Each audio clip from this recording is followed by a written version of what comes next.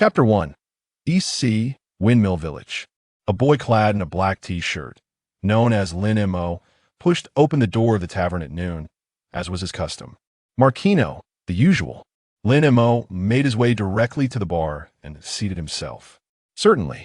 Marquino, the tavern owner with deep green short hair and a headscarf, smiled as she selected a well-aged bottle from the shelf, uncorked it, poured it into a glass, and placed it before him. As the sole tavern in Windmill Village, it attracted not only the villagers, but also numerous travelers passing through. The patrons here favored strong spirits, though occasionally a few children, like Luffy, would wander in, as they had little interest in alcohol. Hence, the tavern also stocked various juice beverages. This taciturn 10-year-old boy was the first child she had ever served who had a penchant for drinking. Lifting his glass, Lin Mo took a measured sip. Marquino smiled and inquired, "How is it?" "Quite good," he replied. At that moment, the entrance to the tavern suddenly buzzed with excitement. With the sound of the door swinging open, a cheerful voice rang out. "Ah, Lin Mo is here too." It was Shanks, the red-haired pirate. Following closely, Yasopp and Lucky Roo, along with other members of the red-haired pirates, burst into the tavern, calling for Marquino to serve them drinks. Shanks plopped down beside Lin Mo, removing his straw hat and placing it on the bar. At this time, he had not yet lost his left arm while saving Luffy.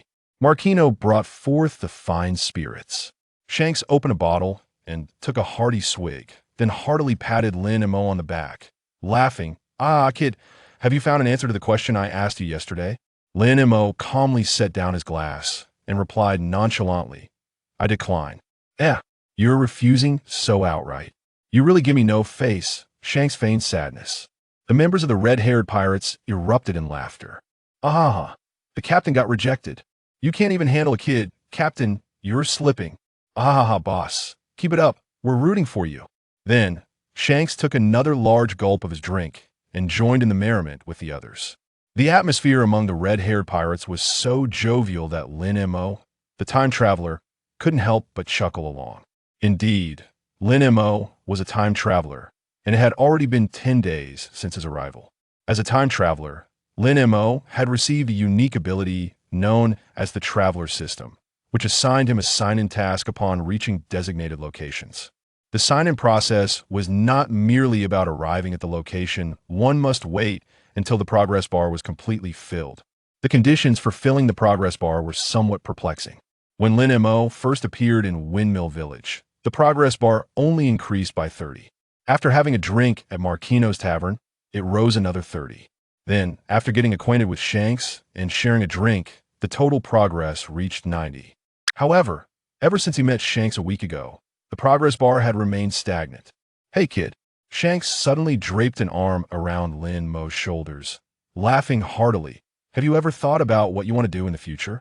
Set sail, drink, feast, and witness the wonders of the world." Lin Mo pushed Shanks off and continued, "I want to be an unrestrained traveler." Upon hearing this, Shanks bellowed with laughter. "Ah, a traveler?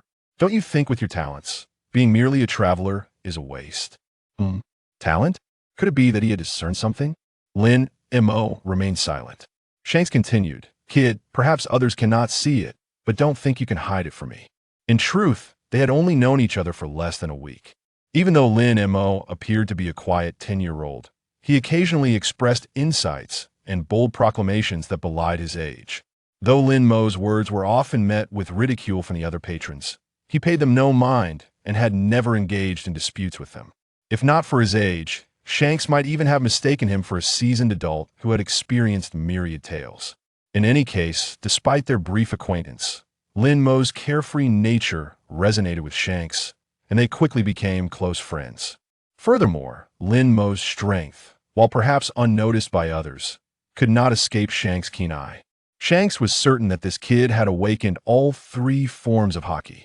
Haki was a latent power that nearly everyone could possess, an innate ability to manipulate invisible forces such as presence, killing intent, and fighting spirit, turning willpower into a formidable weapon. Haki could be categorized into 3 types: Observation Haki, Armament Haki, and Conqueror's Haki. While most individuals could acquire these powers through training, mastery was not achieved in a short span. If a child could awaken and master armament and observation haki at the age of 10, it would undoubtedly mark him as exceptionally gifted. And what if he also possessed the rare Conqueror's Haki, found in only one among millions? Most significantly, Lin Mo was merely 10 years old. That was truly terrifying. Yet this was not the only reason Shanks admired Lin Mo. When he had first encountered Lin Mo in the tavern a week ago, he had immediately sensed that this kid possessed all three forms of Haki, though his aura was still somewhat chaotic. Despite having awakened the three forms, it seemed he had yet to fully master them. However, with each passing day, Shanks could distinctly feel the kid's aura growing more stable and his strength increasing significantly. Shanks was convinced that there was no one in Windmill Village capable of guiding Lin Mo. Relying solely on himself to grow stronger day by day was not something just anyone could achieve, especially when it came to stabilizing and enhancing Haki. That was not something that could bear fruit in a short time. Thus, it was evident that this kid was quite formidable. If it weren't for their daily meetings over the past few days, Shanks would hardly believe that anyone could exhibit such astonishing growth. He firmly believed that in the near future, this kid would undoubtedly become a figure who would shake the entire world. Consequently, Shanks had extended an invitation to Lin Mo to join his ship the previous day, granting him a night to consider. Though he had just been rejected. Yet no matter how high the talent or how rapid the growth, how far could a 10-year-old child possibly sail alone in these treacherous seas? Shanks did not wish for Lin Mo, still in his formative years, to meet his demise in the ocean at such a young age. Actually, you have awakened all three forms of Haki, haven't you? With your talent, being just a traveler is truly a waste of your potential. Shanks was reluctant to let go and continued, "Come aboard my ship, we can traverse the world together, enjoying meat and drinks freely. Moreover, you'll gain a crew of companions worthy of entrusting your life to." Lin Mo. Indeed, he had been discovered. No wonder he would become one of the 4 emperors in the future. As Shanks had said, with his easygoing nature, life aboard his ship would undoubtedly be joyous. Additionally, the allure of having a group of loyal and intriguing companions was undeniably enticing. Unfortunately, Lin Mo had no intention of joining any faction from the outset. Lin Mo shook his head, resolutely stating, "I am accustomed to being alone. No matter how much you say or how appealing your conditions may be, I have no interest. For me, my dream is simply to be a free and unbound traveler, nothing more." Momentarily taken aback, Shanks had not anticipated that Lin Mo would refuse him again. Were it not for Lin Mo's unwavering determination reflected in his eyes, he would have continued to persuade him. "Kid, think carefully. You are the first person I have invited aboard my ship twice. Are you certain you won't reconsider?" Shanks was a generous and easygoing man, maintaining a harmonious relationship with his crew and placing great value on friendship. Setting aside his future as one of the formidable 4 emperors, Lin Mo was genuinely inclined to befriend him. However, to join his pirate crew, that was simply out of the question. Lin Mo shook his head. "My mind is made up, no further persuasion is necessary." As soon as he uttered this statement, a notification chime echoed in his mind. Ding! Successfully declined Shanks' invitation. Sign-in completion increased by 10. Ding! Windmill Village sign-in task completed. Congratulations, host, for obtaining the all-attribute chakra physique and the fire style. Great fire dragon technique. Fire style. Great fire dragon technique. This was a jutsu from Naruto, wherein the user extracts high-temperature flames from their chakra and condenses them into a fire dragon that charges at the enemy, boasting tremendous power. Lin Mo had not expected to acquire a skill from Naruto in the pirate world. However, while he was pleased, he couldn't help but feel a bit perplexed. If rejecting Shanks' invitation could complete the final progress, why hadn't he achieved the same when he first declined? Indeed, the red-haired fellow's initial invitation was merely a casual remark. Lin Mo promptly accessed the attribute panel visible only to him. Name: Lin Mo. Age: 10 years. Check-in location: Frost Moon Village 0. Physique: all attribute chakra. Haki: armament color LV2. Observation color LV2. Conqueror's color LV2. Skills: Fire Release, Great Dragon Fire Technique Beginner. System Space: 10 by 10 by 10 cubic meters. The three types of haki in the system space were gifts from the system upon Lin Mo's initial binding to the Traveler system. The levels following haki denote its strength, unlike the natives of the pirate world. Lin Mo can enhance his haki levels solely by completing check-in progress tasks. By befriending the red-haired individual and inviting him for drinks, he increased his progress by 30, simultaneously receiving a reward of elevating each type of haki by 1 level. His gaze shifted to Frost Moon Village, the location of his latest check-in. As expected, once a location's check-in was completed, the next one would be revealed. With the subsequent check-in location now disclosed, it signified that it was time for him to depart. However, before leaving, he felt compelled to treat the red-haired crew to a hearty meal. A smile graced Lin Mo's lips as he declared, "Today, the entire venue is on me, so everyone drink to your heart's content." His recent endeavors of hunting wolves, bears, and tigers were not in vain. He had not only enhanced his haki proficiency, but also earned a substantial amount of berries, achieving 2 goals simultaneously. "Why the sudden generosity?" the red-haired one inquired with a chuckle. Lin Mo responded casually in preparing to leave. For a moment, the red-haired man was taken aback, at a loss for words. Lockie approached, one hand clutching a piece of meat while the other held a din-din mushi. "Boss, they're looking for you." "Looking for me? Who?" The red-haired man took the din-din mushi. A roar erupted from the device. "Hey, red-hair bastard, have you gone to Windmill Town?" Upon recognizing the voice of Luffy's grandfather, Garp, the red-haired man stood up, holding the din-din mushi as he made his way outside the tavern. "Huh, why the fury? If you were here, I would have treated you to a drink. He'll come to Windmill Town and capture you. You scoundrel, you've led that brat Luffy astray. Keep your distance from him, understood?" "Ha." Just a second ago, the red-haired man was laughing heartily, but he suddenly turned serious, glancing at Lin Mo, who was seated at the bar with his back to him. "Garp, do you know? I've come across a rookie with boundless potential." "What rookie? Aren't they just a bunch of arrogant brats who think they're hotshots because they possess a modicum of ability? No, he's different. Given time, that kid may very well stir the world." As soon as the red-haired man uttered these words, there was silence on Garp's end. Though their stances differed, Garp understood that anyone who could capture the attention of Shanks and earn his admiration was surely extraordinary. "Who is the kid you speak of?" "I won't tell you, ha." With that, the red-haired man hung up the phone. On the other end, Garp, infuriated, smashed the din-din mushi to the ground, reducing it to fragments. "Shanks, one day, I shall personally see you imprisoned in Impel Down." The nearby Navy personnel were left helpless, caught between laughter and exasperation. "Vice Admiral Garp, that was the only din-din mushi that could connect us to the red-haired Shanks." "Garp." After ending the call with Garp, the red-haired man returned to the tavern and sat beside Lin Mo. Lin Mo sat in silence, sipping his drink. The red-haired man spoke up. "Kid, do you want to know who just called me?" Lin Mo shot him a glance, his silence speaking volumes that he knew, even though he had not heard the rest of the conversation. That the first voice belonged to Garp, Vice Admiral Garp, the Iron Fist. The red-haired man took a sip and continued. "That old coot managed to obtain a phone bug that allows him to contact me.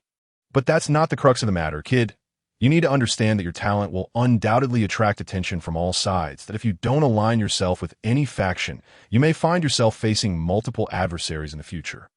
"It doesn't matter," Lin Mo replied nonchalantly, shrugging his shoulders before raising his glass. "Red-haired, let's have one more drink before I set out." The red-haired man said nothing more, clinking his bottle against Lin Mo's glass and downing the remaining half bottle in a single gulp. Wiping his mouth casually, he asked, "Are you leaving now?" Lin Mo nodded. The red-haired man rose with a flourish, declaring, "Let us go. I'll see you off." Deep down, the red-haired man felt a tinge of disappointment for not being able to recruit Lin Mo. However, his optimistic nature allowed him to face any situation with ease, masking any traces of disappointment from his demeanor. Upon arriving at the dock, the red-haired man suddenly inquired, "Where's your ship?" Lin pointed to a small sailboat that had been moored at the shore for several days. Replying, "It's over there." He had acquired this modest vessel days prior, intending to leave as soon as his mission was completed. Are you sure such an ordinary little boat can safely navigate the open sea? Yes, Lin Mo affirmed, hopping onto the boat and untying the ropes securing it to the shore. I'm off now. Our next meeting should be on the Grand Line. Very well, when we meet again. We shall drink heartily. Kid, if you tire from sailing alone, you're always welcome to seek me out. Until we meet again. Lin Mo's boat slowly drifted away. Its next destination was Windmill Village, where Zoro resided. With the system's built-in navigation, Lin Mo had no need to worry about getting lost at sea. Barely 50 meters from the dock, turbulent waves surged beneath the surface, and suddenly, a gigantic sea monster resembling a colossal crocodile burst forth from the depths, its gaping maw filled with menacing fangs, lunging towards Lin Mo's ship. The dock. The villagers of Windmill Village erupted in gasps of horror. The king of the near sea. It's actually the king of the near sea. Kid, run for your life. What do we do? He is going to be eaten. Someone, save him. In stark contrast to the villagers' panic, the red-haired crew remained remarkably composed. The red-haired man knew Lin Mo was powerful, yet had never witnessed him in combat. This presented a perfect opportunity to gauge the kid's abilities. However, just to be safe, he decided to keep a backup plan. Hey, Beckman, Jesus Burgess, don't worry, that kid's fate is not sealed here. Boss, you really do love to meddle in others' affairs, they replied in unison, drawing their firearms and aiming at the king of the near sea. Prepare to fire should Lin Mo find himself in peril. Lin Mo, however, gazed disdainfully at the so-called king of the near sea, muttering, overestimating oneself, that it was the perfect moment to test the might of his dragon fire technique. With a slight smirk, he concentrated his chakra, condensing it within his throat before exhaling, manifesting it as a fiery dragon that surged towards the king of the near sea under his command. In an instant, the fire dragon pierced through the thick hide of the king of the near sea. Dissipating into the air, a powerful wave of heat radiated outward. The king of the near sea's eyes turned white. It did not even emit a cry of pain before its massive form crashed heavily onto the surface of the sea, sending countless splashes into the air. From the moment the king of the near sea appeared to its defeat at Lin Mo's hands, only a few seconds had passed. The villagers on the dock were left in shock, their eyes bulging and jaws nearly dropping to the ground. Especially the red-haired man, who, while astonished, was filled with profound awe. This kid has hidden talents. A fire dragon? Could he possibly be a user of a Logia-type devil fruit? Devil fruits, often referred to as the treasures of the sea, embody the essence of the sea's demons, granting immense powers to those who consume them, albeit at the cost of being cursed by the sea, rendering them unable to swim. Thus, both seawater and sea stone, representative of the solid sea, can be employed to restrain and capture those with abilities. Moreover, beyond their inherent powers, devil fruits possess a higher state known as awakening. Achieving this state is not merely a matter of honing one's abilities. It requires specific opportunities and fortuitous circumstances. Thus, those who can truly awaken their fruits are exceedingly rare. Lin Mo, at such a young age, already wielding the 3 types of haki, was impressive enough, but now it appeared this kid might also possess the powers of a devil fruit, and a formidable Logia type at that. Furthermore, his skill in using it was not only proficient but remarkably powerful. What a treasure he was in. If only he would agree to come aboard. The red-haired man turned, flicking his sleeve and calling out, "Boys, let us go. It's time to continue drinking." As the astonished villagers regained their senses, Lin Mo's small boat had already sailed far from the dock. What just happened? That kid defeated the king of the near sea. My heavens, I can't be seeing things. How old is that boy? He just obliterated the king of the near sea in one move. It's incredible. Who is this kid? Do you know? I'm not sure. It seems he arrived in the village a few days ago that I thought he was just an ordinary child. Wow, he really keeps his talents hidden. I remember. I think I saw him at the tavern. I even mocked him for trying to drink like an adult. I hope he didn't take my words to heart. Meanwhile, Lin Mo sat aboard his small vessel. He felt quite satisfied with the power of his nascent dragon fire technique. Even at a distance of several hundred meters, he could still hear the villagers' voices, though he paid them no mind. Lin Mo activated the system's navigation feature and continued on his way to Windmill Village.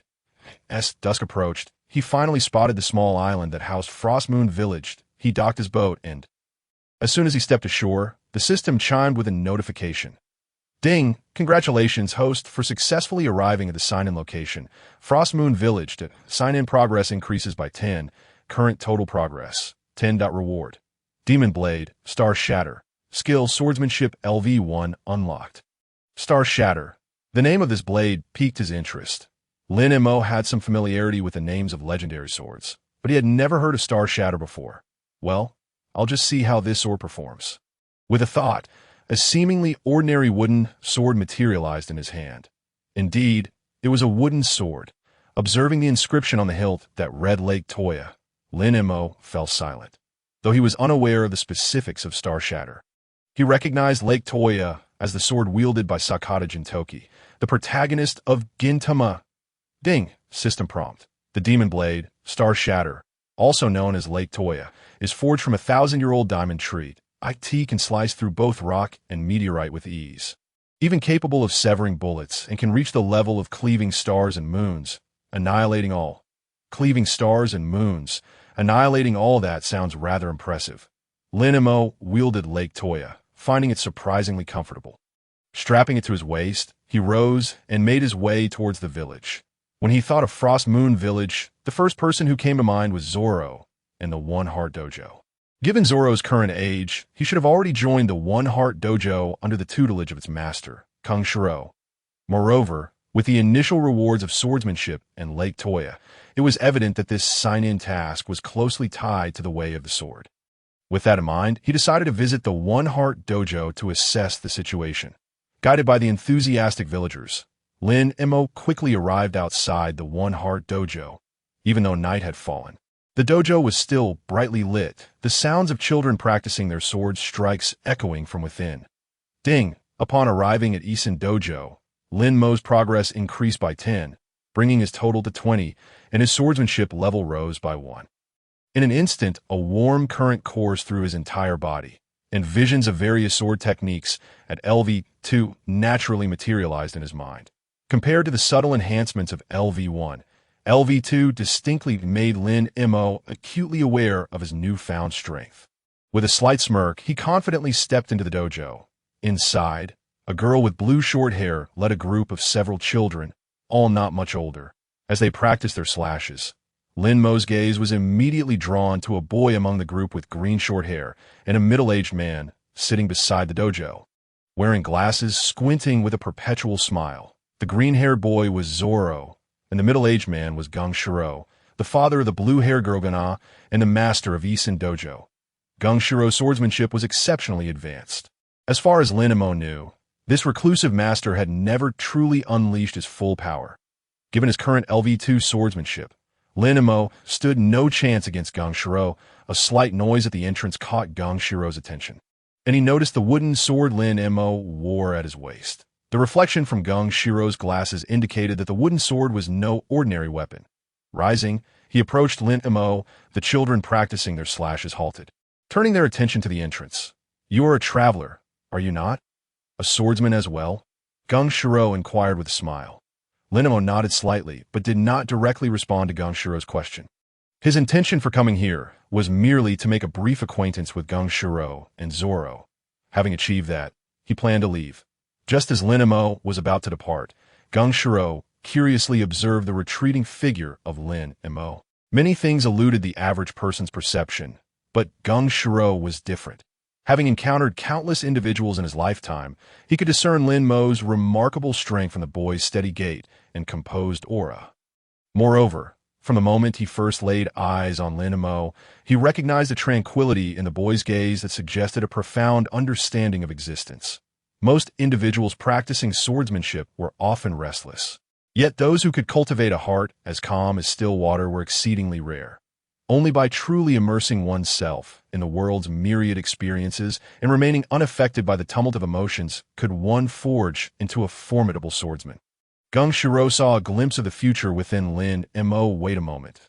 Gung Shiro called out to Lin Mo. The latter halted, turning back with a neutral tone. "What is it?" With a smile, Gung Shiro asked, "What is your name?" Lin Mo. "Do you enjoy tea?" Lin Mo responded with a puzzled look.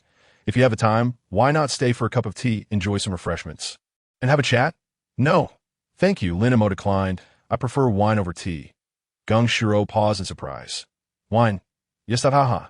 What an interesting child you are that I have some aged brew that has been resting for several years. Would you like to try it? The mention of aged brew piqued Lin Mo's interest slightly. Look, yeah, as soon as he uttered that word, Guina approached with dissatisfaction. Father, what are you doing? He has already declined you. Why must you insist on keeping him here? Guina, you do not understand. Gung Shiro replied with a smile. You still have much to learn from Lin Mo, learn from him. Father, are you mistaken? He looks even younger than I am. Age does not dictate everything. Gung Shiro continued, his strength far surpasses yours. What? Just because of him? Guina protested, pointing her bamboo sword at Lin Mo. I challenge you. As someone who could easily defeat adults, Guina was naturally unwilling to accept that a newcomer, perhaps even younger than herself, could be stronger. Thus, she sought to prove to Gung Shiro that she was indeed the strongest. However, Lin Mo was not one to be easily provoked. His purpose for being here was not to engage in combat. Faced with Guina's challenge, he felt exasperated. Gung Shiro's expression darkened slightly, showing his displeasure. Guina, enough! Put down your sword. Father, Guina retorted angrily, I will prove to you that a girl can also become a sword master and the best in the world. If you believe he is stronger than I am, then I shall defeat him. This child, Gung Shiro rubbed his temples in frustration, then turned to the now exasperated Lin Mo. I apologize for the inconvenience. Guina is simply unwilling to concede. It's all right. Lin Mo shrugged indifferently. The fact that Lin Mo could maintain his inner peace, even when challenged, further solidified Gung Shiro's conviction that this child was extraordinary.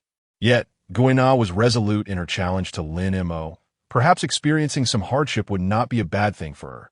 With that thought, Gung Shiro spoke. In that case, Lin Mo, you should accept Guina's challenge. Of course, it will not be without stakes. Gung Shiro turned to Guina. Since you insist on challenging Lin Mo, it will be for the prize sword, Wad Ikamanji. Should you lose, it will belong to Lin Mo. Wad Ikamanji was renowned as one of the 21 great swords. Lin Mo was well aware of this. What surprised him was Gung Shiro's willingness to wager such a famous sword on a mere children's duel.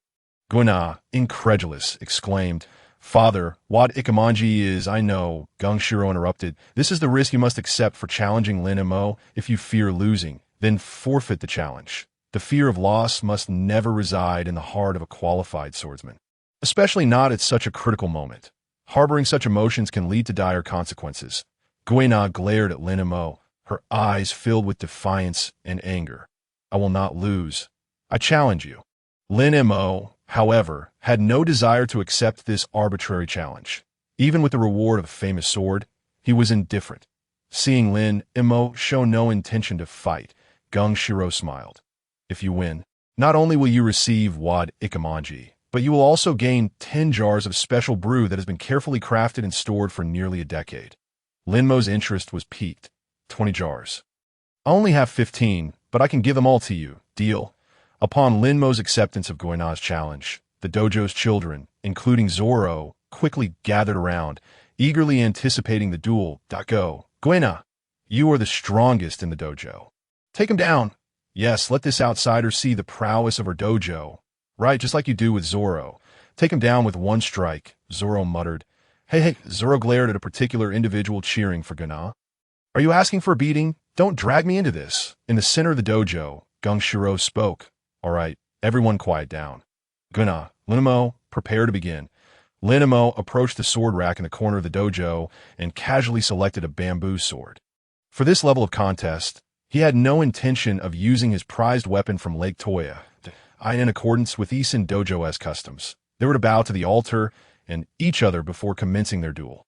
After completing the formalities, the two faced each other. Guina, wielding her bamboo sword, regarded Lin Mo with a serious expression. I will not lose. Bring it on. Lin Mo replied calmly, ha. Immediately dashed towards Lin Mo.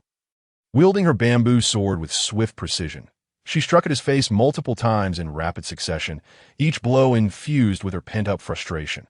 However, Lin Mo effortlessly parried every attack, realizing she could not breach his defense.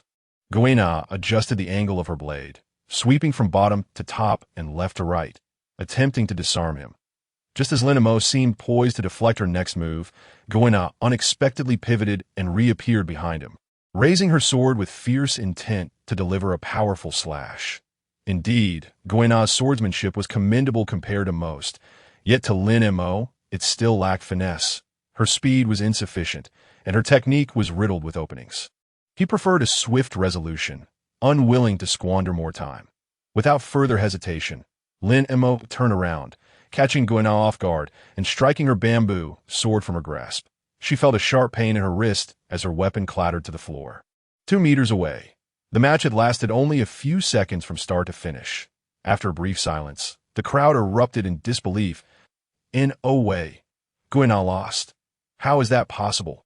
She, who can defeat even adults, has lost to an outsider?" They murmured in astonishment. "Who on earth is that person?" Kung Shiro glanced at the dejected Goina before announcing the outcome of the match. 1 point. Lin Mo wins. Lin Mo tossed the bamboo sword back into the rack. Coming to her senses, Goina retrieved her fallen sword and shouted, "No, I refuse to accept defeat. Let's go again. I will not relinquish the Wado Ikemanji to you." "Goina, you have already lost," King Shiro admonished her sternly. "No matter how many times you compete, you cannot win against Lin Mo. Can't you see the disparity between you two?" "No." Goina's eyes brimmed with tears as she clenched her fists, unable to bear the truth, and fled the dojo. "Hey, Goina!" Zoro exclaimed, rushing after her. Kang Shiro shook his head in exasperation and turned to the other children. "Today's practice is concluded. Everyone may return home to rest." "Yes, sensei." The children stood up, bowed to Kang Shiro, and left the dojo amidst whispers. Once the children had departed, Kang Shiro beckoned Lin Mo, "Come with me." Lin Mo nodded slightly and followed Kang Shiro to the tea room in the dojo's backyard. They sat across from each other at a table adorned with a pot of freshly brewed tea and a jar of fragrant liquor. Kang Shiro presented a simple yet elegant knife, its hilt and sheath both white, seemingly plain but concealing great depth, and handed it to Lin Mo. "From this moment on, this knife is yours. This is the Wado Ikemanji." Lin Mo accepted it without hesitation, fastening it alongside his other blade. The two then raised their cups, taking a sip of their respective drinks. The aged liquor was surprisingly delightful. Though not overly strong, it possessed a refreshing cherry blossom flavor that was quite pleasing to Lin Mo. "What do you think?" Kang Shiro asked with a smile. "The brewing technique comes from a very special place. Such liquor is rarely available outside." "Quite good." Lin Mo nodded in affirmation to tea that moment. A notification echoed in his mind. Ding. Progress increased by 10 for drinking with Kang Shiro. Current total progress, 30. Reward. Swordsmanship level 1. Current swordsmanship level, LV3. As the swordsmanship level surged to LV3, an intense aura enveloped Lin Mo, radiating outward in a fleeting wave of invisible sword intent. A flicker of astonishment crossed his eyes. He had merely shared a drink out of goodwill, not expecting such an unintended reward. In the tea room, the two enjoyed their drinks, immersed in a pleasant atmosphere. However, as Lin Mo downed another cup, a sudden surge of sword intent filled the space, an overwhelming force emanating from him that momentarily stunned Kang Shiro. His fingers tightened around the teacup, and his gaze toward Lin Mo shifted. "Your swordsmanship, it seems to have improved just now," Kang Shiro remarked, his surprise evident. Although he did not comprehend the cause, he could discern that Lin Mo's understanding and mastery of swordsmanship had escalated beyond what it had been during his bout with Goina. This child was indeed a prodigy. After a brief pause, Kang Shiro inquired, "May I ask who taught you your swordsmanship?" "I taught myself as self-taught." "So you have no master?" "Correct. Without guidance. How did you train?" "I prefer not to disclose." Kang Shiro, not one to pry, smiled and said, "If you are unwilling to share, I shall not press further. I have a suggestion. Why not stay at the dojo? There's plenty of liquor, and I can teach you swordsmanship."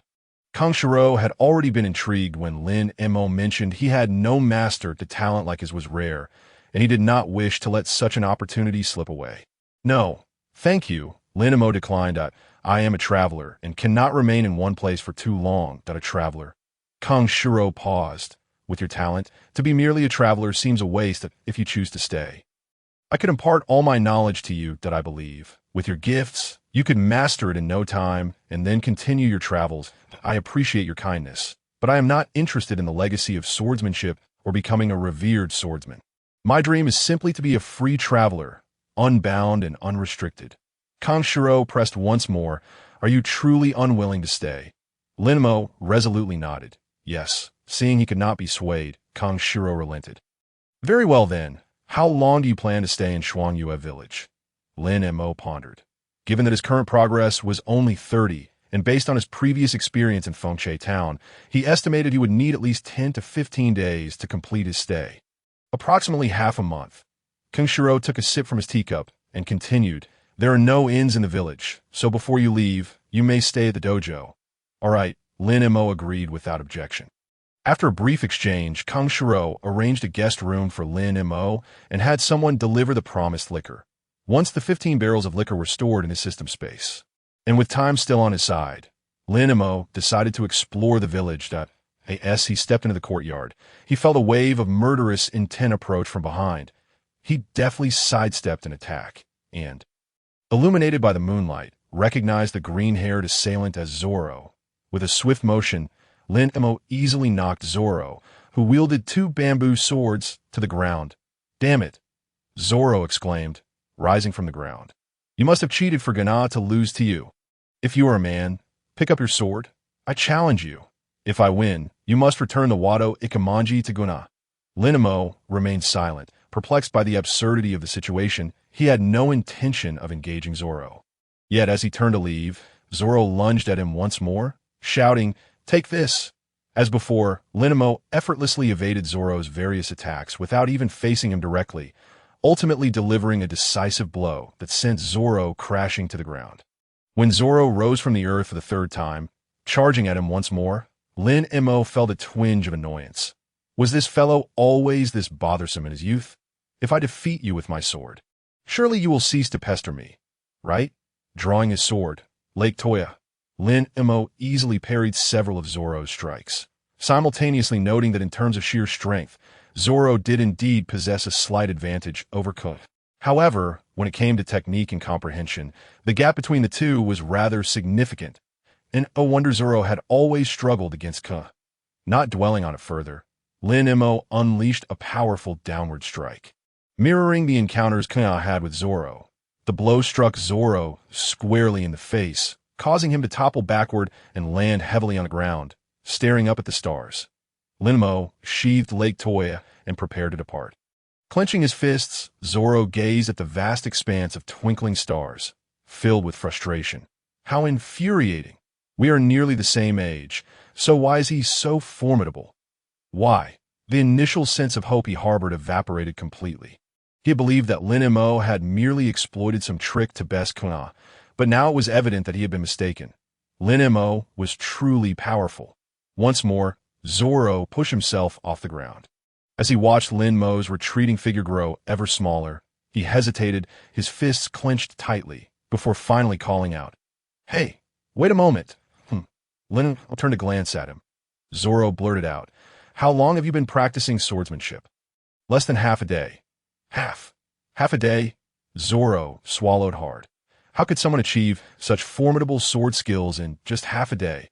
Instantly, he suspected that Lin Mo might be deceiving him, yet for some inexplicable reason, Lin Mo did not seem the type to spin tales. Lin Mo was indifferent to whether others believed him. Believe it or not, I'm leaving now. Seeing Lin Mo make to leave, Zoro quickly stepped in front of him.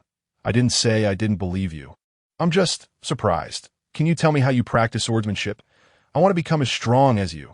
Lin Mo hadn't anticipated Zoro would seek his guidance on swordplay. However, recalling Zoro's earlier persistence, he realized that if he left without saying anything, Zoro would likely not relent easily. Thus, it would be better to offer him some advice, allowing Zoro to ponder it himself, ensuring that his days could continue in peace. With that in mind, Lin Mo inquired, How long have you been at the One Heart Dojo? Almost a year. So, the result of a year of training was merely reckless charges and overpowering foes with brute strength. Oh, Zoro faltered. Lin Mo continued, Do you know why you have always struggled against Kana? I don't know that I've worked really hard, yet I still can't defeat her. Do you know why? Your fighting lacks any technique. Lin Mo stated bluntly, in terms of strength, you are on par with Kun now that you wield two swords. Even if you eventually surpass her in strength, she can still defeat you with her superior swordsmanship. From the very start, your approach has been misguided. Misguided? Zoro asked eagerly. Then what should I do to overcome Kuna? In addition to honing your fundamentals, you must also enhance your swordsmanship, not simply charge forward recklessly with brute force. You need to analyze your opponent's attack patterns, counter their moves, and if you are strong enough, you will discern the flaws in even the most perfect techniques. Just as he finished speaking, a notification chimed in Lin Mo's mind. Ding.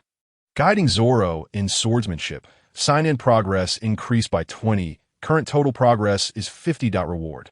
Swordsmanship level increased by 1. Current swordsmanship level is LV4.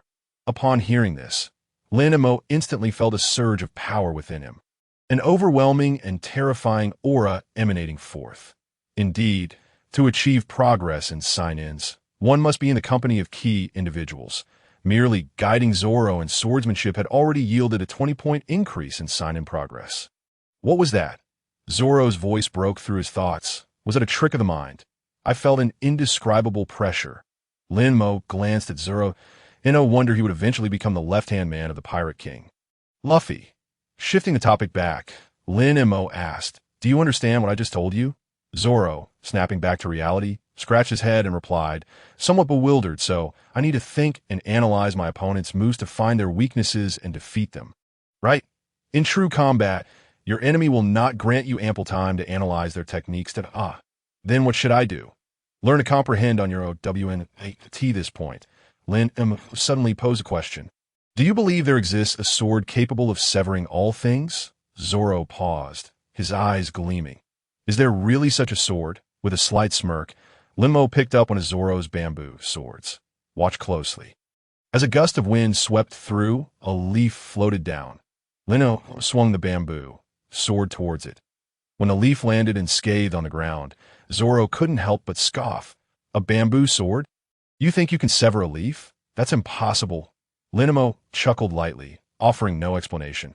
Just then, a crack echoed through the air as a nearby boulder, towering above him, shattered into countless fragments.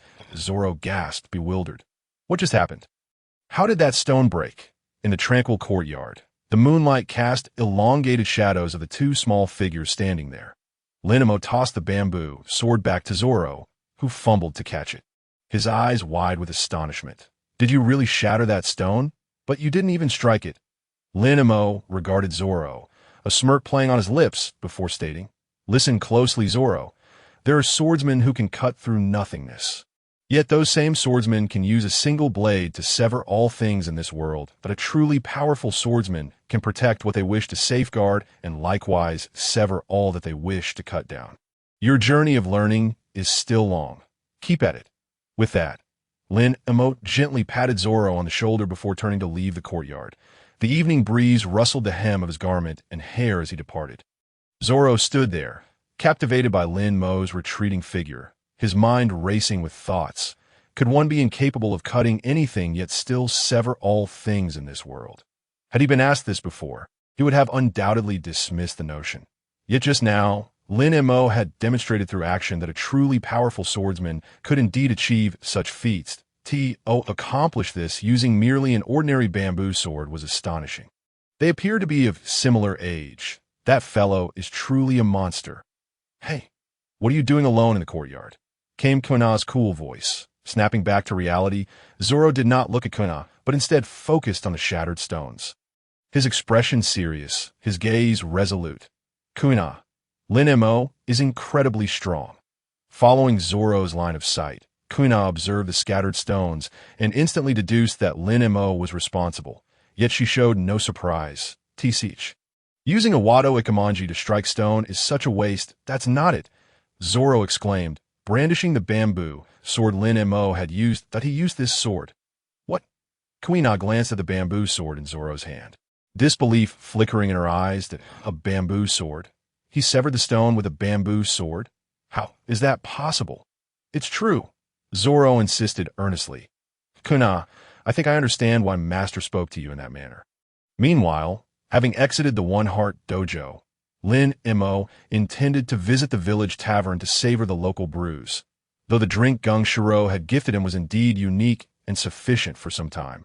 It could not quell his quest for exquisite flavors. However, upon arriving at the Soul Tavern in Frost Moon Village, he encountered the proprietor locking up for the night. The tavern owner secured the door, wiped the sweat from his brow, and turned to head home.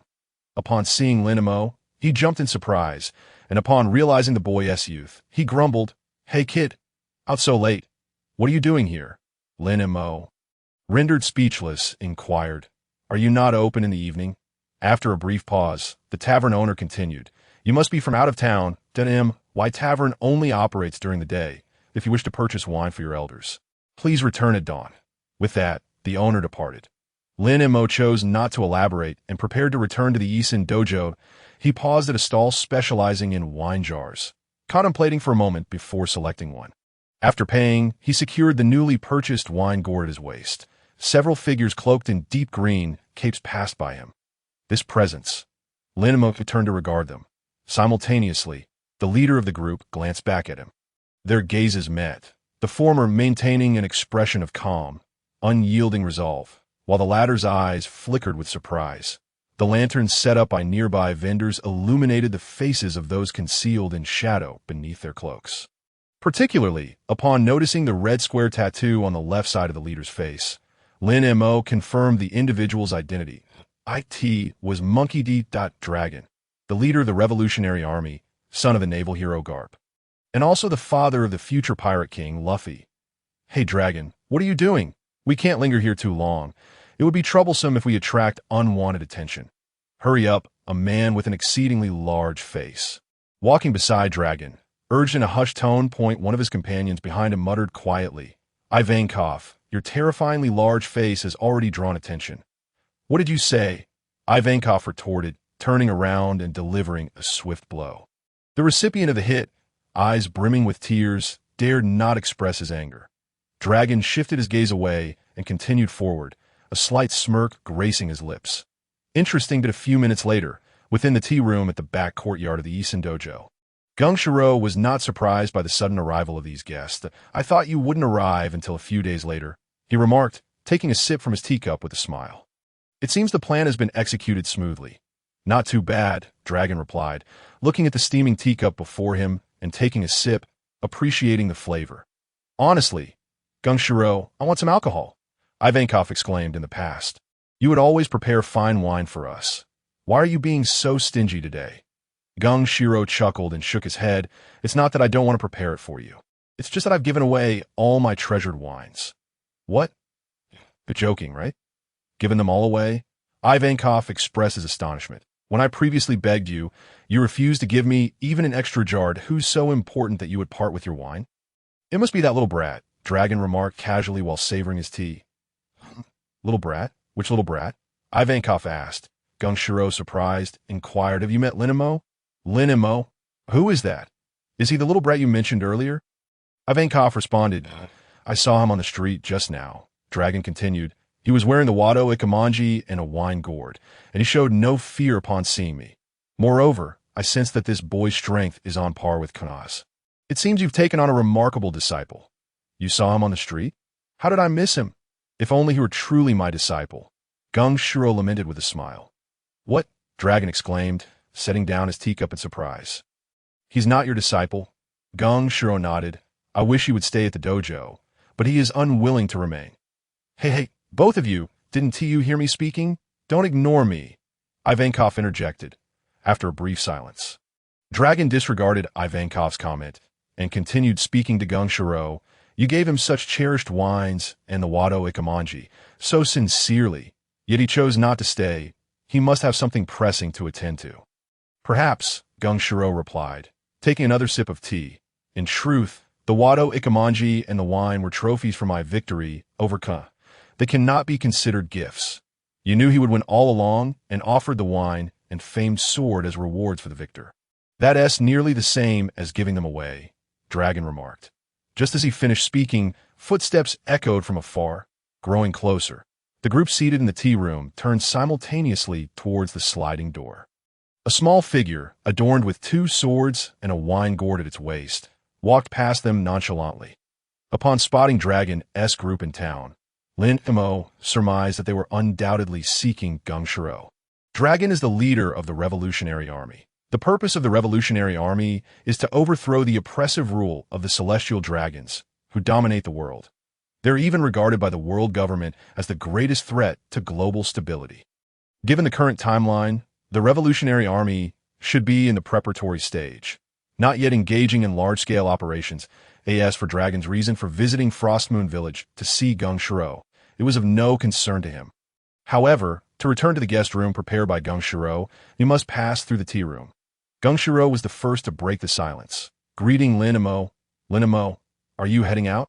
Lin Mo turned to glance at him, nodding calmly.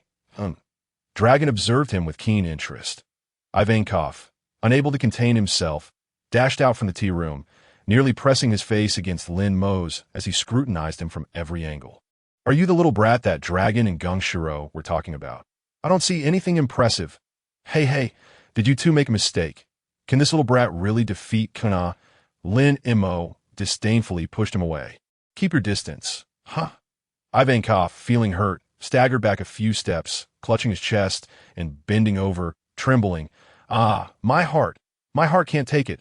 I'm going to die. Moments later, Ivankov suddenly regained his exuberance, raising his hands in laughter. I'm not going to die. Gung Shiro smiled and added, Ivankov, Lin Mo has already left. Stopping abruptly, Ivankov turned to look in Lin Mo's direction, only to find that he had indeed walked far away. Ivankov, feeling utterly defeated, slumped against the wall, enveloped in shadow. That little brat actually just left like that. Hee. Gung Shiro chuckled. Ivankov, you're still the same, full of spirit. Indeed, Dragon sipped his tea, setting the cup down before suddenly asking, that boy named Lin Mo, is he really just a child? What do you mean by that? His gaze and demeanor suggest a person with a wealth of experience, much like an adult that I felt the same way. But he is indeed still a child, and a remarkably gifted one at that. Gung Shiro replied with a smile, before suddenly narrowing his gaze and countering, Dragon, do you believe in miracles? After a pause, Dragon, puzzled, asked, miracles? What do you mean? If you had arrived a few hours earlier, you would have understood my meaning. With that, Gung Shiro took another sip of tea, his mind unwittingly drifting back to the moment a few hours prior when Lin Mo's strength had surged before him, leaving him with a sense of pressure. The next day, as dawn broke, Lin Mo rose early. Just as he stepped out of his room, a shadow carrying a murderous intent darted from his side. Lin Mo, unfazed, sidestepped to avoid it, having long sensed the impending attack from someone lurking outside. Raising his hand, he struck down the overconfident assailant, sending him crashing to the ground. Zoro fell face first onto the ground. Lin Mo didn't even spare him a glance, simply walking past. Zoro picked himself up, clutching 2 bamboo swords, and followed after him. Instead of feeling dejected from his defeat, he appeared exhilarated, exclaiming, Lin Mo, I remembered everything you told me yesterday. Although I still haven't figured out many aspects after thinking about it all night, I want to give up. One day, I will fully comprehend what you said and surpass you, defeating you. Lin Mo replied dismissively. Oh, Zoro persisted. I'm serious. You might look down on me now, but that's okay, that I will prove myself through action, working twice as hard to show you that I can do it. Lin Mo, how vexatious this little brat is. Lin Mo continued his forward march in silence, as he passed by the tea room. The voice of Gung Shiro suddenly resonated from within. Zoro, you ought to go practice early. Abruptly halting his steps, Zoro immediately bowed respectfully to Gung Shiro. Yes, master. With that, he dashed energetically towards the dojo. Lin Mo glanced at Gung Shiro, who was seated and sipping tea, and nodded. Thank you. Gung Shiro smiled and replied, You're welcome. Are you heading out? Yes. Without further ado, Lin Mo exited the Isen dojo and ventured into the hills surrounding Frostmoon Village to commence his daily hunting. This was a routine he adhered to, engaging in combat with various formidable beasts. Not only did it enhance his combat skills and fortify his physique, but it also improved his proficiency in haki, and he could trade the animals he hunted for berries to purchase food and drink. 2 hours later, Lin Mo returned triumphantly, bringing back a portion of meat he had hunted to share with the Isen dojo. He then made his way to the tavern in Frostmoon Village with practiced ease. Upon entering, he was met with uproarious laughter from the patrons, reminiscent of his first visit to the Machino Tavern in Windmill Village. Did I see that correctly? It seems a little brat has entered the tavern. Hey kid, this is a tavern. If you want juice, go buy elsewhere, ha ha. Look, he's even carrying 2 swords. Is he a student of Isen dojo? Why isn't he practicing swordplay at the dojo? Is he here to perform for us? Ha ha. Kid, this isn't a place for you. Hurry back to the dojo and practice your slashes. Lin Mo disregarded their taunts and approached the bar. He effortlessly perched himself on a high stool and placed a handful of berries on the counter, casually requesting, "A glass of your finest liquor." Certainly, the tavern owner, polishing a glass, turned around and immediately recognized Lin Mo. "Ah, you're that child from last night. Indeed, you've come again. Where are your guardians? Did they not accompany you?" Lin Mo was not inclined to engage in idle chatter. He tapped his fingers on the counter. The tavern owner glanced down, chuckling, and pocketed the berries Lin Mo had placed. Such a young lad already indulging in alcohol? Truly impressive, as he spoke. The tavern owner swiftly poured Lin Mo a glass of the establishment's signature sorghum liquor. Lin Mo lifted the glass to his lips, savoring the rich aroma that spread across his palate. Although it paled in comparison to the wine gifted by Gung Shiro, its overall flavor was still commendable. Satisfied, Lin Mo removed the gourd of liquor from his waist and placed it on the counter. Producing more berries. "Fill it up," the tavern owner nodded, accepting the money and taking the gourd to refill it before returning it to Lin Mo. In the span of a moment, Lin Mo had finished the glass of sorghum liquor. Noticing that he remained composed and unfazed, the tavern owner couldn't help but give him a thumbs up. Who would have thought such a young lad possesses such a remarkable capacity for liquor? At that moment, a figure rushed through the tavern door. Upon entering, the newcomer hurried to the table with the most patrons, brimming with excitement. "Have you heard? The undefeated Gukina from Isen Dojo was defeated yesterday by an outsider." "What? Gukina lost to an outsider? Is that true? You must be mistaken. Gukina is incredibly strong. I remember she has defeated all challengers in recent years. How could she possibly lose? Yet it's not surprising if she did. After all, she is only 11, and there are many adults who are stronger than her. Indeed, losing once is no great matter. Gukina is still young. Whoever defeated her must be a formidable adult." While the crowd expressed surprise at the prospect of the undefeated Gukina losing, they soon rationalized it, considering the child's age. However, the bearer of the news shook his finger and countered, No, the one who defeated Gukina isn't an adult, but rather a little brat wielding a wooden sword. I heard that this little brat is even younger than Gukina." As the words left his mouth, the raucous tavern fell silent. Seconds later, astonishment spread through the crowd. "What? A brat younger than Gukina defeated her? Are you sure this is true? How could Gukina lose to a little brat? That brat must have cheated. Hey, we're not so easily deceived. Be careful, or we might just give you a beating for spreading such falsehoods." Seeing that no one believed him, the messenger sighed. "I assure you, it is true. Gukina really lost to that little brat, and she even gifted her beloved sword to him. Liar, Gukina treasures that sword. How could she possibly give it to an outsider? Exactly, there must be some mistake. We are not so easily fooled." Just as the crowd erupted into chaos, Lin Mo secured the filled gourd at his waist and gracefully descended from the high stool. Calmly, he stepped towards the tavern exit. The moment he pushed open the tavern door and stepped outside, someone shouted, "Look at that brat-ass sword." All eyes turned to Lin Mo when they beheld the wooden sword and real sword hanging from his waist. Especially the latter, which was all too familiar to them. Their eyes widened in disbelief, their faces contorted in shock. "Wait, I assentee that Gukina-ass sword. Is this real? Gukina truly lost to a brat younger than her? Who on earth is this kid? How could he possibly defeat the undefeated Gukina? Incredible. I mocked him just now. He won't hold a grudge, will he?" Ignoring the clamor behind him, Lin Mo departed from the tavern without a backward glance. In the following hours, news of Gukina's defeat by an outsider spread throughout Frostmoon Village. Lin Mo had intended to complete his sign-in task discreetly and leave quietly, but now he had unwittingly become the center of attention in Frostmoon Village. To avoid further complications, it seemed wise to limit his appearances in the village from now on. Upon returning to Isin Dojo, as he entered the backyard, Zoro came running towards him, brimming with excitement. "Lin Mo!" Zoro exclaimed. "I heard you went hunting in the mountains this morning. Were you training? Next time you go, take me with you." Lin Mo, here we go again. This bothersome fellow Lin Mo walked past Zoro in silence. Undeterred by Lin Mo's indifference, Zoro clung to him like a stubborn adhesive, persistently continuing. "I've finished my basic training for today. Shall we go practice in the mountains now?" In response to Zoro's enthusiasm, Lin Mo remained unresponsive. Seeing that Lin Mo was still ignoring him, Zoro continued to follow. "Lin Mo, didn't you say you would counter my moves? It's useless to just think about it. One must engage in combat against stronger opponents to truly comprehend it. Therefore, I've decided that in addition to challenging Gekina every day, I will also fight you."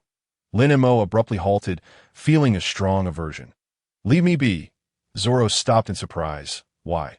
Lin Mo replied directly. "No time." Zoro asked, astonished. "Do you think I'm too weak to fight you?" Lin Mo, uninterested in further explanations, confirmed. "Indeed." With that, he resumed his forward march. Zoro, staring at Lin Mo's retreating figure, tightened his grip on the bamboo sword, hesitated for a moment, and suddenly shouted as he charged forward. "If you want to fight me, I'll keep attacking you until you draw your sword. Here I come." Sensing the growing aura of malice behind him, Lin Mo did not turn his head. He deftly dodged left and right, effortlessly evading all of someone's attacks. Then, as the individual charged directly in front of him, Lin Mo delivered a powerful punch, sending them sprawling into the courtyard.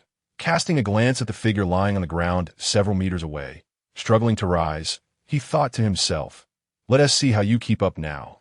A light chuckle escaped Lin Mo's lips as he continued on his path. As he passed the tea room, he heard Yashika's voice calling out, "Lin Mo, come in for a drink. I have someone to introduce to you."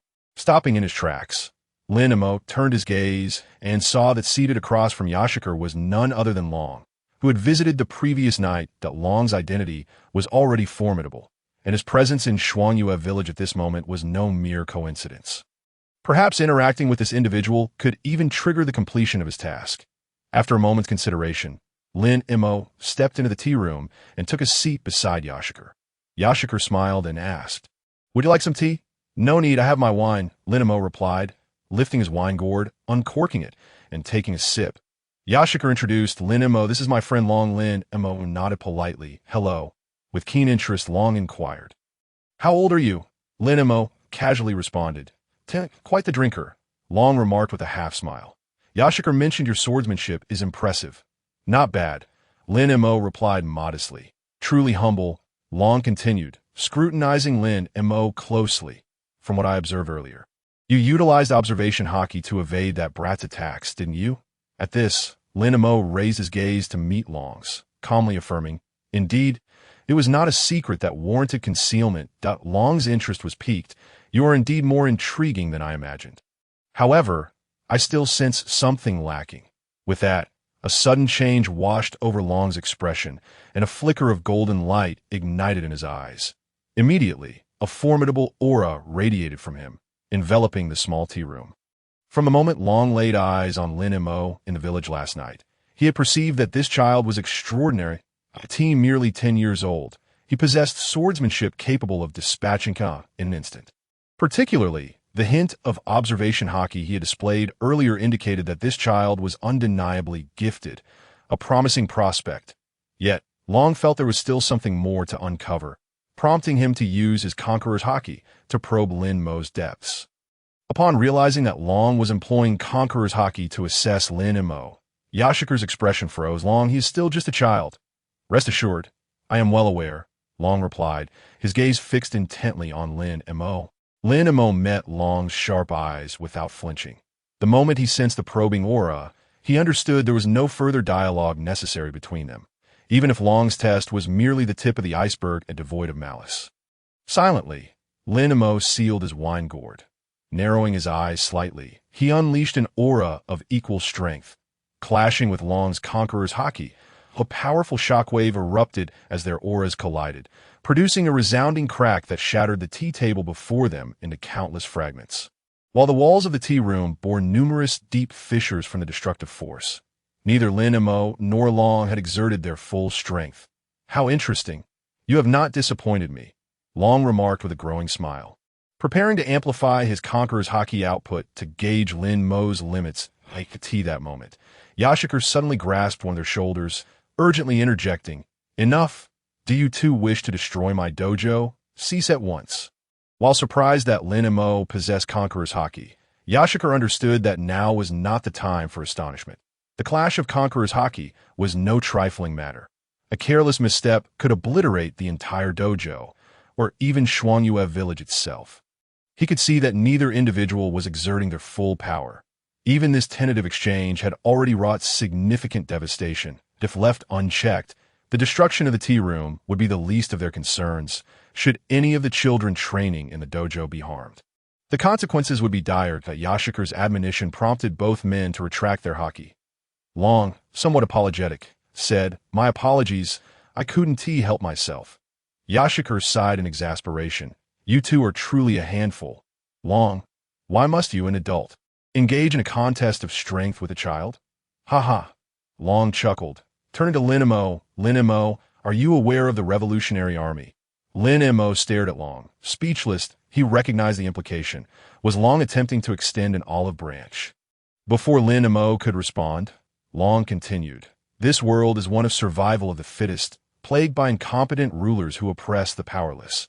The Revolutionary Army exists to dismantle the unjust dominion of the celestial dragons and liberate the oppressed, striving for a world that is more harmonious, equitable, and free."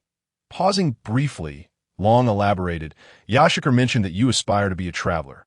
What good is that? It is a waste of your extraordinary talents. Rather than that, why not join the Revolutionary Army and help me overthrow this decaying world, restoring brightness to it?" "What do you say?" "Not interested," Lin Mo replied bluntly. "Whether it be the Revolutionary Army or the Navy and pirates, I have no interest. I simply wish to be a free traveler, unbound by constraints. Even if your future endeavors are noble, they have no bearing on me." Yes, as soon as Lin Mo finished speaking, a notification echoed in his mind. Ding! Engage in combat with Revolutionary Army leader Long. Sign-in progress increased by 10. Current total progress 60. Reward. Conqueror's Haki level increased by 1. Current Conqueror's Haki level LV3. Instantly, Lin Mo's aura elevated significantly with the boost in Haki. Before he could revel in his newfound strength, another notification sounded in his mind. Ding! Decline the invitation from Revolutionary Army leader Long. Sign-in progress increased by 10. Current total progress 70. Momentarily taken aback, Lin Mo felt a surge of joy. He had gained 20 sign-in progress. It seemed his intuition had been correct. Long's appearance was no coincidence. Engaging with this individual indeed triggered the completion of his sign-in task. However, he pondered why he had only received a single sign-in reward despite the consecutive increases in progress. An idea struck him. Rewards from sign-in tasks might correlate with the individuals he interacted with, and each relevant individual could yield only one reward. The moment Lin Mo's Haki elevated, Long and Yashikar's expressions abruptly turned serious. A shared thought flashed through their minds. This kid has grown stronger.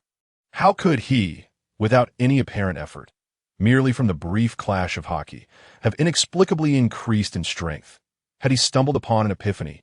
Long's gaze towards Lin Mo shifted from admiration to yearning. He now comprehended the significance of Yashikar's remark from the previous night. That Lin Mo was a miracle. This child, at only 10 years of age, possessed such astonishing talent and strength. He would undoubtedly become a pivotal figure capable of altering any situation. To miss out on him would be a profound loss for the Revolutionary Army. With this thought in mind, Long could not help but speak up. "I understand your desire for freedom and independence, but you are still just a child. Traveling alone is far too perilous. By joining the Revolutionary Army, we could act as your protective shield until you fully mature. No, Lin Mo maintained his stance. "I do not need a shield, nor will I join any faction. Your words are futile." "Lin Mo, I must take my leave," Lin Mo interjected, rising to depart the disheveled tea room. Yashikar did not attempt to stop him. Long lamented, "What a stubborn little brat." "Ha ha." Yashikar chuckled. "Lin Mo is a child with his own convictions. Convincing him is no easy task."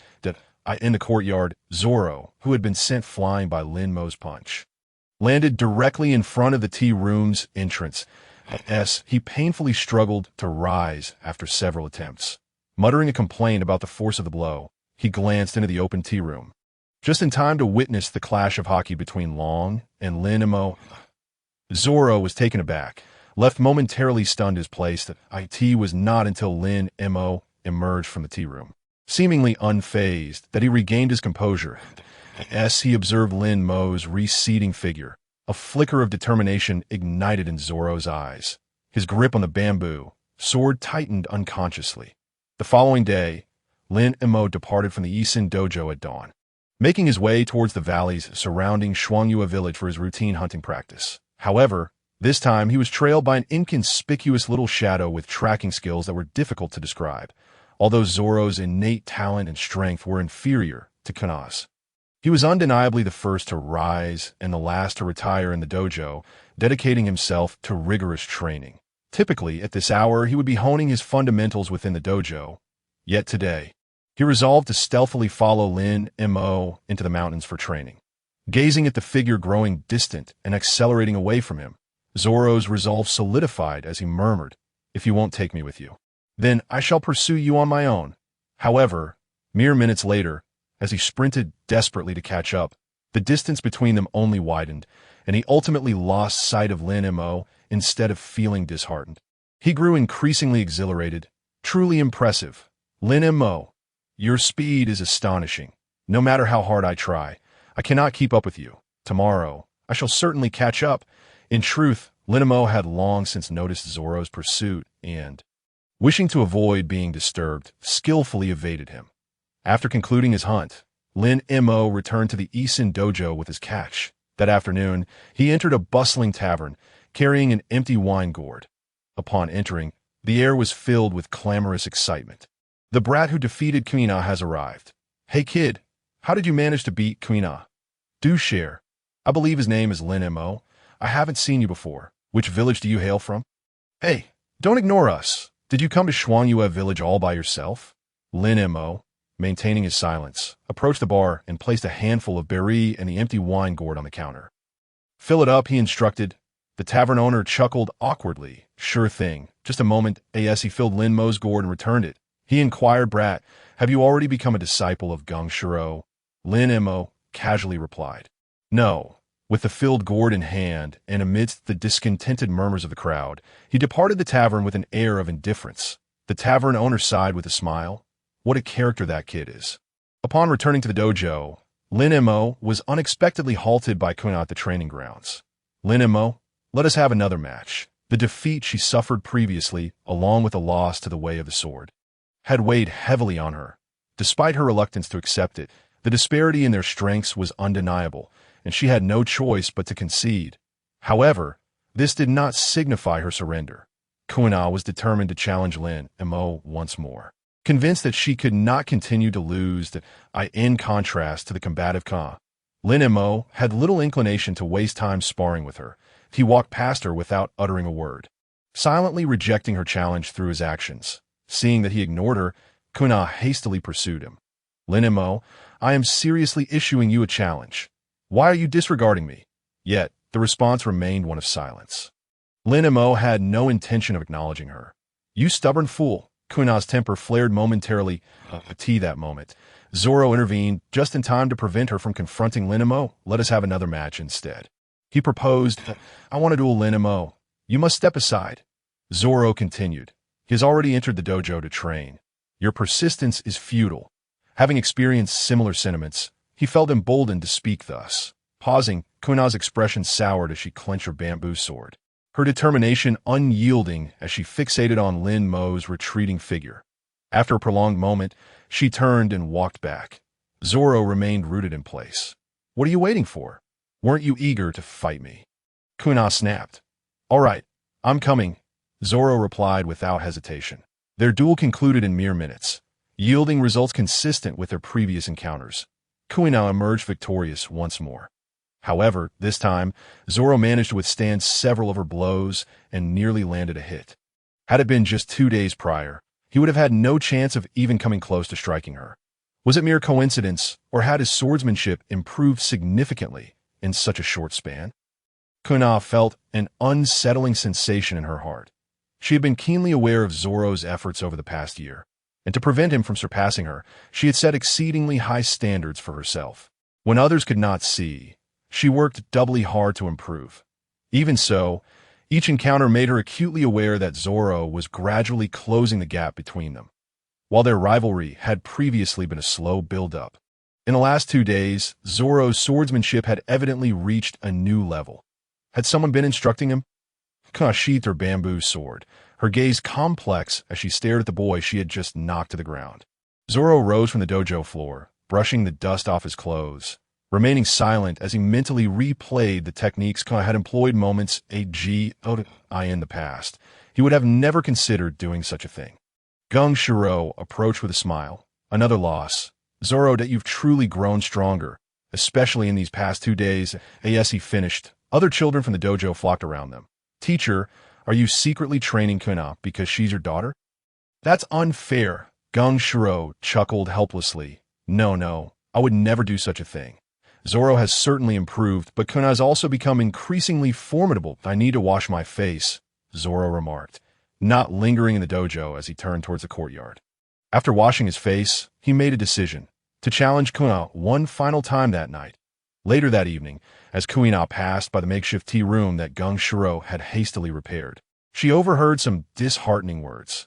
Her father, Gung Shiro, believed that a girl could never become the world's greatest swordsman, although she understood that certain prerequisites for becoming a swordsman might indeed be more challenging for women. She refused to accept it, unwilling to concede to the notion that a girl could not be the best. Seated by the edge of the village's rice field, Kuna silently attempted to process her emotions. At that moment, Zoro arrived. "What are you doing here?" he inquired. Kuna, wiping her nose with a handkerchief, retorted, "I was just about to ask you the same. What brings you here at such a late hour?" "I have come to engage you in our 2001st duel. This will be our final match," Zoro stated earnestly. "Let us settle this with a true sword fight." Kuna paused momentarily, then a smirk crept across her face. Very well. Initially, she had intended to use the way of the sword against Zoro, but now she would have to borrow someone else's blade to face him on an open expanse of grass. They stood facing each other, preparing for battle that a gust of wind stirred as Zoro gripped 2 real swords and launched the first attack against Kana. They exchanged numerous strikes. Every time Kana seemed on the verge of defeating Zoro, he clumsily found a way to evade her attacks at the last moment. Kuna spotted a flaw in Zoro's defense and dashed forward, attempting to disarm the visibly fatigued boy by knocking his sword from his grasp.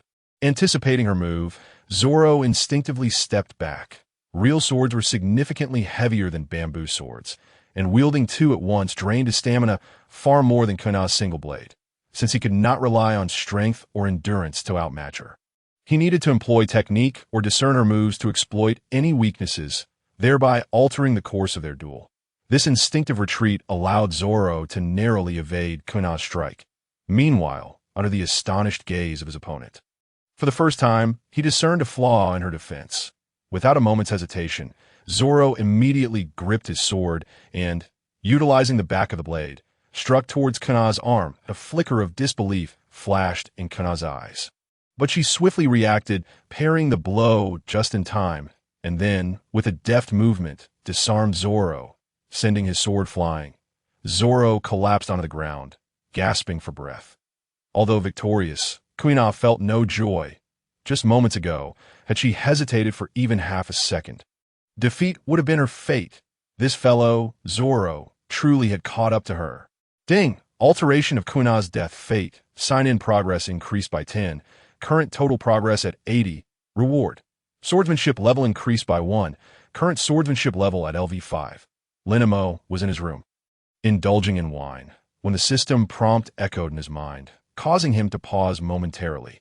Immediately thereafter, a surge of potent sword energy radiated from him, stirring the small room around him. He even found that he could calm his mind to perceive the very breathing of the surrounding world. His strength had indeed grown stronger. Lin Mo's gaze instinctively fell upon the Wandao Ikemonji resting nearby. In the original narrative of One Piece, Kun met her tragic fate while seeking the sharpening stone for the Wandao Ikemonji. Falling down the stairs. Now that the sword belonged to him, there was no reason for Kun to seek the sharpening stone, thus averting her impending demise. It seemed he would soon fulfill the task of Frostmoon Village. In high spirits, Lin Mo resumed his drinking, relishing the feeling of good fortune that enveloped him. Returning to half an hour prior, Kuna had narrowly triumphed over Zoro. Lying on the grass, Zoro covered his face in frustration. Damn it. So close, I can't accept this. Kuna fixed him with a stern gaze. I'm the one who can't accept it.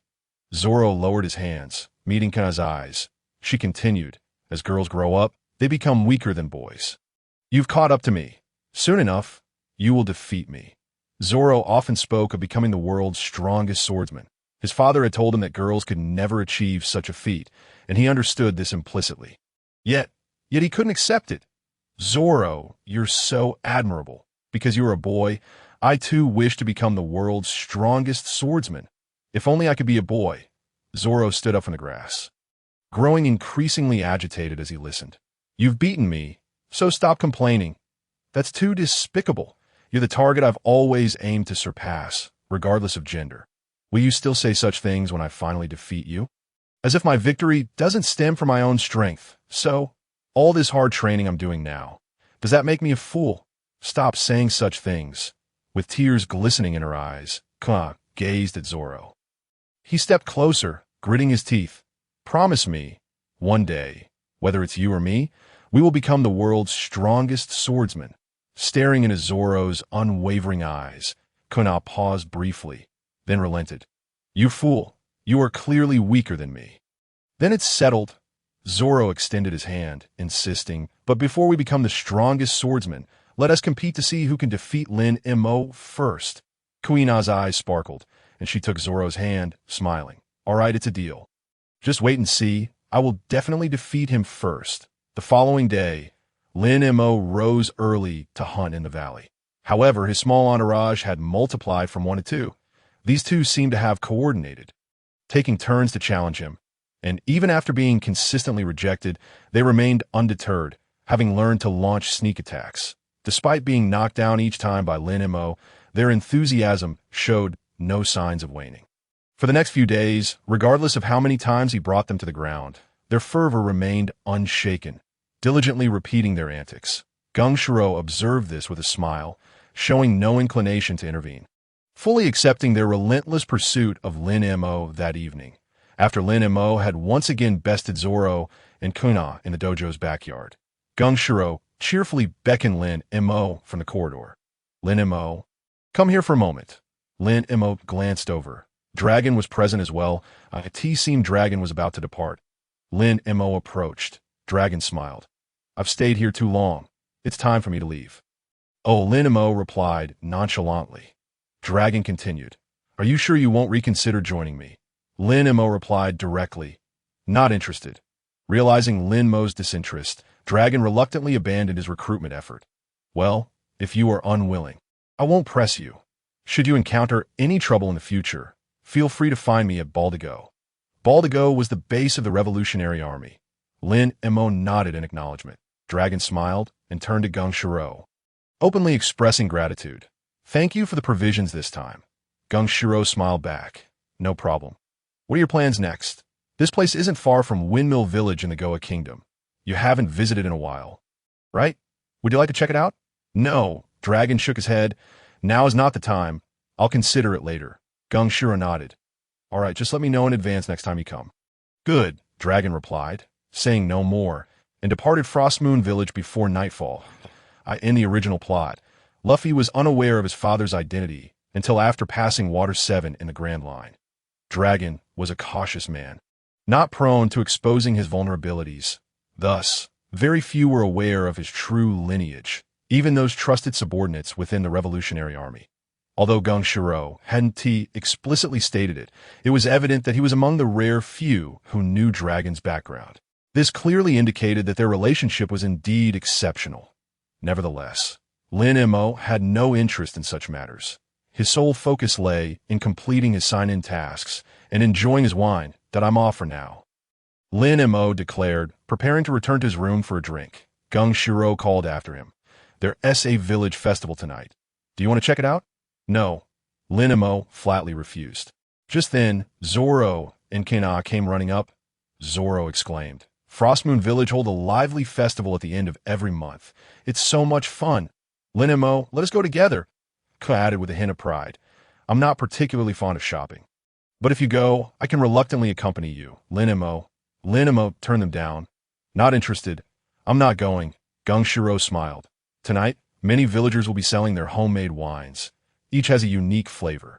You can't find such wine in taverns that tea this. Lin Mo halted his steps toward his room. Gung Shiro turned to Zoro and Kuina. What are you waiting for? Go. The two exchanged glances and immediately grabbed Lin Mo's arms. Pulling him outside. Aunt Sugimoto's homemade wine should be quite delightful, Kuina suggested. Uncle Dragon's friend, the one with the extraordinarily large face, that somewhat intimidating cross-dresser, always buys wine from Aunt Sugimoto whenever he visits the village. Usually, her wine isn't available for sale, but since Uncle Dragon and my father are on good terms, she makes an exception for them outside of festival days. Is the wine really that good? Zoro asked, puzzled. I secretly tasted a sip once, and it wasn't nearly as good as juice. Lin Mo withdrew his arms from their grasp, bemused. How can you two have such thick skin? Zoro laughed heartily. Not at all. Are you misunderstanding me? And Lin Mo chimed in cheerfully. Actually, Lin Mo, you ignore us and effortlessly knock us down every time, which is just your way of training us, right? Lin Mo, no, really, that's not it. Zoro continued.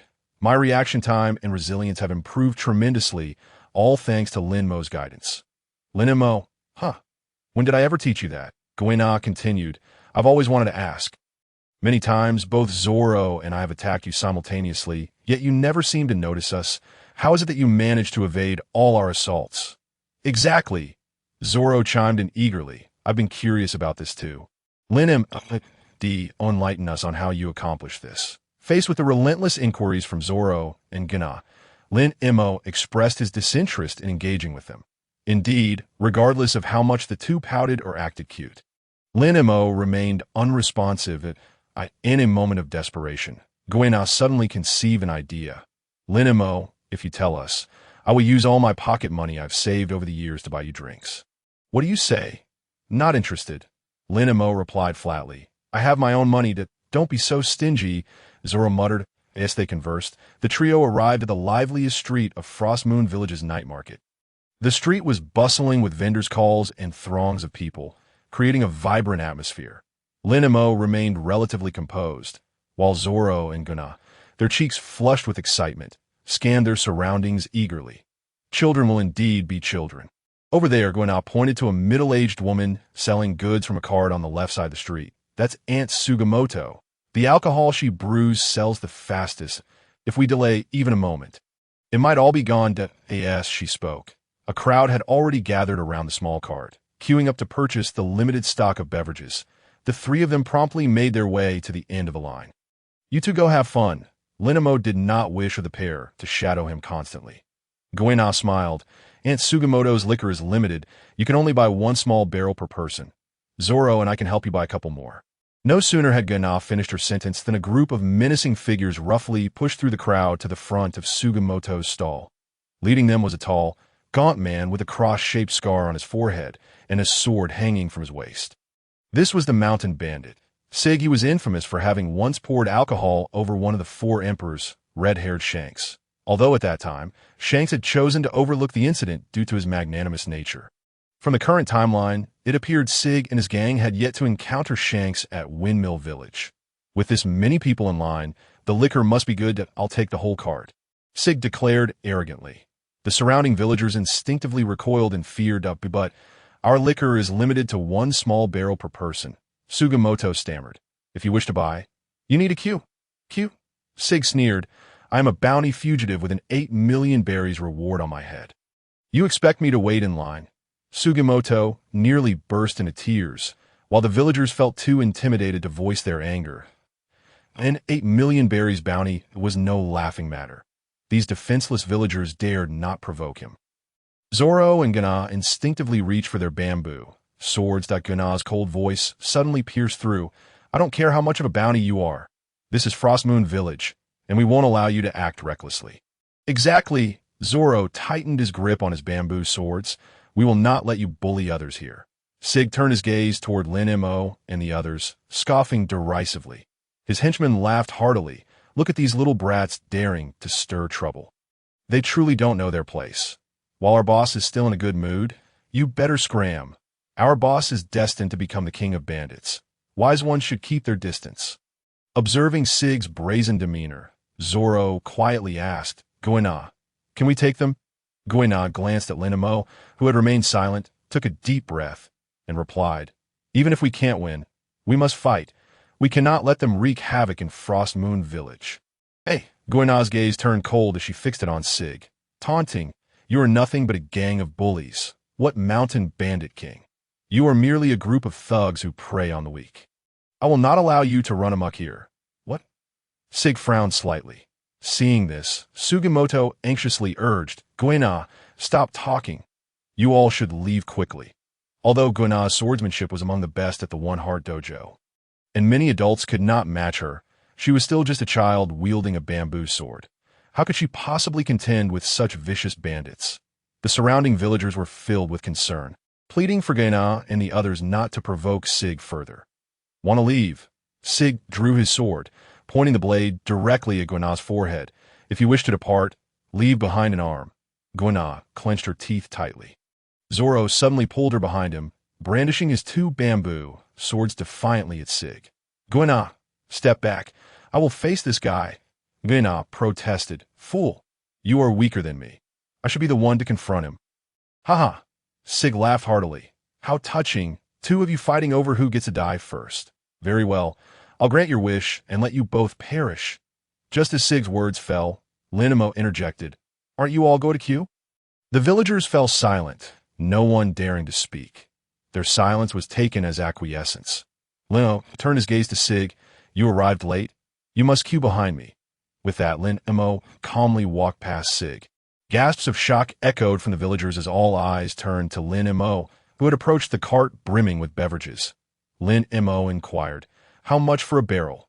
Sugimoto, momentarily taken aback, instinctively replied, 50 berries per barrel. Lin Mo casually produced 2 berries and handed them to Sugimoto. Then he opened a barrel and took a sip before the gathered crowd. Not bad. Lin Mo nodded in affirmation. Sig's expression darkened, his gaze fierce as he glared at Lin Mo, yet Lin Mo paid him no mind, turning to Zoro and Goina, who were equally stunned. Aren't you 2 supposed to help me buy drinks? The 2 were momentarily dazed, but quickly set down their bamboo swords and ran over. Sig pressed his sword against Lin Mo's neck, his tone displeased. Hey, brat, who gave you permission to buy alcohol? Lin Mo glanced at him calmly, his tone unfazed. Remove your sword, to everyone's astonishment. Sig actually complied and lowered his weapon. But the next moment, a fierce glint appeared in his eyes as he swung his sword towards Lin Mo's neck. Ah, run, Lin Mo. It's over. That child is going to die. Who will save him? Where's Mr. Gung Shiro? Is it too late to call for him now?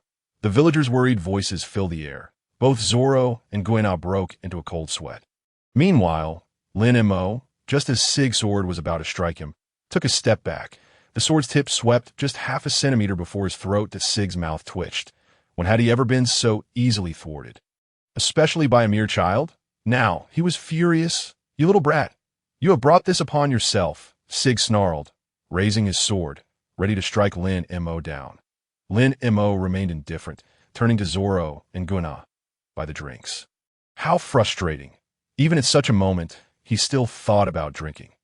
Nevertheless, Goina obediently paid, and, along with Zoro, each took a barrel of alcohol. Sig had never experienced such humiliation. Each swing of his sword was fueled by immense anger and murderous intent. Yet, despite this, Lin Mo effortlessly evaded all his attacks, Realizing he could not land a hit on Lin Mo, Sig's attention shifted to Zoro and Guina, who were clutching their barrels, without a second thought. Sig redirected his attack, swinging his sword at Zoro, who instinctively took 2 steps back but remained within Sig's range. This is bad, Zoro thought, his face paling as he attempted to draw his sword. But with both hands occupied holding the barrel, he found himself unable to defend Die. The fierce momentum of Sig was overwhelming. Guina wished to assist Zoro, but found herself unable to intervene, clutching a wine barrel instead. Just as Sig's sword was about to strike Zoro, Lin Mo suddenly appeared before him, drawing the legendary sword Wad Ikamanji. With a single strike, he severed Sig's blade in twain. Whether Zoro was injured was of little consequence. He merely wished to protect his precious wine from shattering. However, to both Zoro and Guina, the implication was entirely different. Zoro exclaimed with excitement, "I knew you wouldn't disregard my safety. You truly are someone I admire." Lin Mo simply responded with silence. Sig fixed an intense gaze upon Lin Mo's Wad Ikamanji, sensing its extraordinary presence, in a sudden shift of demeanor. Sig declared, "Kid, I've changed my mind. Hand over your sword, and I will let you go in a way." Guina was the first to object. She could not trust the mountain bandits. Lin Mo must not part with Wad Ikamanji, realizing it was indeed Wad Ikamanji. Sig's eyes gleamed with avarice. "You waste such a fine sword. Little brat. Hand it over, or I want to hold back." With that, he hurled his broken sword towards Sajamoto's cart, shattering several barrels of wine. Meanwhile, his henchmen had already surrounded Lin Mo and the others. Lin Mo furrowed his brow, feeling a pang of sympathy for the limited edition wines. The Ichiniki Dojo. Kaishur was enjoying tea with a friend, engaged in lively conversation, when a villager rushed in, breathless. "Mr. Kaishur, please come quickly. A band of mountain thieves is causing trouble in the village." "Mountain thieves?" Kaishur set down his teacup and rose instantly. "Where are they now?" "They're over by Sajamoto," the villager replied hastily. "Sajamoto." Kaishur paused momentarily. "Is Lin Mo there with Guina and Zoro?" The villager nodded earnestly. "Yes, they are, but they are just children. They are too weak to face such ferocious bandits." "Why sure. We must hurry. It's quite all right," Kaishur reassured, kneeling back down with a smile. "Since Lin Mo is there is no need for concern at all." The villager looked bewildered. Even Kaishur's friend wore a concerned expression. "Why sure. Are you truly not going?" "No need," Kaishur replied with a smile, lifting his teacup once more. "Rest assured, nothing will happen." Back with Lin Mo, he remained unfazed by Sig's threats, even finding it rather mundane. However, the surrounding villagers were not of the same mind.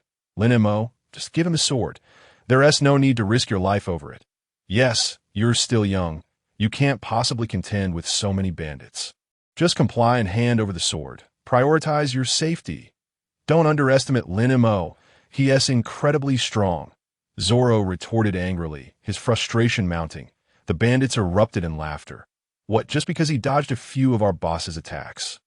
That's laughable. The only reason he could sever the boss's sword was because he wielded a famous blade. Kid, if you don't want to die, hand over the sword quickly." Lin Mo surveyed the scene. Noting the presence of over 40 bandits, it seemed he could not depart without resolving this matter. How bothersome. He had no desire to engage in conflict. Nevertheless, he had acquired the wine, so it would be best to return to the dojo promptly. Lin Mo remained silent, prompting Sig to believe he was intimidated. "That you've got some skills, but if you comply, I might consider letting you join my band of thieves." Lin Mo was disinterested in further conversation. With a flicker of his gaze, an overwhelming aura of swordsmanship radiated from him.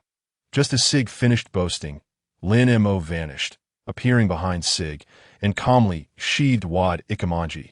Sig turned in disbelief, and, as the sword was fully sheathed, 2 long gashes appeared on his body, blood gushing uncontrollably. The surrounding villagers were left dumbfounded.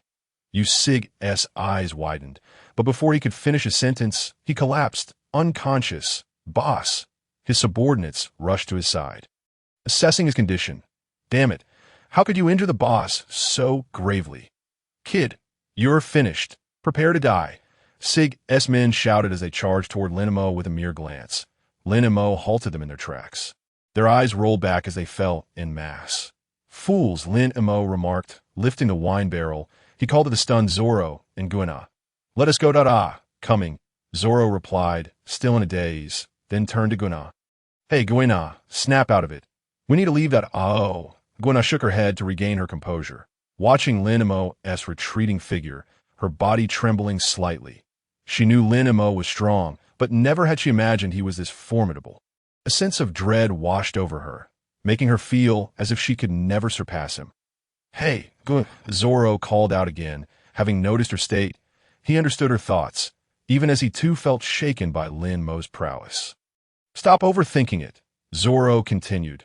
Let us head back to the dojo. Guina nodded, and together they clutched Lin Mo's wine and hurried after him. As Lin and Mo passed, the villagers instinctively parted ways. Once Lin and Mo and his companions had departed, the villagers slowly regained their composure to why goodness. Who on earth is Lin and Mo? He single-handedly took down an entire band of thieves. Is he truly just a child? How terrifying. When he grows up, he might surpass Mr. Kai. Sure. Forget growing up. I believe in just a year or two, he may well surpass Ky. Sure. In any case, it was fortunate to have Lin and Mo around. Otherwise, our losses would have been immense. Indeed. So what should we do about these bandits? What else can we do? Let us all toss them out of the village. On the way back to the dojo, Zoro and Guina walked alongside Lin and Mo, each carrying a wine barrel. Unable to contain himself, Zoro asked, Lin and Mo, that move you just executed was so fast that I barely caught a glimpse. What technique did you use to defeat that bandit leader? It's known as one-sword style. Aye, Lin and Mo replied casually. What a cool name. Zoro's eyes sparkled with excitement. Guina, after a moment of silence, inquired, and how did you manage to take down all those bandits? Conqueror's Haki. Conqueror's Haki. Zoro and Ga echoed in unison. Zoro asked curiously, what is Conqueror's Haki? Lin and Mo fell silent, as he was not one to answer every inquiry. His responses were dictated solely by his mood. Noticing Lin Mo's disinterest in further discussion, Zoro wisely refrained from pressing. The trio continued in silence until they neared a Chiniki dojo, at which point Zoro suddenly made a decision, after almost being cut down by the bandits. IVE resolved that starting tomorrow, I will train in the three-sword style. In the future, Zoro would indeed become a formidable three-sword style swordsman. Lin and Mo was not surprised. However, Guina found it difficult to comprehend. You can barely handle 2 real swords. How do you expect to manage 3? You must be out of your mind. How will you wield the 3rd sword? I'll bite it, Zoro declared resolutely. I refuse to remain passive any longer. Even if the odds are against me, I will fight with a sword, rather than stand idly by and wait for someone to save me. In truth, over the past year, Zoro has also been honing his biting strength, yet he has never mustered the resolve to master the three-sword style. Guina watched him in silence for a considerable time. What a fool! He doesn't even fear shattering his own teeth. Guina continued, the strain of wielding 3 swords is far greater than that of 2 now that you have made up your mind. You must significantly increase your training regimen to sustain the demands of 3 blades. I understand, Zoro replied with a smile. I am fully prepared to exhaust all my strength and train relentlessly every day. Lin Mo refrained from commenting. There was nothing to say as the trio passed by the illuminated corridor of the tea room in the dojo's backyard. Gungshiro smiled and remarked, You've worked hard today. Lin Mo responded casually without pausing, continuing on his way. After Zoro and Guina delivered the liquor they had been carrying to Lin Mo's room, they immediately returned to Gongshiro's tea room, their faces brimming with anticipation as they gazed at Gungshiro. What is it? Do you have something to ask me? Gungshiro inquired with a smile. Guina quickly asked, Father, what is Haki? How do you know about Haki? Gungshiro pondered for a moment before asking, Did Lin and Mo use Haki to deal with those mountain bandits? Indeed. Zoro nodded vigorously. Sensei, you weren't there, but you should know, Lin and Mo was incredibly cool with just one move. He took down the leader of that group of bandits. Oh, that's truly impressive, Gungshiro said, sipping from his teacup. Yes, incredibly impressive, Zoro exclaimed in admiration. That move is called one-sword style II, right? What a cool name. Gungshiro paused for a moment, Realizing that Zoro had indeed grasped the II technique, that Zoro's eyes sparkled with excitement. Sensei, can you teach me? I want to learn too. Gungshiro smiled and replied, I can teach you, but not right now. First, you need to solidify your fundamentals. Guena interjected. Father, you still haven't told us what haki is. Gungshiro continued with a smile. Haki is divided into observation haki, armament haki, and conqueror's haki. It is a latent power that each of us possesses. As time passed, Gungshiro succinctly explained haki to Zoro and Guena, who grew increasingly excited with each revelation that in the days that followed. Lin Mo maintained his routine, hunting, drinking at the tavern, and returning to the dojo for more drinks. Unbeknownst to him, he had already spent nearly 20 days in Frostmoon Village. He had sampled every variety of alcohol available at the tavern and had hunted most of the beasts in the surrounding valleys. It was time to complete the final 20% of his progress task and depart. Previously, in Windmill Village, he had accomplished 2 progress tasks with the help of red-haired Shanks. Here in Frostmoon Village, he had also relied on Long to complete 2 tasks. However, both Gungshiro and Zoro had only completed 1 each. This strongly suggested that the final task was likely related to either Gungshiro or Zoro. Perhaps a duel with Gungshiro would suffice to fulfill the requirement. With this thought in mind, Lin Mo, having completed his hunting training for the day, prepared to return to the dojo to seek out Gungshiro. He had not walked far when he encountered Zoro, who was rushing towards him with 3 swords hanging at his waist. Since defeating the bandit Sig and his crew, Zoro and Guena had not bothered him again. During this time, Lin Mo had enjoyed a rather comfortable existence. However, Zoro's sudden approach now piqued his curiosity about his intentions. Lin Mo, let's spar, Zoro exclaimed, brimming with enthusiasm as he reached Lin Mo, just like before. Lin Mo simply sidestepped him, unwilling to engage. Noticing this, Zoro hurriedly chased after him, speaking as he walked.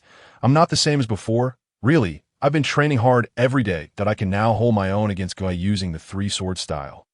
Lin Mo responded nonchalantly. Oh, Zoro continued, and I've realized that I won't sneak attack you anymore. I want to challenge you openly. Lin Mo remained silent.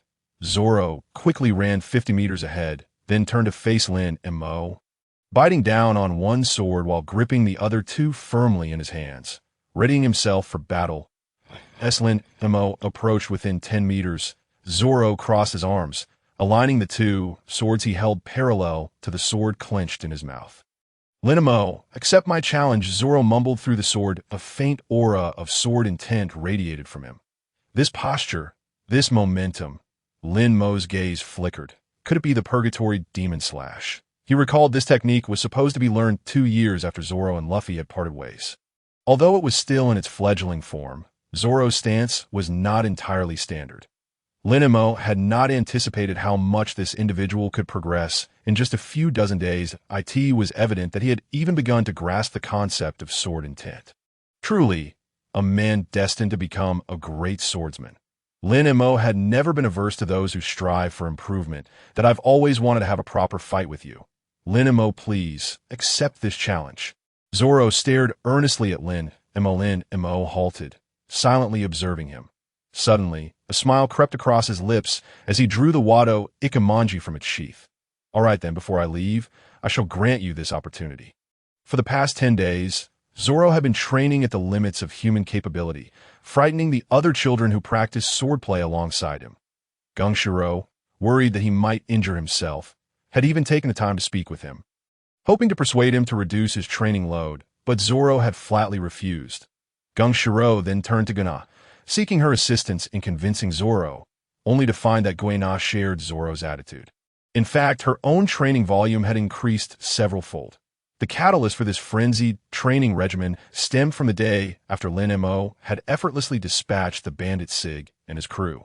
Gungshiro felt frustrated but was helpless to stop the 2 in the valley. Lin Mo accepted Zoro's challenge.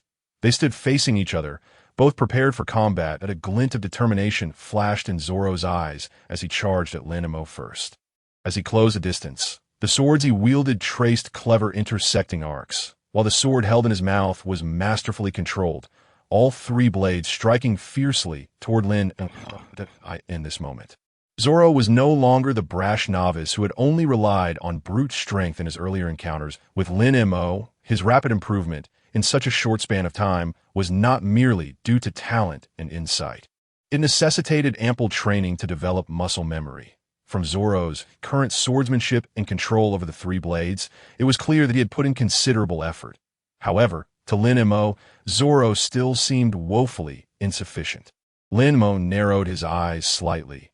Easily discerning Zoro's flaws, as Zoro approached, a single strike sent him flying.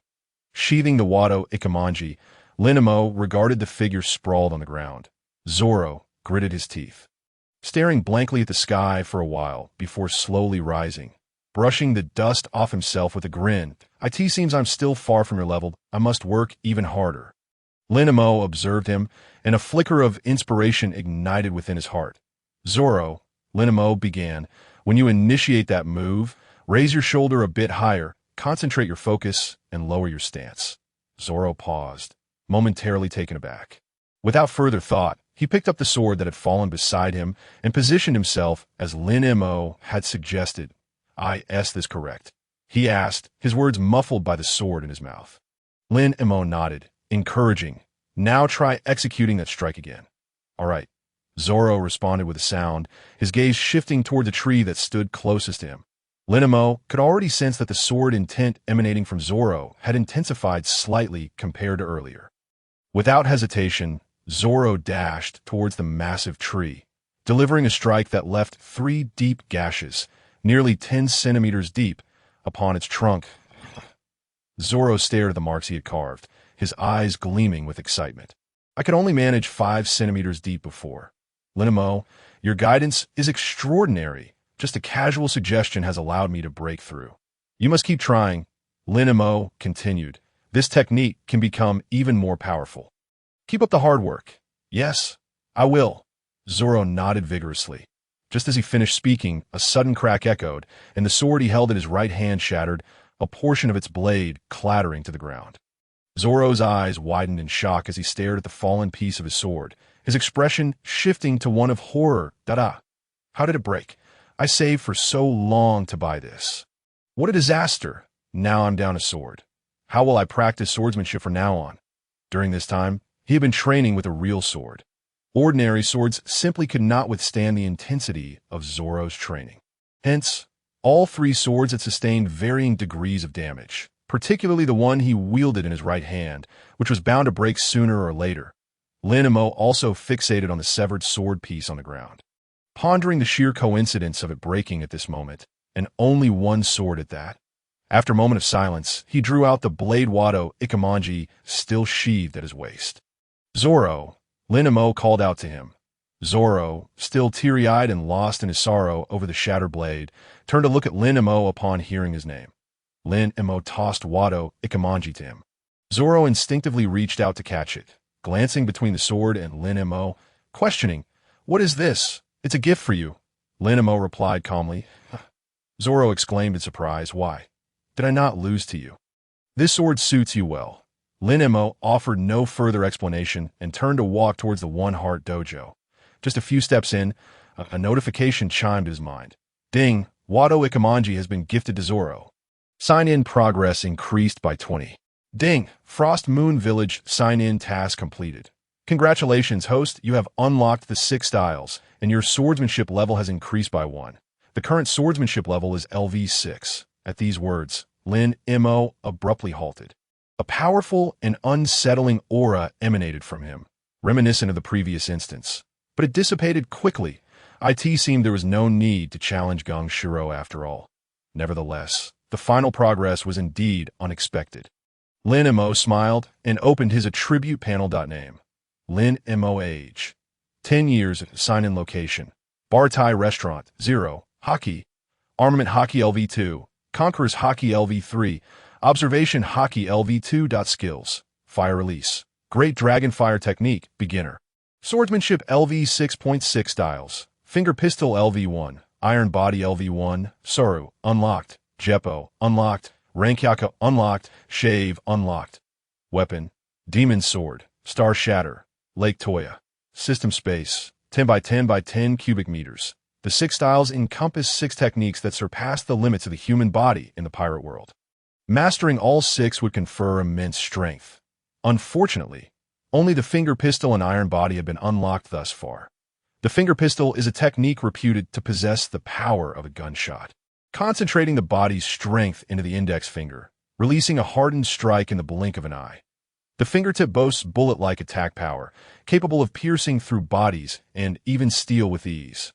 The iron body is a defensive technique among the 6 styles, fortifying the body through rigorous training to attain iron-like hardness, impervious to ordinary bullets and blades. As for the remaining techniques yet to be unlocked, they would be explained upon unlocking.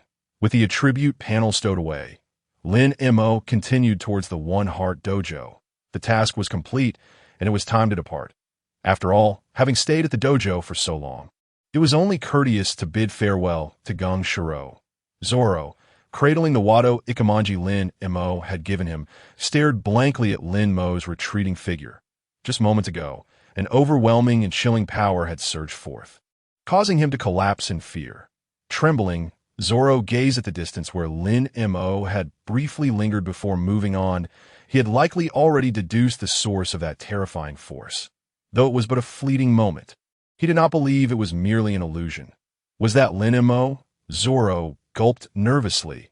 It was truly terrifying. What was that just now? At the One Heart Dojo, Gang Shiro was observing the students practice their fundamentals when he sensed Lin Mo's presence. He turned to the doorway where Lin Mo stood, smiling. "You're back earlier than usual today." Lin Mo replied directly. "I'm leaving." Gang Shiro paused slightly, a fleeting look of surprise crossing his eyes before he settled into understanding. "I suppose that makes sense. You mentioned wanting to be a traveler. Are you planning to leave now?" Lin Mo nodded affirmatively. Just then, the determined Ka, who had been leading the practice, hurried to the dojo entrance. Disbelief etched across her face, her heart boiling with frustration. "You're leaving? Why? I haven't defeated you yet. You can't just go." Kana was unwilling to let Lin Mo depart. It felt so unfair. She hadn't bested him yet, so how could he leave just like that? Lin Mo bit her lip, struggling to contain her emotions, continuing, "Do you really have to leave? If you go, I will never forgive you." "Can't you stay?" "No." Lin Mo shook his head. "I am a traveler and cannot linger in one place for too long." "But I haven't defeated you yet," Ka said, feeling wronged. "Are you going to tell Zoro?" Before battling Zoro, Lin Mo had indeed mentioned his intentions. Given the circumstances at the time, that guy probably hadn't taken note. Even if he hadn't, Lin Mo affirmed, "I told him." "That fool." Kana clenched her fists. Exasperated. "What is Zoro thinking, letting you go?" "Enough, Kana," Gang Shiro interjected. "Goodbyes are always painful, and your separation now doesn't mean you won't meet again in the future, when you and Zoro grow up to become accomplished swordsmen. I won't stand in your way when you decide to set sail." Lin Mo had not anticipated that his departure would evoke such a profound emotional response from Ka. Indeed, she was still a child. "At the very least, before you leave, let us have one more duel."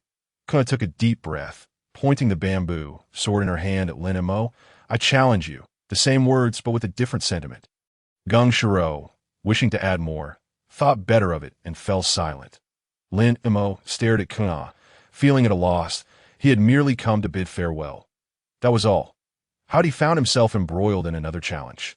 After a moment of silence, Lin Mo had no intention of accepting the duel. 10 years. He fixed his gaze on Kai's eyes, continuing, "Let us postpone our duel until 10 years later. Why then? When you've grown stronger, come find me in the new world." With that, Lin Mo did not linger any longer and turned to leave the One Heart Dojo. Kana stood there, stunned. Gang Shiro gently ruffled her hair. "Before your official duel, strive to become even stronger." "Father," Kana looked up at Gang Shiro. "Didn't you say that girls cannot become #1 in the world? Do you think I have a chance to defeat Lin Mo?" "Who can say what the future holds?" Gang Shiro smiled gently. "Kana, you must understand that your father is not a narrow-minded or limited thinker. You are my daughter, and, out of selfishness, I actually do not wish for you to engage in dangerous battles to become the strongest. I hope you can grow up like an ordinary girl, happy and healthy by my side." "Father, then the words you spoke that day weren't sincere," With a glimmer in her eyes, Guyaina smiled softly as Gung Siling said, "Of course not. Then what about now?" Guyaina continued, "I've come to a realization in these past few days. If I were to hinder you from striving so diligently, would I not become a sinner?" "Father, thank you." Dajiu Yaina's tears transformed into laughter. The burden that had weighed on her heart finally lifted. "That I wish to discuss something with you." Go ahead. That I aspire to surpass Lin Mo, so please teach me swordsmanship that will make me stronger." Guyaina's gaze was resolute. "Very well." Gung Siling responded with calm assurance. "I could tea that moment." Zoro returned. Upon seeing Guyaina and her master at the dojo entrance, he curiously inquired, "Guyaina, master, what are you doing here?" Guyaina's attention was drawn to the sword, Wado Ikemonji, hanging at Zoro's waist, and she gasped in disbelief. "How could Wado Ikemonji be with you?" "Lin Mo gave it to me," Zoro replied. "That I just had a duel with him. Although I lost, he still provided me with insights on the sword technique I invented, the very move that allowed me to match you. Truly, Lin Mo is incredibly formidable. Just a casual tip from him doubled the power of my technique. During the trial, I broke a sword, and then he gifted me Wado Ikemonji." After a brief pause, Zoro continued, "I don't know why he gave it to me. Perhaps it was because I broke a sword." Guyaina gritted her teeth in frustration. Gung Siling regarded Zoro thoughtfully. Zoro scratched the back of his head, grinning foolishly. Gung Siling spoke, "Lin Mo is not an ordinary person. The fact that he bestowed Wado Ikemonji upon you indicates that you have earned his recognition." "What?"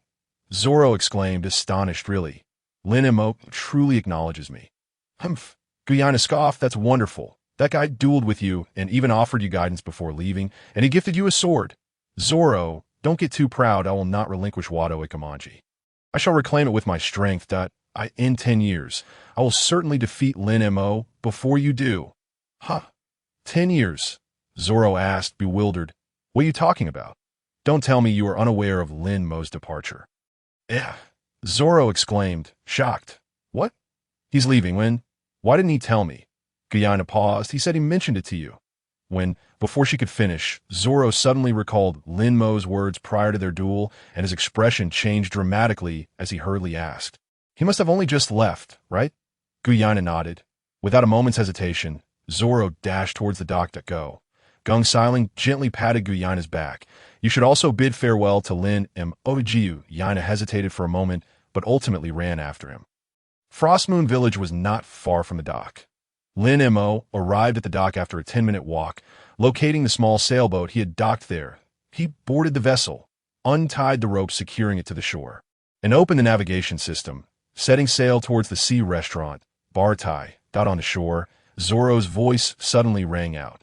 "Lin Mo," Zoro called, gazing at the small boat that had already drifted several dozen meters away. "Thank you." Lin Mo turned back to glance at the tea that moment. Guyaina also reached the shore and shouted in unison with Zoro, "In 10 years, I will definitely come to find you in the New World. Before our duel, you must survive well. That I will not allow you to lose to anyone else before I defeat you." "Lin Mo," Zoro raised Wado Ikemonji high, continuing to shout, "I will certainly defeat you before Guyaina does. And with Wado Ikemonji, I will become the world's greatest swordsman." Lin Mo stared in speechless disbelief at Zoro and Guyaina. What exactly were these two up to? After a moment's thought, he waved his hand in farewell. The two on the shore immediately reciprocated, exclaiming in unison, "Safe travels." Lin Mo departed from Frostmoon Village and sailed the seas for a full week.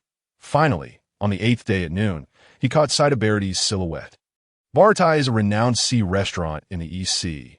Dining at Bartai requires adherence to the principle of absolutely no food waste. Due to its numerous fully armed combat chefs, Bartai is also known as the restaurant with a combat reputation. Based on Lin Mo's understanding of sea restaurants, the head chef and owner, Zeph, along with Sanji, who would briefly become the sous chef, should be pivotal figures in completing this sign-in task. As Lin Mo's small boat gently approached Bartai, it was lunchtime, and several vessels were already docked nearby. He casually tied his boat between two larger ships and secured the ropes. Upon stepping on Sabaody's deck, the familiar sign-in prompt resonated in his mind. Ding! Congratulations to the host for successfully arriving at the sign-in location. The sea restaurant Bartai. Sign-in progress increased by 10. Current total progress is 10. Reward. New skill instant step LV1. System space expanded tenfold.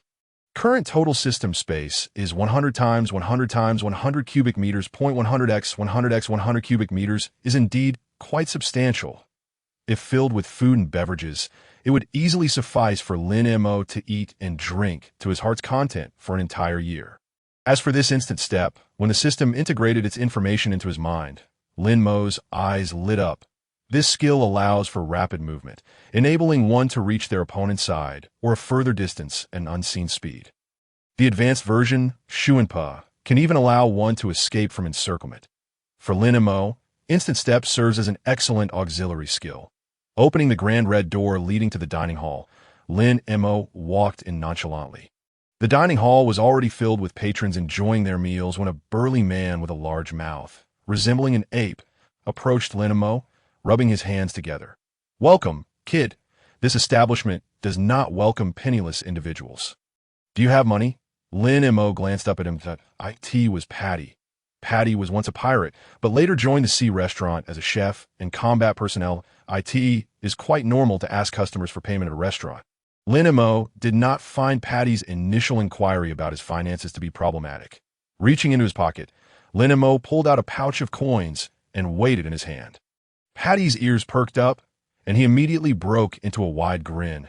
"Customers are like gods. Please follow me." He led Lin Mo to an unoccupied table and presented a menu, rubbing his hands together. Grinning with squinted eyes and smiling rather lewdly, "Please place your order." Lin Mo casually glanced at the menu items. The prices here were indeed considerably higher than those at the shore, but he selected a few dishes at random. Just as Patty recorded Lin Mo's order, the entrance of Baratai swung open once more. Two young men clad in naval uniforms appeared first, followed by a tall, robust figure wearing a dog mask. Striding in with great confidence, "Welcome, Vice Admiral Garp." Upon seeing the newcomer, Patty immediately greeted him with a beaming smile. Garp laughed heartily. "It's been a while since I've had Baraty's desserts. Bring me all the delicious desserts in the house." "Certainly." Coming right up, Patty, with a cheerful demeanor, arranged for Garp to sit at the table to the right of Lin Mo. Two Navy officers who entered alongside Garp stood rigidly behind him. Lin Mo cast a glance in his direction and recognized him as none other than Monkey D. Garp, the famed Marine Vice Admiral known as Iron Fist, who was also the grandfather of Luffy and father of the Revolutionary Dragon. In truth, Garp's strength had long surpassed the typical Vice Admiral level. His past encounters, such as relentlessly pursuing the former Pirate King, Joel D. Roger, and cornering him on multiple occasions, attested to this. However, he had repeatedly declined promotions to Admiral, thus retaining his Vice Admiral title. Reflecting on a previous incident in Windmill Village where Garp had made a phone call to red-haired Shanks, Lin Mo surmised that Garp's return to the East Blue was likely to visit Luffy. To his surprise, encountering Garp at Baratai was an unexpected twist of fate. After taking a sip of his drink, Lin Mo set down his gourd on the table. Garp sniffed the air and turned to Lin Mo, inquiring, "Hey kid, what are you drinking?" "Alcohol," Lin Mo replied nonchalantly. As his gaze shifted, Garp suddenly noticed the Tia Lake sword hanging from Lin Mo's waist, and, after pondering for a moment while stroking his chin, asked, "Are you a swordsman?" Lin Mo continued sipping his drink, choosing not to respond. Observing this, Garp let out a hearty laugh, exclaiming, "What an interesting little brat. What's your name?" After swallowing the drink in his mouth, Lin Mo replied coolly, "Lin Mo, did you come to Baratai alone?" "Yes." Garp then probed further, "Which island did you come from?" Lin Mo shot him an exasperated glance. Was this guy conducting a census? Ignoring him, Lin Mo resumed drinking tea that moment. A blond boy with several band-aids plastered on his face, clearly having just been beaten, approached with 2 plates of food. "Your food has arrived. Please enjoy." This boy was none other than the 9-year-old Sanji, the future chef aboard Pirate King Luffy's ship and one of its primary combatants. After placing the dishes in front of Lin Mo, Sanji turned to return to the kitchen. Just as he pivoted, a series of particularly grating voices erupted from a nearby table. "Why does this fried rice have carrots? I absolutely detest carrots. Such an unpalatable thing should not exist in this world. Oh dear, if my darling doesn't want to eat it, just toss it aside, and we can order another without carrots. All right?" The speaker was a young woman adorned in extravagant attire, accompanied by her 10-year-old son. Sanji glanced over at their table. It was a mistake. He nearly exploded with rage. The boy had audaciously dumped an entire plate of fried rice onto the table and was stirring it with a spoon, occasionally allowing grains to scatter onto the floor. For someone like Sanji, who had once faced near starvation, he found it unforgivable to waste food in such a manner. "Hey!" Sanji stormed toward the boy who was wasting the food.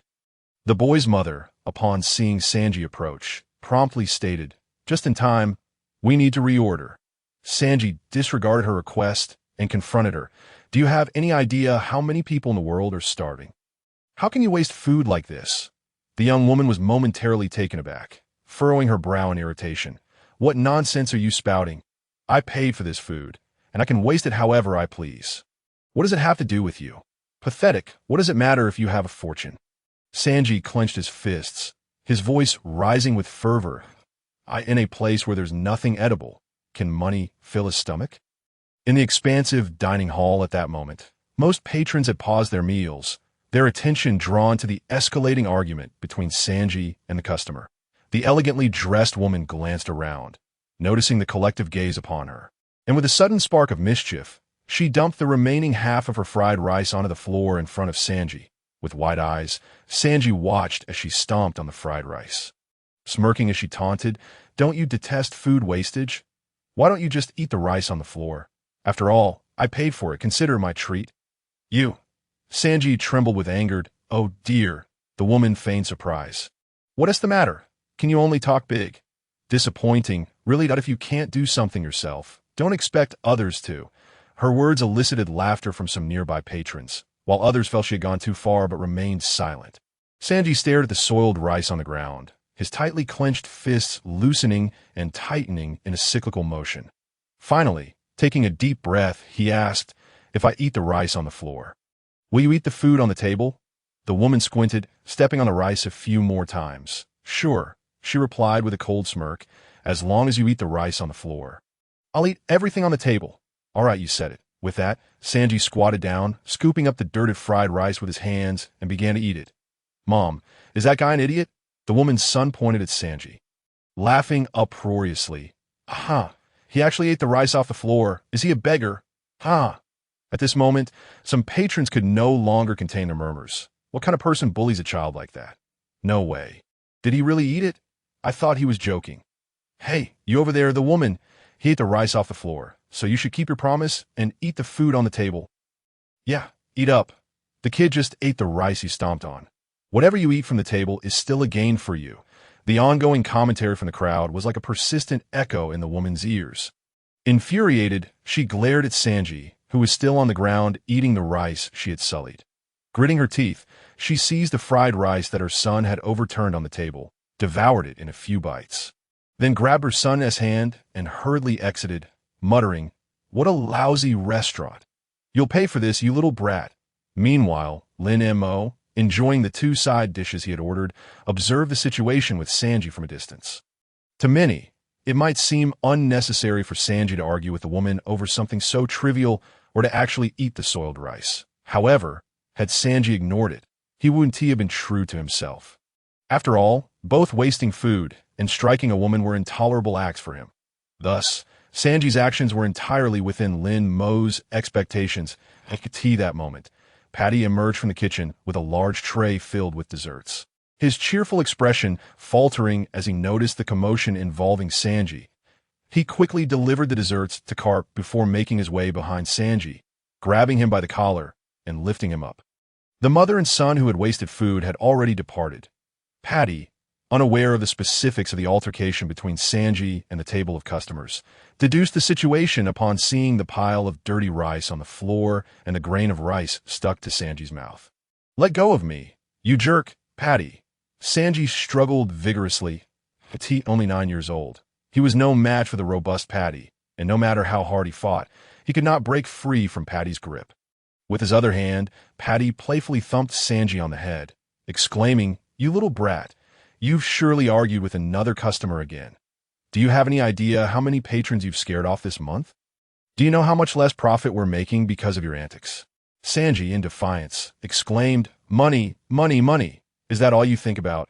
Can money truly fill one's stomach?" At that moment, Potty delivers a solid punch to Sanji's head, retorting, "Isn't opening a restaurant all about making money?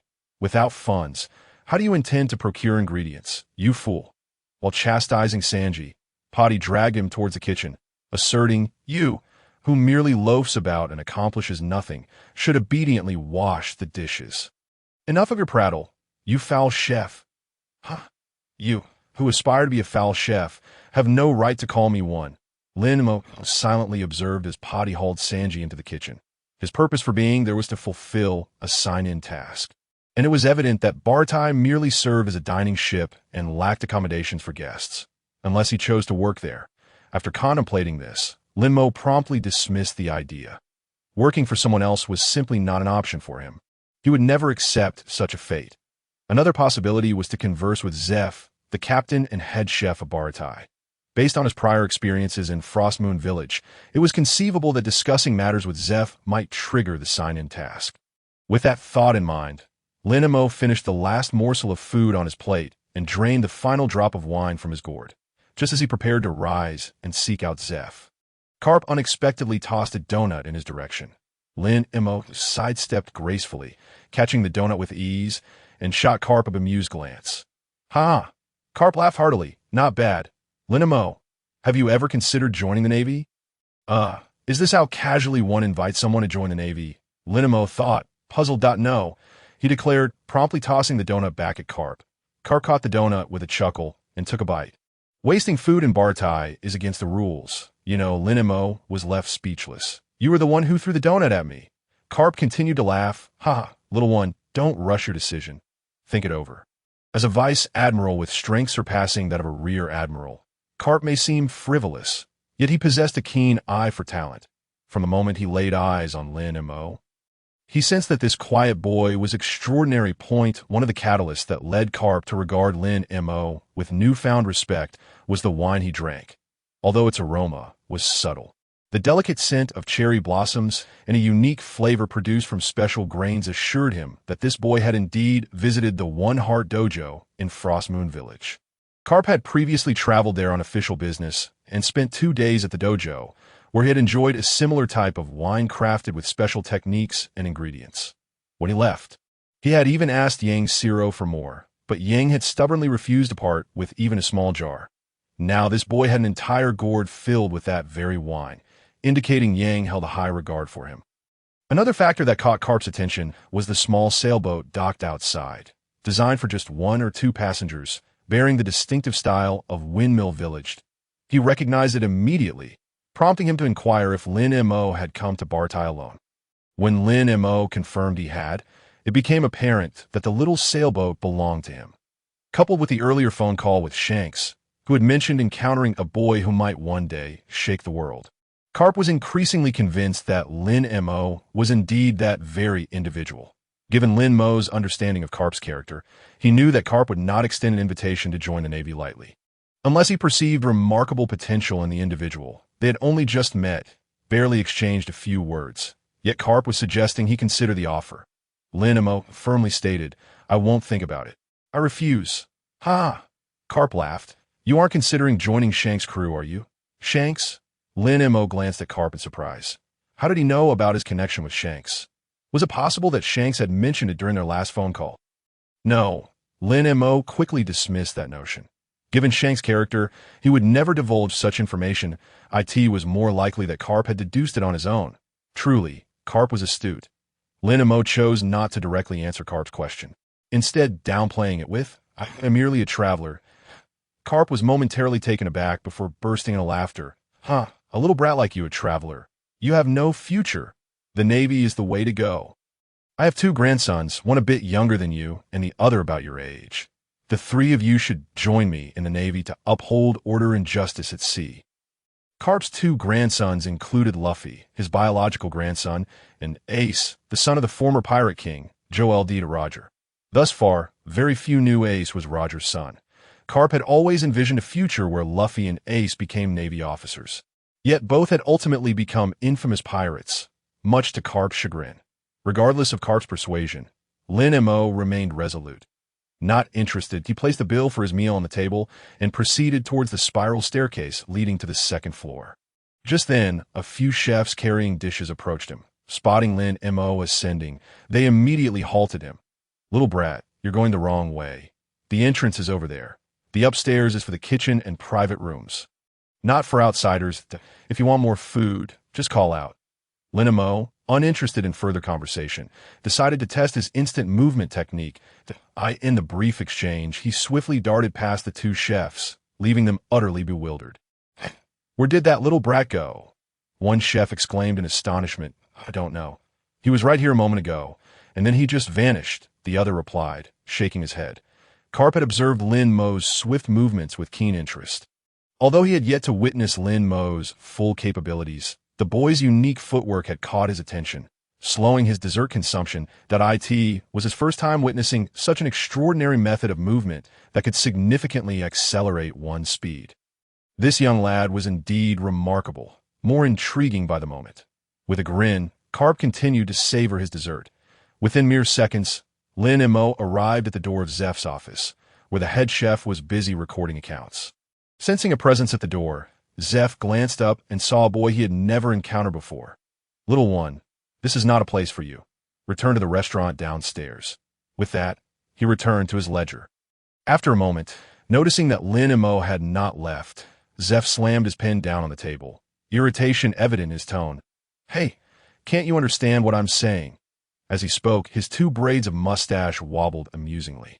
Before becoming the head of a maritime restaurant, Zeph had been a cruel and merciless pirate. After enduring the hardships of near starvation alongside Sanji, they resolved to establish a maritime restaurant upon their rescue. Since then, he had ceased his former brutality, though his temper remained volatile. Lin Mo remained silent, fixing his gaze on Zeph without uttering a word. Just then, the sound of hurried footsteps echoed down the corridor. Sanji, spotting Lin Mo near Zeph's door from afar, wondered, "Isn't that a customer from the restaurant? What is he doing here?" Sanji hesitated briefly, but soon quickened his pace. As he reached the door, he intended to push Lin Mo aside. But before his hand could make contact, Lin Mo swiftly sidestepped, avoiding any contact. "What a peculiar person," Sanji thought. Sanji murmured softly, then turned to Zep in the room, shouting, "You old codger, when are you going to teach me how to cook?" "I refuse to be a mere errand boy any longer." Zep fixed his gaze on Sanji, rising to approach him. "You little brat." Zep suddenly kicked Sanji, sending him flying with his prosthetic leg. "With your abilities, what right do you have to make such demands? Go back to your chores." The prosthetic leg had been lost in an earlier incident when he had sacrificed it to save Sanji. "Damn it." Sanji managed to rise from where he had been thrown several meters away, grumbling, "You always say that. When will I ever be qualified to learn cooking?" "Hey." Zep ignored Sanji's question and shifted his focus to Lin Mo, unceremoniously kicking towards him. "And you, have you had your fill of the spectacle? Get back to the kitchen." Just as Zep's prosthetic limb was about to strike Lin Mo deftly evaded the attack with a swift movement. A flicker of surprise crossed Zep's face as he chased after Lin Mo, relentlessly attacking him. Lin Mo continued to dodge Zep's strikes, relying on his level 1 agility, which barely sufficed to avoid capture. If Zep were to become more serious, he might very well land a hit. The nickname Red Leg Zep was not without merit. His leg techniques were quite formidable. "Ditto. Not bad, kid." Zep squinted, his energy intensifying as he quickened his pace. Lin Mo had not initially intended to engage, but being cornered, he refused to remain in a passive position as Zep prepared for another strike. Lin Mo's gaze shifted slightly as he infused his hands with armed color, seizing Zep's rapidly approaching prosthetic limb. With a forceful twist, he sent Zep spinning, crashing into the wooden wall beside them. Clang! The sound echoed as Zep shattered the wooden panel and tumbled into his own room. Nearby, Sanji stared in disbelief. "Is this a joke? That old man was defeated by a kid roughly my age. Damn it." Zep, his face darkened, clawed his way out of the debris, glaring at Lin Mo. "You little brat. You broke my ship." Lin Mo shrugged. "It was self-defense. It has nothing to do with me. That's self-defense. You damaged my ship, and you'll pay for it." Zep fumed. Lin Mo nonchalantly asked, "How much?" Zep narrowed his eyes, stating bluntly, 10,000 berries. In the pirate world, 10,000 berries was a considerable sum for an ordinary family. Clearly, the cost to repair the wall did not warrant such an exorbitant amount. Lin Mo had previously hunted in the valleys around Windmill Village and Frostmoon Village, trading his spoils for just enough liquor to last him a while. Thus, he currently possessed less than 1,000 berries, far from the amount Zep demanded like tea that moment. Several kitchen staff, having heard the commotion, rushed out of the kitchen. Upon seeing Zep covered in with shavings and bearing minor injuries, they expressed their outrage. "Boss, are you all right? What happened? Who attacked you? How dare someone hurt our boss? Who did it? I'll make them pay. Enough!" Zep shouted at the kitchen staff. "I'm fine. Return to the kitchen and continue cooking for the guests." "But boss, you're hurt. Let me fetch the medicine box. Who did this to you? Tell us, we won't let them off lightly." The kitchen staff remained reluctant to leave that it was him. Sanji pointed at Lin Mo, who appeared entirely uninvolved. "I saw him do it." The kitchen staff turned their attention to Lin Mo, falling silent for a moment before bursting into laughter. "Ha ha ha.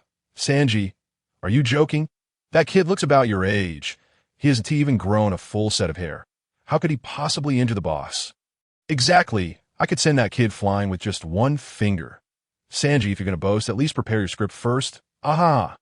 Hey, I'm telling the truth," Sanji retorted angrily. "You old coot, speak up.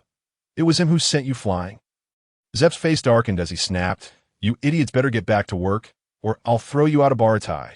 With that threat, the kitchen staff hurried back to their tasks. "And you?" Zep glared at Sanji. "Commanding, if you don't want to be fired, start washing dishes." Sanji exclaimed, realizing he had no choice but to comply, despite the grievances simmering within him. Above all, he could not leave Baratai. He could not abandon Zep. Clenching his fists, Sanji returned to the kitchen to wash dishes as ordered. Soon, only Zep and Lin Mo remained in the corridor.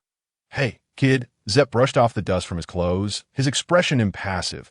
"If you can't afford the 10,000 berries, you'll have to work here." "No," Lin Mo replied firmly. He had no intention of working for anyone. Zep frowned slightly. "If you don't want to stay, then pay the full amount." Lin Mo produced 2 pouches containing 300 berries each and tossed them to Zep. "This should suffice for repairs."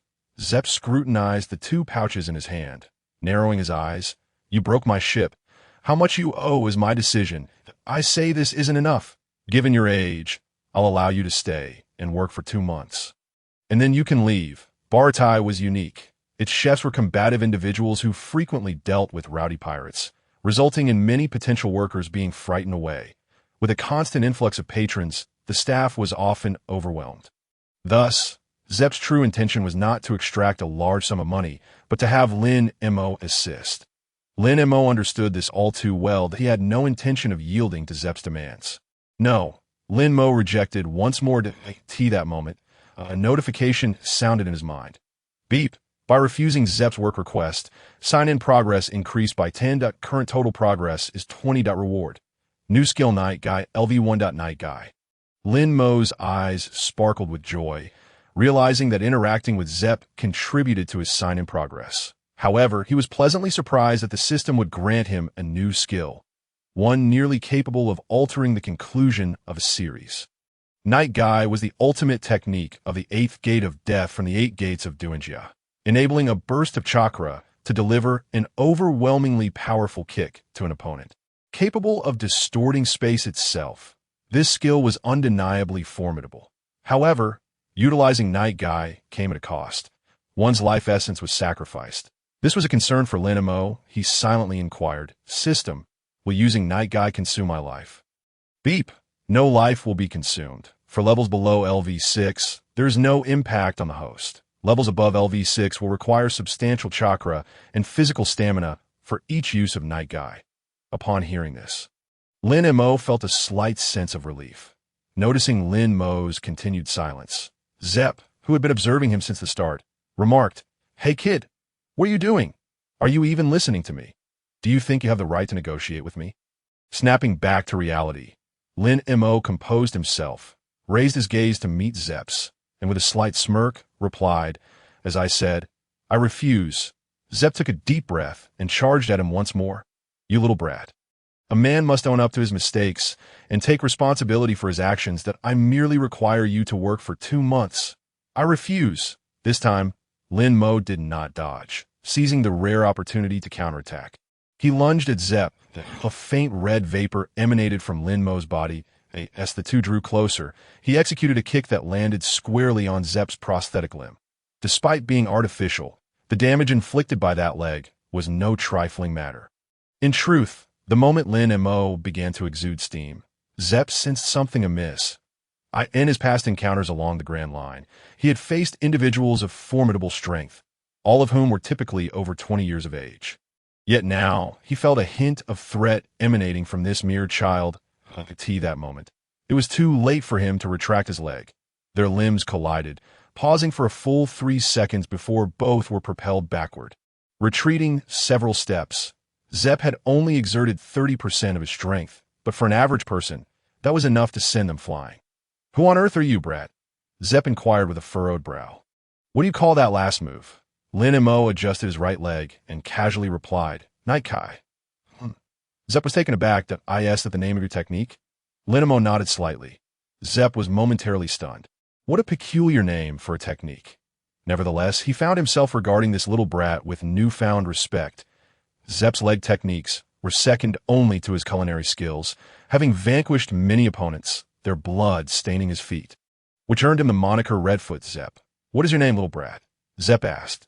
Lin Mo, "Very well. I accept the compensation you've offered, but you must at least work at Bar Tai for a month." "Absolutely not." Zepp frowned that you're merely taking orders and serving dishes.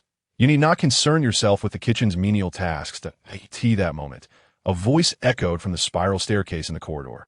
"How much does that little brat owe you?" Both Lin Mo and Zepp turned to look at Carp. Zepp exclaimed in surprise, "You're the Navy hero, Carp?" Carp grinned widely. "Redfoot Zepp, former captain of the Chef Pirates, now the owner of Bar Tai. Even if you've ceased being a pirate, your bounty still stands. I could apprehend you at any moment." Zepp narrowed his eyes, fully aware he was no match for Carp.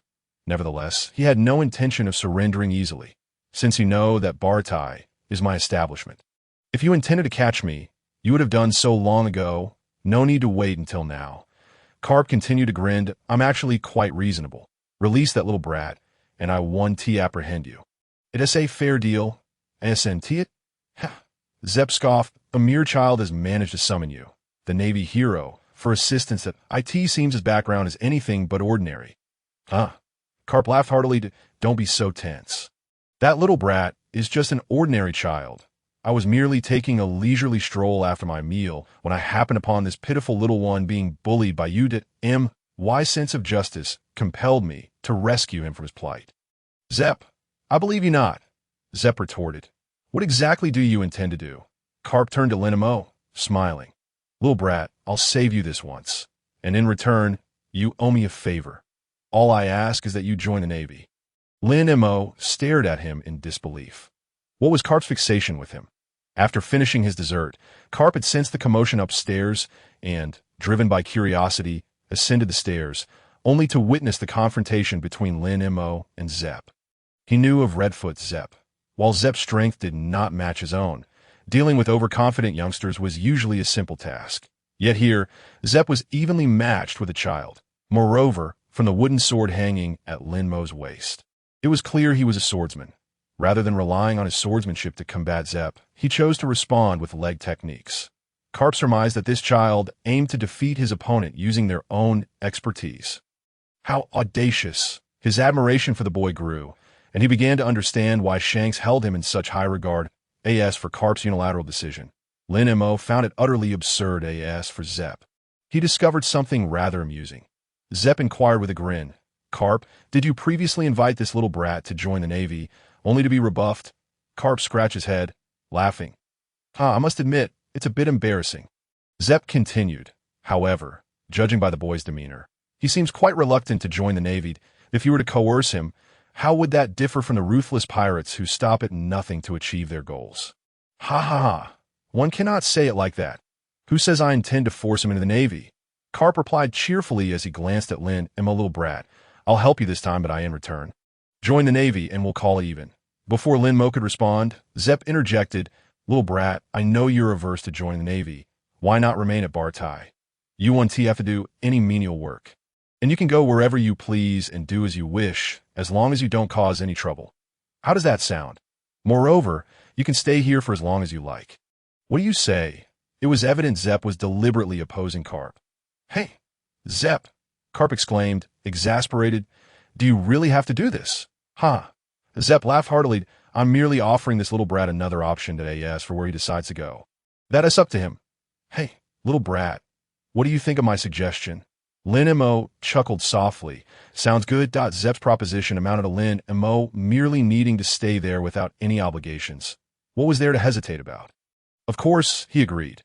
Owing a favor could be quite troublesome, and he had no intention of being led by the nose in this world. Ha! I've won. Zepp smirked. I never imagined you, Carp, would experience rejection. Carp fell silent for a moment, then burst into laughter, seemingly unfazed by Lin Mo's decision to decline his offer.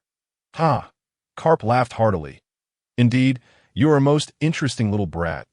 In that case, I have decided to remain here temporarily. I will leave only when Lin Mo does. Zepp was astonished. Are you seriously going to stay here for a child? Don't forget your status.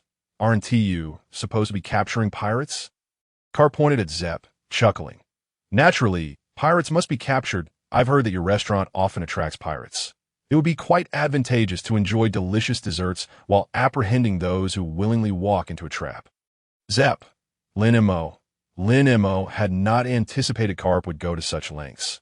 His insistence on him joining the Navy bore a striking resemblance to Luffy's future determination to recruit Zoro, Sanji, and others into his pirate crew. Truly, they were like grandfather and grandson. Forget it. Let him be. Lin Mo had no intention of lingering any longer. Without further ado, he headed toward the kitchen. Zepp inquired, Where are you going? Lin Mo replied nonchalantly. To the kitchen. Zepp's eyes flickered. Do you know how to cook? Lin Mo maintained his expression, stating matter-of-factly, No, Zepp. Carp couldn't help but burst into laughter. Huh. Once Lin Mo entered the kitchen, Carp prepared to return to the dining area.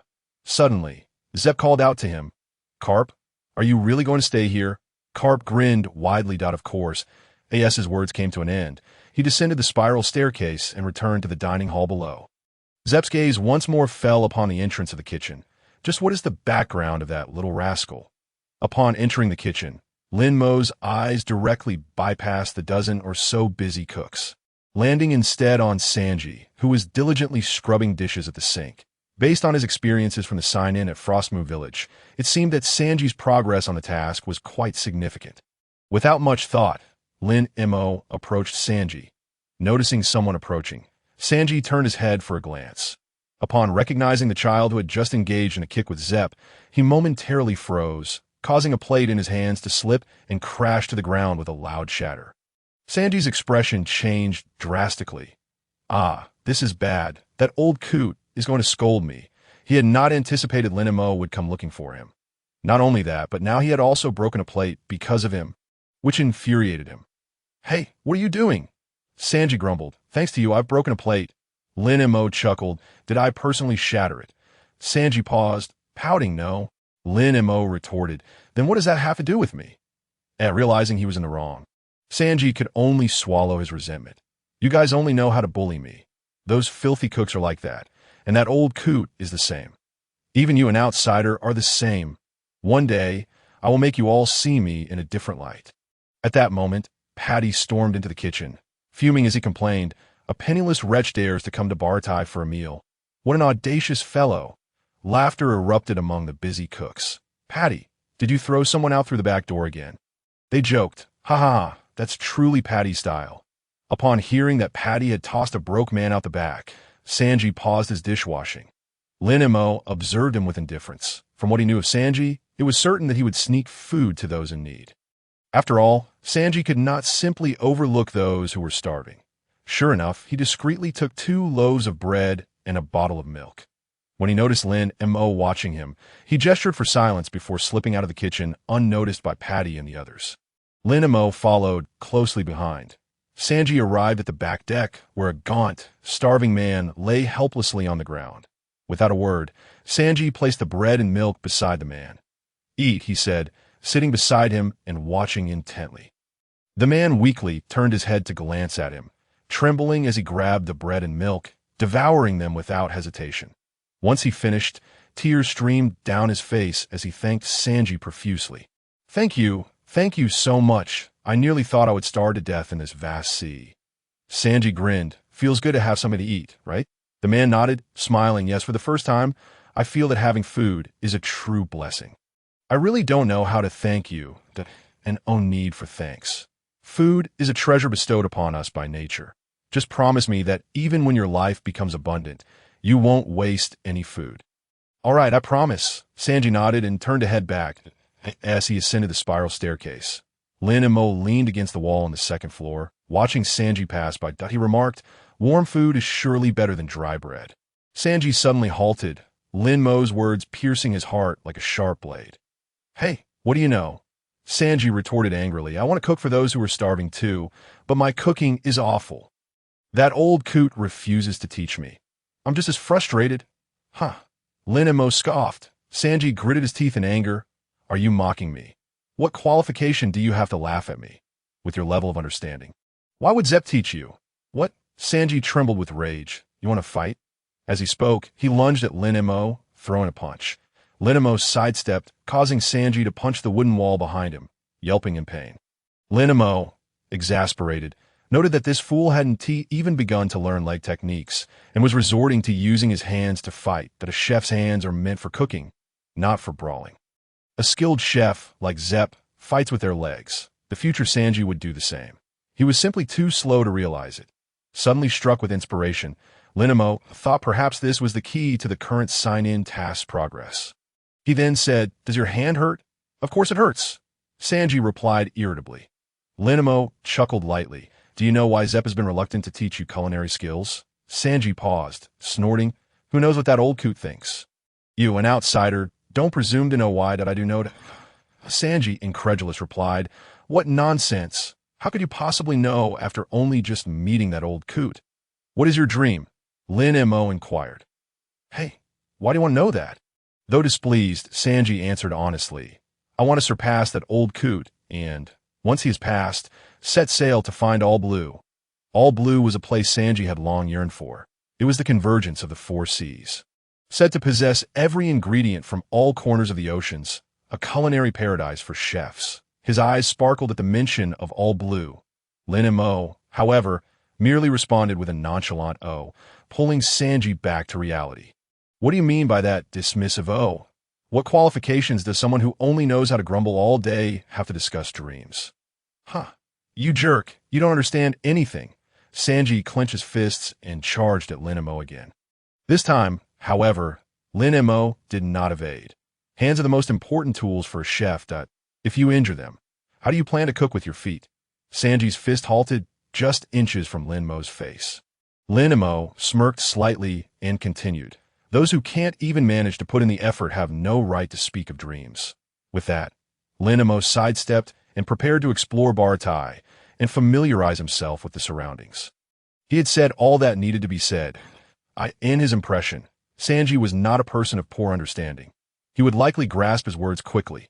Sanji glanced at his own hands and then at Lin Mo's retreating figure, unable to resist asking, What were you trying to tell me with those words? Without turning back, Lin Mo replied coolly, Discover it for yourself. Sanji stood there, dumbfounded, watching Lin Mo walk away, then lowered his gaze back to his hands. Memories of past moments flooded his mind. It dawned on him that he had never actually seen Zepp use his hands to fight. Whenever trouble arose or the kitchen staff made mistakes, that old coot always kicked them. Indeed, hands are a chef's lifeline. How could they be used for fighting? Sanji clenched his fists, exhilarated. It's decided from now on, I won't use my hands to fight after saying this. He began to ponder Lin Mo's other remarks. Those who only know how to complain and can't even put in the effort. Was he truly that incompetent? After all, he had been working diligently for Bartai, washing dishes and cleaning for months. Had he not been putting in effort? Wait a moment. Suddenly enlightened, Sanji's forehead broke into a cold sweat. What have I been doing these past few months? Guiding Sanji and earning his admiration. The progress increased by 20, bringing the current total to 40. That the reward was an elevation in the level of Shunpo by 1, with the current level now at LV2, just after Lin Mo had departed. The system's notification resonated in his mind, that a more comprehensive understanding of Shuanbu flowed into his consciousness, rendering his body significantly lighter. It appeared that Sanji possessed quite an admirable aptitude. Lin Mo felt a sense of satisfaction. However, he was perplexed by the notion of admiration. Why was it included in the progress task? Nevertheless, he deemed the outcome favorable. Stretching lazily, Lin Mo arrived at the deck of the second floor's rear door of Baratai. The warm sunlight bathed him, creating a cozy atmosphere that made him somewhat drowsy. Perhaps a short nap would be in order. He retrieved a reclining chair from the system space and comfortably settled into it. Closing his eyes for a brief rest, just minutes after he had laid down, a pirate ship, adorned with an unknown flag, began to approach slowly from a distance. As Baratai entered the firing range of the pirate vessel. The fixed cannon on the ship was ignited. With a series of resounding bangs, several cannonballs hurtled toward Baratai with great force. This band of pirates intended to ambush Baratai, launching their attack from behind. The thunderous sound of cannon fire roused Lin Mo from his slumber. With a slight furrow of his brow, he opened his eyes to see the ominous black cannonballs drawing nearer. Without a moment's hesitation, Lin Mo sprang from his chair, leaping off the deck and utilizing his night kick to send the cannonballs plunging into the sea. Upon landing back on the deck, Lin Mo stared impassively at the pirate ship. Several hundred meters away, that had disturbed his rest. Without a hint of reluctance, he unsheathed his lake sword and delivered a decisive strike toward the pirate vessel. After returning the sword to his waist, he reclined once more. Just as he closed his eyes, suddenly, the pirate ship split cleanly in half, sinking slowly into the depths of the sea. The surface of the water echoed with cries of despair. Soon, tranquility returned. Sanji had initially intended to express his gratitude to Lin Mo, as Lin Mo's earlier words had resolved a long-standing inner conflict for him. However, as he pursued the direction Lin Mo had taken, he chanced upon the sight of Lin Mo effortlessly kicking cannonballs and cleaving a pirate ship in two. Terrified, he dared not approach Lin Mo, swallowing hard. Sanji began to back away. As he retreated, he broke into a light jog, his mind racing with thoughts of Lin Mo's remarkable display. The more he pondered, the more exhilarated he became, so much so that he couldn't resist playfully kicking his own foot. Lin Mo was truly incredible. Although they were of similar age, he couldn't afford to waste any more time. With that thought, he found himself outside Zeph's door. Seeing Sanji again, Zeph barked, "Have you finished washing the dishes in the kitchen?" Sanji grinned sheepishly. "Old man, I've made up my mind. I want to learn your leg techniques." Zeph paused for a moment before bursting into laughter. You think you can learn my leg techniques? Don't even think about it. Focus on your work first." Sanji replied earnestly, "I'll do my best. I will also diligently learn cooking. Just give me some time, and then teach me your leg techniques." Zeph stared at Sanji, puzzled. How had this boy changed so much in just over half an hour? It seemed he had finally grasped something. Zeph furrowed his brow. "I never intended to teach you cooking." Sanji chuckled. "No worries. I work in the kitchen every day. If you won't teach me, I'll learn on my own. I'm not the same Sanji as before, old man. Just you wait. Soon, I will surpass you in both culinary skills and leg techniques." Just you. I doubt you could ever surpass me in this lifetime. Stick to being a deckhand." No matter what Zeph said, Sanji was resolute. Once he decided on something, no one could change his mind. With that, he dashed away. Zeph's laughter faded, replaced by a contemplative calm. Had someone said something to Sanji? It couldn't have been those roughnecks like Patty. The only other person allowed in the kitchen, apart from Patty and himself, was the one he had recently granted special privileges.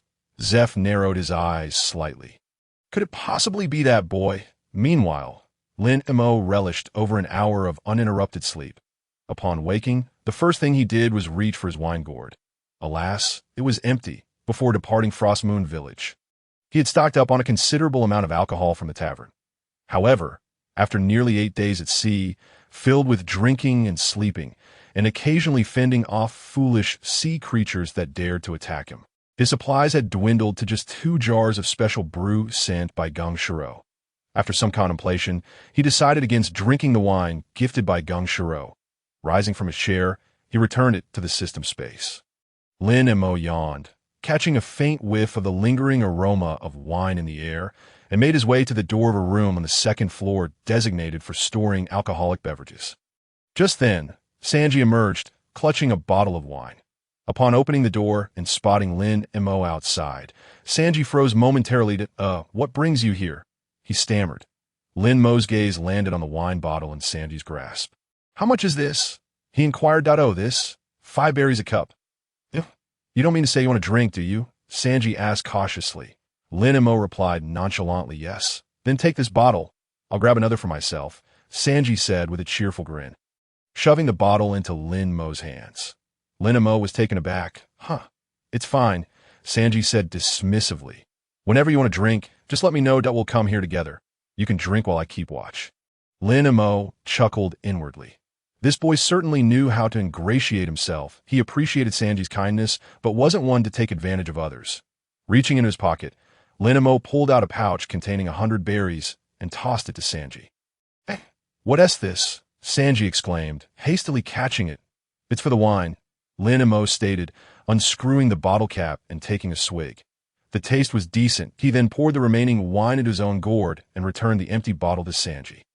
Just as he was about to leave, Sanji hurriedly asked, Where are you going? Hunting, Lin Mo replied casually.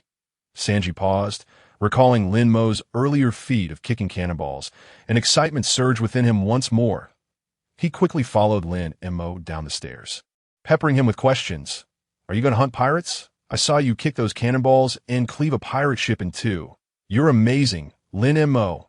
Can you tell me when you started practicing your leg techniques? Lin Mo was taken aback by the question, which seemed oddly familiar. It dawned on him that it resembled the inquiry Zoro had posed back in Frost Moon Village. Without overthinking it, he answered Sanji with the same response he had given Zoro. Less than half a day. What? Sanji exclaimed, nearly dropping the wine bottle he was holding. You're joking, right? Less than half a day, and you can match that old man? Believe it or not, Lin Mo retorted, sticking to his answer. Sanji, momentarily stunned, continued to keep pace with Lin Mo. Though it's hard to believe, you don't seem to be lying. How did you train your leg techniques? Lin Mo, can you teach me? Lin Mo felt the task's progress beckoning him. However, the dining area was too crowded. It was not the right time for individualized instruction. Come find me tonight. Upon completing his words, Lin Mo walked straight towards the entrance of the dining hall. Sanji did not follow him, gripping the bottle of wine tightly, his body trembling involuntarily with excitement. His implication was clear. He would indeed teach me. How splendid! I shall endeavor to learn diligently, without fail. Hey, brat. At that moment, a table of impatient diners called out to Sanji. The wine you're holding is for my order. I assent it. Coming back to his senses, Sanji immediately responded with a cheerful smile. Yes, I'm on my way. He jovially uncorked the bottle and began to pour for the guests. However, after pouring for quite some time, not a single drop emerged, and only then did he remember that Lin Mo had just emptied the entire bottle into a wine gourd. Lin Mo arrived at the deck outside the main entrance of Bartai. The merchant ship that had been docked beside his small boat had mysteriously been replaced by a warship. I could see that moment. Carp stood on the deck of the warship, spotting Lin Mo emerging from Bartai. Carp grinned and asked Brat, Are you leaving? Lin Mo, uninterested in engaging with him, leaped onto a small sailboat, untied the ropes, and set sail towards the windless zone. He did not intend to depart from Bartai, but rather sought to hunt some sea kings for practice and perhaps bring one back as a token. During his stay at the Isen Dojo, he had also ensured he contributed, bringing back prey as a form of gratitude. Seeing Lin Mo set sail, Carp promptly ordered his subordinates to launch a small military boat, following closely behind. Carp maintained a distance of 50 meters from Lin Mo. Initially, he paid little heed to it, but after nearly half an hour of sailing, he sensed something amiss. Brat, do you know what lies ahead? Carp shouted towards Lin Mo's retreating figure. Lin Mo offered no reply. Carp hastened his pace, and as he neared Lin Mo, he continued, The windless zone is just ahead. Once your boat enters, it won't be able to move. Don't go any further. Lin Mo remained unresponsive and continued onward. Carp scratched his head, suddenly chuckling. The windless zone is teeming with sea kings, and even the surrounding waters are infested with them. You, with your meager physique, aren't even enough to satisfy their appetites. Ha ha ha. Just as Carp's laughter subsided, a multitude of bubbles erupted from the water ahead, followed by violent waves that surged towards their small boats. A colossal sea monkey emerged from the tumultuous waters, roaring as it aimed a massive paw at Lin Mo and Carp. Lin Mo, retreat. Carp grinned, though his expression turned serious. Lin Mo chuckled lightly, seemingly unbothered, and gestured for Carp to proceed. Carp leaped from his boat, clenched his fist, and with a wide grin, delivered a devastating blow to the sea monkey's head. In a flash, the sea monkey's eyes bulged, and with a roll of its eyes, it collapsed onto the sea, splashing water everywhere. That moment, a giant sea frog emerged from behind him. "Watch out, brat!" Carp shouted. He was too late to save Lin. The giant frog opened its foul-smelling maw, its long, dark, barbed tongue darting toward Lin Mo. Lin Mo calmly glanced at it, drawing his sword, Toyo Lake, seemingly at ease as he slashed. The giant frog's tongue halted mere millimeters from him, not even emitting a sound as he sheathed Toyo Lake. The giant frog's head parted ways with its body. Carp gazed at Lin Mo in astonishment. Just as Lin Mo turned to continue his journey, the decapitated head of the giant frog shot out along. Black needle over 3 meters in length, hurtling towards Lin Mo with incredible speed. Carp ready to warn Lin Mo to dodge, but before he could utter a word, Lin Mo merely tilted his head slightly. The poison needle grazed his face before plunging into the sea with a hiss that Carp's jaw dropped in disbelief. This brat possessed not only the leg technique to match with Redfoot Shunpo, but also demonstrated exceptional swordsmanship. Now, he had evidently mastered observation haki as well. With such prowess, it was no wonder he dared to traverse the seas alone. Truly a fine talent. It would be a shame if he did not join the Navy. With that thought, Carp's smile broadened. He abandoned his slightly larger boat and jumped on a Lin Mo's small vessel. "Brat, join the Navy. I can help you become stronger," Carp exclaimed jovially. Lin Mo grimaced. "Get back to your own boat." "Brat, if you don't agree, I'll 1T leave." "Ha ha. Don't underestimate my perseverance, Carp. Just say yes, and I'll return. No, don't be so hasty. There are countless benefits to joining the Navy. As long as you follow me, you won't have to listen to those old geezers back at headquarters. You can do as you please, and with me backing you, no one in the Navy would dare to touch you." It sounded as though Carp was being sincere. Lin Mo regarded him coolly, still delivering the same answer. "Not interested." "Come on, don't be so stingy." Carp's expression remained unabated, feigning disappointment. "I genuinely want to recruit you." "No need to say more." Lin Mo insisted that I will not risk my life to uphold some so-called justice, nor do I wish to rely on others to grow stronger. I merely wish to be an unrestrained traveler. Nothing more. The Navy's structure does not suit me. Your words are in vain. Do not waste your time on me. Carp initially intended to tempt Lin Mo with more advantages, but upon meeting the unwavering gaze of the latter, he swallowed the words that had almost escaped his lips. Honestly, Carp feigned regret. Not joining the Navy is your loss. Lin Mo smiled faintly, remaining silent like a tea that moment. A notification chimed in his mind. Ding! Rejected the invitation from Navy hero Carp. Progress increased by 10. Current total progress is 50. Reward. Armament Haki level increased by 1. Current armament level is LV3. The reward for completing progress tasks are related to the character from whom they were triggered. The increase in armament level from Carp was entirely within Lin Mo's expectations. The enhancement of armament and observation haki does not outwardly project an aura. Thus, only Lin Mo could perceive the sudden surge in his strength. Carp remained oblivious to Lin Mo's newfound prowess. Subsequently, Lin Mo expelled Carp from his boat. Reluctantly, Carp returned to his vessel, watching Lin Mo continue forward. After some contemplation, he followed closely behind. By evening, the two returned to Bartai, one after the other.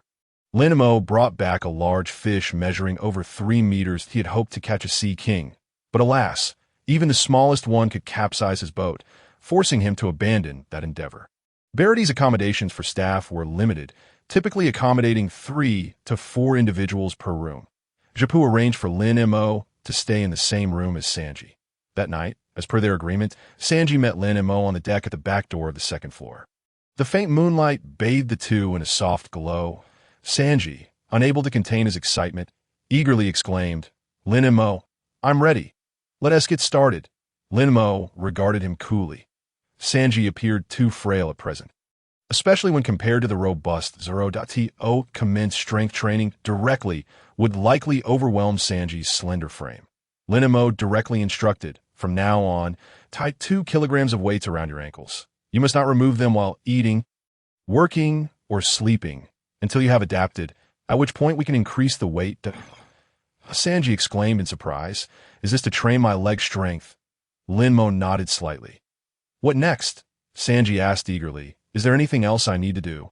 Perhaps train my kicking precision? Don't rush. Lin Mo continued. First focus on strengthening your ankle before practicing anything else. That if you feel there's nothing to do, delve into the study of biological structures. Sanji paused, mumbling to himself. What is so interesting about that? Lin Mo replied indifferently. Power without skill is merely a heap of scattered sand. With that, Lin Mo said no more, bypassed Sanji, and returned to his room to rest. Sanji stood there in a daze on the deck, pondering Lin Mo's words. The more he thought, the more confused he became. Lin Mo's implications seemed to be that he needed to master skilled power. But what exactly did that entail? Could it be related to the biological structures Lin Mo suggested he study? Sanji scratched his head, thinking all night, but still unable to grasp it. The next day, Lin Mo ordered breakfast in the dining hall. Carp, dressed in his usual attire, sat down at a nearby table and ordered the same breakfast. Drinking so early in the morning, not bad for someone your age, Carp remarked, observing Lin Mo as he sipped his drink. Lin Mo chose to ignore him and continued with his meal. He found it puzzling. Carp had already accepted his refusal to join the Navy yesterday. So why was he still here? Carp grinned and asked, Do you know a little rascal named Luffy from Windmill Village? He is my grandson. Lin Mo replied calmly, I do not. He had only stayed in Windmill Village for about 10 days. And during that time, Luffy had not visited the tavern, so they had never crossed paths. What a pity, Carp sighed, resting his chin on one hand. I thought you and Luffy were friends. What about Ace? Do you know Ace? Lin Mo shot him a blank look.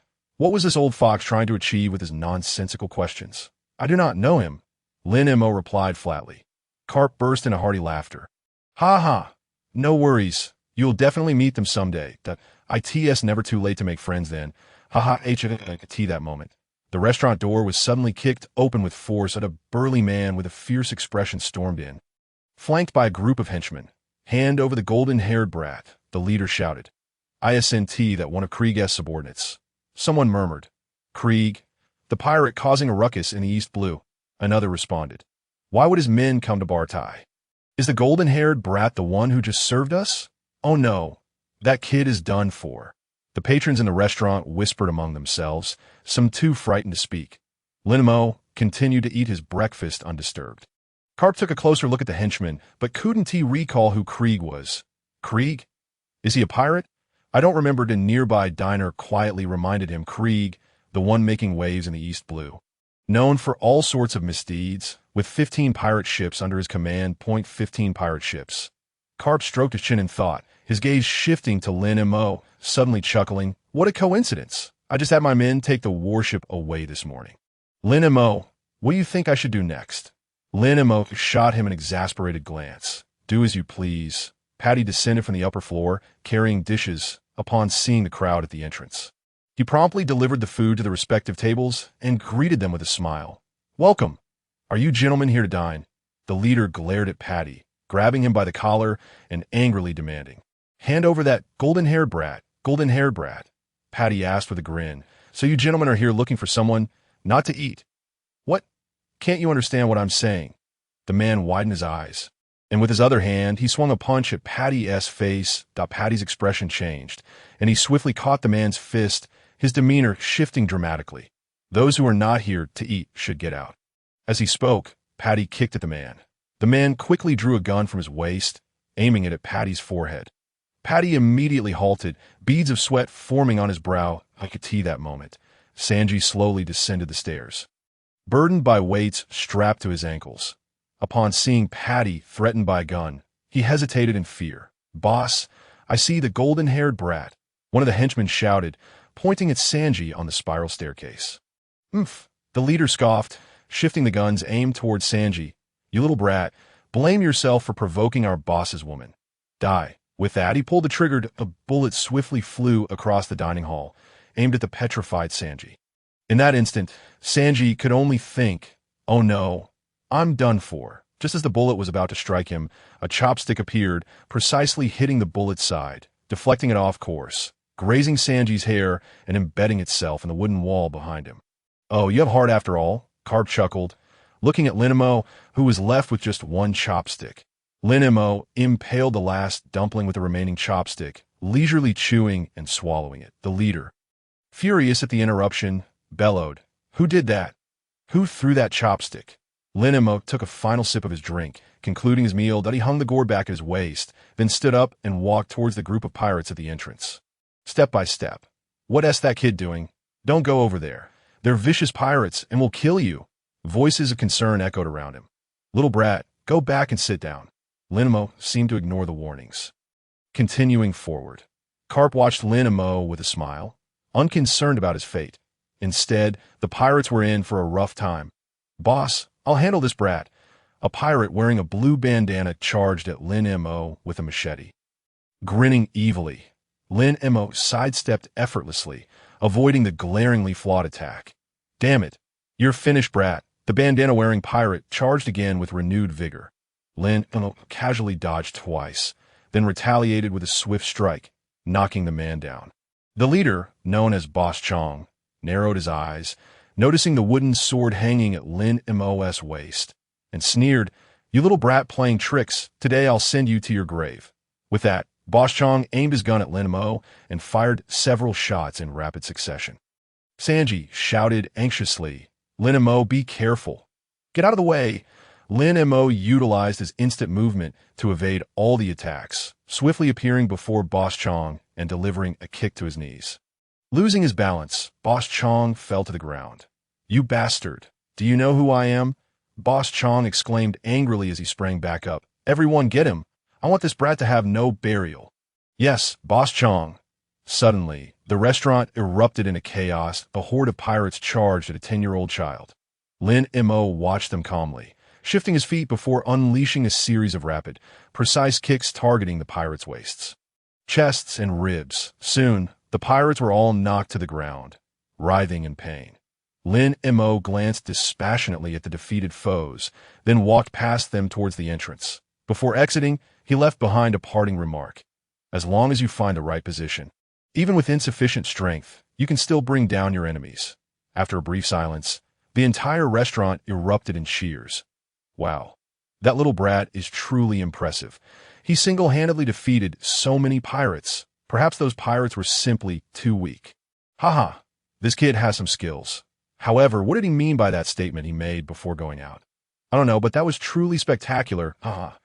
Initially, Carp found it perplexing that Lin Mo did not simply use his sword or the leg techniques he had employed against Shunpo yesterday to defeat those pirates.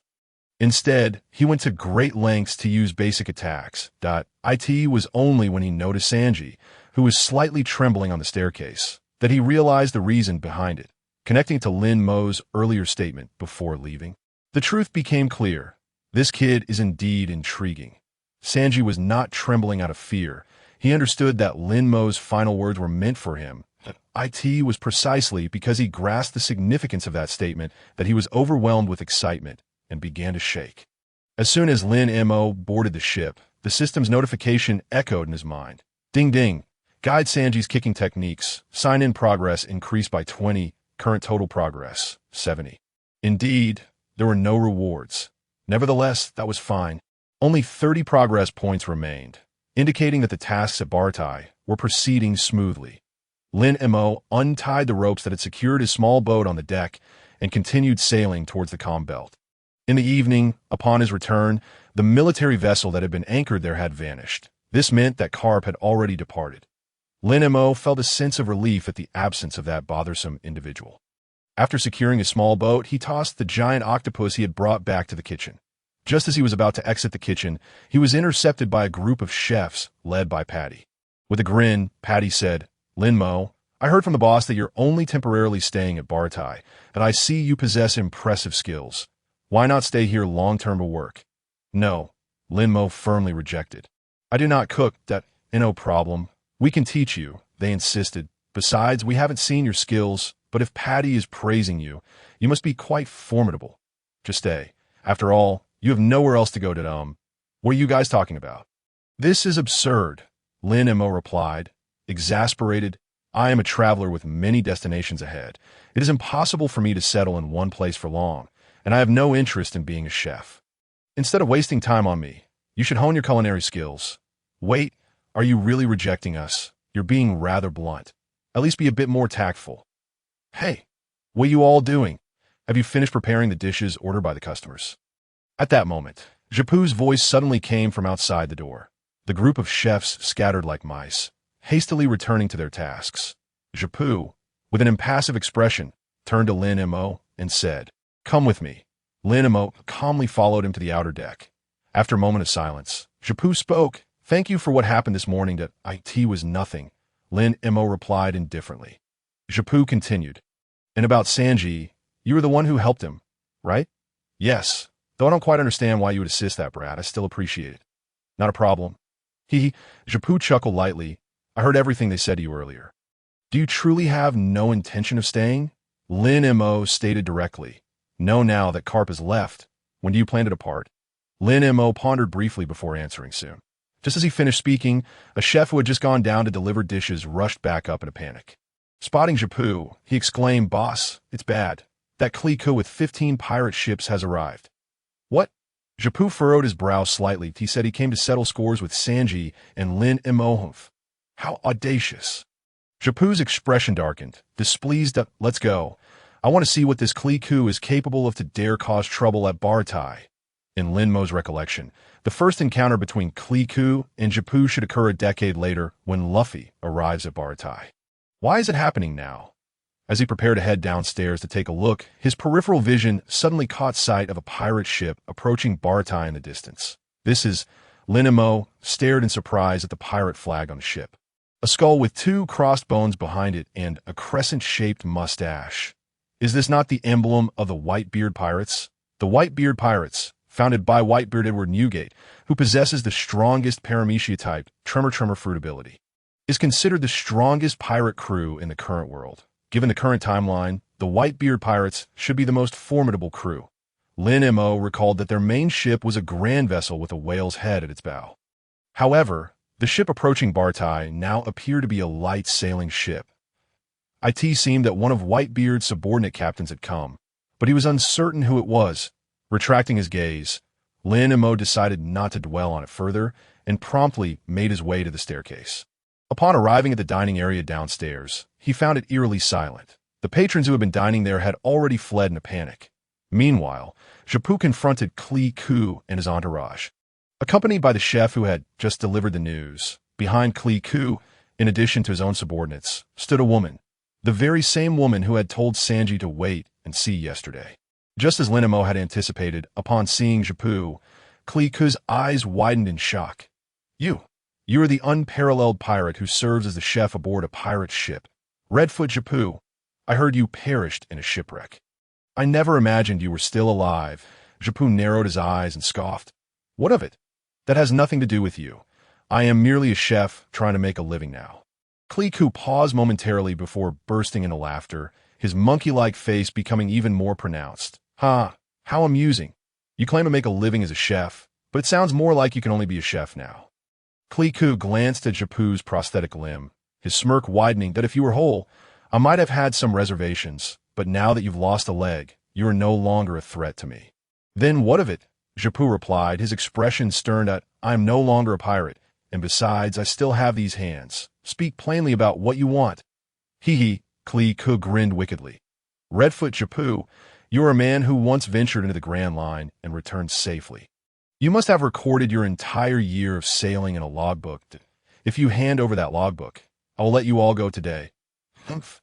Japu snorted coldly. Indeed, I possess a logbook, but I cannot hand it over to you. That logbook represents the pride of all my companions who sailed with me. Giving it to you would be a heavy burden. Klee's expression darkened as he clenched his fist. If that's the case, then I shall take it by force. Just as those words left his mouth, A carefree male voice suddenly rang out from the entrance of the restaurant. "Oh dear, we finally found a sea restaurant and hope to enjoy dinner. But it seems we arrived at an inconvenient time." A tall, slender man with a golden punk hairstyle, a dagger hanging at his waist, and a white beard pirate's tattoo on his chest appeared at the front door, accompanied by several subordinates. Lin Mo recognized him at once. That it was Marco, the second in command of the white beard pirates. Kliku, irritated, turned to glance at the entrance. Upon seeing Marco's tattoo, he paused in surprise. That tattoo looks somewhat familiar. "Hey, do you not see our captain is here?" One of Kliku's subordinates shouted at Marco and his group. "What are you still hanging around for? Get lost. How are you speaking to us? Do you even know who our captain is?" One of Marco's subordinates responded defiantly, intending to continue the argument, but Marco intervened. "Xiao Peng need not engage with such ignorant individuals." Marco stroked his chin, a smirk playing on his lips as he remarked, "It seems it has been over a decade since anyone has dared to tell me to get lost. How brazen! Boss, you need not lift a finger. Allow us to teach them a lesson," one of Creek's subordinates exclaimed, rallying his companions to encircle Marco and his group. At that moment, Zapu suddenly chuckled lightly. Creek furrowed his brow, inquiring, "What are you laughing at?" Zapu retorted with sarcasm, "No wonder you are the most active pirate crew of the East Sea. You even dare to bully Whitebeard's men." "What? Whitebeard?" Creek suddenly recalled that the tattoo design was indeed the emblem of the Whitebeard pirates. This was disastrous. Presently, he could not afford to provoke Whitebeard. Creek immediately shouted to his subordinates, "Stand down." However, he was a step too late. His men had already brandished their weapons and were charging at Marco and the others. "You truly are relentless, bullying even those who are starving," Marco remarked unfazed, as his subordinates smirked, cracking their knuckles in anticipation. Marco casually said to Zapu, "My brothers are quite hungry. Could you kindly prepare dinner for 15? "Thank you." Zapu smiled and nodded. "Of course, no problem. However, do keep the fighting to a minimum and avoid damaging my restaurant." "Very well. Let us take them outside for a proper fight." Marco grinned. Zapu nodded in agreement. As he prepared to head to the kitchen, one of the chefs anxiously asked, "Boss, is this really all right? Creek commands 15 pirate ships. Not a problem. Whitebeard's men are formidable. And besides, the one who has come today is none other than Whitebeard's second in command. The Phoenix Marco.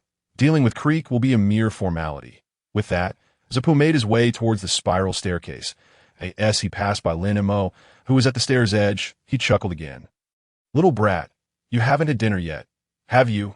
Lin Mo glanced at him and nodded. "Then keep an eye on things here. Dinner is on me. I have money that I'll treat you to a fine bottle of wine." "Deal. Ha-ha." Zapu laughed heartily as he ascended the stairs. Initially, Marco and his companions did not retaliate against Creek's subordinates' assault, instead continually retreating. It was only after Creek's men exited the restaurant that they struck back, sending them one by one into the sea. Creek, unable to prevent his subordinates' defeat, rushed after them, only to find all his men vanquished. Rage coursed through him, causing his body to tremble. The woman behind him trembled uncontrollably. "Darling, what should we do? They seem quite strong. Get away." Creek glared at her, prompting her to step back in fright. Marco smiled and said, "What does it matter if you have a fierce woman by your side? I take it you are the captain of that large ship nearby. I propose a deal. How about you and your crew leave this place?" As Marco finished speaking, his subordinates erupted into laughter. Creek was infuriated. He shed his outer garment to reveal a suit of golden armor and coldly snorted, "Do not think I fear you just because you are from the Whitebeard pirates. You merely arrived at the Grand Line before me. I am armed to the teeth, and extinguishing you will be a simple task. Ah, it seems you have yet to reach the Grand Line." Marco chuckled. "I wonder if your abilities are as grand as your bravado. Come now, let me witness your strength." Outside the restaurant, the narrow deck was dominated by Marco's crew, occupying a substantial area. Creek brandished 2 guns, revealing 10 gun barrels on either side of his golden armor. In an instant, a hail of bullets surged towards Marco. With a smirk, Marco transformed, manifesting a pair of wings engulfed in azure flames. All of Creek's bullets passed through his body, creating numerous holes, and just when Creek thought Marco was finished, the wounds were swiftly enveloped in azure flames, restoring him to his previous state. Marco remained unscathed. He was the possessor of the mythical Zoan-type bird fruit, a power rarer than even a Logia type, belonging to one of the mere 5 flying creatures that Marco's ability allowed him to wrap his wounds in revitalizing azure flames and regenerate, rendering attacks ineffective. Not only could he heal his own injuries, but he also possessed the capacity to accelerate healing in others, serving as both a captain and ship's doctor for the Whitebeard pirates. Damn it, he's a devil fruit user. Creek, realizing his attacks were utterly futile, regained his composure. Initially, he had not intended to resort to this tactic. No matter if you were a power user, he was destined to dominate all seas. Today, he would showcase his true might. As he spoke, Creek removed his shoulder shield, aiming at Marco. This is MH5, the most fearsome poisonous gas weapon. Mask, quickly bring the mask. Bastard, do you know the consequences of using that? The crew members aboard Creek's ship protested vehemently. Creek, however, scoffed dismissively. Silence. You fools. Battle is battle. Victory is the only goal. As long as I win, any means are justified. This is the essence of strength. Ha ha ha. Poison gas. Marco's brow furrowed slightly as he swiftly flew towards Creek, that he understood that once the gas was released, many would be affected. He had to intervene before Creek unleashed the toxic fumes. Closing the distance rapidly, Marco reached Creek just as he was about to deploy the gas, delivering a blow that sent the gas canister flying. Creek was taken aback. He hadn't anticipated Marco's speed. He quickly caught the canister before it could drift too far, merging it with another shoulder piece, extracting a gun handle from the center and extending a sharp point to form a massive war gun. This was his secret weapon, a super heavy war gun weighing a ton. Not only was it heavy, but attached from its tip would also trigger large explosions.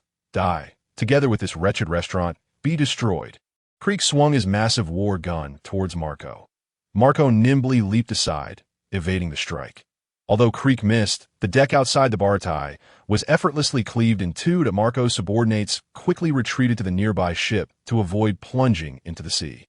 Inside the restaurant, Lin Mo's brow furrowed as he suddenly appeared at the door, having activated the Shunpo technique. Marco noticed him and immediately urged, "Little brat, return inside. It's dangerous out here." Lin Mo, however, paid no heed to his advice. His gaze fixed intently on the small section of his ship's stern that was now barely visible above the waves after being submerged alongside the shattered deck.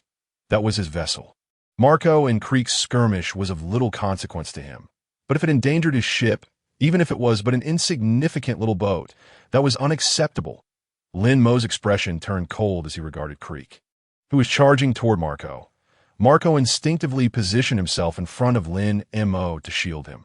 Lin Mo unsheathed his Dewey Lake sword, maneuvering past Marco to directly confront Creek's assault. "Little brat. Fall back," Marco exclaimed in alarm. A glint of menace flashed in Lin Mo's eyes as a formidable sword aura radiated from him. With a single stroke, Creek's massive war gun was effortlessly cleaved in two before it could even touch Lin Mo's wooden sword. What? Creek's eyes widened in astonishment. Marco was momentarily taken aback, and even the onlookers around were left agape. Lin Mo, with an expression of indifference, unleashed another strike. The formidable sword energy struck directly at Creek's chest. Creek's eyes rolled back, and with a resounding thud, he fell straight backward. His subordinates, terrified, hesitated to approach and assess Creek's injuries. However, a woman, trembling, crawled over.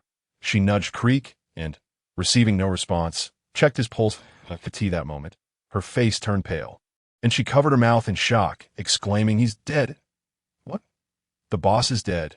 The boss was actually defeated by a child. Who on earth is that child? This is terrifying. Not only did he sever the boss's formidable spear with one blow, but he also killed him with another. That is he really just a child? This is frightening. If he becomes our enemy, we will perish as well. Everyone, flee for your lives. Creek's subordinates immediately began to panic and hurried to escape by ship. The woman, covering her mouth, glanced at Creek, then at the ship that was about to depart. After a moment's hesitation, she abandoned Creek and rushed onto the ship to escape with the crew. Marco, however, did not send his men to intercept them. Instead, he gazed thoughtfully at Lin Mo, who was silently staring at the sea. "What are you looking at?" "The ship." "The ship?" Marco paused for a moment, suddenly recalling that there had indeed been a small sailboat tied to the outer deck when they arrived.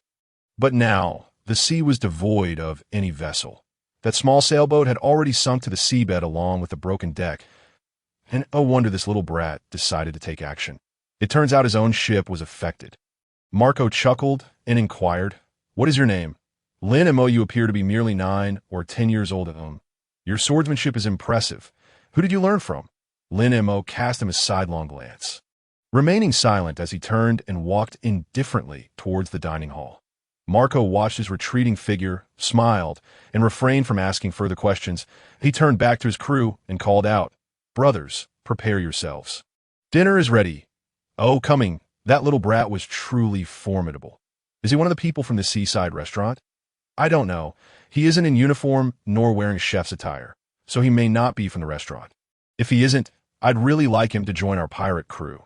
This child must be quite an interesting person." Marco's subordinates entered the dining hall with lively chatter. Zeph instructed a few cooks to combine several empty tables in the dining area and placed 15 dinners upon them. Marco and his companions gathered around in a jovial circle, heartily beginning their meal. Meanwhile, Lin Mo sat alone at a small table not far away, quietly enjoying his dinner. Tea that moment, several of Marco's subordinates called out to Lin Mo, "Hey kid, want to come eat with us? You were so impressive just now. Have you considered joining the Whitebeard Pirates?" "Exactly. Join our big family. Dad is super nice." Lin Mo had no intention of replying to them and continued to eat his dinner. What was meant to be a simple meal was elevated to an atmosphere of unparalleled joy by Marco and his crew, as if they were hosting a grand banquet. They devoured meat and drank heartily while laughing and chatting boisterously. Before long, they even began singing the song Banksake, a tune nearly every pirate knows. Even the chefs from Baratai, seeing that they were not busy, joined in. As for Lin Mo, he seemed to exist in an entirely different realm. Maintaining a solemn demeanor as he dined alone, his mind preoccupied with thoughts of his sunken ship, it appeared that he needed to devise a way to procure a new vessel. Otherwise, he would be unable to set sail. At that moment, Marco approached Lin Mo's table with a glass of wine. Smiling, "Lin Mo, care to share a drink?" Lin Mo did not lift his head and simply grabbed the wine bottle. Marco, unperturbed, clinked his cup against Lin Mo's bottle. Observing Lin Mo take a hearty swig, Marco downed his drink in one go and burst into laughter. "Ha! I didn't expect you to have such a good tolerance. When I was your age, I could only drink juice." Lin Mo ignored him. Marco then seated himself directly across from Lin Mo, gazing at him with an amused expression. "You aren't from this restaurant, are you?" Lin Mo casually responded with a non-committal Continuing to shovel rice into his mouth, Zeph and Sanji descended from the upper floor. Upon seeing Marco and Lin Mo at the same table, they squinted slightly. Without further thought, Zeph instructed Sanji to deliver a platter of meat from his hands to Lin Mo's table. "Baratai hasn't been this lively in ages," Sanji said cheerfully as he placed the dish before Lin Mo. Lin Mo glanced at him but remained silent. Zeph approached as well, directing his gaze to Marco, who was fixated on Lin Mo, and asked, "You are the captain of the Whitebeard Pirates, Marco the Phoenix, correct?" Marco withdrew his gaze and smiled at Zeph. "Indeed, I didn't expect to find someone who recognizes me here in the East Blue." Zeph chuckled lightly and continued, "Shouldn't you be on the main ship with Whitebeard? Why have you come to the East Blue alone with your men?" "On a mission. Just a small task. I'll be returning in a few days. By the way, thank you for today's restaurant incident." "You should be thanking someone else." Marco's gaze shifted back to Lin Mo. Zeph followed Marco's line of sight and was momentarily taken aback. "Are you saying Lin Mo was the one who dealt with Creek and his crew?" Marco smiled. He didn't even blink, dispatching that heavily armed fellow with just 2 strikes. Truly an extraordinary child. "What? 2 strikes?" Zeph exclaimed in astonishment. Creek commanded a pirate crew of 15 ships, indicating he was not weak at all, yet he was killed in just 2 strikes. This, indeed, Marco continued. "Lin Mo, do you have any destinations in mind for your journey?" Lin Mo remained silent, offering no response. Zeph, however, answered for him. "He's a traveler, the traveler." Marco expressed mild surprise. "Alone?" Lin Mo finished his last bite of food, wiped his mouth, and blandly affirmed.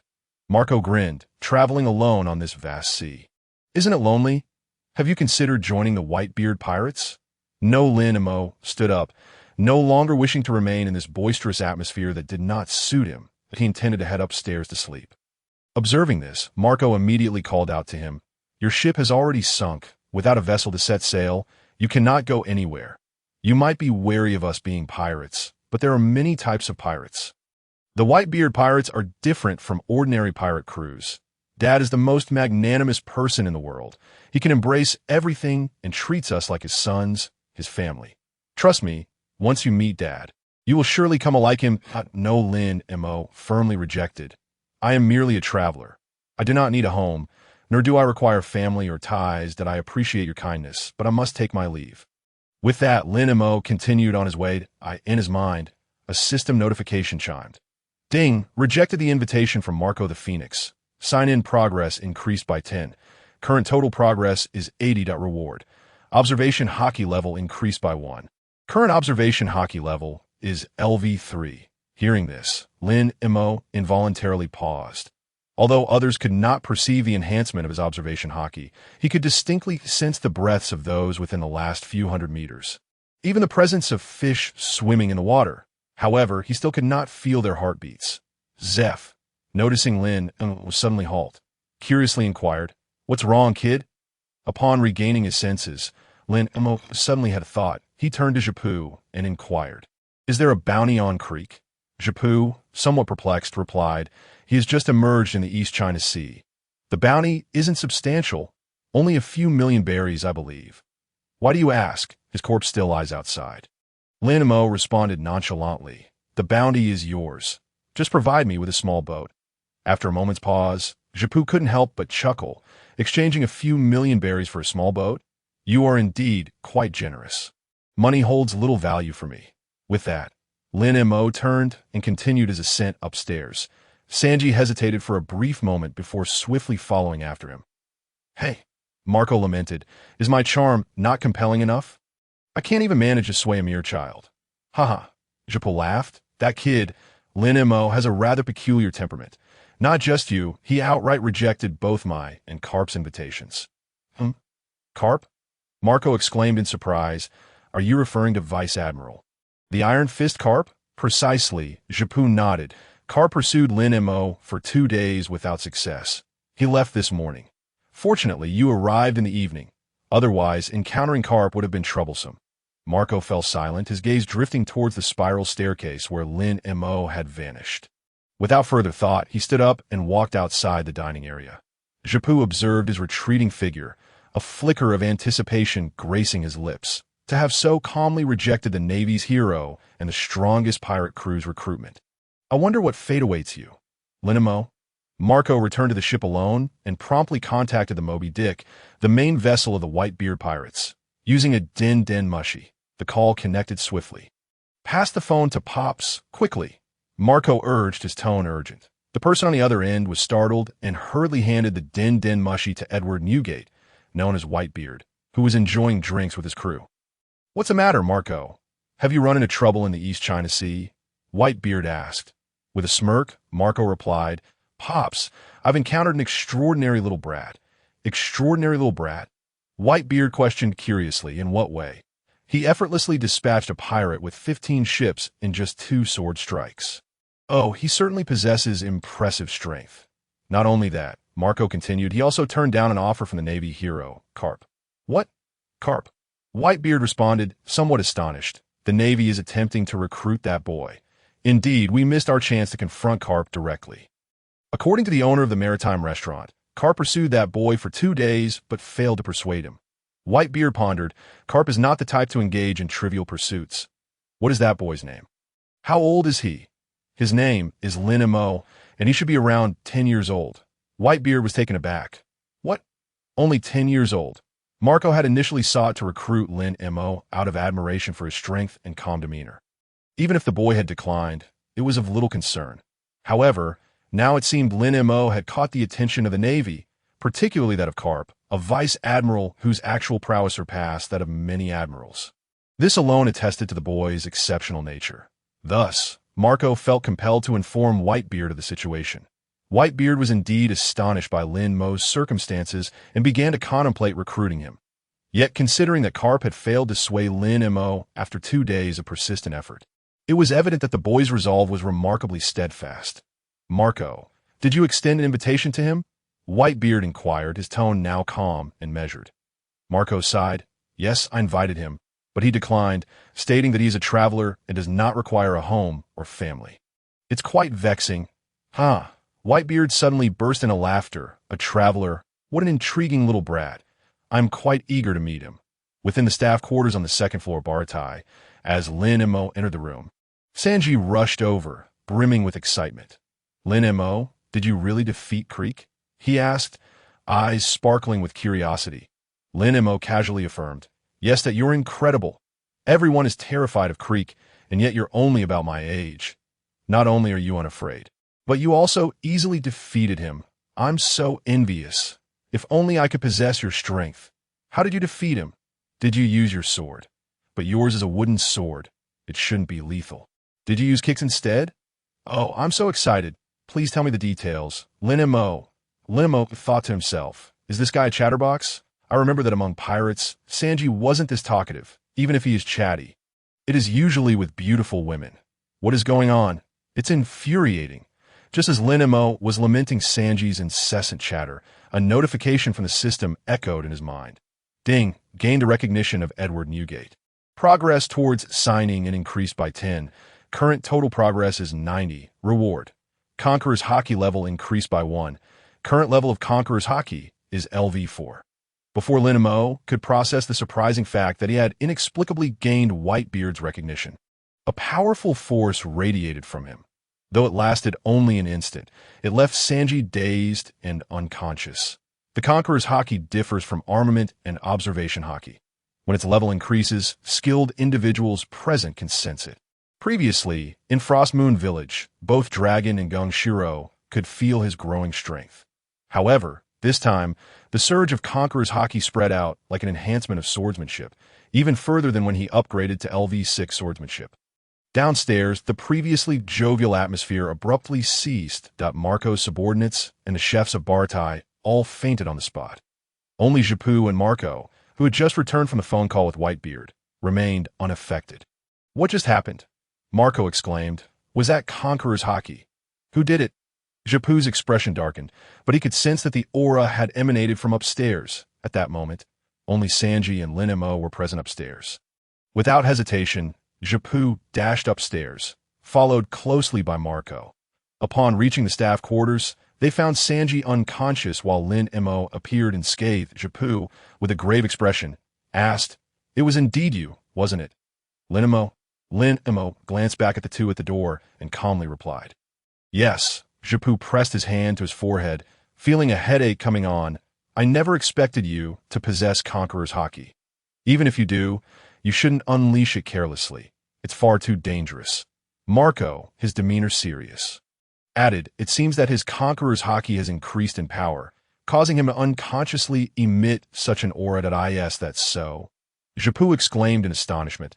If it can unleash such formidable power unconsciously, what would happen if he were to release it fully? Marco chuckled lightly. "We would likely suffer the consequences." Shunpo gasped. "That is simply terrifying." "Lin Mo, young lad," Marco addressed, "do you truly wish not to join the Whitebeard pirates?" Lin Mo, somewhat speechless, replied, "No, I just spoke with Pops, and he is quite eager to meet you." Lin Mo responded. Now it made sense why he had suddenly gained progress with Whitebeard. Noticing Lin Mo's silence, Marco smirked. "You plan to venture into the Grand Line, right?"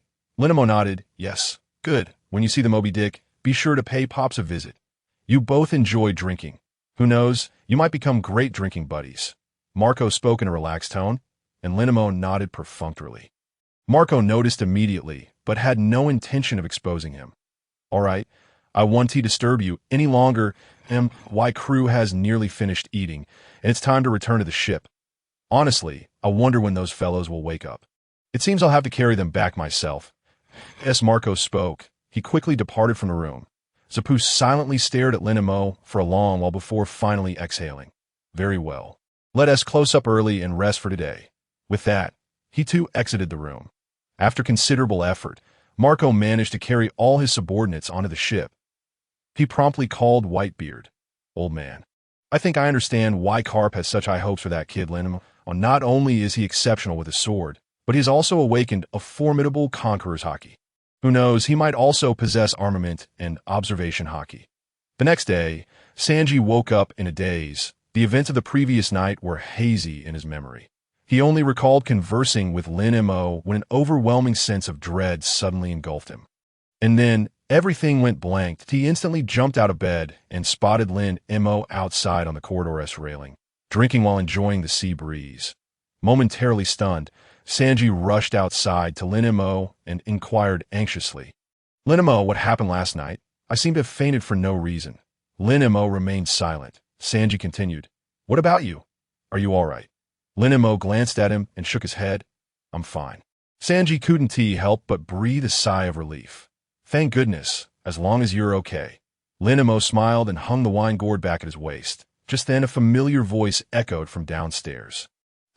"What is going on at the deck by the entrance? Did pirates come yesterday?" Upon hearing this, Lin Mo's expression froze, and he felt an overwhelming sense of exasperation. How could that guy Carp be back again?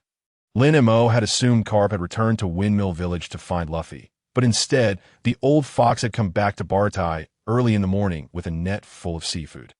Zapu was outside on the deck with the cooks, repairing it. Seeing Carp return, he grumbled, "You're just in time. That guy's head is worth a few million berries. I don't need more than 10,000 berries from you to take him away." Carp turned to glance at the already stiffening corpse nearby, scratched his head, and scoffed. "Who asked that?"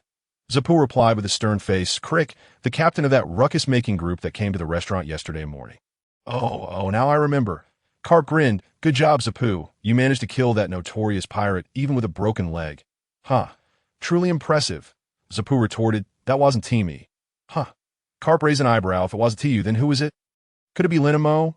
"Ha." "Yes, it was him," Zapu said with a mischievous grin. "Last night Marco was here, and he personally witnessed Lin Mo kill Crick in 2 strikes, that he even invited Lin Mo aboard." "What?" Carp's previously jovial expression froze, his eyes widening. "You're talking about the captain of Whitebeard's crew, the Phoenix Marco?" "Indeed, that's him." Carp asked anxiously, "Did that kid Lin Mo accept his invitation?" Zapu shrugged and chuckled. "Who knows? He is upstairs right now. You can ask him yourself." "Damn it. I was the first to invite that kid," Carp huffed, throwing the net of seafood onto the deck as he stormed toward the spiral staircase leading to the restaurant. Zapu watched Carp's retreating figure, adding with a smile, "Oh, by the way, you should have known by now that Lin Mo possesses Conqueror's Haki." Carp halted, a look of shock crossing his face. "Conqueror's Haki? That kid has Conqueror's Haki." Seeing Carp stop, Zapu continued, "Indeed, that kid's Conqueror's Haki is quite formidable. It inadvertently stunned all my crew and Marco's crew." Carp exclaimed. Without lingering any further, Carp rushed upstairs.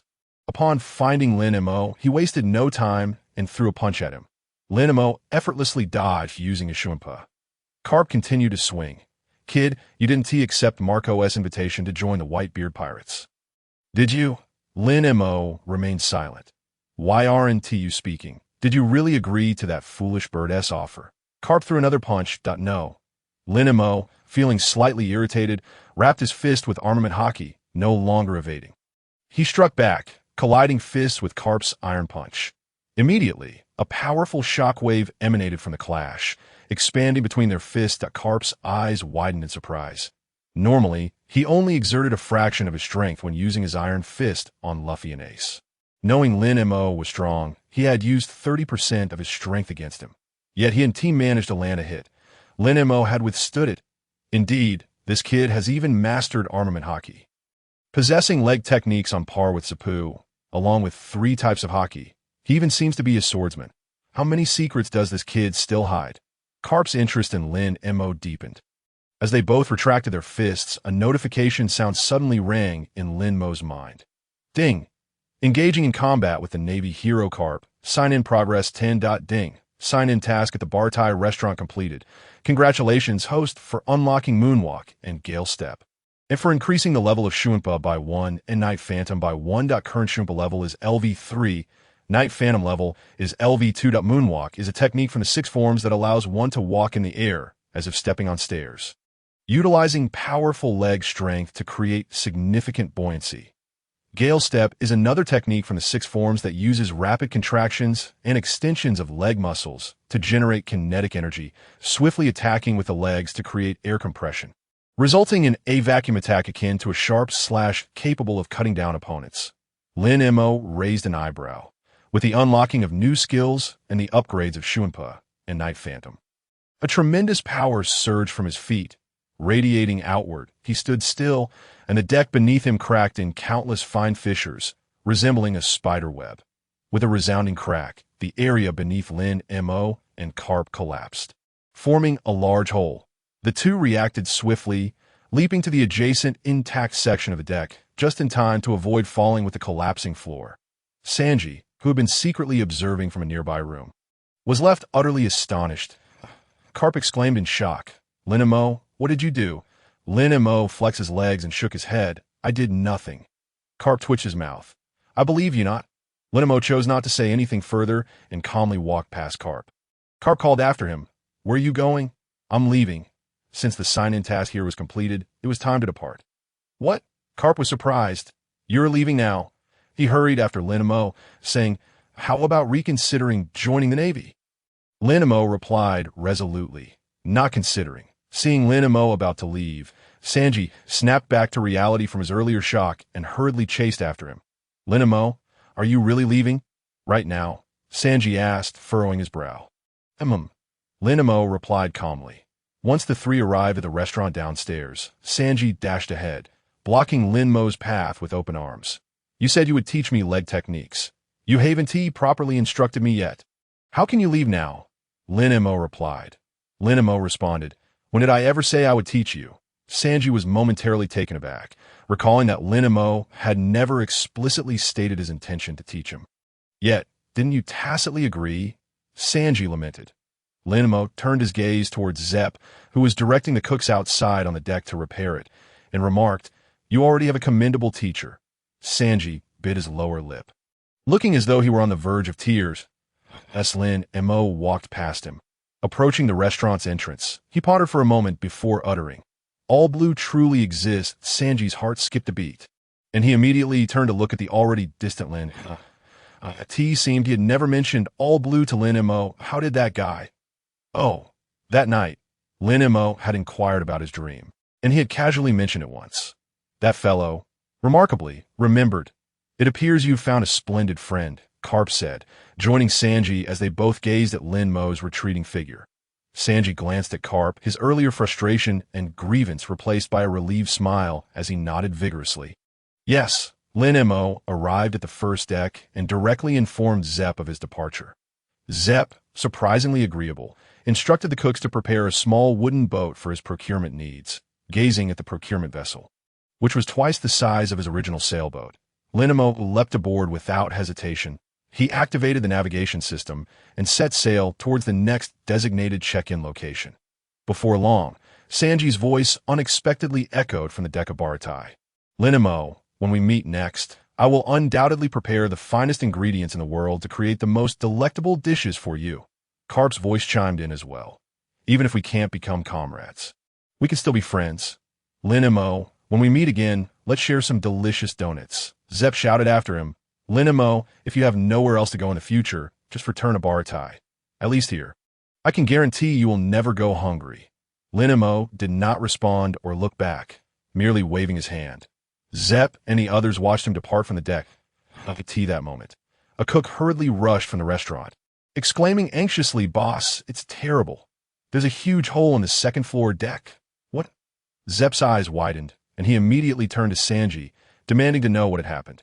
Since only Sanji, Lin Mo, and Carp had been upstairs, Sanji turned his head away, muttering it was Admiral Carp's doing. "Huh." Carp pointed at himself in disbelief. "Was it really me?"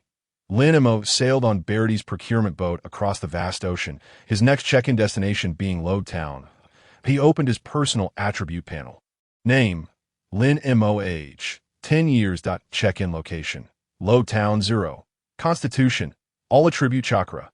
Haki, armament Haki LV3, Conqueror's Haki LV4, observation Haki LV3. Skills, fire release, Great Dragon Fire Technique, beginner, swordsmanship LV6, Shunpo LV3, Night Kai LV 2.6 powers, Finger Pistol LV1.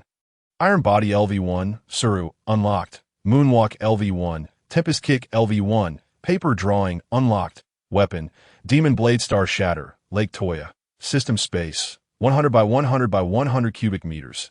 After a brief glance, Lin Mo stowed away the attribute panel. When it came to Roguetown, the first thing that sprang to his mind was the former pirate king, Joel D. Roger. This was the town where Roger was born and subsequently executed. Hence it was often referred to as the town of beginnings and endings. As for the town's renowned landmark, it was undoubtedly the gallows situated in the central square, where Roger met his demise. After all, the former pirate king Roger was an object of admiration for many pirates. Most pirates visiting Roguetown would undoubtedly stop by the gallows for a look. Thus, the execution platform was highly likely to trigger an opportunity to complete a check-in progress task. Once he arrived in Roguetown, visiting the execution platform was a must-as for whom he might encounter there. Lin Mo was indifferent. As long as he could complete the task, that was all that mattered. Without further deliberation, Lin Mo picked up a wine gourd and joyfully began to drink. Zep had prepared ample provisions and alcohol for him before his departure for Baratai, so he had no worries regarding food. After sailing for a full 3 days across the sea, he finally spotted a small island filled with buildings on the morning of the 4th day. The new check-in location, Roguetown, had arrived. As he docked the wooden boat at the shore, the system notification echoed in his mind. Ding! Congratulations, host, for successfully arriving at the check-in location Roguetown. Check-in progress increased by 10. Current total progress is 10. Reward. Beginner level swordsmanship God Avoid. Armament Haki level increased by 1. Current armament Haki level is LV4. Information about the God Avoid swordsmanship appeared in his mind, causing Lin Mo's eyes to light up. God Avoid was a sword technique used by the pirate king Joel D. Roger, involving high-speed slashes infused with haki to attack the target, avoiding the opponent's weapon and striking directly at their body. This was quite a formidable sword technique. Although it was only at the beginner level for now, its power could not be underestimated. Lin Mo was quite satisfied with this reward.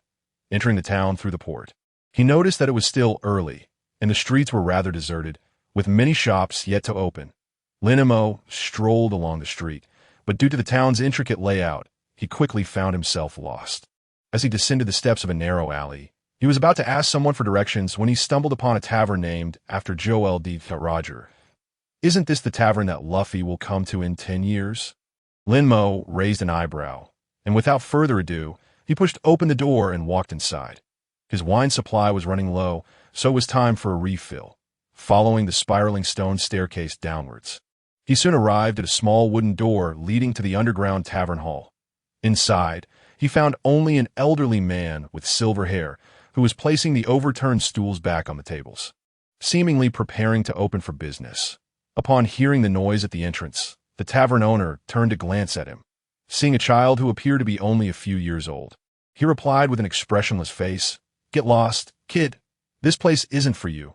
Lin Mo, unfazed, pushed open the small wooden door and entered, taking a seat on a high stool at the bar. With a calm tone, he said, "1 bottle of rum, please." The pirate king Roger had once enjoyed rum at this tavern, and Lin Mo was eager to taste the beverage that the pirate king had savored.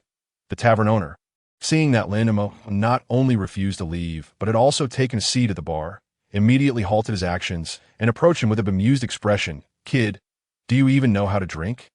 Lin Mo nodded. The tavern owner chuckled lightly. "Then do you have any money?" "I don't serve broke kids." Lin Mo pulled out a handful of berries from his pocket and placed them on the bar. Noticing the berries on the bar, the tavern owner accepted them without hesitation and casually retrieved a bottle of rum from the shelf, placing it in front of Lin Mo. "This drink is quite strong. Don't say I didn't warn you that a kid like you will be drunk after just a few sips." Lin Mo ignored his warning, uncorked the bottle, and took a hearty swig, just as the tavern owner had said. Upon tasting it, he was immediately struck by a powerful spiciness accompanied by a hint of rich aftertaste, thrilling his throat. Observing Lin Mo's surprised reaction, the tavern owner chuckled. "So what do you think? I wasn't wrong, was I? This drink isn't meant for a kid like you." Lin Mo set down the bottle and smirked. "Indeed, it's excellent liquor. Boss, bring me 2 more bottles." "Huh." The tavern owner was taken aback. "Are you sure you want 2 more bottles?" Lin Mo nodded and continued to drink. The tavern owner, puzzled, fetched 2 more bottles from the shelf and placed them before Lin Mo. Lin Mo uncorked the bottles and poured their contents into his already empty gourd. At that moment, a sudden commotion of footsteps echoed from outside the tavern by a tall man with silver short hair, a cigar clenched between his teeth, dressed in a long coat emblazoned with the word justice across the back, and carrying a hefty weapon, pushed open the small wooden door and strode in. "Old man, I'd like a glass of rum." The voice was unmistakable. Lin Mo turned to see that the newcomer was none other than Smoker, the Marine stationed at Roguetown. At this point, Smoker appeared very young, in his 20s, likely having graduated from the Marine Academy not long ago. He was presumably accompanied by a girl named Tashiji, who bore a striking resemblance to Kina. However, given the timeline, Tashiji would still be attending the academy. The tavern owner seemed none too fond of Smoker, his tone dripping with disdain. "To see an insufferable person first thing in the morning is just bad luck. There's no liquor here for you. Get out." Unfazed by the owner's rude demeanor, Smoker settled into a seat next to Lin Mo, puffing on a cigar. "Business must be so poor that you're serving children now. This tavern is bound to close soon." He glanced at Lin Mo, who was filling his gourd, and chuckled lightly at the owner. "Whether it closes or not is none of your business. You have no say here." The tavern owner retorted angrily. "You are not welcome. Leave now." "Huh." Smoker laughed heartily, showing no signs of leaving. Just then, a Marine rushed through the door. "Sure enough, here you are, Smoker. There's news of pirates at the port. You need to head there immediately." Upon hearing this, Smoker stood up without a word and exited the tavern. Meanwhile, Lin Mo filled his gourd and finished the remaining rum before leaping down from the high stool. The tavern owner, noticing, inquired, "Are you leaving?"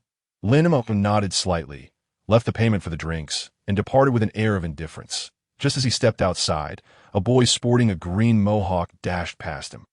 Was that Bartolomeo? Lin Mo hadn't anticipated encountering that shameless character so soon. Bartolomeo was a fervent admirer of Luffy, and before he became a pirate in pursuit of his idol, he had been the notorious leader of a gang that controlled over 150 streets. In short, he was a troublesome individual once engaged. Lin Mo was unaware of Bartolomeo's early morning intentions, nor did he care. What he planned to do next was to visit Roger's execution platform. Guided by some townsfolk, he soon arrived at the central square of the town. Gazing at the towering execution platform, he climbed up without hesitation. As he steadied himself atop the square platform, a notification chimed in his mind. "Ding! Successfully reached Roger's execution platform. Sign-in progress 10, current total progress 20, reward. Master level observation haki." Instantly, profound information regarding observation haki flooded Lin Mo's mind, but he had no time to examine it closely. "Hey, you little brat up there, get down immediately. This is a special execution platform under the jurisdiction of the world government, that if you don't want to be arrested, come down now," a Marine shouted from below. Brandishing a megaphone, Lin Mo looked down from his elevated position at the gathering crowd of townsfolk. "Look, there's a kid on the execution platform." "Who is that?" "I don't know. I've never seen him before." "How did he even get up there?" The crowd murmured in curiosity. Lin Mo wished to avoid drawing too much attention. Although he could easily jump down from such a height, he was still just a 10-year-old child. It was implausible that he would emerge unscathed from such a fall in the eyes of bystanders. Thus, to maintain a low profile, he decided to descend slowly from the side of the iron frame. At that moment, Smoker returned with a contingent of Marines, escorting a group of recently captured pirates along the main street. Upon spotting Lin Mo precariously climbing down the iron frame of the execution platform, he was momentarily taken aback. I assent that the kid from the tavern. However, this brief distraction allowed one of the captured pirates to swiftly draw a small handgun from his sleeve, grinning maliciously as he aimed at Smoker. Smoker reacted with lightning speed, dodging the shot and swiftly disarming the pirate. Suddenly, a gasp rippled through the square. "Oh no, that kid is going to die. Someone save him. Quick, someone help that kid." Smoker turned at the sound of the commotion and saw the bullet fired by the pirate hurtling toward Lin Mo. Even if he used his smoke fruit powers now, it would be too late. Lin Mo, utterly exasperated, stared at the approaching bullet. Dodging it would be easy, but even if he succeeded, the bullet would surely strike the execution platform, likely causing it to collapse. Given his current height of 10 meters above the ground, A fall for a child would be perilous. If he landed safely, it would arouse suspicion. However, if he intercepted the bullet, the outcome would be no different. In any case, he would inevitably become the center of attention. Despite his desire for discretion, fate seemed intent on thwarting him.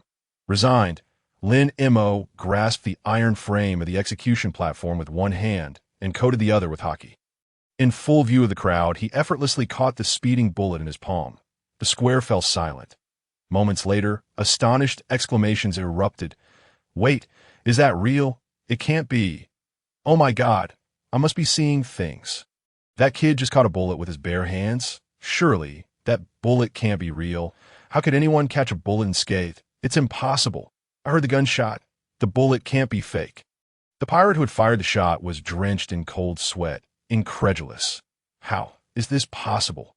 This bullet was specially crafted. Its power exceeds a standard bullet by several times. Who is that kid? Smoker stared in disbelief at Lin Mo's arm, which had returned to its normal state, his mind racing with shock. Did that kid just use haki?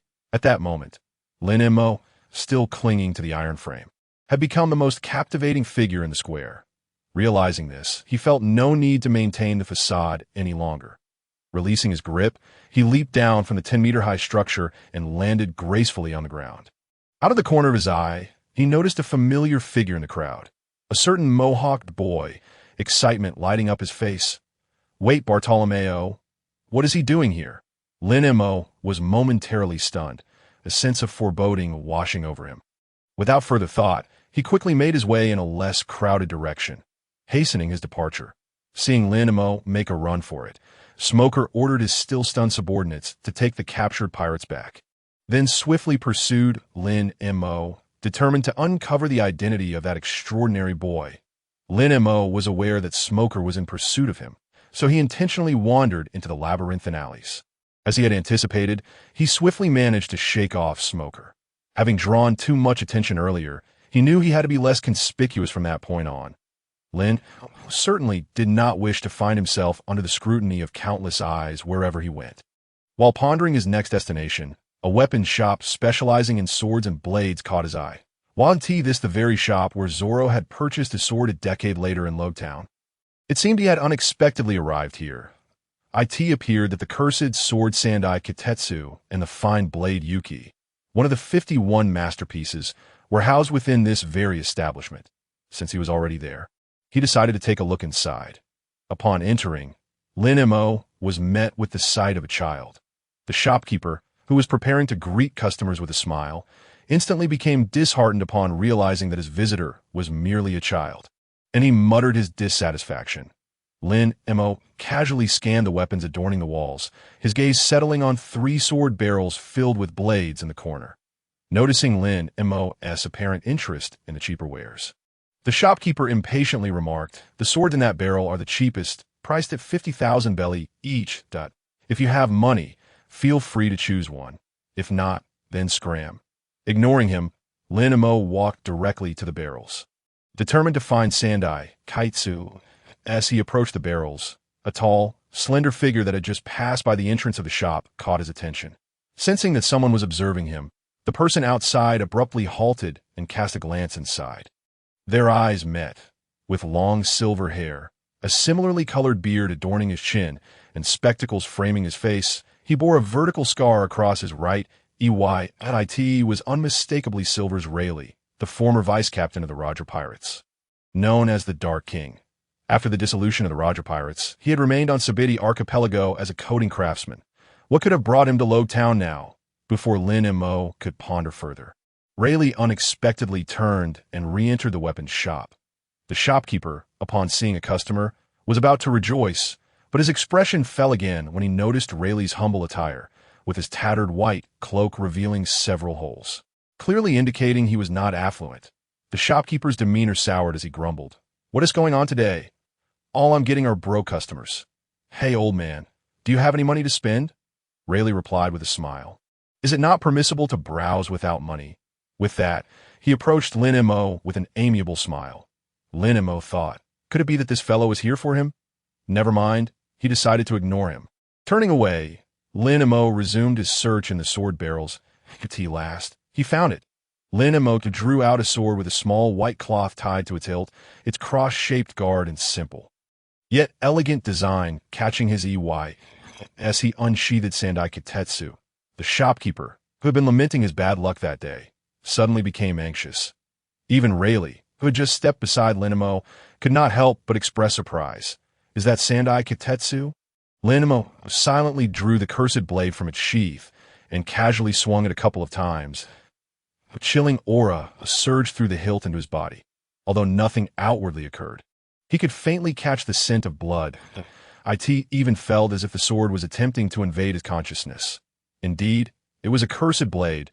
Quite intriguing that a subtle smile crept onto Lin Mo's lips as he sheathed the sword again and returned Sandai Kitetsu to the barrel. Noticing Lin Mo's action and the wooden sword strapped to his waist, Rayleigh chuckled. If I'm not mistaken, that sword you just picked up is indeed Sandai Kitetsu. Although it is a cursed blade, if you manage to tame it, it could prove to be an excellent weapon. Are you not considering purchasing it? I have no money, Lin Mo replied bluntly. His recent purchase of 3 bottles of wine had depleted his funds. Haha, Rayleigh laughed heartily. What a pity. I am also short on cash. Otherwise, a blade of such quality, even if I had no use for it myself, would be delightful to keep as a collection. Shopkeeper, Rayleigh turned to the vendor and inquired. How much for the swords in that barrel? The shopkeeper swallowed hard, his expression darkening. 50,000 belly each, but I refuse to sell you that sword you just looked at. Oh, it's not for sale? What a shame, Rayleigh feigned disappointment. If such a fine sword were priced at 50,000 belly, I would certainly return a purchase it once I have the funds. Lin Mo shot him a bemused glance. A man who would sell himself for money and squander what little he had on gambling and drink would not be saving up to buy a sword he had no intention of using. That was simply out of the question. Lin Mo did not buy into Rayleigh's tales. Meanwhile, the shopkeeper, hearing Rayleigh's words, turned pale. This is a cursed blade. Many who wield Kitetsu have met with tragic ends. There are no swordsmen left in this world who use Kitetsu. Even those unaware of its curse vanish from existence, as though under a spell that in short. Even if you have the money, I will not sell it. If you were to perish, it would be as if I had indirectly caused your demise. Oh, in that case, why do you still have Sandai Kitetsu for sale in the barrel? Rayleigh inquired with curiosity. The shopkeeper, clutching his hair in distress, exclaimed, I want to dispose of this cursed sword as quickly as possible, but I fear that the person who buys it might become a short-lived ghost. No, I cannot become an indirect killer. I will not sell this sword. Even if it remains buried in the bottom of my chest for a lifetime, I cannot sell it to harm others. As he spoke, the shopkeeper hurried to the barrel, quickly retrieving Sandai Kitetsu and cradling it in his arms. Both Lin Mo and Rayleigh looked at him in speechless astonishment. Rayleigh suddenly burst into laughter. Ha ha ha. What an amusing shopkeeper. Lin Mo silently exited the weapons shop. Noticing Lin Mo leave, Rayleigh did not linger and followed him outside. Hey kid, wait a moment. Do you know who I am? Lin Mo shook his head. I do not. Rayleigh did not believe him. The way you looked at me in the shop clearly indicates you recognize me. Lin Mo, Rayleigh continued, I haven't been to Roguetown in 5 years. It is quite nostalgic. This town is just as I remember it, with hardly any changes. Lin Mo remained silent as he continued walking forward. Rayleigh, seeing Lin Mo's indifference, pressed on, Your dismissive demeanor resembles that of a certain little fellow who spoke with me. Your name is Lin Mo. I assent to it? Lin Mo, stopping in his tracks, Lin Mo turned to face Rayleigh. How did this man know his name? Could it be that Rayleigh encountered someone on his way to Roguetown who informed him? Noticing Lin Mo's surprise, Rayleigh smirked and continued. No need to guess. On my way here, I ran into Shanks. He told me about you and mentioned that I should pay attention if I encountered you, as you would surely astonish me. Lin Mo felt speechless. It was no wonder, considering Shanks had once been a trainee member of the Roger Pirates, and Rayleigh was the vice captain of that very crew. It was only natural for Shanks to share Lin Mo's story with Rayleigh. Hey kid, Rayleigh fixed his gaze on Lin Mo's wine gourd and asked, Do you have any wine left? Lin Mo. Ha ha, don't be so tense. I have no interest in stealing your wine that I know the owner of a tavern nearby. How about joining me for a drink? Free drinks? That sound quite appealing. Lin Mo hesitated slightly. Rayleigh instantly recognized Lin Mo's wavering resolve and patted his back. leading him forward. I heard from Shanks that you have quite the drinking capacity. Perfect. Let us see who can hold their liquor better. Ha ha. Reluctantly, Lin Mo followed Rayleigh as they moved away from the alley. Shortly after they exited, a green-haired boy named Bartolomeo appeared in the weapons shop. Hey, aren't you Bartolomeo from the street next door? The shopkeeper was startled upon seeing the rooster-haired boy. Bartolomeo smirked, wielding a spiked club, and said with a mischievous grin, "Hand over the sword that kid just looked at." Ah, a sword? What sword? I fail to comprehend your words. The seller, in a desperate attempt to deceive, was met with Bartolomeo, who, with a fierce swing of his spiked club, shattered the small counter in the shop. With an imperious tone, he declared, "I shall grant you one last chance. Surrender the sword, or I shall demolish your establishment." "Oh no, please, I will hand it over, I will." The seller, terrified, scurried to the warehouse in search of a sword, initially intending to grab any mediocre blade to pass off. However, Bartolomeo's booming voice echoed from outside. "If you dare present me with a counterfeit, I shall end your life." This struck fear into the heart of the seller. Bartolomeo was notorious as a tyrant in these streets, having committed countless misdeeds, even causing headaches for the Navy. To defy him could very well lead to death. After a moment's hesitation, the seller gritted his teeth and retrieved the third-generation ghostly blade. In truth, he had long sought to dispose of this cursed sword. It was fitting to let this little villain take it. Even if the wretch perished, no one would mourn his passing upon acquiring the sword. Bartolomeo departed from the weapons shop.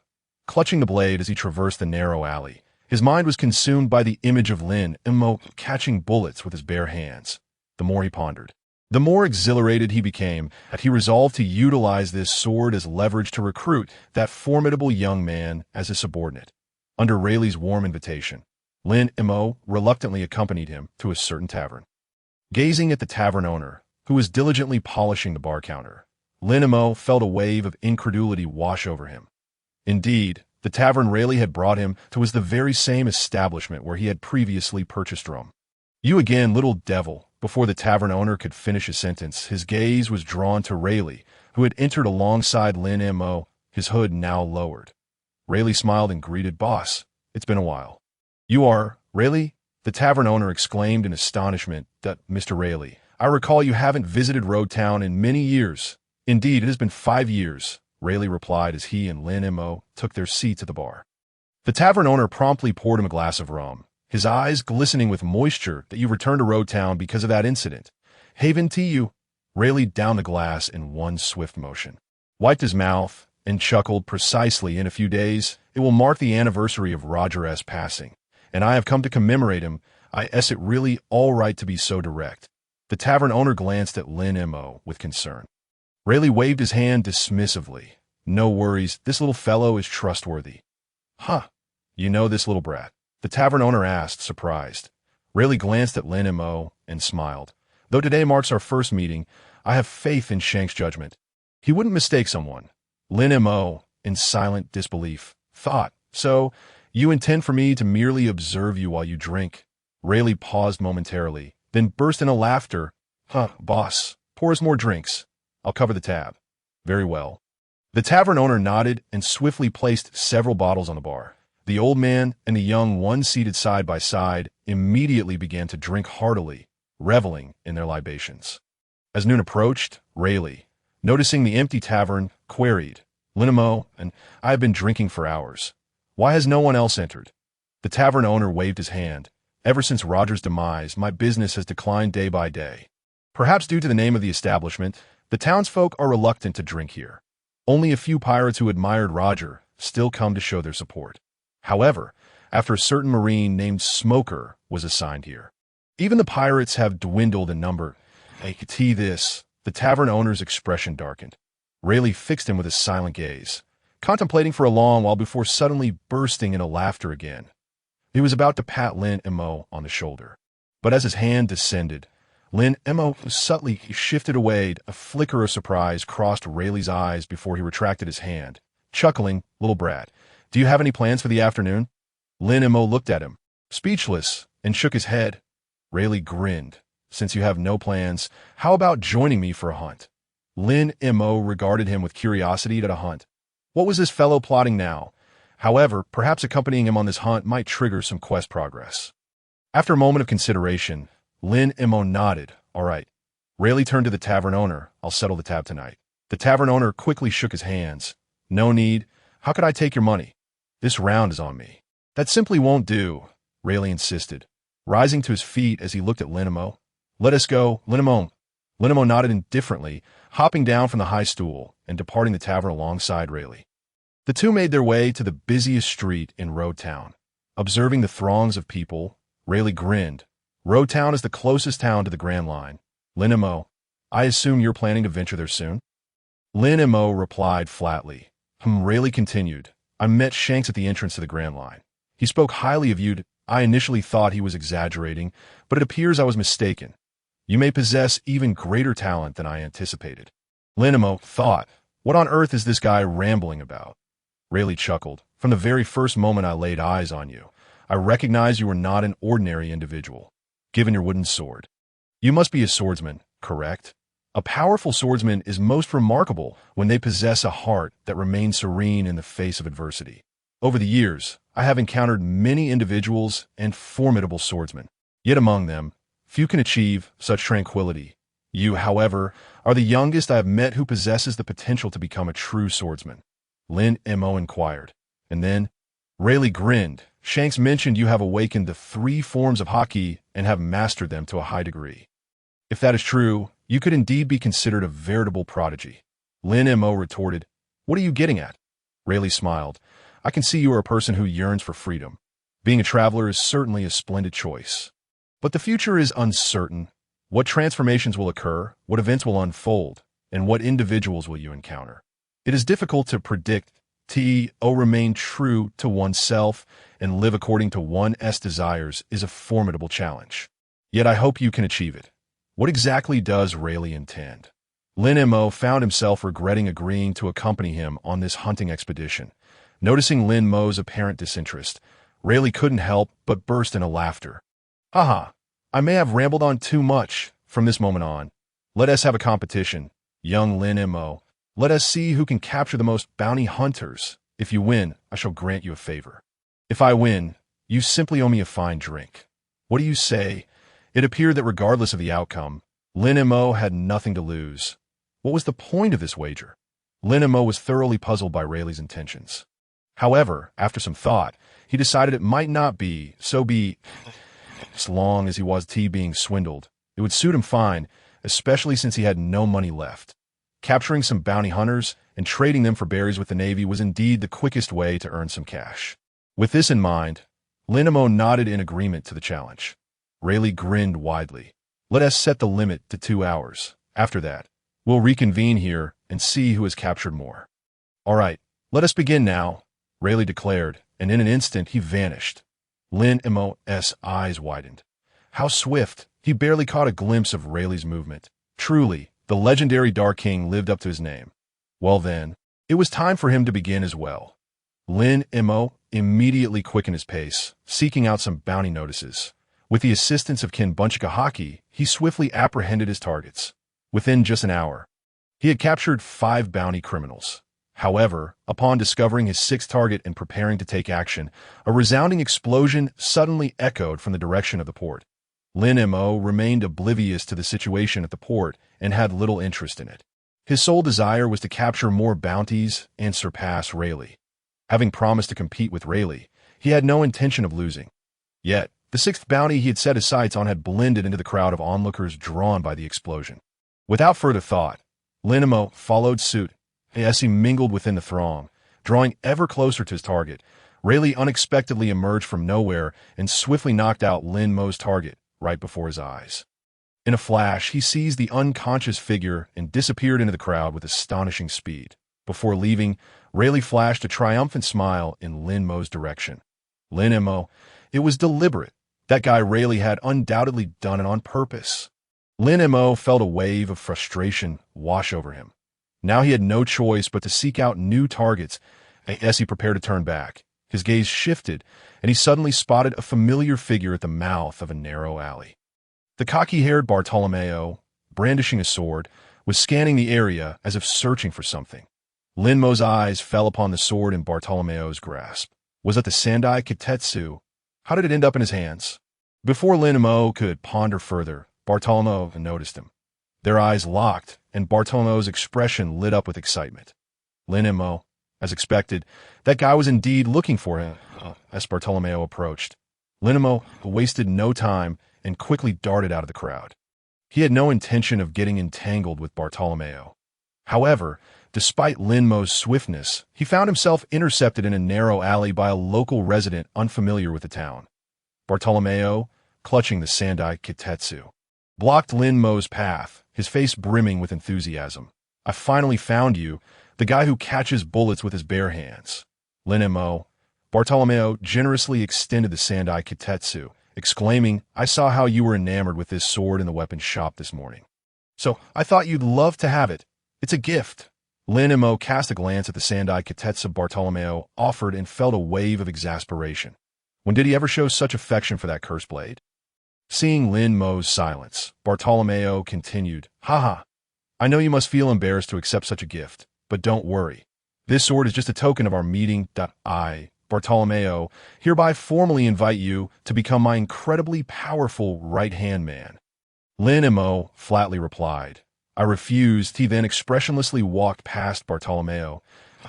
Bartolomeo was momentarily stunned, but quickly turned back, blocking Lin Mo's path once more, saying earnestly, I am now the leader of 3 streets in the underworld. If you follow me, I guarantee you'll live a life of luxury, and no one will dare to bully you. Lin Mo couldn't be bothered to engage with him and walked past again. Bartolomeo, feeling disheartened, angrily drew the Sandai Kitetsu from its sheath, pointing the blade at Lin Mo. Hey, I'm seriously inviting you. How can you refuse me? Just as he finished speaking, he suddenly shivered. He hadn't intended to attack Lin Mo. Yet his body involuntarily lunged forward, gripping the Sandai Kitetsu, and swung it at Lin Mo with force. Huh, what's happening? Why is my body moving on its own? Hey, get out of the way! Bartolomeo's expression changed drastically as he shouted at Lin Mo.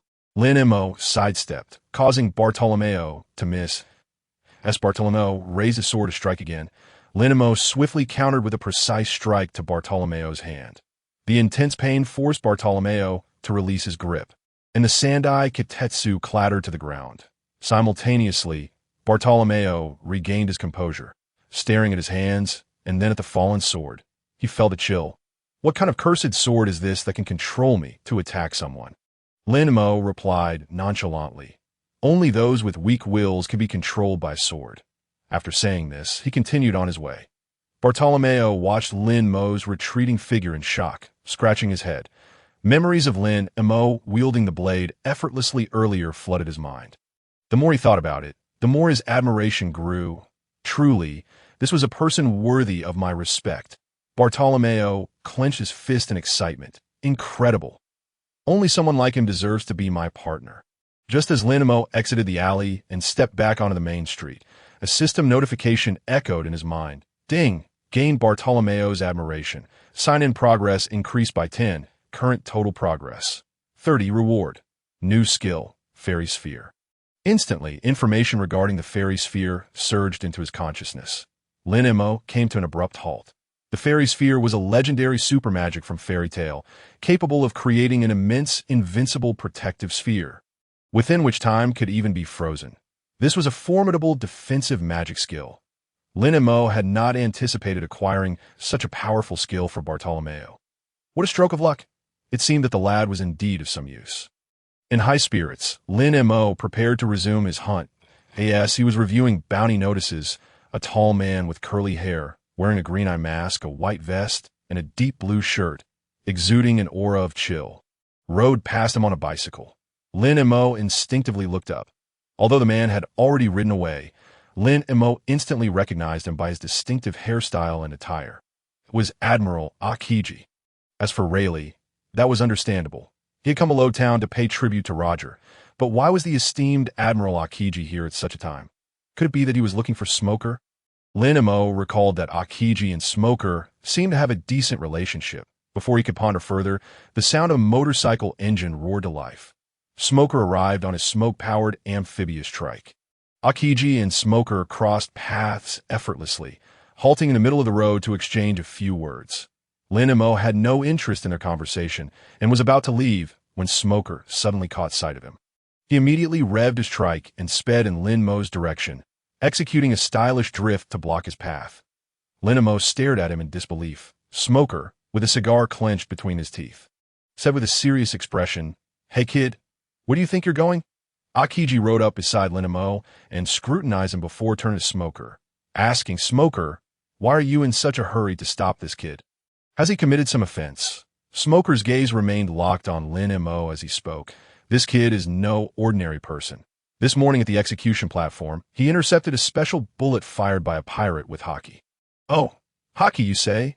Akiji turned his attention to Lin Mo, noticing the wooden sword hanging at his waist, and inquired, "Kid, are you a swordsman?" Lin Mo replied coolly, "You could say that." Akiji waved his hand dismissively at the serious-looking Smoker. "He's just a wandering swordsman. He hasn't done anything wrong. All right, enough of this menacing atmosphere. Let him go." Smoker.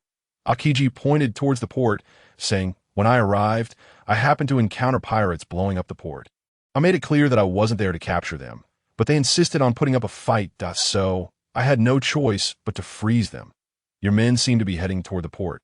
They probably don't know that those frozen are quite fragile and can easily be shattered to death. If you don't hurry, many lives may be lost. Though they are all pirates, if you find it inconsequential that those pirates have perished, then so be it." Akiji is a wielder of the ice fruit. He possesses the ability to freeze anything he comes into contact with, allowing him to transform any part of his body into ice. The pale blue ice he conjures can be manipulated at will, enabling him to create weapons of any form to strike at his targets. Akiji's prowess is such that he can encase all matter in ice without the need for physical contact, even freezing portions of the sea. Thus, he often saunters about on the ocean, leisurely cycling atop the frozen waters beneath him. Individuals or creatures ensnared by his ice do not immediately meet their demise. Rather, they enter a state akin to suspended animation, their bodies becoming brittle like ice, susceptible to shattering from minor impacts. Yet if thawed in time, they may yet survive. Smoker furrowed his brow, expressing his displeasure. "Damn it. Keep an eye on this kid until I return, and make sure he doesn't escape. I have more questions for him." Fine, I understand. "Off you go," Akiji replied lazily.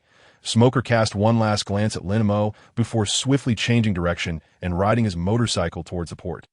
Once he had departed, Akiji suddenly yawned. "So tired, it's time for a nap." He turned to Lin Mo. "Kid, Smoker mentioned he has questions for you. Can you wait for him at the naval base?" Lin Mo, not uttering a word, "Consider your tacit consent. I'm so sleepy, I'm off." Akiji mounted his beloved bicycle once more and pedaled away. Lin Mo stood still, amusedly watching Akiji's retreating figure. Truly, he embodies the essence of leisurely justice as a naval admiral. His laziness knows no bounds. With a chuckle, Lin Mo did not linger further. He needed to hasten his pursuit of the bounty criminals. Although he had wasted a few minutes here, it did not impact his speed in capturing them. Just as he was nearing the appointed time for his match with Rayleigh, both he and Rayleigh arrived simultaneously at the designated location, dragging along the 10 unconscious bounty criminals bound together with rope. "Oh, not bad. You've captured more than I anticipated," Rayleigh remarked with a smile as he surveyed the 10 criminals Lin Mo had brought. Lin Mo returned the glance, noting Rayleigh had managed to apprehend 11. Among them was one he had initially targeted but had been intercepted by Rayleigh. "Though you've caught one fewer, you still lost," Rayleigh said with a grin. "Kid, a bet is a bet. You can't back out now, all right?" "Understood," Lin Mo replied, exasperated.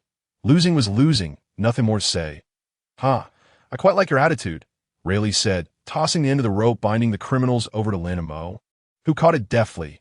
Rayleigh continued, "Even in retirement, my bounty remains on the Navy's list.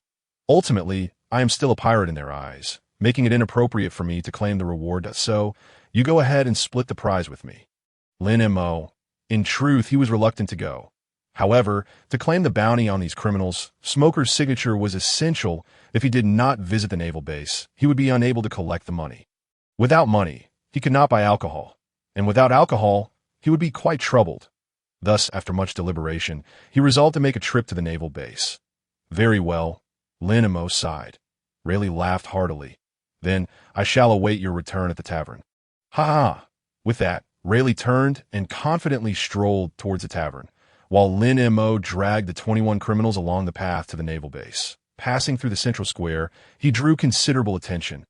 Look, what is that kid doing? He is so strong, able to drag so many people. By the way, who are those he is dragging? Hey, ISNT that the ruffian with a bounty of 30,000 berries from the West Street. And there are also some bounty criminals from the East Street in there. Goodness, could it be that little Brad is hauling in bounty criminals? It seems so. Wait, why does that kid look so familiar? Ah, I remember now. He is the one who caught bullets with his bare hands this morning. I recall too. My heavens, what on earth is that kid? Catching bullets barehanded, jumping from such a height without a scratch. And now capturing so many bounty criminals. He is truly impressive. Lin Mo remained silent, continuing forward, completely ignoring the surrounding chatter.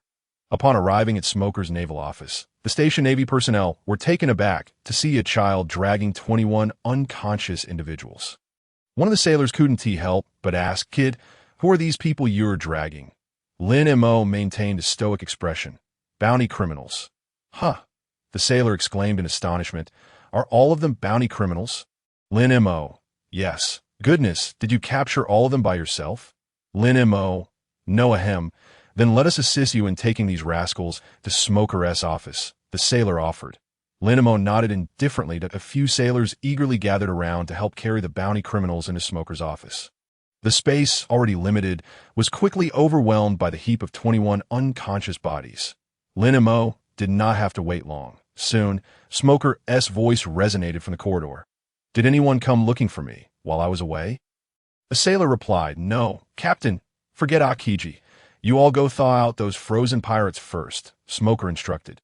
Yes, sir. Moments later, Smoker opened the door to his office. Upon seeing the mountain of bodies occupying the room, he halted abruptly, his expression twisting. Someone tell me what on earth is going on here. Roguetown is the closest town to the entrance of the Grand Line. Consequently, it attracts many bounty criminals aspiring to venture into the Grand Line. Where there are bounty criminals, particularly in abundance, bounty hunters shall also gather. Since Smoker was assigned to Roguetown, bounty hunters frequently approached him with criminals in tow, seeking his signature to claim their rewards.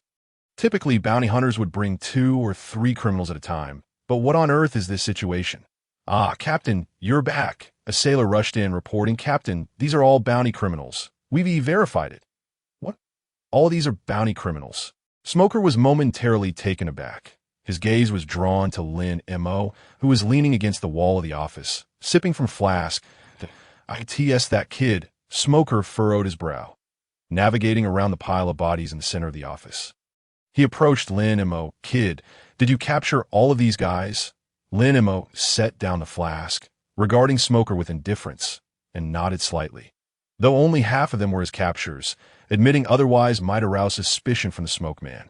Smoker narrowed his eyes. Are you a bounty hunter? I'm a traveler to a traveler. Smoker was skeptical. What traveler would capture so many bounty criminals? Are you really the short on cash? Lin Mo noncommittally replied with HM. Although Smoker still held some doubts regarding Lin Mo's identity, one thing was certain. The kid was not a pirate. Hey, what is the total bounty for these guys combined? Smoker asked, glancing at the sailor by the door. The sailor immediately stood at attention, reporting, Sir, the total is 4,550,000 berries. Register all of them. Report, they've already been registered. Smoker continued, bring the list over for me to sign. Marine, indeed, Captain. As he spoke, the Marine promptly handed over a bounty notice he had prepared earlier. Smoker signed his name directly and then passed the document to Lin Mo, who accepted it without hesitation. Mission accomplished, it was time to withdraw. Just as he was about to leave, however, Smoker obstructed his path. I still have a question for you. What is your name? Lin Mo responded curtly. Lin Mo, and your age? 10 years. 10 years. Smoker was momentarily taken aback before continuing. When did you start practicing hockey? Lin Mo stared at him in silence. Less than a month. What? Smoker blinked in disbelief, then burst into laughter. Huh. Are you making this up on the spot? There's no way you could catch bullets with your bare hands after only a month of training in hockey. Lin Mo couldn't be bothered to provide further explanations. I could see that moment. A languid voice drifted in from outside the office. What S with all these people? Akiji appeared at the door. Upon spotting Lin Mo in Smoker's office, he scratched his head in surprise. Oh, you actually came? Came for what? Smoker asked, puzzled. Akiji waved his hand dismissively. Nothing important. So, what brings you to Roguetown? Smoker questioned, exasperated. Can I come without a reason? I just happened to pass by and thought I'd check in on you. Well, that works out, Smoker said, biting down on a cigar. In a few days, it will be Roger's Memorial Day, and many pirates who idolized him will come to pay their respects. If you have nothing else to do, why not stay and help catch some pirates? Akiji looked disdainful. I'm not here to catch pirates. That's your job. You do it yourself, Smoker retorted. Aren't you also a Marine? ISNT capturing pirates your duty? Ugh, what a hassle. Akiji scratched his head. Lacking any enthusiasm. I was just taking a stroll and happened to pass by. You can handle a few small fry on your own. Smoker replied, you're a vice admiral. Is it appropriate for you to say such things? You really haven't changed at all. Akiji waved his hand. All right. Since you insist, I suppose I shall reluctantly assist you this once. What do you mean reluctantly assist me this once? Smoker's forehead twitched with irritation. You're a Marine. Capturing pirates is inherently your responsibility. Fine, I understand. Don't get mad. What about this little brat? Akiji asked, pointing at Lin Mo, who was walking towards the door. Smoker narrowed his eyes slightly. Suddenly, he transformed into smoke, appearing at the door in a flash, once again blocking Lin Mo's path. Smoker was the user of the smoke smock fruit, allowing him to transform into smoke and use it to ensnare his enemies. Although his ability appeared troublesome, it was rather unremarkable compared to other Logia types in the pirate world. Since the time he chased after Luffy into the Grand Line, he hadn't won a single fight, which was telling. Lin Mo, wait until I finish my questions before you leave, Smoker said sternly, blocking Lin Mo's way. Lin Mo, Smoker continued, you're not from Roguetown, are you? Though Lin Mo had no desire to engage in further conversation with him. He knew it would be troublesome if he didn't comply. After a moment's thought, he nodded. Smoker pressed on. Where do you come from? Windmill Village. Windmill Village. That sounds familiar. Smoker pondered before failing to recall. Akiji, however, rubbed his chin and prompted, ISNT that where Garp is from. Smoker jolted. Right. Windmill Village is indeed the hometown of Vice Admiral Garp. Since you come from Windmill Village, do you know Vice Admiral Garp? Although Lin Mo did know Garp, having just recently left the Bartai after dealing with that old dog, he feared that admitting familiarity would lead to endless questioning from the Smoke Man. Without much thought, Lin Mo shook his head and said, I've heard of him, but never met him. Never met him? Are you sure? Smoker asked skeptically. Just then, Akiji suddenly sat cross-legged on the floor. Smoker looked at him in disbelief. What are you doing? I'm tired of standing. Just taking a seat. Akiji waved his hand. Don't mind me, continue. The sudden interruption threw off Smoker's rhythm, and he sighed. All right, kid, I'll ask you one last question. You claim to be a traveler. Where do you plan to go next? Lin Mo answered without hesitation, the Grand Line. Smoker paused. Are you planning to go alone? Lin Mo replied, yes, do you know what the Grand Line is like? A kid like you would be courting death by going there. Smoker's words seemed overly severe. Akiji rested his chin on his palm, tilting his head, his expression indifferent. Perhaps this kid really can make a name for himself in the Grand Line. What can a traveler achieve? At the end of the day, he is just a 10-year-old child. Smoker maintained his intense gaze on Lin Mo, insisting, if you intend to go to the Grand Line, you must fight me once. If you win, I won't hinder you any further. If you lose, you will join the Marines. In truth, Smoker had made up his mind to recruit Lin Mo the moment he saw him catch bullets with Haki that morning. He was not only impressed by Lin Mo's innate talent at such a young age, but also by his composure and keen observational skills. The speed of bullets is incredibly fast. For an average person, even if they could block a bullet, it would be challenging to accurately catch one without faltering that a mere slip could result in a gruesome price to pay. Yet Lin Mo managed to do so effortlessly. Which is why Smoker was so invested in him, that if he could seize this opportunity to bring Lin Mo into the Marines, it would be an undeniable gain. Smoker's intent was crystal clear. However, Lin Mo found it quite absurd. It seemed that Smoker had been scheming from the start, waiting for him to fall into his trap. If he truly wished to join the Marines, he would have accepted Garp's offer long ago. There was no need to wait until now. Lin Mo had no intention of fighting or joining the Marines and was about to refuse when Akiji's languorous voice interrupted again. This kid, doesn't he seem to be a pirate? He doesn't he have a bounty on him, and hasn't he committed any crimes? It seems rather unbecoming of you, Smoker, to bully the weak. Smoker shot Akiji an exasperated glare. Whose side are you on? Akiji waved his hand. Of course, I'm on the side of justice. Stop thinking about fighting all the time. The weather is lovely. Wouldn't it be more enjoyable to find a sunny spot and take a nap? Smoker, being called out like this made it seem as if he were indeed bullying Lin Mo. Cold sweat trickled down Smoker's forehead. After all, he was only in his 20s and still cared about his image. Hey, Lin Mo, Smoker coughed awkwardly. It's just a friendly spar. You wouldn't refuse, would you? Lin Mo replied directly. I refuse. Smoker choked on his cigar, coughing several times. Cough, cough. If you don't want to spar, then just join the Marines. No. Kid, don't push your luck. Akiji suddenly interjected. It seems you're the one pushing your luck here. Smoker. Smoker. Enraged, Smoker exclaimed. Akiji, did you come to Roguetown just to undermine me? Not at all. Akiji scratched his head innocently. I am just stating the facts. If he doesn't want to join the Marines, then he shouldn't have to. Why are you so insistent on pulling him in? Lin Mo's talent would be regrettable if he didn't join the Marines. While it sounded nice to call him a traveler now, what if he decided to join the pirates in the future? Smoker furrowed his brow. Akiji turned to Lin Mo and inquired, Kid, do you aspire to become a pirate? Lin Mo, with a hint of exasperation, replied, Not interested. Look, Akiji said, glancing back at Smoker, he claims he has no interest in piracy. Perhaps you could let him go? Smoker, now thoroughly at a loss for words, found himself in a rather awkward position with several Marines outside. All staring uncomfortably, he was caught in a dilemma, unable to advance or retreat. If he stubbornly engaged Lin Mo in combat, regardless of victory or defeat, his reputation would undoubtedly suffer. What irked him most was that the insufferable Akiji was not lending him any assistance. If Lin Mo were a pirate or a notorious criminal with a bounty on his head, he would have had justification to confront him. However, since Lin Mo was neither, the situation became exceedingly complicated. Weighing the pros and cons, Smoker begrudgingly said, while biting his cigar, Very well, you best not give me any leverage. Otherwise, even if I have to chase you to the ends of the earth, I will capture you with my own hands. Lin Mo simply remarked, With your strength, perhaps you should reconsider. Lin Mo nonchalantly acknowledged with an O. Smoker stepped aside, granting him passage. As Lin Mo exited the office, he was escorted by the Marines to collect his bounty. Upon leaving the naval base, he followed the route etched in his memory and returned directly to Roger's Tavern. Rayleigh was engaged in casual conversation with the tavern owner when he noticed Lin Mo's return and smiled. So, how much did you earn?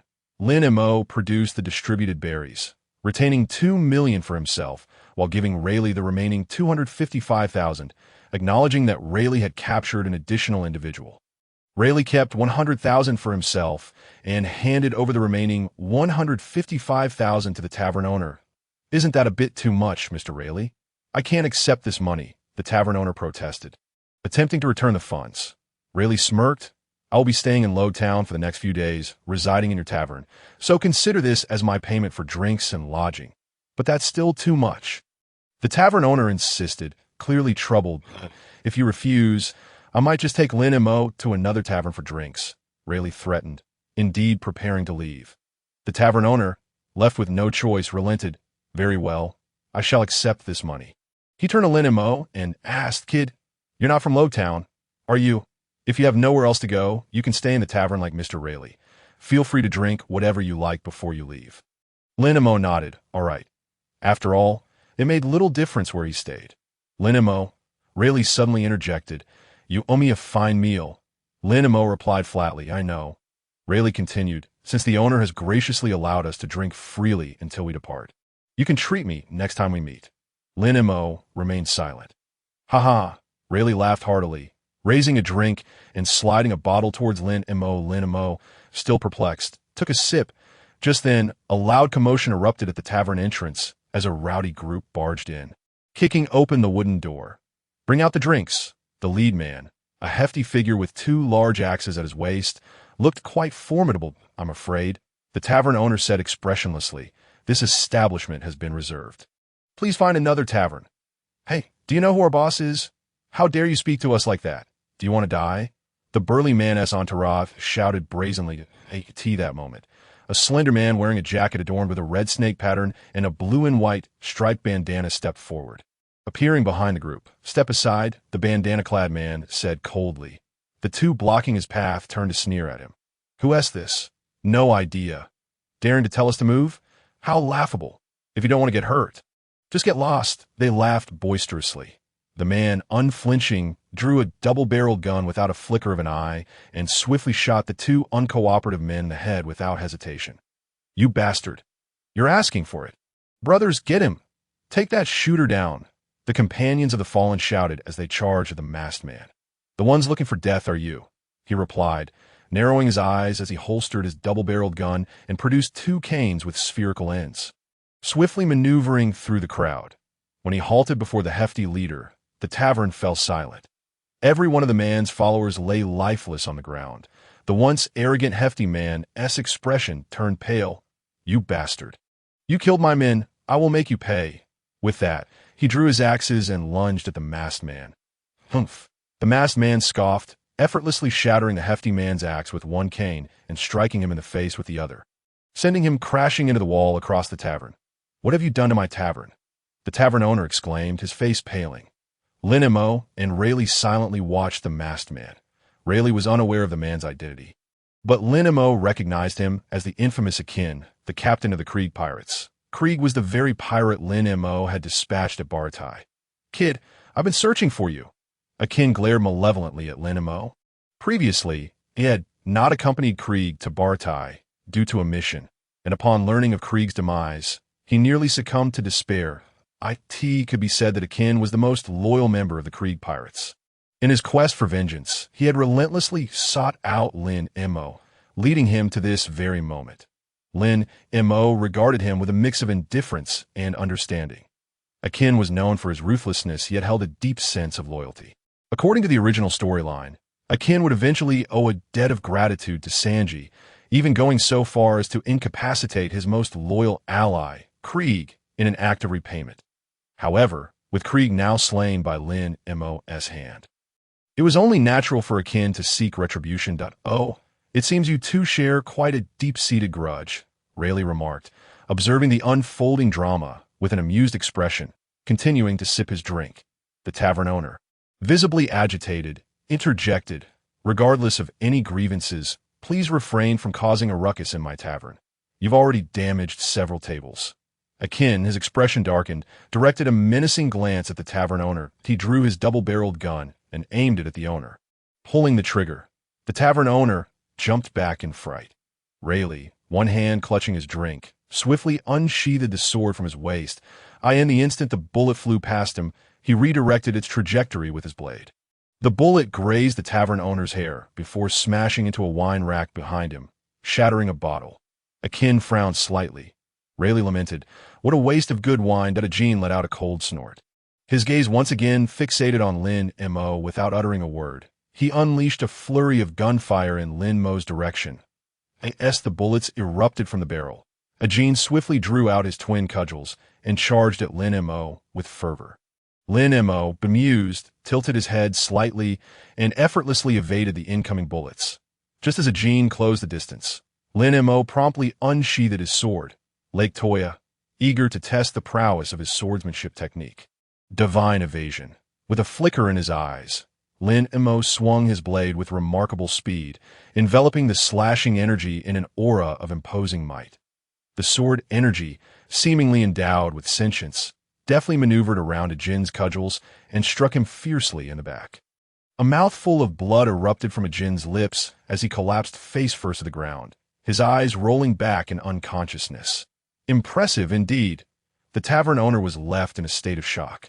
Rayleigh, who had initially appeared at ease, froze momentarily as Lin Mo executed that formidable technique. This? Rayleigh exclaimed in astonishment. Could this truly be divine evasion? Lin Mo quietly secured Lake Toya back at his waist. Picking up a bottle of liquor to indulge in a drink, that Rayleigh's gaze towards Lin Mo had shifted dramatically. He was certain that Lin Mo had just employed divine evasion. This was a sword technique of Roger's. Even those who understood the principle behind it found it nearly impossible to master. Even with talent, extensive training was a prerequisite for mastery. How on earth did this young lad accomplish such a feat?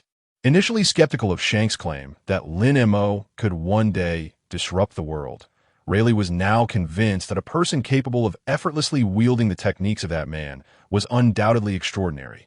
Are you not going to evade? Lin Mo stated flatly, taking a sip of his drink. Coming back to reality, Rayleigh then sensed the approaching footsteps of numerous Marines, drawn by the commotion outside. This young lad's observation haki is remarkably adept, Rayleigh noted, casting a look of admiration towards him that he chuckled lightly. Rising to his feet and addressing the tavern owner. May I take refuge in your storeroom for a moment? The tavern owner, somewhat bewildered, nodded. Rayleigh proceeded toward the storage area designated for the liquor. Shortly after his entrance, Smoker arrived with several Marines in tow. Upon surveying the scene strewn with corpses, Smoker furrowed his brow, his gaze landing on Lin Mo, who remained nonchalantly sipping his drink at the bar, as if nothing were amiss. Could it be that this young lad was responsible for all these deaths? Smoker turned to the Marines and commanded, "Drag these bodies out." "Yes, sir." The Marines complied, swiftly getting to work. Meanwhile, Smoker took a seat beside Lin Mo, his attention drawn to an empty bottle next to him. Squinting slightly, Smoker inquired, "Did you drink from that bottle as well?" Lin Mo casually glanced at the empty liquor bottle Rayleigh had finished off, continuing to sip his drink, disinterested in responding. Noting Lin Mo's indifference, Smoker directed his request to the tavern owner. "Bring me a glass of rum." The tavern owner retorted coldly, "There is no rum for you here." Unfazed by the tavern owner's brusque demeanor, Smoker retrieved a bottle from the liquor cabinet, uncorked it, and took a hearty swig. "Tell me, did you kill all those people on the floor?" Smoker asked, his expression unreadable. Lin Mo replied coolly, "No." At that moment, a Marine suddenly shouted, "Smoker, there's still someone alive." Smoker turned his gaze to the Marine carrying a person, and upon recognizing the face, he exclaimed in surprise, "Is that a Jean, the captain of the Krieg pirates? I recall that Krieg was killed a few days ago. Jean has been seeking revenge for his fallen captain. But why is he here? Could it be that the one who killed Krieg is you?" Smoker's astonishment was evident as he looked at Lin Mo. Meanwhile, Lin Mo continued to sip his drink, seemingly unfazed as if the matter had no bearing on him. "Ding, you have earned the recognition of the Pirate King Rayleigh. Sign-in progress increased by 20. Current total progress, 50. Reward. Observation Haki level increased by 1. Current observation Haki level, LV4. The sudden notification from the system nearly caused Lin Mo to choke on his drink. Instantly, the enhancement in his observation Haki allowed him to perceive the heartbeats of nearly half the people in Roguetown. The cacophony of sounds overwhelmed him, causing a throbbing headache. Fortunately, the noise subsided after only a few seconds. Lin Mo rubbed his temples in exasperation. Rayleigh certainly had a knack for contributing to his sign-in progress, even from outside the tavern's main hall. Smoker had been observing Lin Mo intently, and, noticing his peculiar expression, inquired, "What is wrong with you?" Lin Mo replied indifferently, "Nothing." "Really?" Smoker was unconvinced. Noticing Lin Mo's lack of reaction, he continued, "You're not drunk, are you?" Lin Mo shot him a look of disbelief. Drunk? That was inconceivable. Despite his youthful appearance, his tolerance for alcohol was nearly legendary. Prior to his arrival in the pirate world, he had been a person who reveled in drinking. To him, consuming alcohol was as mundane as drinking water. Yet despite his penchant for drinking, Lin Mo maintained a mental scale. He would cease drinking the moment he felt the slightest hint of inebriation. Such a taciturn fellow, Smoker mused, taking another generous gulp of his drink. That be why this time. The Marines had finished removing the scattered corpses from the tavern point. One Marine respectfully asked, "What should we do with the bodies?" Smoker replied casually, "Take them directly to the disposal site." "And what about the ones still alive?" asked another Marine. "Lock them up for now," Smoker instructed. "Yes, sir." The Marine complied and promptly exited the tavern. Now, only the tavern owner, Lin Mo, Smoker, and Rayleigh, who had discreetly hidden in the storeroom, remained. Recently, Roguetown is likely to see an influx of pirates, Smoker remarked while sipping his drink. Aside from the execution platform for Roger, this tavern bearing his name will also attract many pirates. I shall frequent your establishment often, my good sir. How infuriating. It seems you intend to ruin my tavern, the tavern owner retorted through gritted teeth. If you have nothing to do, why not wait by the harbor? Those pirates must come ashore through there. Don't keep lingering around my tavern. Some pirates are far more cunning than you realize. Those who can be captured at the harbor are merely the insignificant ones. Smoker replied, his demeanor serious. For some reason, I have a feeling that something significant is about to transpire. Roger's death anniversary may hold unexpected developments. Humph. Even if there are changes, what does it matter? The tavern owner scoffed. I am but a humble tavern keeper, and besides, my tavern has already been booked for the next few days and will not accommodate any other guests, whether you choose to capture pirates at the harbor or in the streets. It is of no concern to me, just don't cause any trouble here. Booked? Smoker asked, surprised. Who has booked it? Is it Lin Mo? The tavern owner replied candidly. Yes, it's him. He would never betray Rayleigh. Smoker paused for a moment before coming to terms with it. That makes sense. The lad just received a substantial bounty and indeed has the means to reserve the whole place. After finishing the last sip of his drink, Smoker placed a handful of belly on the counter and stood up. Before leaving, he cast one last glance at Lin Mo. Will you remain here until after Roger's death anniversary? Lin Mo responded nonchalantly. Perhaps. It depends on my mood. Huh. A true mood-driven individual, Smoker remarked, turning to exit the tavern. Shortly after Smoker's departure, Rayleigh emerged from the storeroom. It seems this tavern has caught the attention of that young Marine. He chuckled heartily.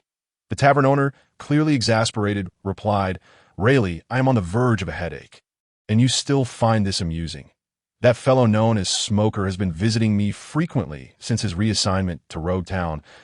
He has apprehended numerous pirates here, and on several occasions, my establishment has nearly been wrecked by them. Everything has its pros and cons. Indeed, he often comes by. While he creates trouble, he also resolves quite a few issues for me. Rayleigh poured himself another bottle of wine, uncorked it, took a sip, and continued.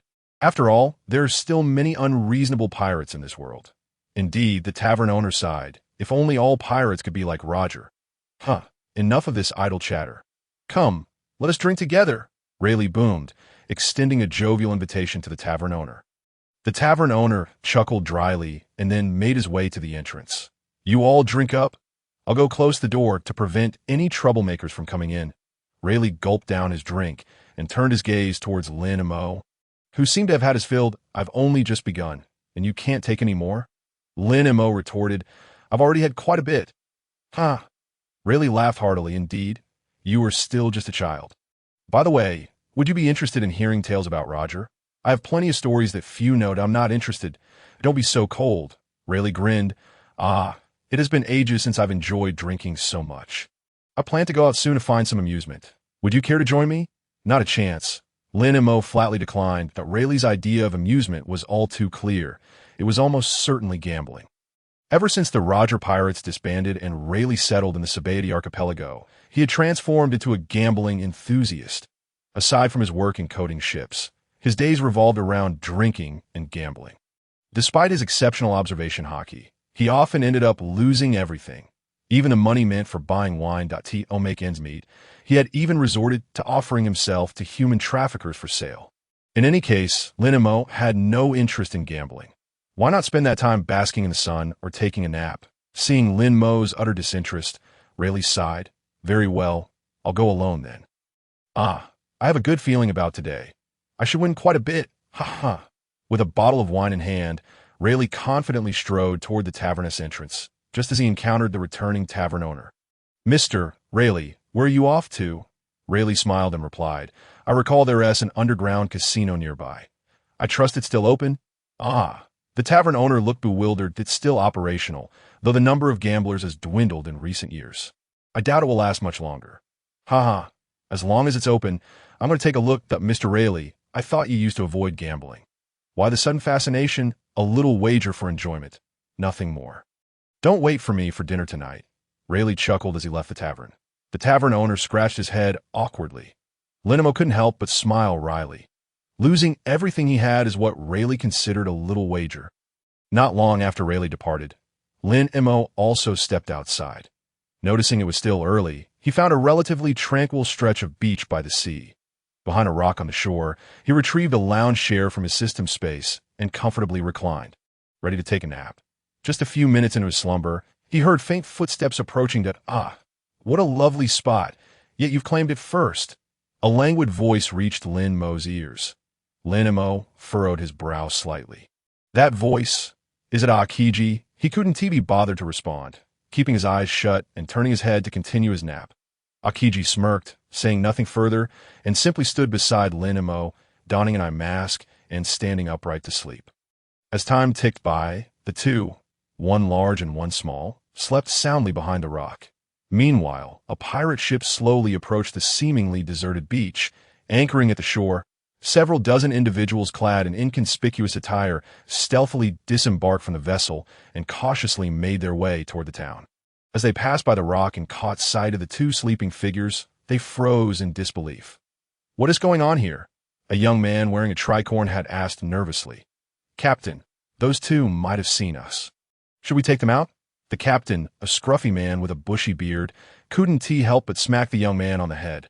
"Fool, they are clearly asleep. They haven't seen us. Shh. Just keep quiet and don't wake them." "But Captain, I think they're just pretending to sleep." "Let me check for sure." "Exactly. Let Xiao Jia go take a look if they are feigning sleep. Our landing will surely be reported to the Navy. And we might get caught. Captain, you just watch over here and I'll go check it out." "Fool, don't go." The bearded man tried to stop him, but the young man named Xiao Jia had already drawn his sword and was slowly approaching Lin Mo and Akiji. "Captain, I'm going in." Xiao Jia turned back to whisper nervously to the bearded man. The bearded man sighed in exasperation, covering his forehead with his hand. Meanwhile, the other crew members were buzzing with excitement. "Go, Xiao Jia. Show those two who's boss. Don't hesitate. Be a man and go for it. Don't let us down." "Haha, Xiao Jia is great. Even if they don't die, they'll be injured." "Wait, don't you think that man standing there sleeping looks a bit familiar?" "Old Boo, your eyes must be failing you. Everyone looks familiar to you." On Lin Mo's side, he had already sensed the arrival of the pirates before they even landed. Their footsteps were light, and they made no obvious effort to disturb his slumber, so he had chosen to ignore them. However, now, this group of ruffians, while claiming to be quiet, was chattering incessantly, and Lin Mo was growing increasingly annoyed. Xiao Jia stood before Lin Mo and Akiji, hesitating between the two, before cautiously extending his sword towards Lin Mo just as the tip of his blade was within 5 centimeters of Lin Mo's face. Lin Mo suddenly opened his eyes, causing Xiao Jia to tremble and drop his sword. Hey, why haven't you left yet?" Akiji pulled his eye mask to his forehead, lazily staring at Xiao Jia. Xiao Jia's legs turned to jelly, and he fell to the ground. Indeed, these two were pretending to sleep. "Captain, what should we do? Are we going to kill them?" Xiao Jia looked imploringly toward the bearded man. The bearded man turned pale and quickly said, "You come back." Xiao Jia scrambled back to the bearded man's side, still trembling.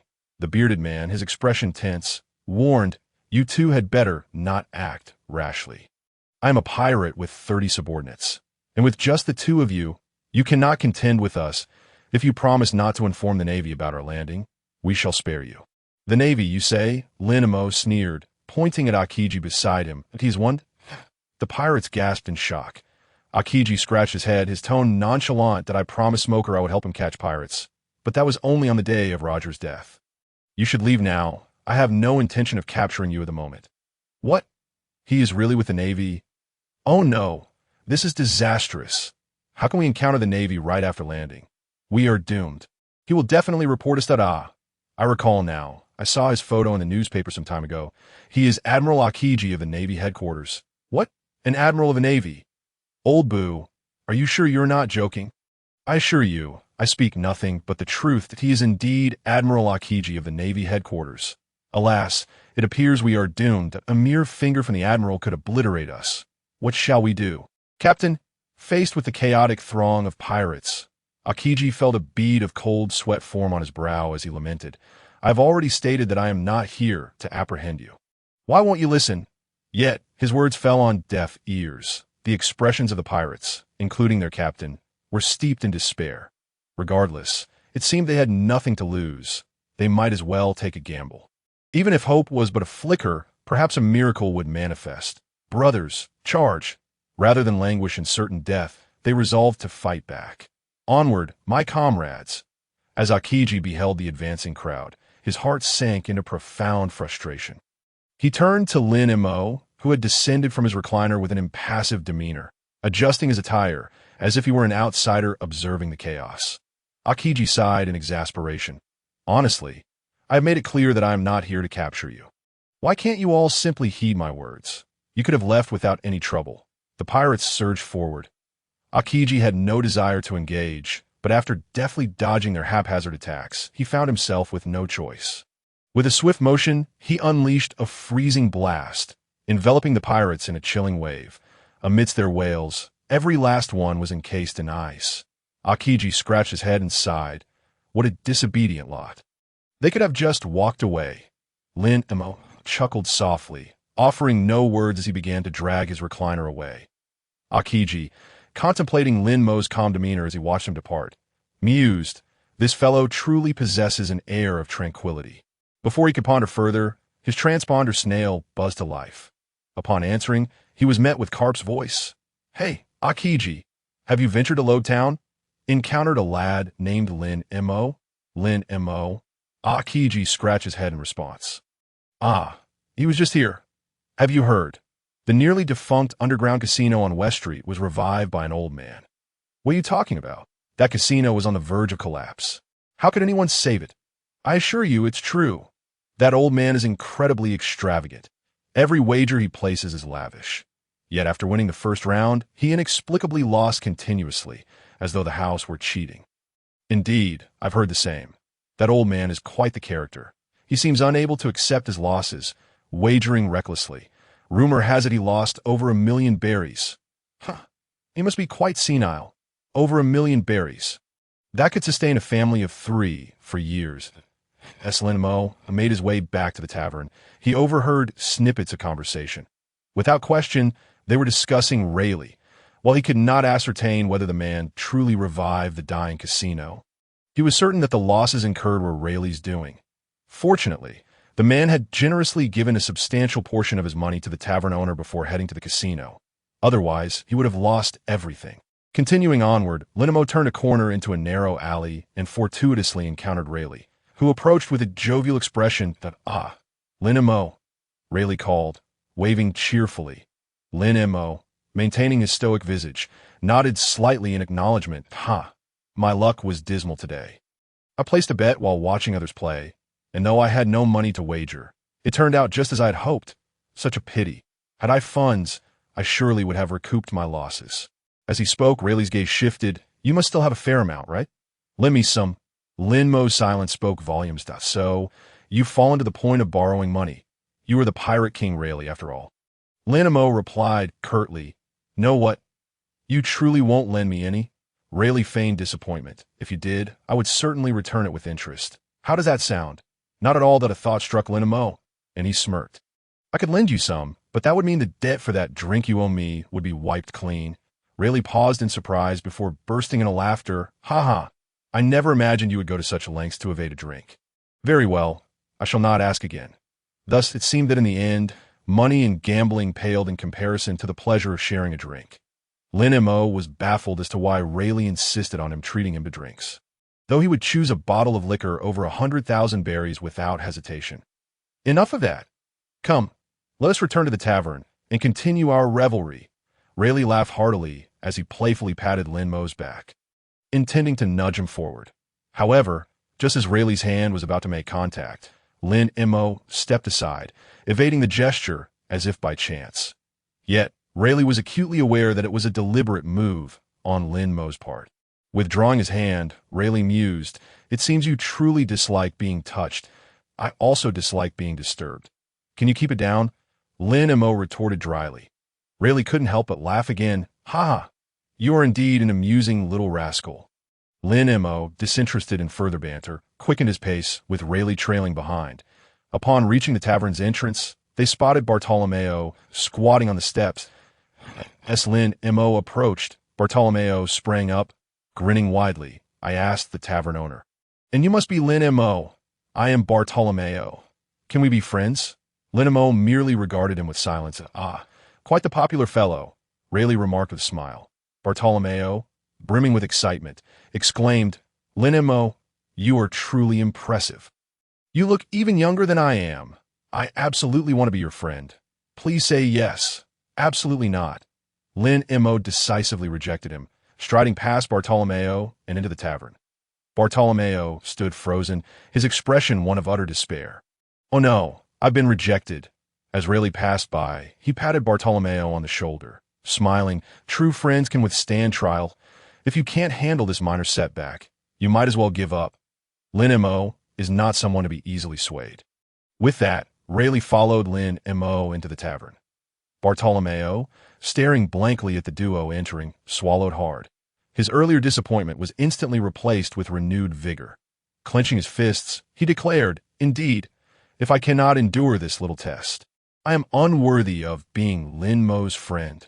Haha, I will surely earn your recognition. Lin Mo. Lin Mo overheard Rayleigh's words to Bartolomeo as they entered the tavern.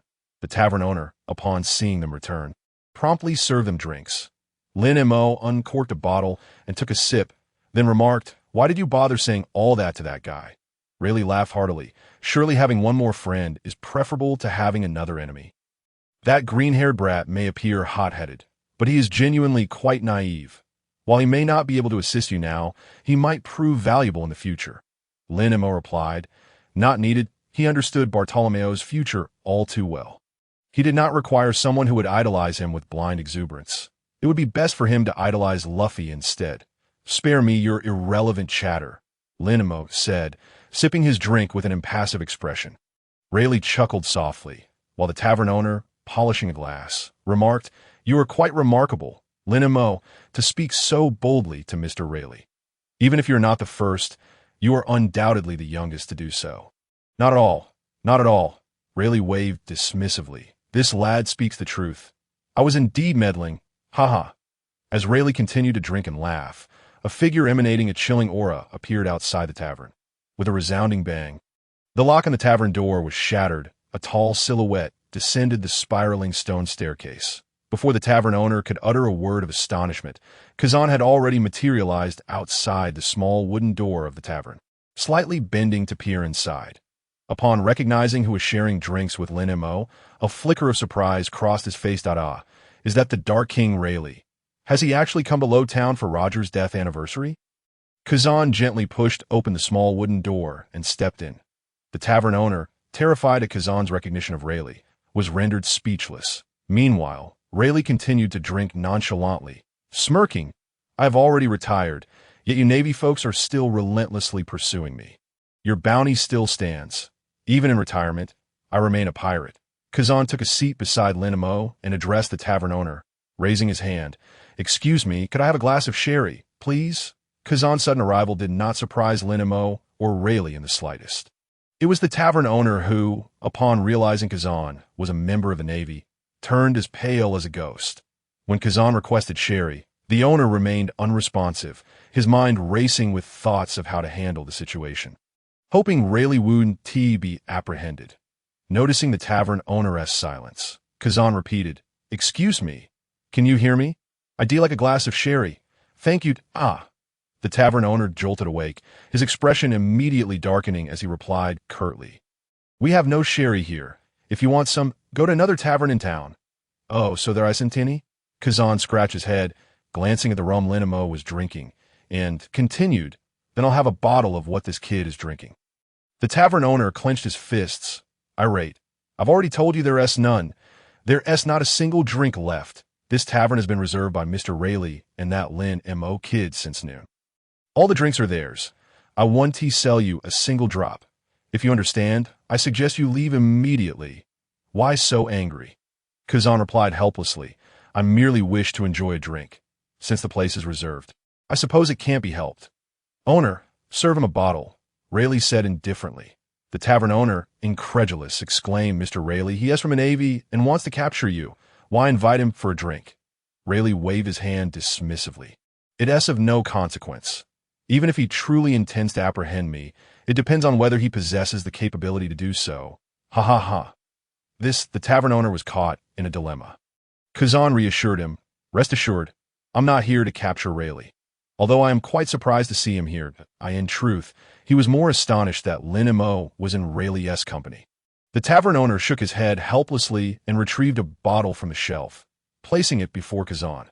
Kazan uncorked the bottle and took a sip. Turning his gaze to Lin Mo, he remarked, "I didn't expect you to know the Dark King, Rayleigh. Smoker's worries might just come true. Smoker's concern was that Lin Mo would refuse to join the Navy and ultimately become a pirate." Lin Mo replied dryly, "Don't worry, that won't happen. Humans are the most fickle species." Kazan took another sip and continued, "Even you can't make choices for your future right now. After all, no one can guarantee what circumstances will arise." Lin Mo understood this well, but he pondered, so what? Not to mention, the system he was bound to, the traveler system, had already restricted his choices. Even without the system, given his character, he wouldn't join either side. Some things he believed would never change. Lin Mo chuckled softly and responded, "I know what I'm doing. Whether it's the Navy or the pirates, I have no interest. Not now, nor in the future. Whether you believe it is up to you. I don't feel the need to explain myself." Kazan chuckled and asked, "Are you truly unwilling to consider joining the Navy?" No consideration. And no sooner had Lin Mo spoken than a notification from the system resonated in his mind. Ding, refuse the invitation from Admiral Kazan of the Navy. Sign in progress 10. Current total progress 60. Reward, Busasha Haki level 1. Current Busasha level LV 5. In that instant, Lin Mo felt a surge of power within him. The increase in Busashoka level would go unnoticed by those around him, so neither Kazan nor Rayleigh was aware of his newfound strength. How interesting. Lin Mo couldn't help but chuckle softly. Previously, when engaging with Shanks and Carp, it had taken several invitations to trigger a sign-in task, while Kazan's seemingly casual inquiry had triggered it instantly. Indeed, seeing is not always believing to know. Well then, unlike Carp, who would persist relentlessly, Kazan decided to let it go since Lin Mo was unwilling. After sipping his drink in silence, Kazan continued, "Just because I'm not apprehending you now, doesn't mean I won't in the future. I promised Smoker I would assist him on Roger's death anniversary. If you exhibit any unusual behavior then, I won't hesitate to take action." Rayleigh laughed heartily. "Haha, I'm merely here to pay my respects to Roger. Once I've done so, I'll be on my way. Rest assured, unless absolutely necessary, I won't cause a stir. Ha ha ha. Let us hope so." Kazan finished his last sip and prepared to leave. "Why not have a few more bottles before you go?" Rayleigh inquired with a grin. Kazan waved his hand dismissively. "No need, I still have to return a call to Carp." Lin Mo thought he finally understood why Kazan had specifically come to this tavern. It seemed Carp was behind this. That old fox, even when absent, was still orchestrating matters. After Kazan left the tavern, he returned Carp's call on the other end. Carp anxiously asked, "How did it go? Did that kid Lin Mo agree?" Kazan scratched the back of his head and chuckled. He declined. Carp sighed, "Really, I expected as much. Oh well, let him be." Kazan added, "By the way, I ran into Rayleigh at the tavern while looking for Lin Mo." "Who did you say?" "The Dark King Rayleigh." "How did that guy end up in Roguetown?" After a pause, Carp continued, "Wait, how is he with Lin Mo?" "I'm not sure. They seem to be drinking buddies." Kazan scratched his head and continued. Rayleigh claimed he retired from piracy, and Lin Mo clearly stated he wouldn't join either the Navy or the pirates. That in that case, it's not unreasonable for them to be drinking buddies. Carp remained silent for a moment before bursting into laughter. "Ah ha ha. That makes sense. As long as Lin Mo doesn't become a pirate, it's all good. Luffy, you brat, stop right there. What? You want to become a pirate? You rascal. You and Ace can only be Navy. There's no other choice." After hearing the sound of Luffy receiving a few punches from Carp, the call was abruptly ended, putting the transponder snail back in his pocket. Kazan yawned and lazily made his way toward the Navy base in Roguetown. Inside the tavern, after Kazan's departure, the tavern owner finally breathed a sigh of relief. "It seems this Admiral Kazan from the Navy is quite reasonable. Much better than Smoker. Think he knows Mr. Rayleigh. He must be at least a vice admiral." Rayleigh, sipping his drink, casually remarked, "Not quite. He is an admiral from the Navy headquarters. The tavern owner was momentarily stunned before exclaiming, "Eh, an admiral from the Navy headquarters? Him?" Rayleigh smiled. "Indeed. However, you should be more surprised that it's Lin Mo who managed to invite the laziest admiral from the Navy headquarters." The tavern owner, puzzled, asked, "Is there anything more shocking than an admiral from the Navy headquarters coming to Roguetown?" Rayleigh glanced at Lin Mo, who was still silently drinking, and smiled. "I assenti it more astonishing that Kazan came personally to invite Lin Mo to join the Navy. Does this fellow ever tire of talking?" Lin Mo cast a silent glance at him. The tavern owner was momentarily taken aback, then exclaimed in astonishment, "Indeed, how could I not have thought of that? Lin Mo, who exactly are you? Why would an admiral of the Navy personally come to invite you?" "Why?" Lin Mo was equally curious about the answer. Despite having declined countless times, they persistently continued to extend their invitations. Were they all so thick-skinned? Fortunately, Akiji was rather lazy and gave up after one refusal. If he were to encounter more individuals like Carp, it would drive him to distraction. Lin Mo chose not to respond to the tavern owner's inquiries, continuing to drink in silence. Rayleigh could not help but laugh. "Haha, your mindset is indeed suited for swordsmanship. You might just become the youngest swordmaster in the world, but I'm not interested," Lin Mo replied, somewhat exasperated. Rayleigh continued, "Reputation is not something you can simply dismiss or express disinterest in. Once your strength reaches a certain level, people will naturally label you as the strongest at that point. Even if you don't wish to be regarded as a sword master, it will be beyond your control. Indeed, the notion of being the strongest is not something one can casually claim. When your abilities surpass expectations and outshine the so-called strongest, people will inevitably affix that label upon you. It is not a matter of whether you want that label. It is a recognition bestowed upon you by others. This, of course, was the source of Lin Mo's annoyance. He had no need for such labels, did not wish to engage with others, and certainly did not want to fight. He preferred to remain inconspicuous, blending into the crowd while quietly completing his tasks, savoring the world's landscapes and wines. That was sufficient for him. Yet he invariably encountered troublesome individuals. Finishing the last sip from his bottle, Lin Mo wiped the remnants from the corner of his mouth and stated, "Whatever, labels are inconsequential. As long as they do not hinder me, I have no objections." "How magnanimous," Rayleigh smiled. "Indeed, you are unlike anyone I have encountered. Many adults cannot achieve your level of composure." "Lin Mo, are you truly just a child?" Lin Mo shot him a sidelong glance and chuckled softly. 10 years old. Thank you." "Huh?" Rayleigh burst into laughter. "What a delightful 10 years. You are truly amusing." The tavern owner looked on in confusion at the exchange between the two. Rayleigh then turned to him and said, "Owner, bring over a few more bottles of rum. Tonight, Lin Mo and I shall drink until we are inebriated." "All right." The tavern owner nodded and promptly fetched bottles from the shelf, stacking them on the bar before Lin Mo and Rayleigh. That night, Lin Mo and Rayleigh drank to the point of near intoxication. Yet the victor in their contest of endurance remained undecided. Since arriving in the pirate world, it was Lin Mo's first experience of drinking to such excess. Under the tavern owner's guidance, Lin Mo was led to the guest room he had arranged. Just as he was about to fall asleep, a notification from the system echoed in his mind once more. "Ding! Competing and drinking with the Dark King Rayleigh has increased your sign-in progress by 10. Current total progress is 70. Taken aback, Lin Mo chuckled dryly. He had not anticipated that drinking with Rayleigh would trigger a progress task. Although there were no rewards, it was still a gain, dismissing further thoughts. Lin Mo closed his eyes and drifted into a light slumber. In the following days, Lin Mo would wander the town aimlessly, often napping in a spot he had previously discovered to be perfect for rest.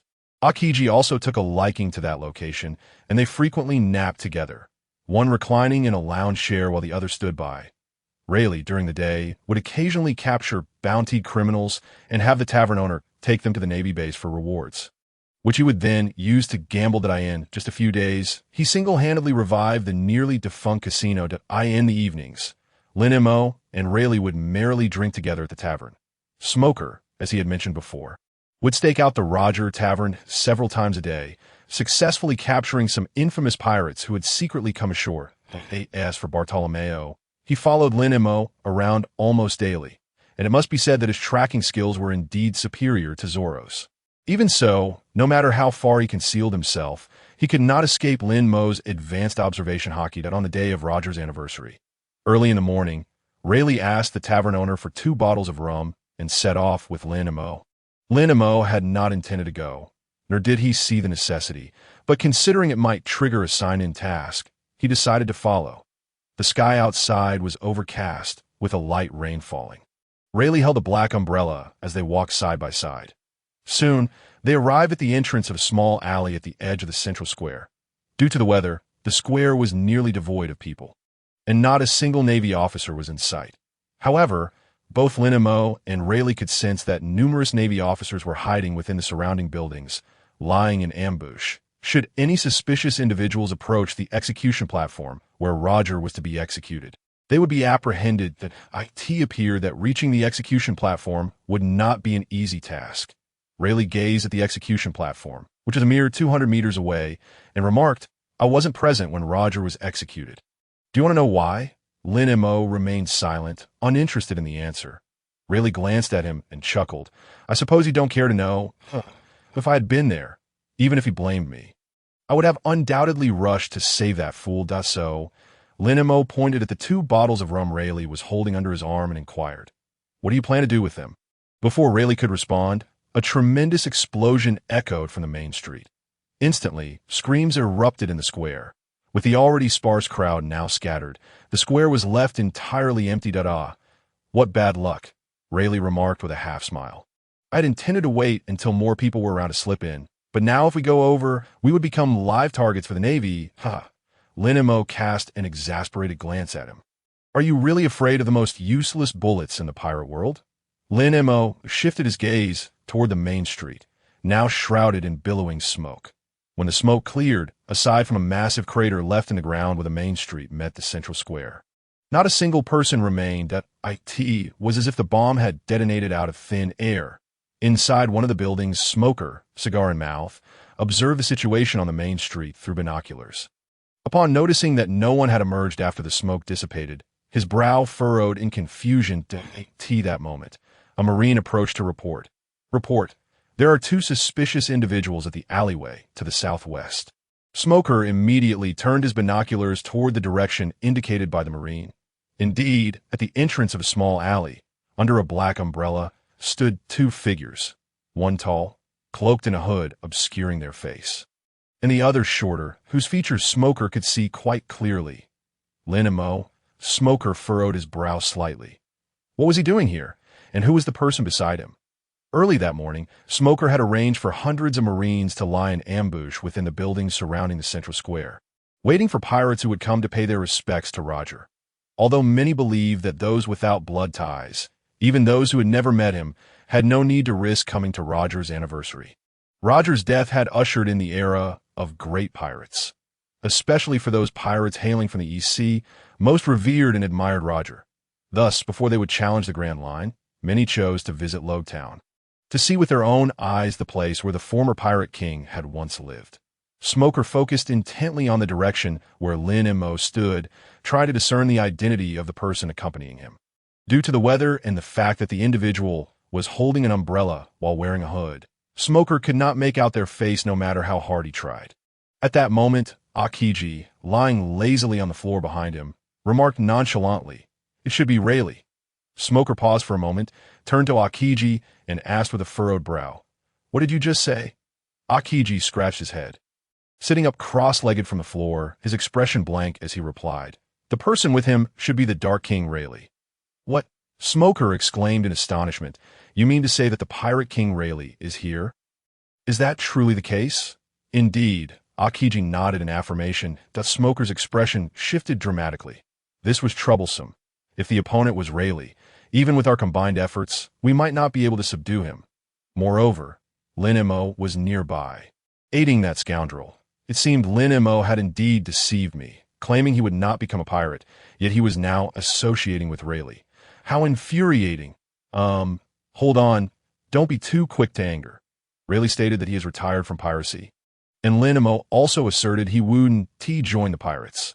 They are merely casual drinking companions and won't cause any significant commotion. Akiji gestured for Smoker to calm down. Smoker stared at him incredulously. How do you know they're merely drinking buddies? Have you met them before today? Well, sort of. Akiji scratched his head and continued. I saw them at Roger's bar. That's what they said, so there shouldn't be much of an issue. What do you mean there is not much of an issue? I see a significant problem. Smoker retorted, fuming. Lin Mo could choose any drinking companion he wished, but why did it have to be Rayleigh? You know full well who Rayleigh is. Can you really trust their words based solely on their claims? You are a vice admiral of the Navy. How can you be so easily swayed by the words of pirates? Akiji sighed. Ah, Smoker, you are overthinking this. I believe they are not deceiving me. If they were truly causing trouble, I would not stand idly by. Smoker-san, a trembling Marine stationed by the window, inquired. What should we do now? Should we go apprehend those two? Apprehend them? You think you can capture the Pirate King, Rayleigh? Smoker snapped back. The Marine was rendered speechless by Smoker's intimidating response. Smoker redirected his gaze to observe Lin Mo and Rayleigh's movements. It seems we're being watched, Rayleigh remarked, his demeanor relaxed. Lin Mo casually replied. Oh. Rayleigh smiled. What should we do? I seem to be feeling a bit nervous. Lin Mo remained silent. Ha ha. Rayleigh laughed. It appears that a swift resolution is in order. I shall head to the execution platform. Will you accompany me? Lin Mo replied. I will not. Very well. Then you can wait for me here. With that, Rayleigh handed his umbrella to Lin Mo, took hold of the 2 bottles of rum, and with a brief glint from his glasses, he swiftly made his way to the execution platform. In mere seconds, he had arrived. Without a hint of hesitation, Rayleigh seated himself on the platform, uncorking both bottles of rum. One bottle was slowly poured onto the platform while he drank directly from the other. He had many words he wished to express, yet when the moment came, he found himself utterly speechless. All he could convey was encapsulated in the liquor. Once he finished his drink and emptied the bottle meant for Roger, he set the 2 empty bottles aside, bowed his head in silence. And a faint, trembling smile graced his lips. Raindrops fell upon him, soaking his garments, and a gust of wind blew back his hood, and his shoulder-length silver curls were drenched, clinging to his face. Lin Mo stood at the alley's entrance, holding the umbrella, his expression impassive as he gazed at Rayleigh, drenched by the rain. Despite the gloomy weather and the distance of over 200 meters between them, even with Rayleigh wearing glasses, Lin Mo could discern the sorrow etched upon his features. He could not tell whether Rayleigh was crying. The rain concealed it all. Meanwhile, Smoker had been attentively observing Rayleigh's actions. Noticing that he had ceased moving on the execution platform, he narrowed his eyes at a nearby Marine, cautiously asked, Smoker-san, should we not do something about the person on the execution platform? Let us wait a moment longer, Smoker replied, biting his cigar. Akiji approached the window, gazing at the situation on the execution platform, and remarked, although it's troublesome and the likelihood of success is low, if you insist on capturing Rayleigh, I can give it a try. Let us assess the situation first. Smoker replied while scrutinizing the square that I do wish to capture Rayleigh. I am aware of our disparity in strength. Besides, the explosion on Main Street should not be connected to Rayleigh or Lin Mo. We'll wait until the one responsible for the explosion shows up. Just as Smoker concluded his statement, a group of individuals clad in armor suddenly emerged from the debris of the explosion on Main Street. Their faces obscured. Each bore an array of bizarre weapons. Lin Mo, recalling his memories, realized he had never encountered anyone dressed like them before. Attack! Someone shouted. The fully armed group immediately unleashed their weapons, launching a frenzied assault on the surrounding buildings. Smoker frowned, promptly issuing orders. Capture those ruffians. Yes, responded the Marines, seizing their weapons, prepared to engage these mysterious intruders. Akiji and Smoker, witnessing the sudden shift in the attackers' focus, leapt from the building's window without a second thought. Upon landing, every single one of the assailants collapsed in an instant. Smoker exclaimed, What? Akiji responded. Smoker, in shock, questioned what on earth just happened. Initially, Lin Mo had no intention of intervening. After all, with Smoker and Akiji present, they would not permit outsiders to wreak havoc in Roguetown. However, as the attackers began their assault, several of them had targeted him. Various weapons were hurled his way. After dodging several times, Lin Mo, growing weary of evasion, coated his arm in haki and delivered a powerful punch, sending several overconfident assailants flying. Seeing their comrades dispatched by a mere child, The remaining attackers redirected their assault, charging at Lin Mo en masse. The dismal weather had already dampened Lin Mo's spirits, and he simply glared at those charging towards him. Overwhelmed by the pressure of his conqueror's haki, the entire group collapsed in a heap. From the execution platform, Rayleigh observed the skirmish, noting that Lin Mo, pursued by those individuals, showed no signs of intent to assist. Although he was unaware of Lin Mo's true strength, he was certain that those attackers were no match for him. The moment Lin Mo unleashed his conqueror's haki, a glimmer of gold flickered in Rayleigh's eyes. Conqueror's haki, is it? Rayleigh smirked. It seems you're even more formidable than I imagined. Lin Mo Roger, this young lad, Lin Mo, may very well reshape the era you once altered. If you were still alive, I'm certain you would be quite intrigued. Just as Rayleigh finished speaking, he sensed Smoker and Akiji approaching from behind. Without hesitation, he rose and leapt down from the execution platform, empty bottles in hand, and approached the two men. Smoker narrowed his eyes. Did you do this? Rayleigh pointed toward Lin Mo and smiled. He did this. Akiji stroked his chin, pondering. Conqueror's haki, you say? What? Smoker exclaimed incredulously. Are you implying that Lin Mo used Conqueror's haki to deal with those individuals? How is that possible? Conqueror's haki is not something just anyone can possess. Even if Lin Mo truly has it, how could he wield it so proficiently at such a young age? I am equally astonished. Rayleigh chuckled, but he indeed accomplished it. If Roger were still alive, he would certainly be interested in him. I have fulfilled my purpose for coming here. It is time for me to depart. Farewell, gentlemen. With a hearty laugh, Rayleigh turned back and walked away. Smoker, gripping his weapon tightly, glared at Rayleigh's retreating figure, gritting his teeth in frustration. Damn it, I am indeed too weak. He was acutely aware of the vast disparity in strength between himself and Rayleigh. When it came to a one-on-one confrontation with Akiji, the odds of Akiji winning were less than 50%. Conversely, in a duel against Akiji, Smoker's chances of victory were even less than 1 in 3. Therefore, even if they teamed up, facing Rayleigh would undoubtedly lead to their defeat. Moreover, there was the unpredictable factor of Lin Mo to consider. Smoker found it impossible to gauge which side Lin Mo would align with. If Lin Mo decided to side with Rayleigh against them, their chances of winning would diminish even further. Oh dear, Smoker, you are overthinking this. Although Smoker did not voice his concerns, Akiji had already surmised his thoughts. If Rayleigh had intended to stir trouble, he would have acted long ago. There was no need to wait until now to ask for the boy named Lin Mo during the past few days of sharing a bed.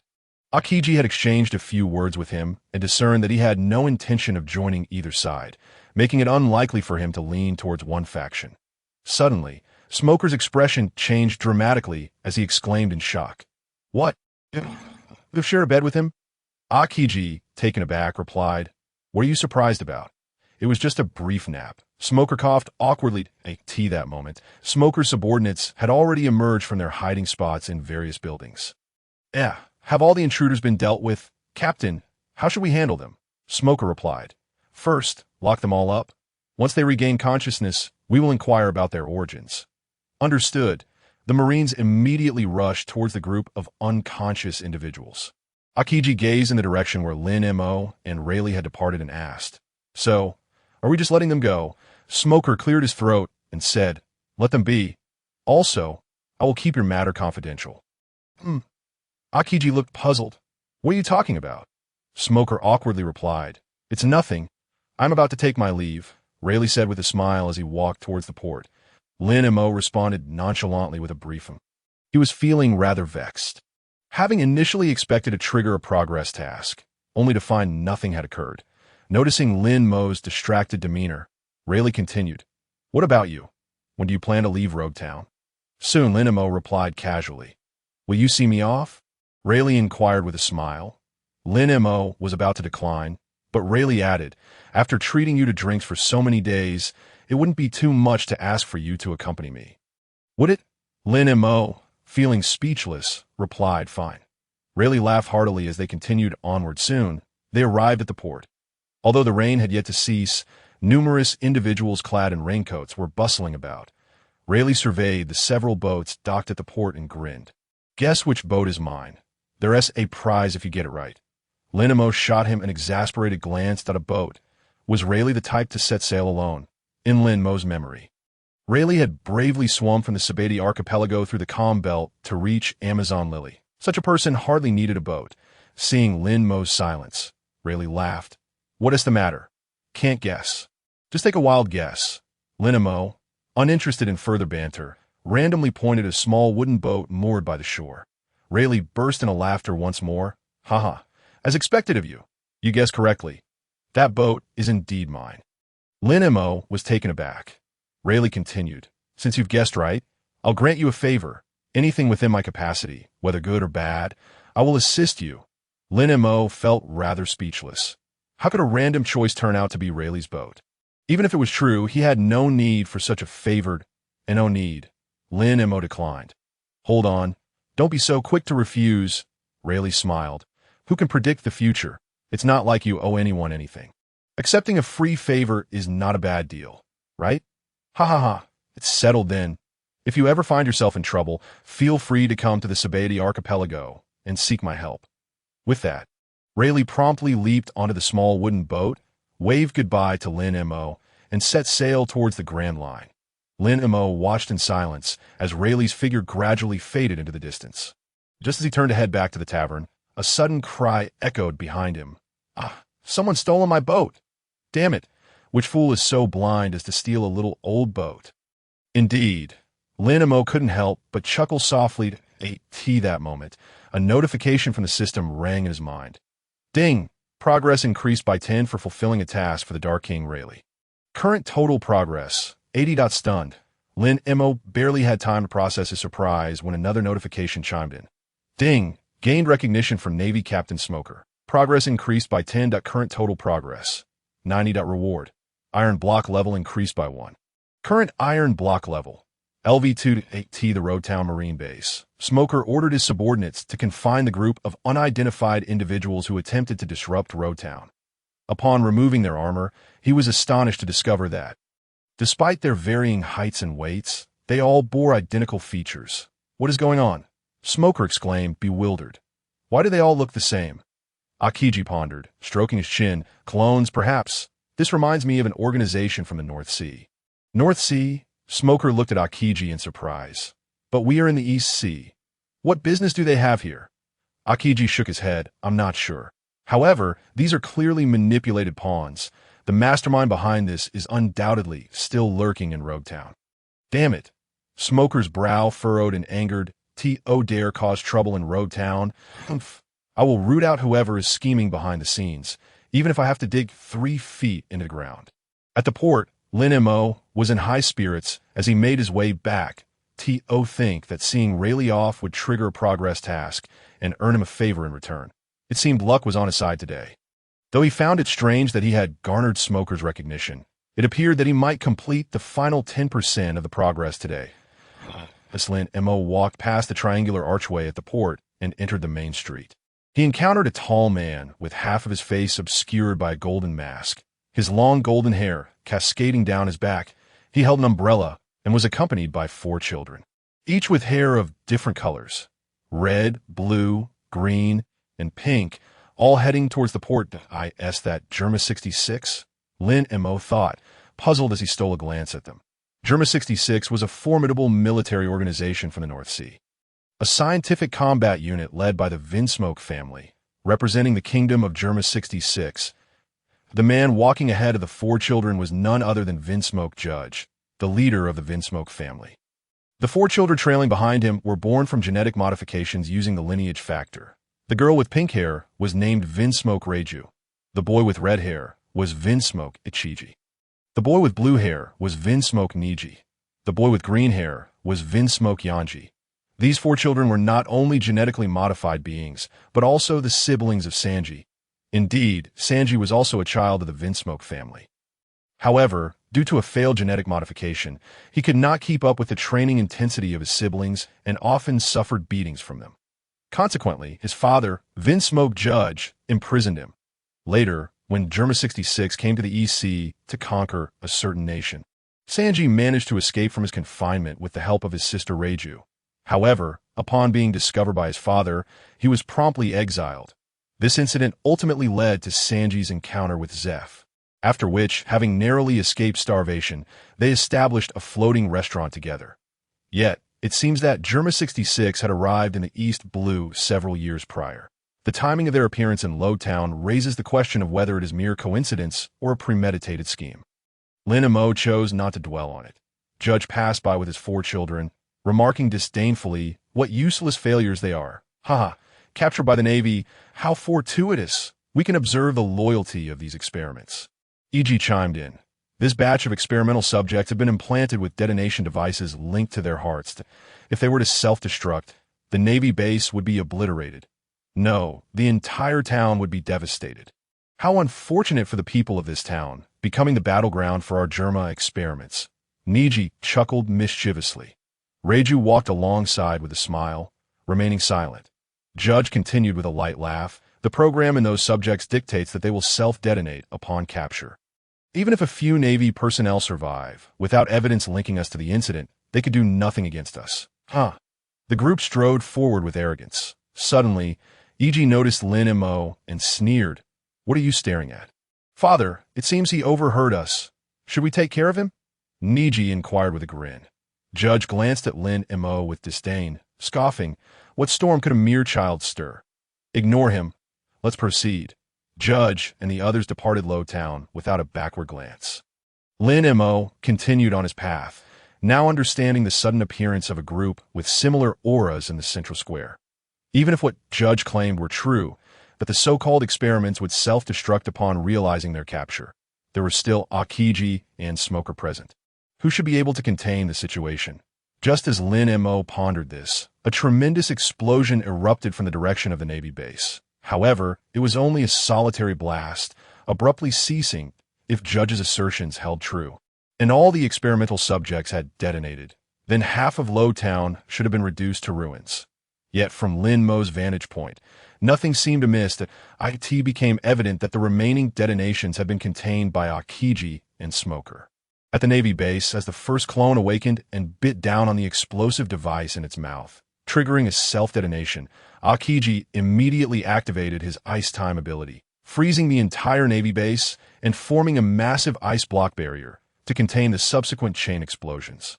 Damn it, Smoker exclaimed, disheveled, surveying the destruction wrought upon the Navy base, his frustration palpable. They actually self-destructed. Akiji released the freezing hold on the surroundings, gazing at the debris scattered about with regret. Now there's no evidence to trace the origins of these clones. Damn it, Smoker looked at the injured Navy personnel, quickly urging Akiji, we need to rescue them. Lin Mo had a rough idea of the situation at the Navy base. Regardless of the outcome, it bore no relevance to him. Without further thought, he navigated through the familiar alley toward the tavern. Turning a corner, Bartolomeo appeared. Lin Mo, it's bad. Do you remember that cursed sword that controlled me to attack you, after you knocked out of my hand that day? I left it be, only for someone else to pick it up. Now the person wielding that sword is rampaging about, cutting people down. Bartolomeo exclaimed anxiously. I tried to stop him, but I failed, Lin Mo replied, nonchalantly. Continuing on his way, Bartolomeo, taken aback, quickly chased after him, walking backwards as he spoke. Many people have already been injured by that man, that you're the only one who can stop him. Please, come with me. This guy Lin Mo thought, glancing at him with exasperation. Bartolomeo was typically one to stir chaos.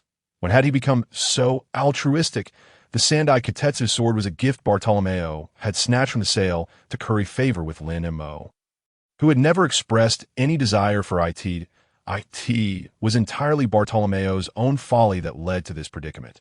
Regardless of the circumstances, it was not Lin Mo's responsibility to rectify the situation. Sensing Lin Mo's continued indifference, Bartolomeo grew anxious. Please don't ignore me. If you don't intervene, even more people will get hurt. Someone might even die. And what of it? Lin Mo replied flatly, if there's a problem, go to the Navy. Don't look for me. Bartolomeo halted, bewildered as Lin Mo walked past him that moment. A man, wielding a sword and with bloodshot eyes, clearly devoid of reason, suddenly charged out from a nearby alley.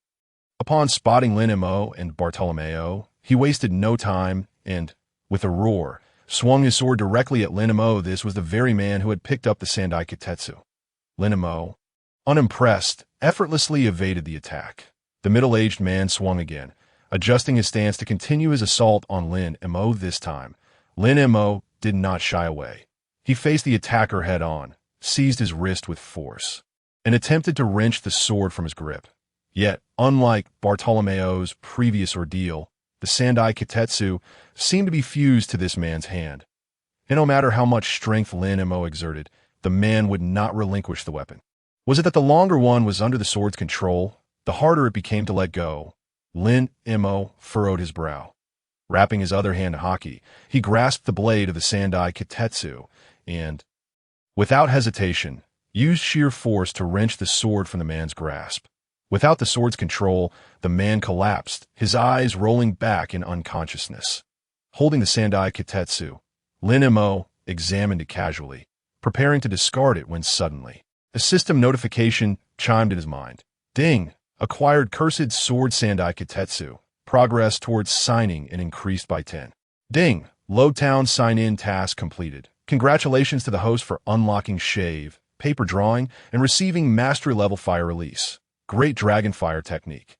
Shave is a skill within the 6 powers that allows for explosive movement through rapid footwork on the ground. Paper drawing is a defensive technique that enables the user to release all their strength, controlling their body as effortlessly as if painting on paper. Now, all 6 power skills have been unlocked. Although the presence of Shave had diminished somewhat due to the existence of Soru, the combined use of both skills would exponentially amplify the power unleashed. Glancing at the Sandai Kitetsu in his hand, Lin Mo was genuinely surprised that his final progress would be tied to this cursed sword. It seemed this blade would be accompanying him for some time. Smiling, Lin Mo turned to the still-dazed Bartolomeo and asked, "Where's the sheath for the Sandai Kitetsu?" Bartolomeo snapped back to reality and replied eagerly, "It's nearby. I'll fetch it right away." As the conversation unfolded, the rooster-headed figure swiftly darted into a nearby alley. Lin Mo, on the other hand, opened his attribute panel. Name: Lin Mo. Age: 10 years. Sign in location: Drum Island, 0. Constitution: All. Attribute chakra: Haki. Armament: Haki LV5. Conqueror's Haki LV4. Observation: Haki LV4. Skills: Fire release. Great dragon fire technique. Mastered. Swordsmanship LV6. Shunpo LV3. Night Kai LV2. Swordsmanship Divine Dodge. Mastered. Fairy Ball LV 1.6 styles. Finger Gun LV1. Iron Block LV2. Soar LV1. Moonwalk LV1. Tempest Kick LV1. Paper Drawing LV1. Weapon: Demon Sword Hyuka. Lake Toya. System Space: 100 by 100 by 100 cubic meters. Gazing at the name of the next sign-in location, Lin Mo's first thought was of the little reindeer Chopper, who had consumed the human fruit. Chopper, who would one day serve as the ship's doctor aboard Luffy's vessel, was an adorable little creature, easily shy when praised, with a fluffy appearance. Considering the timeline, Chopper should only be around 5 years old now, still yet to encounter the Dr. Hiralik who would teach him the art of medicine. As Lin Mo pondered this, the rooster-headed figure returned, clutching the sheath of the Sandai Kitetsu sword. Lin Mo closed the attribute panel. Taking the sheath from the rooster-headed figure, he sheathed the Sandai Kitetsu, and then hung both the Kitetsu and Lake Toya at his waist. The rooster-headed figure paused momentarily and asked, "Are you planning to wield this demon sword yourself?" Lin Mo casually replied with a nonchalant hum, then turned and continued his stride towards the tavern. The rooster-headed figure stood still, gazing at Lin Mo's retreating figure, increasingly excited. "Ah, was I mistaken about you? To prevent others from being controlled by this demon sword, you chose to take it upon yourself. Lin Mo, you truly are a cool exterior with a warm heart. You are indeed the person I have chosen." Upon returning to the tavern owner, noticing Rayleigh had not returned, inquired curiously, "Where's Mr. Rayleigh? He hasn't gone gambling again, has he?" Lin Mo replied coolly, "He has left." "Ah." The tavern owner paused his task of polishing glasses, surprised by the abrupt departure. "Why didn't he say a word before leaving?" "I thought he would wait until today passed." Lin Mo regarded him with a calm expression and stated, "I am leaving as well." "Huh." The tavern owner was taken aback. Lin Mo continued, "Please give me all the alcohol from the warehouse." "What?" The tavern owner exclaimed, "There are thousands of bottles in the warehouse. Can you carry them all?" Lin Mo nodded slightly. After a moment's hesitation, the tavern owner decided not to overthink it and agreed. Fine, if you want them, take them. Oh, you need my help? Lin Mo shook his head. The tavern owner asked, when do you plan to leave? It depends, Lin Mo replied. Well then, before you depart, let me treat you to a meal. Lin Mo nodded in agreement. The tavern owner set down the glass he was holding and stepped out from behind the bar, saying, wait here for me. I'll go buy some food. Lin Mo nodded once more. After watching the tavern owner exit, he walked into the warehouse behind the wine cabinet and swiftly gathered all the alcohol into his system space. Afterward, he cleared the remaining bottles from the cabinet and departed the tavern. Lin Mo understood Rayleigh's intention in leaving quietly. Some farewells should not be drawn out. Thus, having taken all the alcohol from the tavern, he acquired a small wooden boat at the port and set sail for his next destination. The procurement ship from Bartai had been destroyed along with the port explosion. Bartolomeo, the rooster-headed figure, had been following Lin Mo upon seeing Lin Mo set sail. He rushed to the port and shouted, Lin Mo, are you really leaving just like that? I still have so much to say. Don't go. Come back, will you? Lin Mo did not look back, but merely waved his hand. Bartolomeo, feeling disheartened, had a subordinate rush over. Clutching a wooden box, Boss, I found something amazing. It's a devil fruit. At Roger's tavern, when the tavern owner returned, Lin Mo had already departed. Staring at the empty wine cabinet, the tavern owner was momentarily stunned. The bag of food he was holding slipping from his grasp. In no way. That kid left too? The tavern owner hurried to the warehouse behind the wine cabinet, opened the door, and indeed found the alcohol had vanished. Looking at the 1 million berries left by Lin Mo in the warehouse, the tavern owner's emotions were a tumult of feelings. The seas of the One Piece world are composed of the Grand Line and the 4 seas divided by the Red Line, East, South, West, and North Seas. The Grand Line is a circular sea area that intersects perpendicularly with the Red Line, regarded as the most mysterious and perilous nautical route in the world. Lin Mo's next sign in location. Drum Island lies atop the Grand Line. To enter the Grand Line, one must traverse either Reverse Mountain or the Calm Belt. Reverse Mountain, also known as Levis Mountain, features 5 waterways arranged in an X shape. With water flowing in 4 directions towards one exit point, 4 of these waterways lead directly upwards to the mountain's peak, each connecting to the east, south, west, and north seas, with a single return waterway flowing into the Grand Line. Due to the swift currents in the waterways of Reverse Mountain, many ships are wrecked before they even manage to navigate through, even if one is fortunate enough to reach the summit. Misjudging direction can easily result in being flung off the peak before entering the waterway leading to the Grand Line, leading to destruction. Thus, navigating through Reverse Mountain is exceedingly dangerous. The vessel Lin Mo was aboard could not possibly pass through Reverse Mountain unscathed. Therefore, he had to enter the Grand Line via the Calm Belt. The Calm Belt is a region entirely devoid of wind and current, creating a serene sea. Once a sailboat enters the Calm Belt, it loses all propulsion and becomes stranded, and it is also a habitat for numerous colossal sea creatures. Consequently, when departing from Roguetown, Lin Mo specifically purchased a small wooden boat that relied on paddles rather than sails. Following the direction indicated by the system's navigation, Lin Mo sailed through the East Sea for 3 days before entering the Calm Belt. Upon entry, 2 large sea creatures attempted to attack him. To save time, Lin Mo merely glared at them, using his Conqueror's Haki to instantly deter all the sea creatures that sought to assail him. After nearly 5 days of navigating through the Calm Belt, he finally entered the Grand Line. Initially, the sun shone brightly, but in the blink of an eye, dark clouds rolled in, and a torrential downpour ensued, accompanied by thunder and lightning. The weather on the Grand Line is entirely unpredictable and cannot be judged by ordinary standards. The currents are tumultuous. Although one may sail straight ahead, it is easy to veer off course without realizing it. Even with the system's navigation, Lin Mo could easily stray off track if he was not vigilant. After nearly a month of meandering through the Grand Line, just as Lin Mo's alcohol supply was running low, he spotted an island with several peaks resembling drums in the distance. The closer he drew, the colder the surroundings became. Lin Mo immediately retrieved his winter attire from the system space and changed. The small wooden boat gradually approached Drum Island, while numerous vessels of various sizes rushed out from within the island. As Lin Mo brushed past several of these ships, he distinctly observed many individuals aboard shedding tears of despair. Most of them were clad in white protective gear designated for doctors, in Lin Mo's recollection. At this time, Drum Island was still renowned as a medical powerhouse. However, it would later fall into decline due to the tyranny of its ruler, Wapol, who hunted and exiled all the doctors on the island, leaving only 20 for his own use. Presently, it seemed he had coincidentally arrived during the turbulent period when Wapol began to purge and exile the island's medical practitioners. Look, there's a child. How can a child be sailing alone on the Grand Line? Have they encountered a maritime disaster? Child, the kingdom of magnetic drums is beyond salvation. You must not go there. Quickly, board our ship and leave with us on the deck of the nearest large vessel to Lin Mo. A number of citizens who had escaped from Magnetic Drum Island stood, their expressions filled with worry as they gazed at him. Lin Mo calmly shook his head and replied, "No, thank you."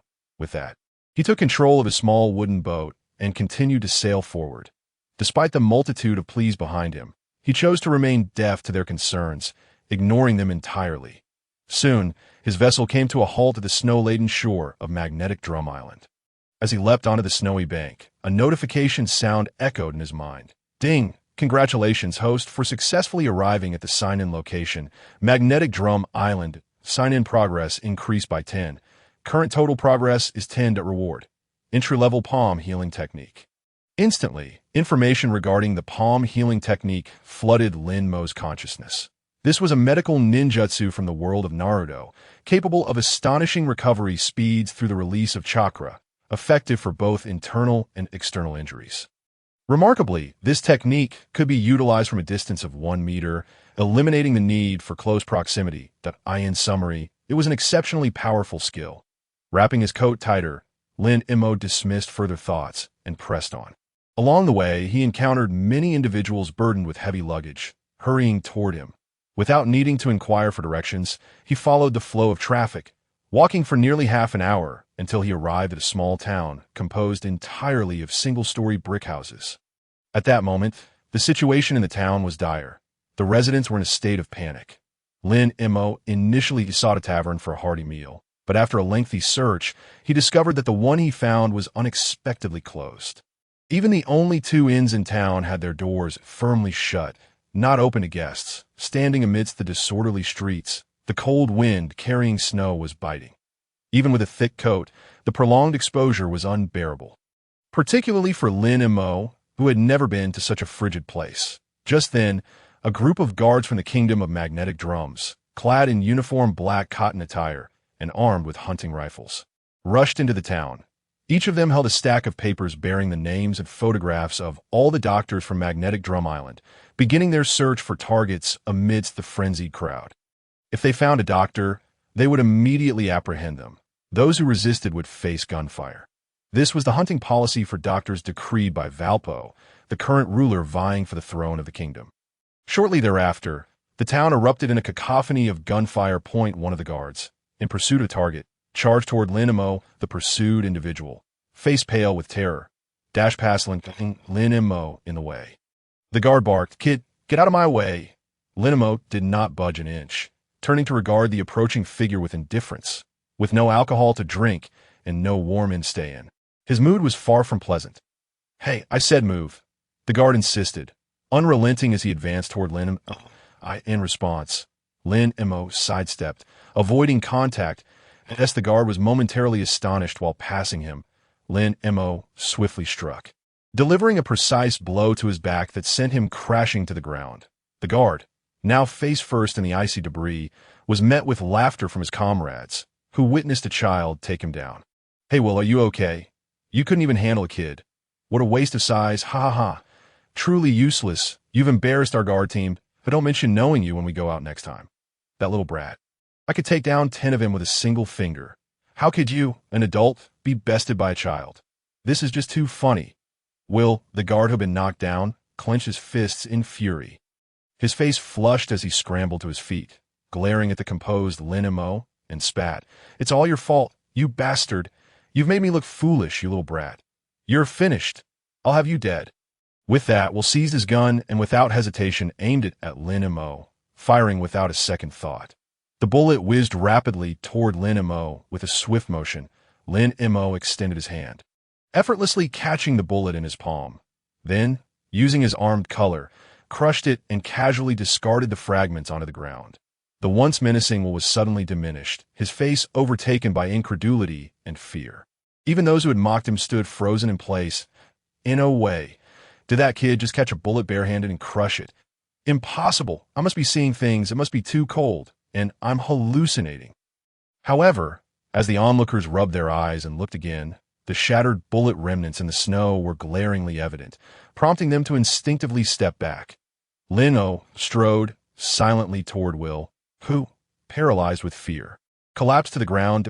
Will, the seemingly frail Lin Mo, appeared as a demonic presence, rendering him immobile, devoid of the strength to flee. Standing before Will, Lin Mo fixed him with a blank stare and inquired, "How do I get to the neighboring town?" In Lin Mo's recollection, Magnetic Drum Island should have more than just this one town near the port. There ought to be several others. Will hesitated, his voice trembling as he asked, "Are you referring to Cocoa Wheat Town?" Lin Mo responded with a casual Will, shaking, pointed in the direction of Cocoa Wheat Town. Lin Mo expressionlessly walked past him, heading toward where he indicated. He had not ventured far when several guards who had not witnessed Lin Mo crush the bullet approached, observing Will and the others staring blankly at the retreating child. One guard expressed irritation.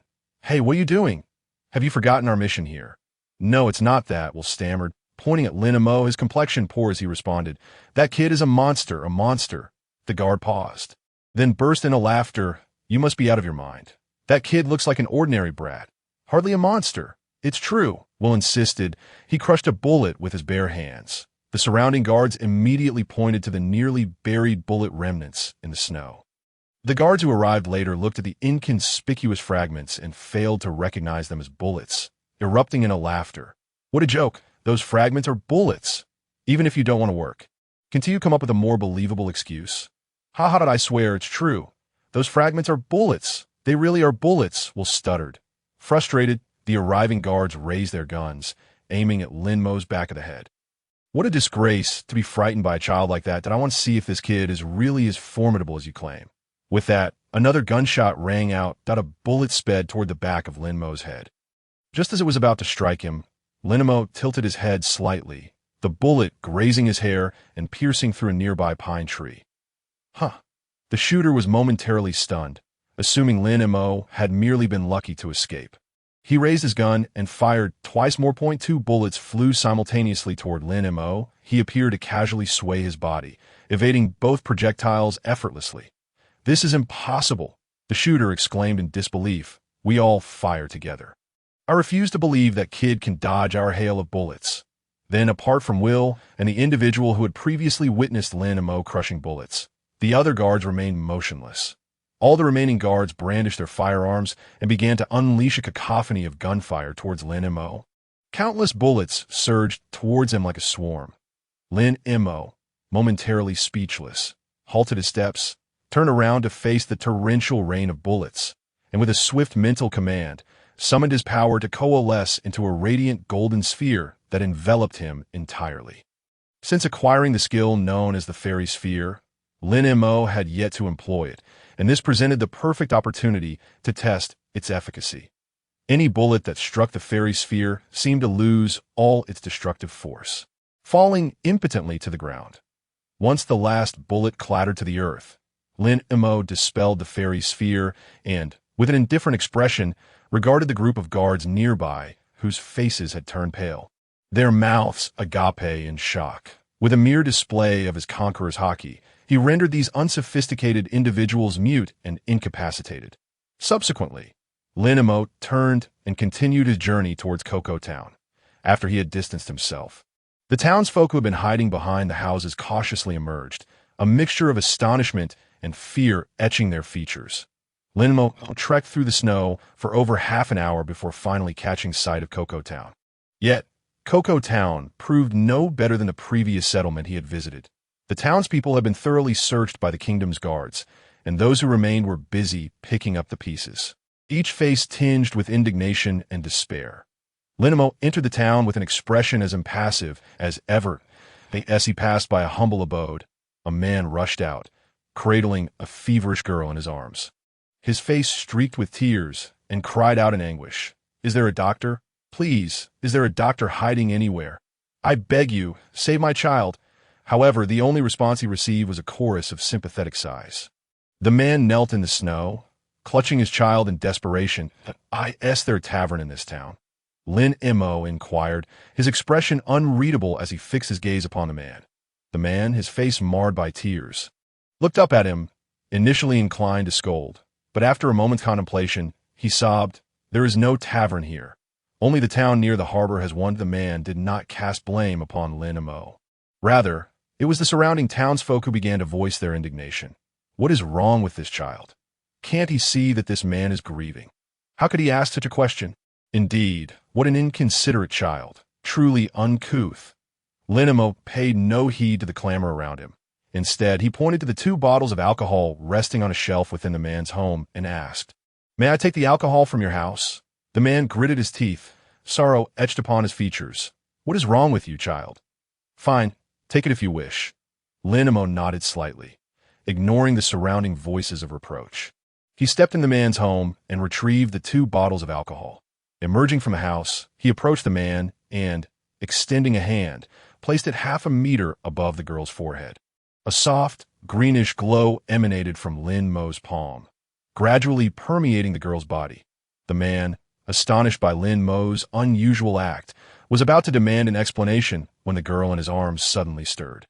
He immediately looked down, and to his astonishment, the feverish redness of her face began to fade, restoring its natural color. Stunned, he reached out to touch her forehead, exclaiming, "Ah, the fever has subsided," after healing the girl with his palm technique. Lin Mo, with an unruffled demeanor, departed, clutching the 2 bottles of alcohol he had taken from the man's house. The man, overwhelmed with emotion, embraced his daughter and turned to gaze at the retreating figure of Lin Mo. Tears brimming in his eyes. Thank you so much, benefactor. What is your name?" Lin Mo chose to ignore him and continued on his way. The townsfolk were left in a state of disbelief, their faces reflecting shock. What did he just do? How did old Xing's daughter suddenly recover? It's miraculous. His hands were glowing.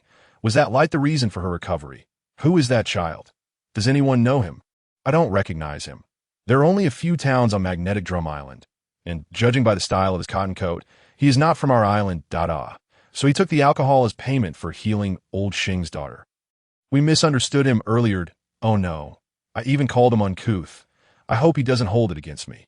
Lin Mo completely disregarded the ruckus behind him, uncorked the bottles, and as he walked, poured the newly acquired alcohol into his gourd. Once the gourd was filled, he downed the remaining half bottle in one gulp. Although the alcohol's taste was mediocre, it was better than nothing. Instantly, warmth flooded through Lin Mo's body. Not long after, he stumbled upon an inn that was still in operation. Without a second thought, he stepped inside, booked a room for 7 days, and enjoyed a comfortable sleep. When he awoke, the outside world had already descended into twilight. Feeling somewhat hungry, Lin Mo prepared to venture out in search of food. As he stepped through the inn's doorway, he noticed a boy not far off, wearing a fluffy winter hat adorned with leopard spots, 2 golden earrings dangling from his ears, dark circles under his eyes, and dressed in a long black cotton coat, taller than Lin Mo, hurrying past with a stack of books in his arms. Was that Trafalgar Law?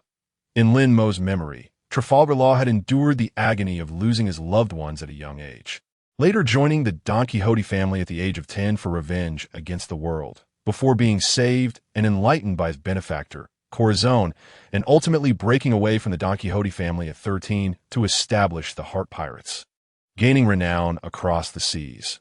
Given the current timeline, Law should be around 13 or 14 years old. Lin Mo was certain that there were no Don Quixote family members in the vicinity, nor was Corazon accompanying him. This implied that Corazon had likely met his demise. As for Law, he was probably no longer affiliated with the Don Quixote family and was in the process of seeking allies to form the Heart Pirates. Noticing someone observing him, Law turned to look at Lin Mo. Their eyes met, and Law was momentarily taken aback, unable to ponder further. Behind him, 2 burly men had already pursued him. "You little brat, stop right there and drop the books." Having witnessed thieves pilfering money and food, this was the first time he encountered someone daring enough to steal books. "Hey, you little scoundrel, halt!" Seeing the men closing in, Law immediately took off, running as fast as his legs would carry him. However, he was soon intercepted by townsfolk who had come to assist. Clutching the books tightly, Law retreated with a grim expression as the townspeople encircled him, and one of the pursuing men lunged to snatch the books from his hands. "Let go!" Law gritted his teeth, stating defiantly, "You little brat, and you still have a nerve to argue?" The man grasped the books in one hand while using the other to grab Law by the back of his collar, attempting to wrest the books away from him. Yet the books seemed to be glued to Law's grip, resisting all efforts to be pried loose. "You little rascal, despite your age, you possess quite a bit of strength. Let go, or I'll be forced to teach you a lesson. Yes, let go. You're just a child. It's not too late to turn back now. Little brat, don't be stubborn. You're clearly in the wrong. Just return the books." The surrounding townsfolk chimed in with their admonishments. Law clenched his jaw, his expression darkening as he retorted, "Your country is running out of doctors anyway. What use do you have for these medical books? Sooner or later, they'll become contraband in your land. It would be better to give them to me now." After Law's declaration, the man who had been attempting to seize the books faltered, his aggressive demeanor diminishing. The previously raucous townsfolk fell silent, the atmosphere growing heavy. The man released Law, his body trembling slightly, anger lacing his voice. "What do you understand? What can a child like you comprehend? Perhaps these books will indeed become contraband in this country one day, but that day is not today, is it? No family is immune to illness. If even these books cannot offer us protection, then our nation is truly doomed." After speaking, the man shielded his eyes with his arm and began to sob. The surrounding townsfolk were similarly engulfed in despair. Luo clutched the books in his hands, feeling an intense frustration. Initially, he had come to Tsigu Island to enhance his medical skills, as this island bore the prestigious title of a medical powerhouse. Yet, upon his arrival, he was met with the king's decree to hunt down and expel doctors. With no one to seek guidance from, Luo had no choice but to rely on these medical texts for self-study. Although he was merely a child of 14, his current abilities would easily allow him to overpower these townspeople. However, witnessing the suffering inflicted by tyranny and the dire plight of the populace stirred memories of his own childhood trauma. Luo empathized with their anguish, which is why he refrained from resorting to violence. But what good would it do to keep these medical books? Mastery of medicine cannot be acquired by mere novices flipping through a few texts. One cannot simply emerge as a healer. Coming from a family of physicians, he had absorbed a superficial understanding of medical knowledge under his parents' influence. Had it not been for the tragic incident that annihilated his village when he was 10, he might have already become an exceptional doctor by now. You comprehend these books?" Luo asked, his expression devoid of emotion. The townsfolk remained silent. He continued, "For an outsider to learn medicine independently is exceedingly difficult. Even if you were to keep these books, it would be a waste. I have no desire to resort to violence. These books are mine, and none of you shall reclaim them from me." "Kid, do you practice medicine?" the man who had previously attempted to seize the books asked, astonished. Luo nodded impassively. That moment, a small figure calmly emerged from the crowd. "Look, that's the kid who saved old Xing's daughter with his miraculous technique," someone exclaimed. Instantly, all eyes shifted to Lin Mo, who was preparing to seek food. "Yes, that's the one. He saved old Xing's daughter. Is that true? But he looks like just a few years old. Are you sure you aren't mistaken?" "Absolutely not. It was him. I was there, and that kid didn't even touch old Xing's daughter, yet managed to heal her. Kid, how did you do it? Do tell us." The crowd buzzed with excitement as they directed their attention towards him. Lin Mo, initially disinterested, pondered for a moment before asking, "Which restaurant is still open?" "A restaurant. Everyone should be wrapping things up by now, but I saw the new Rising Noodle shop still open when I came by. Just head straight in that direction, and you'll find it. This child must be hungry. Do you have any money? If not, you can come dine at my place. Yes, you can also come to my house for a meal." The townsfolk's enthusiasm was palpable, a stark contrast to their earlier derision of Lin Mo ignoring them. Lin Mo continued on his way, as the townspeople diverted their attention. Luo cast another glance at Lin Mo and immediately recognized him, as the one he had locked eyes with earlier.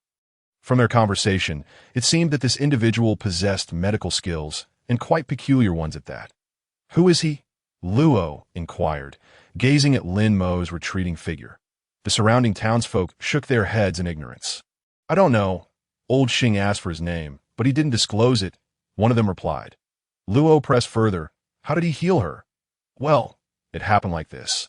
Another townsman mimicked Lin Mo's earlier gesture, extending his hand with the palm, facing downwards, and continued.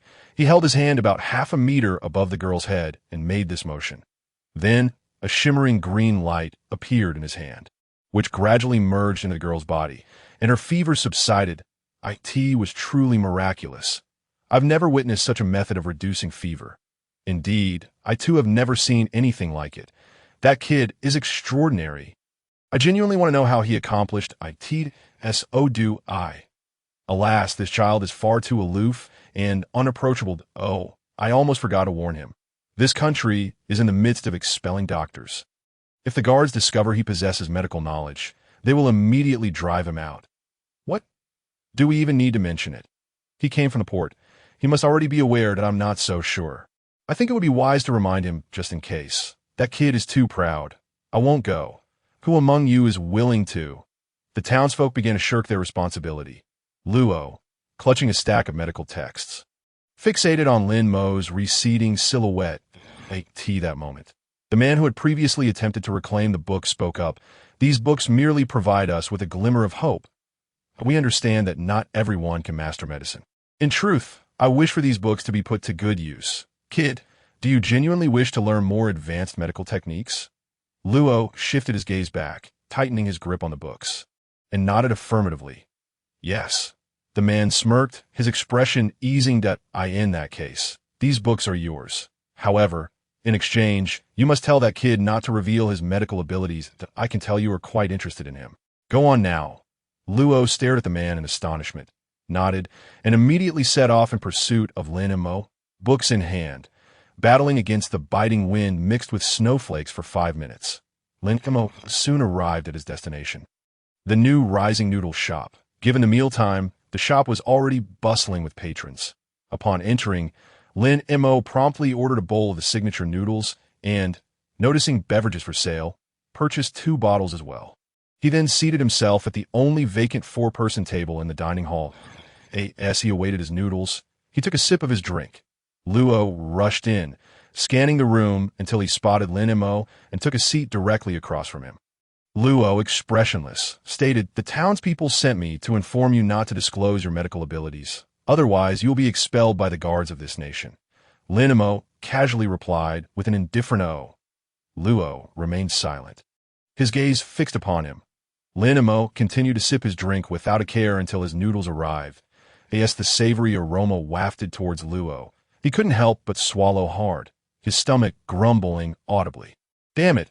Luo's face flushed slightly as he quickly poured himself a cup of hot water for the complimentary pitcher and downed it in one go. Lin Mo glanced at him, understanding dawning upon him. It seemed this fellow was short on funds. Moreover, although Luo bore a knife, it was not the renowned long blade known as Ghost Cry. This suggested that Luo had yet to master his devil fruit abilities. Indeed, Luo was a devil fruit user, specifically a surgery fruit user. The surgery fruit user can create a spherical or hemispherical space within which they can freely sever, exchange, and splice any objects, even exchanging 2 souls. Those whose lives are severed by the user do not perish nor bleed. They remain alive, but experience a slight sensation of pain. Anything cut by the surgery fruit user can be reassembled.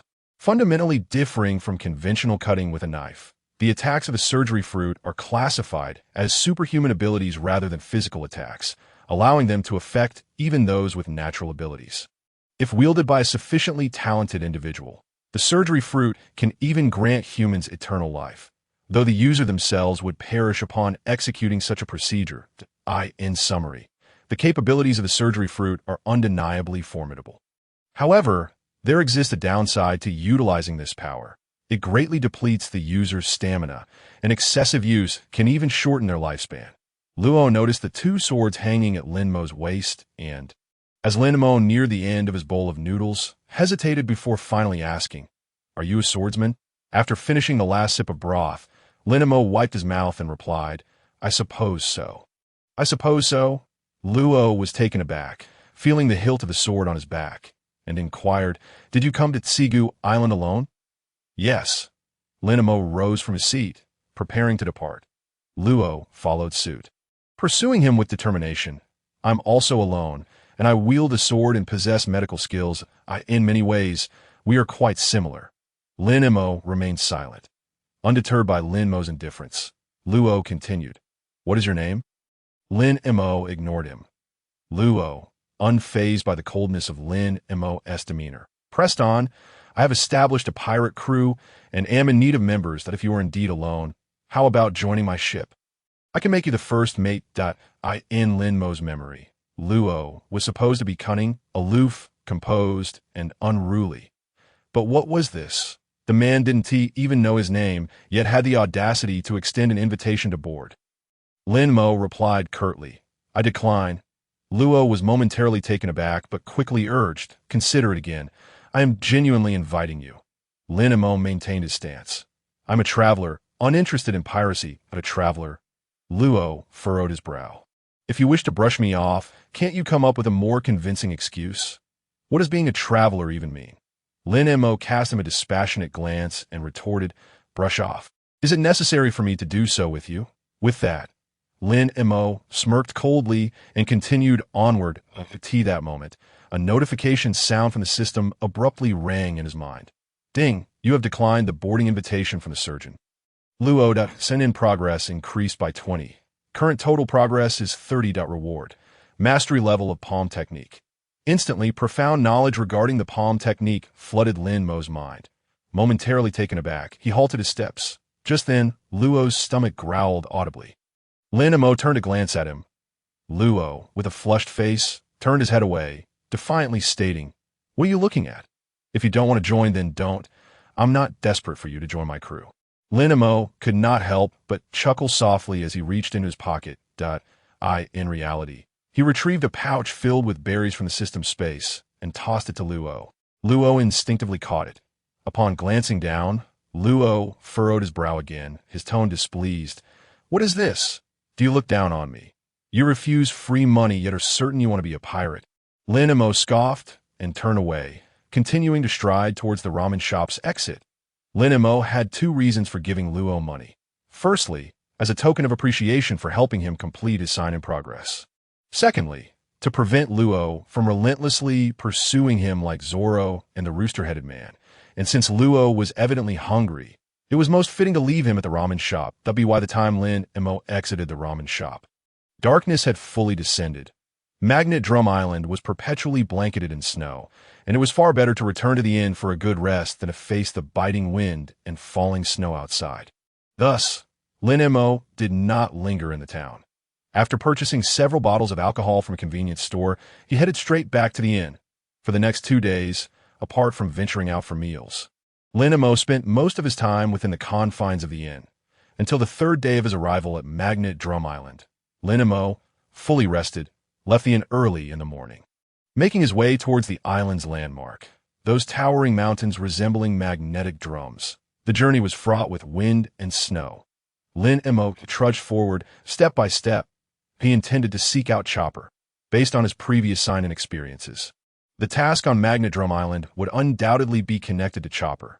Chopper, in fact, was a small reindeer, and at this point he should be 5 years old. Since his early days, Chopper, with his blue nose, was an outlier among the reindeer, frequently bullied by others. Later, after accidentally consuming the human fruit, he was cast out by the herd. Longing for companionship, little Chopper transformed into a human form using the fruit's power, hoping to integrate into human society. However, his appearance was not entirely human. His nose remained blue, leading humans to perceive him as a snowman, a monster, and they drove him away just like the reindeer herd had done, with some even shooting at him. Chopper did not understand what he had done wrong nor whom to hate. He simply desired friends, but was labeled a monster. He was neither a reindeer nor a human, living each day in solitude until he encountered Dr. Hiralik. Hiralik was a quack who dedicated the latter part of his life to studying the cherry blossom miracle, treating patients without charge. even though Magnet Drum Kingdom had expelled doctors, leaving the townspeople without medical care. No one wished to accept Hiralik as treatment. His special medicines not only failed to cure ailments, but exacerbated them. At this moment, Chopper had yet to meet Hiralik. As Lin Mo continued on his path, a creature named Lapin, which was entirely snow-white with the body of a bear and the head of a rabbit, suddenly leaped out from the snow-laden woods, charging at him with astonishing speed. Lapins were fierce carnivorous animals that thrived in packs and would never approach humans, just as the solitary Lapin was about to strike Lin Mo with its sharp claws. A shadowy figure appeared, and in a flurry of blades, the Lapin was taken down less than a meter behind Lin Mo. "Are you all right?" Luo panted, catching his breath. Lin Mo paused, glancing back at him. It seemed he disclosed his name to this man.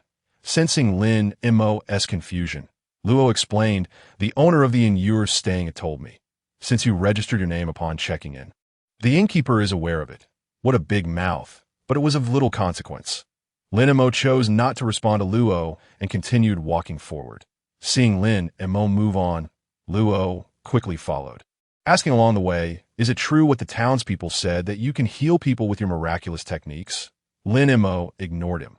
Luo persisted, "I came to Magnet Drum Island specifically to learn more advanced medical skills. I'm very interested in your healing techniques. Will you teach me?" "No." Lin Mo finally spoke, directly refusing. Luo was momentarily taken aback, but, refusing to back down, remained at Lin Mo's side.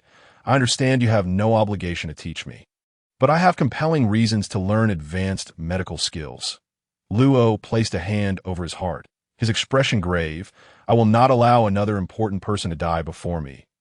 If I had possessed sufficient medical knowledge back then, perhaps Corazon would not have perished."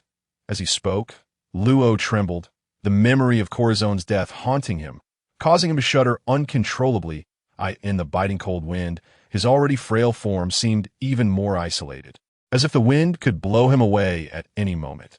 Lin Mo did not respond to Luo's words. There was nothing to say. Even if he were inclined to teach Luo medical skills, it would be futile. The palm technique he possessed relied on chakra, a form of energy non-existent within the bodies of those in the pirate world. Thus, Luo would never be able to learn it. Lin Mo continued onward. Luo, silently watching Lin Mo's retreating figure, pondered for a moment before chasing after him again. "Lin Mo, are you truly unwilling to teach me medical skills?" Lin Mo replied flatly. "Yes." Luo furrowed his brow slightly. "Why?" Just as Luo finished asking why, a cacophony of howls erupted from the surrounding woods. Numerous agile figures darted through the trees, and in a flurry, a group of fierce Lapins encircled Lin Mo and Luo. Lapins were highly territorial pack animals, and it was clear that this group had come to avenge the Lapin Luo had just defeated. Luo's expression darkened as he stared at the poised Lapins, ready to pounce, as if they could tear them apart in an instant. "Lin Mo, I will protect you." Luo tightened his grip on the knife he held. If it were just a few Lapins, Luo had confidence he could handle them. But against a pack, the situation became dire. "Now's my chance to test my newly acquired abilities." Luo swiftly freed one hand, shouting, "Room." Suddenly, a hemispherical transparent space materialized, enclosing all the Labangs in the vicinity. Including Lin Mo, Luo immediately brandished his blade, swiftly maneuvering within the room space to strike at the surrounding Labangs. The Labangs promptly adjusted their movements in response, despite Luo's near-instantaneous speed within the room space. Surpassing that of the Labangs, he found his strength lacking compared to theirs. "Slaughterhouse." Luo gritted his teeth, cleaving towards the nearest Labong, effortlessly severing one of its arms. The severed limb fell to the ground without a single drop of blood. Even the incision on the Labang's body where the arm had been removed was remarkably smooth, devoid of any bloodshed. The slaughterhouse ability allowed Luo to dismember objects or living beings and recombine them within his controlled range. Those who were separated would neither die, feel pain, nor bleed. One could say this was an exceptionally formidable ability, provided Luo could land a hit.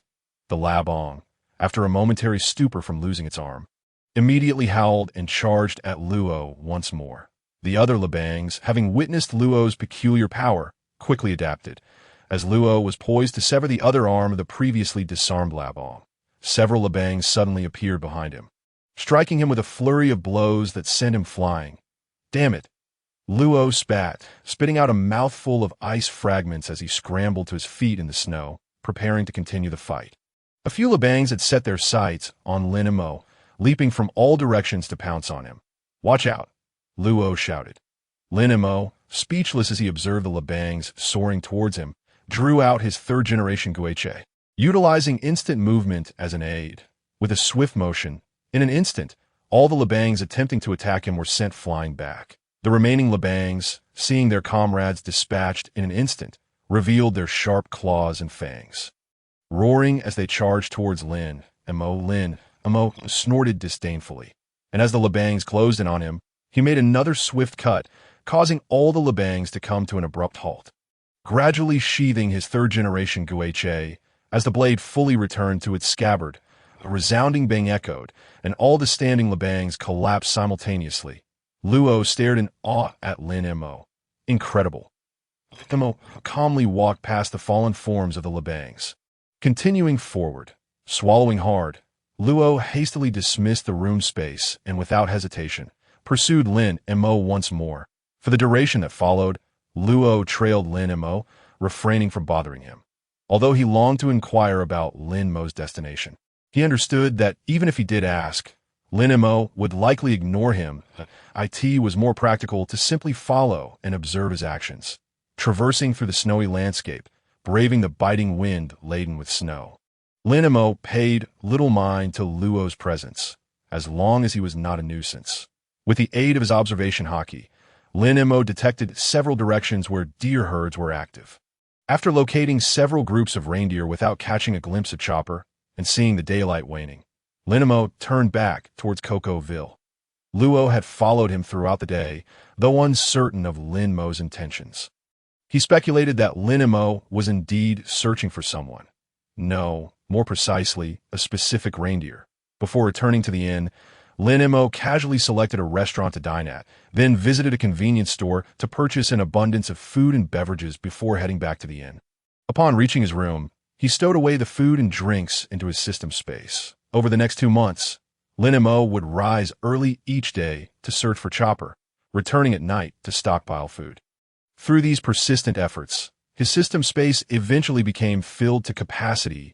One morning, as he prepared to venture out once more in search of Chopper, he had scarcely stepped outside the inn when several men brandishing hunting rifles hurriedly rushed past him towards the back of the town. "Have you heard? The snowman has reappeared." "Snowman? You mean that blue-nosed creature that resembles a human?" "Yes, that very monster. Ugh, it's truly disgusting. I heard it wandered to the neighboring town recently and got injured by the townsfolk there.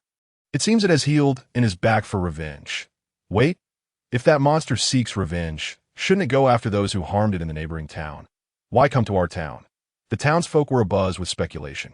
Lin Mo furrowed his brow, promptly redirecting his course towards the location where the so-called monster was said to be. He was certain that the monster the townsfolk spoke of was none other than Chopper, whom he had been searching for these past 2 months. As was his routine, Luo emerged from the inn at the designated time. Overhearing the townspeople's conversation, he did not have time to ponder further. Noticing Lin Mo pursuing the group of armed men, he swiftly followed after him. Before long, both Lin Mo and Luo found themselves at the rear of the town, in front of a dense pine forest. The armed townsfolk aimed their guns at the large figure currently hiding behind a pine tree. "Get lost! Go far away, you big monster! Scram!" The townspeople shouted angrily at Chopper, who, thanks to the power of the human fruit, had transformed, retaining only the upper portion of his body, covered in fur, with his blue nose still visible in his half-human form. Even from several hundred meters away, with the wind and snow obstructing visibility, Lin Mo could still clearly see the countless wounds adorning Chopper's body. That what they call the snowman. Luo's voice suddenly broke in. "I once read a description of the snowman. It's supposed to be a fierce, ape-like creature, but this fellow looks anything but fearsome. In fact, he contradicts the descriptions in the books. Could the townsfolk be mistaken?" Lin Mo glanced at him. That moment, a gunshot rang out. One of the armed townsfolk pulled the trigger directly at Chopper. Terrified, Chopper stumbled back a couple of steps in the blink of an eye. Lin Mo appeared in front of Chopper, raising his hand to crush the incoming bullet. The act of Lin Mo shattering the bullet left everyone present in stunned silence. After a long pause, people began to react. Hey, isn't that the kid who saved old Xing's daughter? When did he arrive? Did he really just crush a bullet? How is that possible? Can a normal person do such a thing? That's terrifying. Who on earth is that kid? Even if he possesses the strength to crush bullets, why would he save the snowman? He must be out of his mind. Lin Mo paid little attention to the crowd, turning back to glance at Chopper, who was teetering on the brink of collapse due to his injuries. While it didn't concern him whether Chopper was harmed, as per the usual narrative trajectory, Chopper wouldn't perish from a few gunshots. However, witnessing the heartbreak in Chopper's eyes, which conveyed a sorrow deeper than his physical wounds, Lin Mo could not help but feel a pang of compassion. Run, Lin Mo said softly, although his tone lacked excessive emotion. To Chopper, who had been bullied and hurt by both deer and humans since childhood, it held profound significance. This human was different from the others. Chopper thought to himself at that moment. Just then, another gunshot rang out. Someone had circled to the side, attempting to shoot Chopper. Lin Mo raised his hand once more, catching the bullet aimed at Chopper and crushing it. Startled, Chopper instinctively retreated 2 steps. Lin Mo turned back to him, saying, "Run." Without uttering a word, Chopper took off, sprinting into the pine forest. Simultaneously, a notification chimed in Lin Mo's mind. Ding! Assist Chopper in escaping danger and gain Chopper's favor. Sign-in progress increased by 20. Current total progress, 50. Reward. Fairy ball skill level increased by 1. Current fairy ball level. LV2, in an instant. Lin Mo felt that his comprehension of the fairy sphere had deepened to another level. He recalled the previous 2 months when he had deliberately sought Chopper, yet had been unable to find him. Now, however, Chopper had conveniently appeared before him. Indeed, the completion of this quest seemed to rely on the principle of going with the flow. With this thought, Lin Mo felt no inclination to pursue Chopper any further. Instead, he took a detour, passing by the crowd and making his way into the town. Hey kid, do you realize what good deed you just did? You let the snowman go. Do you know how dangerous the snowman is? That creature is a menace. Exactly. You shouldn't have saved that snowman, that if you're so capable, why not help us eliminate that monster? As Lin Mo walked past the armed individuals, a chorus of complaints arose. He continued on, speechless and uninterested in their grievances. Yet Ro couldn't help but shout at them. Are you certain that fellow was the snowman? Has he harmed you in any way? Has he committed any wrongdoing? Ro's questions left the crowd momentarily speechless. After a brief silence, the townsfolk resumed their discontented murmurs. He hasn't harmed us yet, but must we wait for that monster to actually hurt us before we take action against him? Indeed, even if he isn't the snowman, he is still a creature that is neither human nor ghost. In any case, monsters are heartless villains. Even if we don't kill him, we can't allow him to enter the town. Ro was taken aback by the depth of their prejudice against someone who was not even the snowman. Gritting his teeth, he pressed on. Have you ever communicated with him? Do you truly understand him? Do you know what he desires, and whether he poses a threat to you? What's there to communicate with a monster? I think you've lost your mind, kid. We certainly don't have the luxury of getting to know a monster. If we give that creature the slightest opportunity to approach us, who knows, it might kill us instantly. Right? That monster is cunning. It even knows how to feign pity to elicit our sympathy. Humph, it truly underestimates us. Does it think such petty tricks can deceive us? How laughable! I find you all the more laughable. Ro was exasperated. He realized that no matter what he said, he could not change the group's entrenched views of Chopper. Given this, it seemed particularly foolish to argue with such narrow-minded individuals. Not wanting to engage further, Ro turned on his heel and hurried after Lin Mo from the moment Lin Mo shielded Chopper from the bullets. Ro had surmised that the individual Lin Mo had been searching for these past 2 months was likely that monster who was not the snowman at that time. He had been puzzled by the crowd's condemnation of Chopper, while Lin Mo had not uttered a single word in Chopper's defense. Now he understood. Rather than waste breath debating with those who were as blind as frogs at the bottom of a well, silence seemed the wiser choice. Ultimately, the outcome was unchangeable. No amount of words would alter that reality. All of the above were merely Ro's conjectures. In truth, Lin Mo was simply disinclined to speak. Subsequently, The news of Lin Mo's ability to crush bullets with his bare hands spread throughout the town of Kakoville. Meanwhile, Lin Mo himself departed from Kakoville, heading toward the small town near the docks. Akati had been a long time since he visited a tavern, and today, with some free time at hand, he intended to indulge in a hearty drink.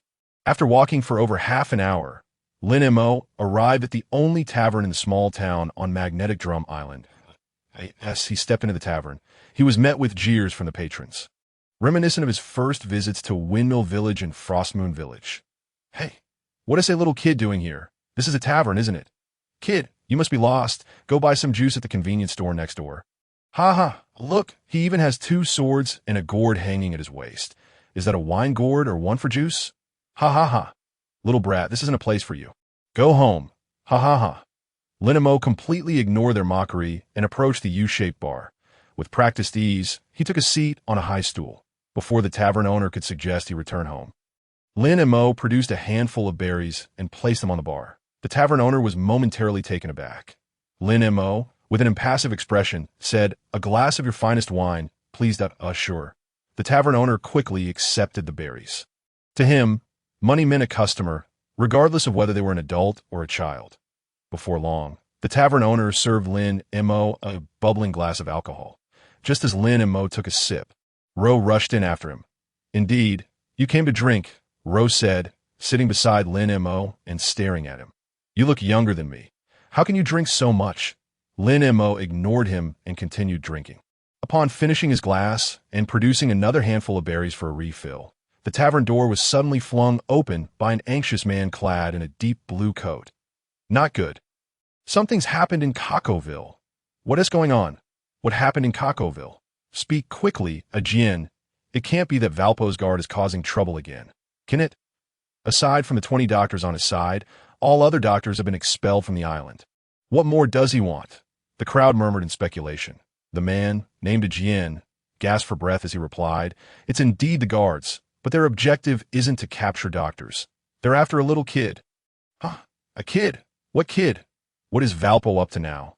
Has he suddenly conceived some dreadful decree?" "There hasn't been a new decree, but I've heard he's been searching for a kid who can crush bullets with his bare hands." Ajin continued, "Just now, news came from Kakoville that a kid crushed several bullets to save the snowman, and that is why the King's Guard went there." "Really? There's actually a kid who can crush bullets? Are you pulling my leg?" "No, I assure you, this is the absolute truth." Ajin stated seriously, "I heard the guards couldn't find that kid, so they captured the owner of the inn where he stayed, threatening that the kid must go to the castle to see them, or else the innkeeper would be killed." "Heavens, is what you say true? Poor innkeeper. By the way, what does that kid look like?" "Let me think. All right, that kid looks only a few years old, with 2 swords hanging from his waist and a wine gourd." "Huh. Wait a moment. Are you sure this kid's the one the King's Guard is looking for?" Ajin looked confused. "I'm certain." "Why?" At that moment, the patrons of the tavern turned their gazes toward Lin Mo, who was still drinking at the bar point. One of them gulped and pointed at Lin Mo, asking, "The kid you mentioned, could it be him?" Ajin looked over at Lin Mo, paused for a moment, then exclaimed in astonishment, "Hey, that's him. How could he be here? Oh boy, it seems you're about to become famous." Ro remarked with a smirk.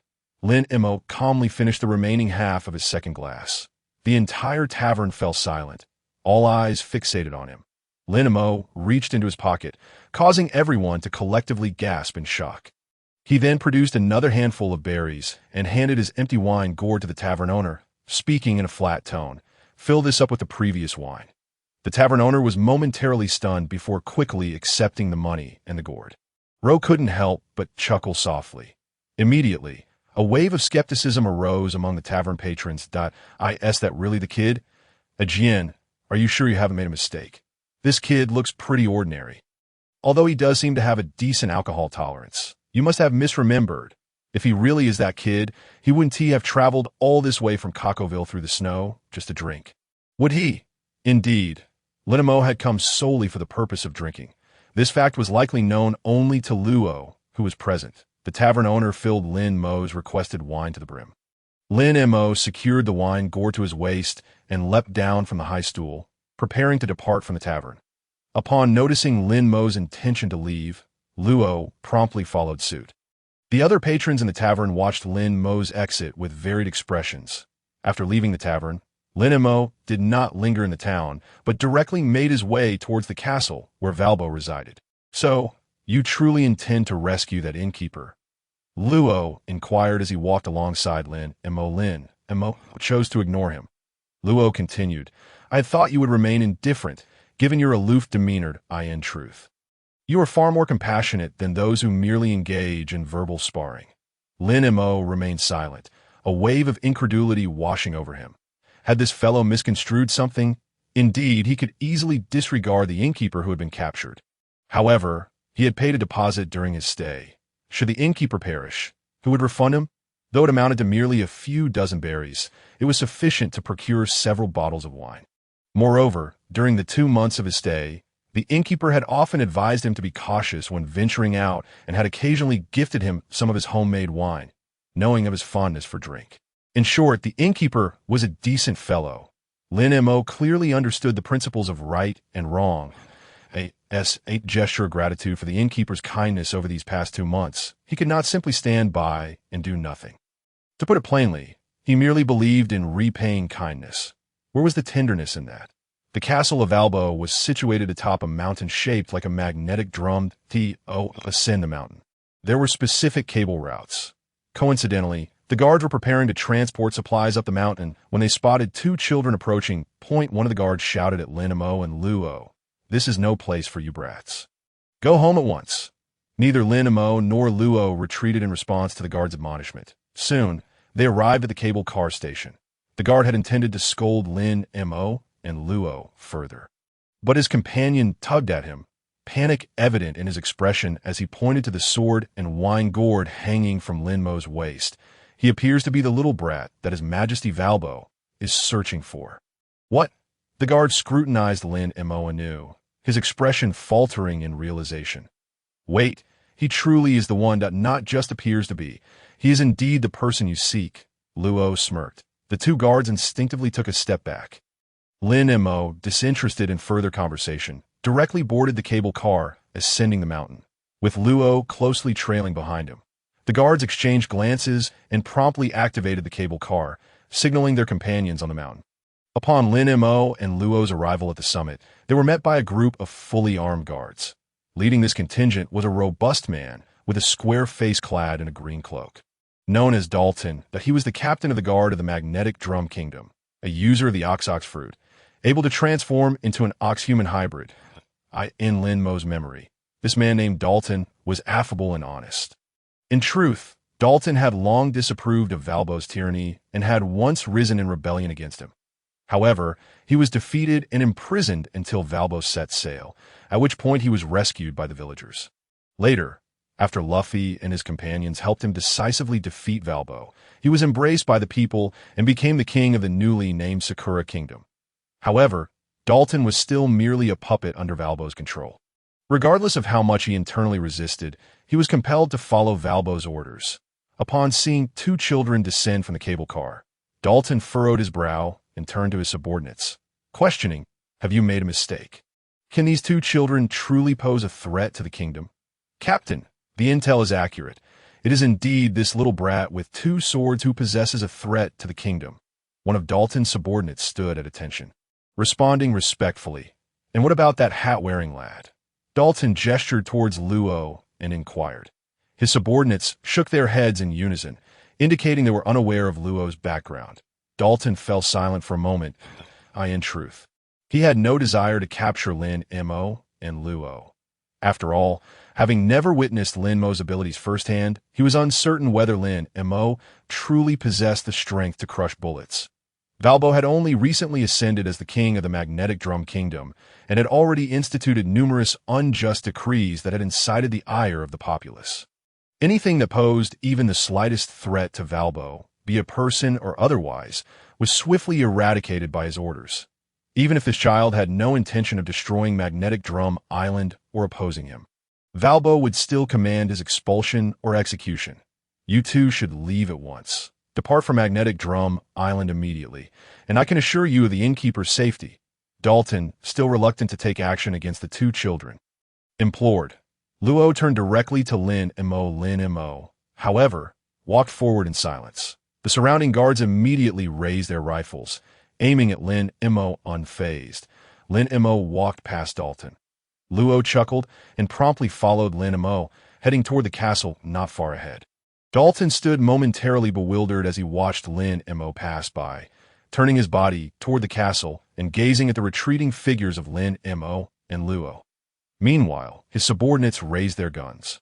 Trailing closely behind Lin Mo and Luo at a distance of about 2 meters. Upon reaching the castle's entrance, the doors swung open from within.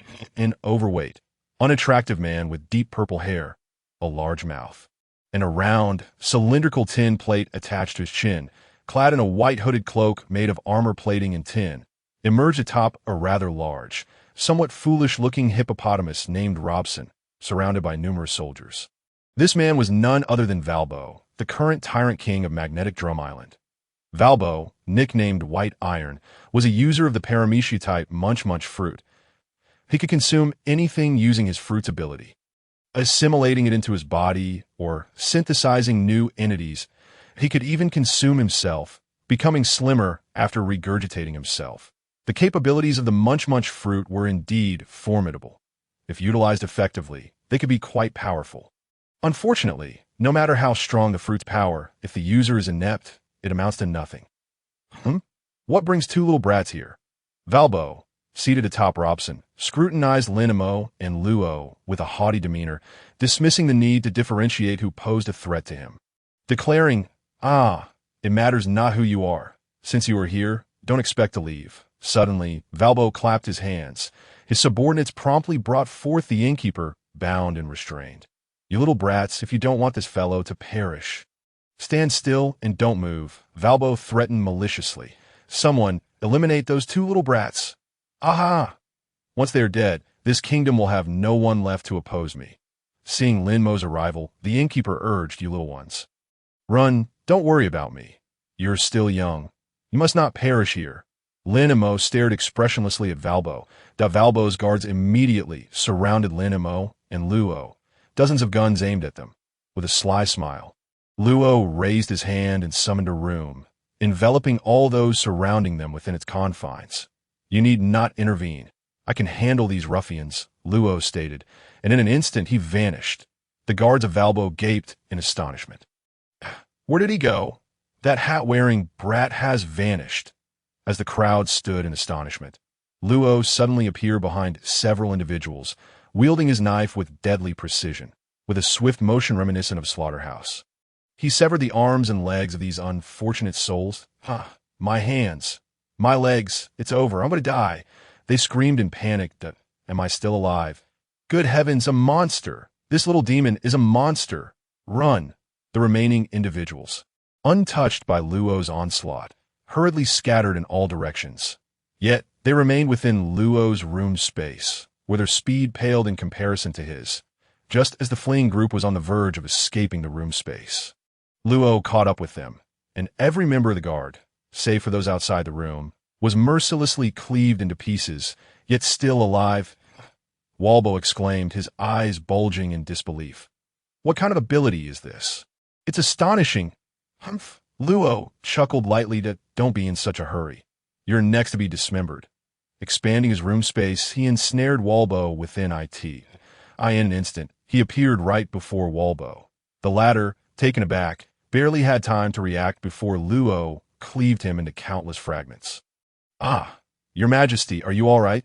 Walbo's subordinates shouted in alarm. Luo smiled lightly as he returned to Lin Mo's side. These ineffectual fools are utterly pathetic. Lin Mo remained silent, continuing his forward march at that moment. Dalton, utilizing the powers of the Nyonyo fruit, transformed into a massive black bull, standing defiantly between Lin Mo and Luo. I have no desire to engage you, he declared grimly, but as the captain of the guard, I cannot allow you to harm the king, regardless of his incompetence. You two must leave this country at once. Do not force my hand. Lin Mo, however, did not falter at Dalton's words. He ignored them entirely and pressed onward. As he approached Dalton, the latter let out a fierce roar, compelled to act despite his reluctance. Dalton charged at Lin Mo, attempting to knock him aside with sheer force. Yet as Dalton closed in, Lin Mo effortlessly evaded his multiple attacks. When Dalton was less than 3 meters from the innkeeper, Lin Mo raised his hand and struck Dalton squarely in the chest, sending him flying over 10 meters. The armament color slowly faded away as Lin Mo approached the guard holding the innkeeper. Before he could speak, the guard trembled in fear, instinctively releasing the rope binding the innkeeper and retreating several steps.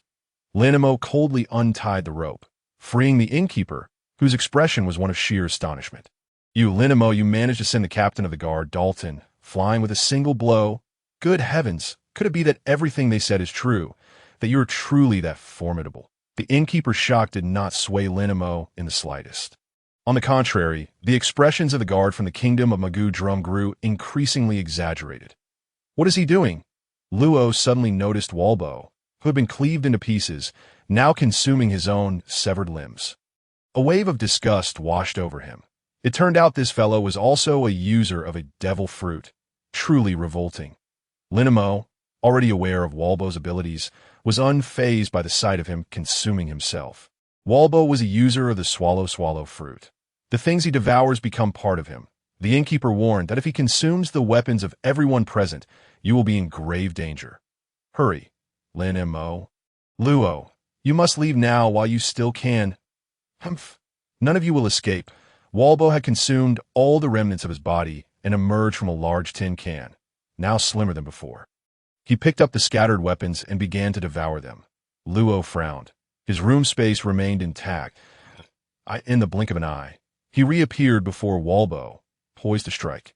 Walbo, however, had just ingested several firearms, which fused into a rocket launcher-like muzzle protruding from his chest. As Luo's blade descended, a powerful bullet shot forth, narrowly missing Luo's cheek. This attack could have struck him, but fortunately, Luo's reflexes were quick enough to evade. Damn it! Luo gritted his teeth and continued his assault on Walbo. As Walbo munched on the surrounding weapons, additional muzzles emerged from his body, seemingly providing him with an endless supply of ammunition. Countless bullets rained down upon Luo. Although it was challenging to hit Luo within the confines of the room space, it was equally difficult for him to close the distance to Walbo. At that moment, inside the castle, Walbo's subordinates rolled out several cannons. Walbo leaped onto the cannons and began to consume them, exclaiming, "Haha, those two little monsters are finished." Once Walbo gets serious, he becomes incredibly formidable. I feel a bit concerned for those two little brats. It would have been wise for them to escape earlier. Now, they can't run away at all. They deserve it. Luo intended to resolve the situation before Walbo could finish consuming the cannons. Yet before he could close the gap, multiple gun muzzles emerged from Walbo's form, unleashing a barrage of bullets simultaneously. Even though Luo could teleport effortlessly within his room space, the sheer volume of bullets posed a significant challenge for him. Given his limited combat experience at the age of 14, as the barrage closed in, Luo swiftly teleported to the edge of the room space, narrowly avoiding the onslaught. Meanwhile, Walbo had consumed all the cannons. Wiping his mouth clean, he then fixed his gaze on Lin Mo, who was less than 5 meters away. "You little brat, I'll deal with you first, then take care of that hat-wearing fool." Walbo cackled, his guards joining in the raucous laughter. Lin Mo, however, merely looked on with bemusement as Walbo transformed his hands and head into rocket launcher muzzles, all aimed directly at him. "Die!" Walbo roared, launching his attack. A multitude of projectiles hurtled toward Lin Mo. The innkeeper, gripped by fear, trembled uncontrollably and stumbled to the ground. In that moment, his mind echoed with 3 words. "It's over." Yet Lin Mo remained unfazed, watching as the barrage approached.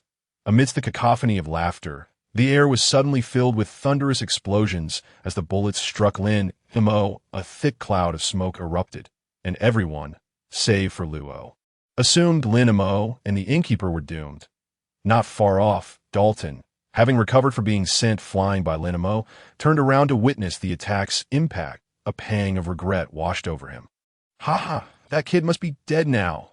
Truly overestimating his abilities. He didn't even try to run when the bullets came down. I bet he was too scared to move. He deserves it. Walbo, your majesty, please deal with that hat-wearing kid quickly. This situation is unbearable. Once he's gone, perhaps we can return to normal. The guards clamored. Walbo turned to Luo with a wicked grin. Little brat, it's your turn now. Ah-ha-ha, die. Luo suddenly let out a cold laugh. Before Walbo could launch his attack, he sensed something amiss and furrowed his brow. What are you laughing at? Luo's smile widened. Did you truly believe that such a feeble attack could eliminate Lin Mo?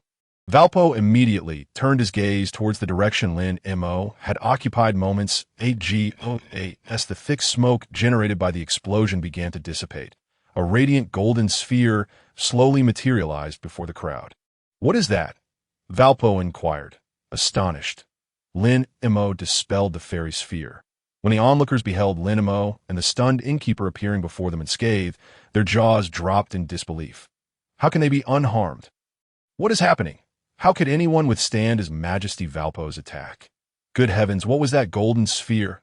The crowd erupted in astonishment. Valpo, gritting his teeth, fixed a furious stare on Lin Mo, aiming all his weapons at him once more. You little rascal. Let us see how many of my attacks you can evade. Lin Mo gazed at him in silence, finding the man insufferably bothersome. Before Valpo could launch his next assault, Lin Mo swiftly appeared before him. Valpo barely had time to react as Lin Mo delivered a powerful kick to his abdomen, shattering the gun protruding from his midsection with a precise strike, sending it soaring in a graceful arc. Your Majesty Valpo, we have come to rescue you. The few remaining subordinates who had not been dismembered rushed towards the direction in which Valpo had been flung. Lin Mo calmly turned away. Striding towards the cable car's location, as he passed the innkeeper, he casually remarked, "Let us go." The innkeeper, dazed, responded with a hurried acknowledgement and scrambled to his feet, stumbling after Lin Mo as Luo prepared to leave. He was intercepted by Dalton. Dalton had resumed his original form. I know this request is excessive, but my subordinates acted under orders to confront you. They are innocent. Please help them return to their original state. Luo cast a glance at the dismembered remains scattered across the ground, then at the still living individuals, and coldly retorted, "Are you instructing me on how to act?" Beep. Engaged in combat with the ironclad Valpo and gained the favor of the captain of the guard. Dalton to sign-in progress increased by 20, current total progress at 70. Reward. Iron block level increased by 1, current iron block level at LV3. Lin Mo reached the edge of the cliff where the cable car was situated. The system's prompt echoed in his mind. Having grown accustomed to the inexplicable completion of sign-in tasks, Lin Mo displayed no surprise and naturally boarded the cable car, followed closely by the innkeeper.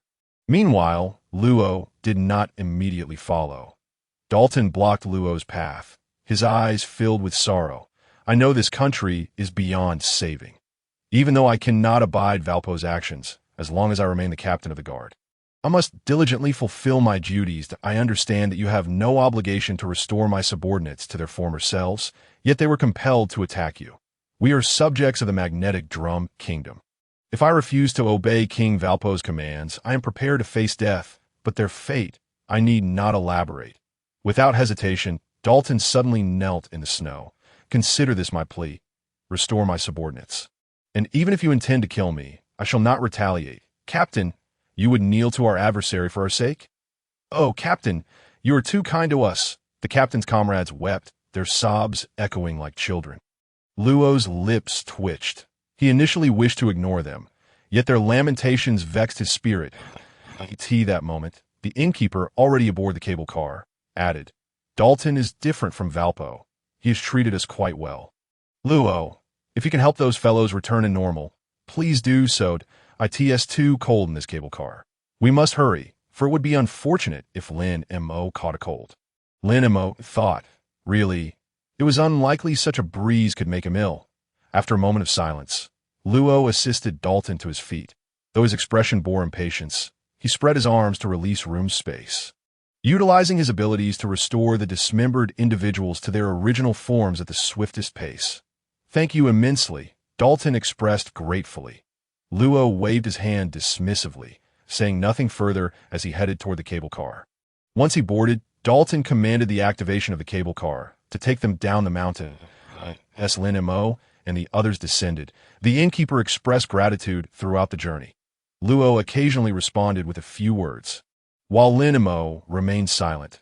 Feeling no need to speak, as they passed a treehouse, the door suddenly swung open. An elderly woman clad in a white crop top, draped in a purple cloak and wide-legged purple trousers, with long hair cascading down and a face lined with wrinkles, emerged holding a bottle of plum wine. Upon noticing Lin Mo and his companions approaching from the direction of the castle, she took a swig from the bottle and grinned. "Well, are you happy, little ones? Who is she?" Luo asked, puzzled, as he did not recognize the woman. "Oh no, it's the witch," the innkeeper exclaimed, beads of sweat forming on his forehead. The old woman, grinning, asked, "Would you like to know my secret to eternal youth?" The innkeeper hurriedly shook his head. "No, I didn't ask for that." Lin Mo regarded the woman, known as the witch, with calm indifference. Fully aware of her identity, the witch, now aged 129, possessed exceptional medical skills, albeit at exorbitant fees. Kureha and the quack Shililik were the only two doctors on Magnetic Drum Island who had not fled due to Valpo's hunting edicts. Thus, in the years to come, they would be relentlessly pursued by Valpo's agents. Most notably, Kureha became Chopper's mentor after Shililik's demise, imparting her extensive medical knowledge to him.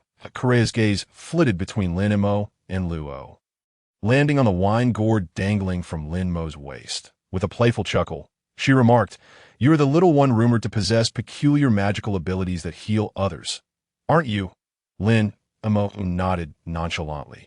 Hee. Kureha chuckled again, taking another sip of her drink, and continued, "How intriguing. Little one, I will share my secret to eternal youth with you, in exchange for the secret behind your strange healing magic. What do you say?" Lin Mo replied, not interested. Luo, at a loss for words, turned to the innkeeper and asked, "Who is this old hag?" Kureha's ears perked up, and she swiftly threw a small surgical knife at Luo, reacting instinctively. Luo raised his hand and effortlessly caught the knife. "Is this a surgical knife?" he exclaimed, astonished. "I'm merely 129. Kureha smirked. The innkeeper tugged at Luo's sleeve, whispering, "Her name is Kureha. She is considered a doctor in our magnetic drum kingdom. Though her medical skills are remarkable, she has a peculiar temperament. She only treats patients based on her mood, and her fees are exorbitantly high. Everyone calls her the witch. Her medical skills are truly that impressive?" Luo inquired, surprised. The innkeeper nodded vigorously. "She is the oldest doctor in our kingdom, and it is said her skills have reached an extraordinary level. I'm only a little over 120. Kureha tossed another surgical knife, this time aimed at the innkeeper. Startled, the innkeeper braced himself. The knife was meant to narrowly miss him, but as he stumbled slightly, it veered towards his forehead. "Ah!" The innkeeper gasped in shock. Luo, quick as a flash, immediately raised his hand to grasp the handle of the scalpel. The blade halted mere centimeters from the innkeeper's forehead. "You truly are fortunate," Kuleha chuckled, taking another sip of her drink. At that moment, a rugged voice suddenly boomed. "Kuleha, I've just developed a miraculous medicine." A man clad in a green sweater, draped in a black coat, and topped with a black high hat, approached swiftly through the snow, carrying a black briefcase adorned with a skull motif. Upon noticing the three individuals in front of Kuleha's cabin, he momentarily paused in surprise. His gaze swiftly shifted to the innkeeper, and he hurriedly retrieved a small vial of bubbling green reagent from his briefcase, eagerly jogging towards him. "Isn't this Boss Boke? I heard you often catch colds, and today I happen to have developed a miraculous remedy. Why not try it now and see how you feel?"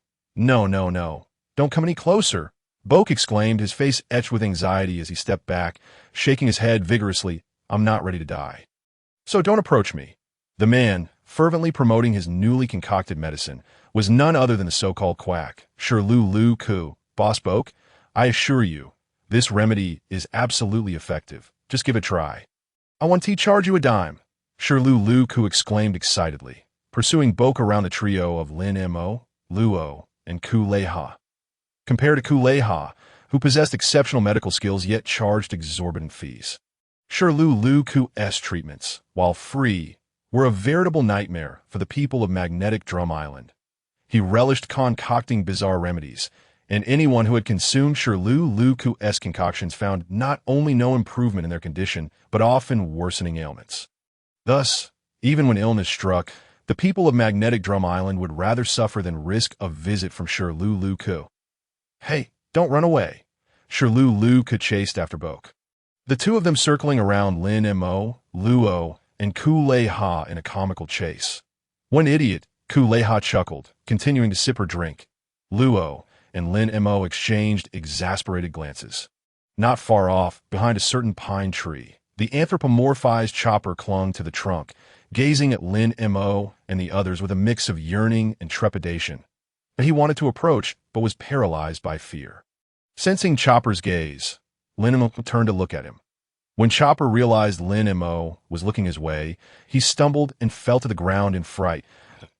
In a panic, when he glanced back at Lin Mo, he saw the latter still watching him, prompting him to leap up, spin twice on the spot, and instinctively hide behind the pine tree. Peering cautiously back at Lin Mo, noticed Lin Mo as attention was drawn to something and followed his gaze. Discovering Chopper hiding behind a tree, causing a bead of cold sweat to form on his forehead. What is that guy doing? Why is he only using the tree to conceal half of his face while the rest of him is exposed? Hey. Chopper heard Luo's voice and was startled, slowly retreating behind the tree to hide his body while peeking out with half of his face visible. Luo mused, so what is that guy up to? We've already spotted him. Why is he still hiding? By the way, he is the one you've been looking for, ISNT. Luo looked to Lin Mo for confirmation.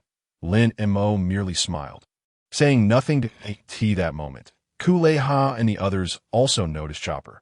Shurlu-Lu-Ku and Ku-Lei-Ha were unfazed, but the innkeeper Boke's face instantly twisted into a look of greater fear than when he encountered Shurlu-Lu-Ku. ISNT that the snowman rumored to be haunting the town? Ah, are we being targeted by this monster? Upon hearing the word monster, Chopper's eyes filled with fear and agitation, replacing his earlier tension and caution. Just as Luo prepared to urge Boke to cease his remarks, Shurlu-Lu-Ku interjected, stepping in front of Chopper. Boke, stop! Can't you see? That child is fragile. He is not a monster. Boke blinked in surprise. Shurlu-Lu-Ku then slowly approached Chopper, saying, Don't be afraid. I won't harm you. Chopper stared blankly at Shurlu-Lu-Ku. Suddenly, Shurlu-Lu-Ku tripped and fell flat on the ground, causing his briefcase to tumble open, revealing a tranquilizer gun that fell out. Upon seeing the weapon, Chopper gasped in horror and bolted into the pine forest. Shurlu-Lu-Ku scrambled to his feet, disregarding his briefcase, and chased after the direction Chopper fled, calling out, Don't run. That's just a tranquilizer gun. I mean you no harm. Truly, I will not hurt you. Is he really chasing the snowman? Shurlu-Lu-Ku must be out of his mind. Boke watched Shurlu-Lu-Ku's retreating figure with a grim expression. Ku-Lei-Ha took a sip of her drink and laughed heartily. Ah, what a meddlesome quack. Is it all right for that strange man to pursue him? Luo inquired. Glancing at Lin Mo, he had assumed Lin Mo would also take off after them. Lin Mo chuckled lightly. It has fine in his recollection. Chopper and Shurlu-Lu-Ku were not supposed to meet for another year or two, however. Even if their encounter occurred prematurely, it posed no significant issue, although many regarded Shurlu-Lu-Ku as a useless quack. A mere rat droppings that spoiled the broth, he was one of the few in Magnetic Drum Kingdom without racial prejudice. Possessing a heart intent on saving people and the nation, he could teach Chopper many life lessons and guide him towards the right path in life. While he may not be an exemplary physician, he could serve as a decent life mentor. Luo regarded Lin Mo with curiosity, but opted not to press further. Ku-Lei-Ha also scrutinized Lin Mo, sensing that the boy seemed to possess an unusual understanding of both Shurlu-Lu-Ku and the little blue-nosed creature. Little brat, what's your name? Ku-Lei-Ha asked, a playful smile gracing her face. Lin Mo, he replied nonchalantly. I see. Ku-Lei-Ha continued to sip her drink, laughing as she asked, Is this your first time on Magnetic Drum Island? Lin Mo responded indifferently, Yes. Do you know that foolish quack?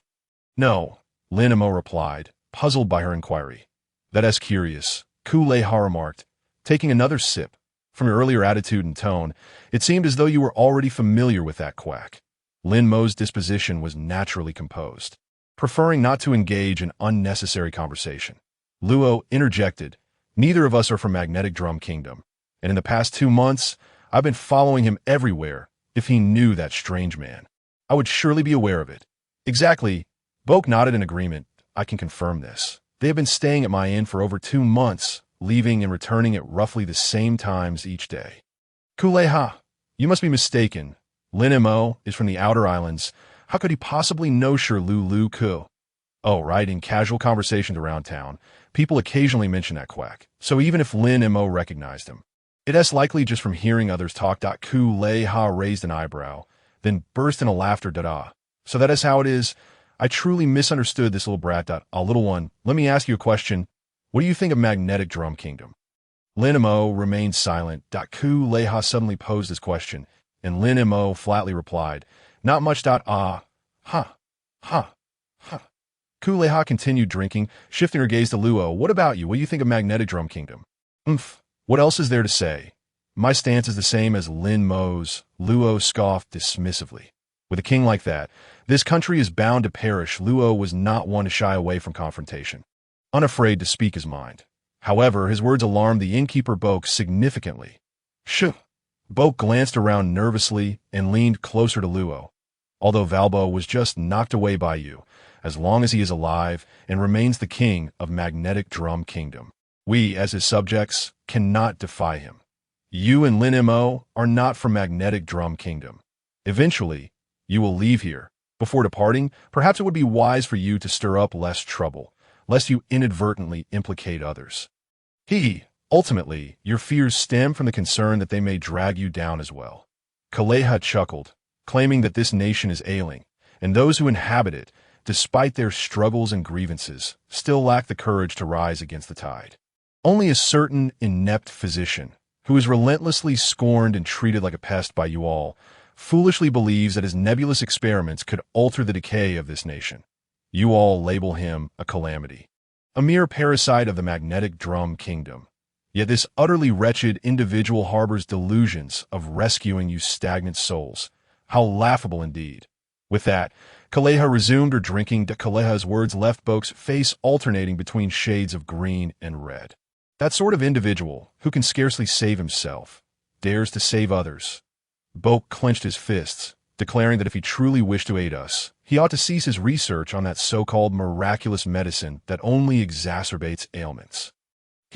Indeed, that fellow's medical skills are quite dismal, and he is well aware that the efficacy of his miraculous concoctions is lacking. Yet he persists. He firmly believes that one day he shall concoct a universal remedy capable of curing all afflictions. Though he faces continual failures, he remains steadfast in his conviction that nothing is impossible in this world. In a way, this man is just as irredeemable as this nation itself, even if his medical prowess is lacking. He is still a doctor, is he not? Luo Wei furrowed his brow and remarked, if such a universal remedy truly existed, what need would there be for doctors? If he is a doctor, he cannot be oblivious to this truth. Kuleha's gaze fell upon Luo. Thus I maintain that he is an irredeemable quack. Even knowing that such a medicine does not exist, he remains undeterred in his research. A fool like him is a rare find. Child, judging by your tone, do you possess medical skills as well? Luo Wei smirked and replied, I'm currently advancing my studies in more profound medical arts. Given that you're the eldest physician on Magnetic Drum Island, you must possess extensive medical knowledge. During these past 2 months, I have explored every medical text available in the towns of Magnetic Drum Island, yet there are some concepts I find perplexing. If you have the time, would you be willing to enlighten me? Why should I instruct you? My medical skills are not something one can simply learn. Child, step aside. Kuleha continued her drinking, brushing past Luo and heading towards the nearest town. Luo tightened his brow, watching Kuleha's figure recede into the distance. What Luo was contemplating, Lin Mo could easily surmise. Although Luo had been following him around for the past 2 months, and he had been considerate enough not to engage in unnecessary chatter, Lin Mo, accustomed to solitude, found the presence of a tale somewhat irksome. Perfect. Now, an opportunity has arisen to rid myself of this fellow. Lin Mo understood Kuleha's character all too well, despite her sharp tongue and seemingly unapproachable demeanor. She was merely in truth. Kuleha had a heart of gold and adhered to her own principles, distinguishing right from wrong. Go ahead, Lin Mo said nonchalantly. Luo paused and turned to Lin Mo. What did you say? Her medical skills are worth your time to learn. Lin Mo replied coolly. Time is of the essence. You cannot afford to hesitate, though I harbor a disdain for that old hag Kaleha. Her medical expertise is indeed top tier, and I believe Lin Mo speaks the truth. Boke chimed in, Luo, if you truly wish to learn more advanced and useful medical skills, seek out Kaleha while you remain on Magnetic Drum Island. Luo hesitated, battling with his inner thoughts for some time, before clenching his fists and gazing at Lin Mo. Then I shall go. Lin Mo chuckled lightly. Where you go is your own choice.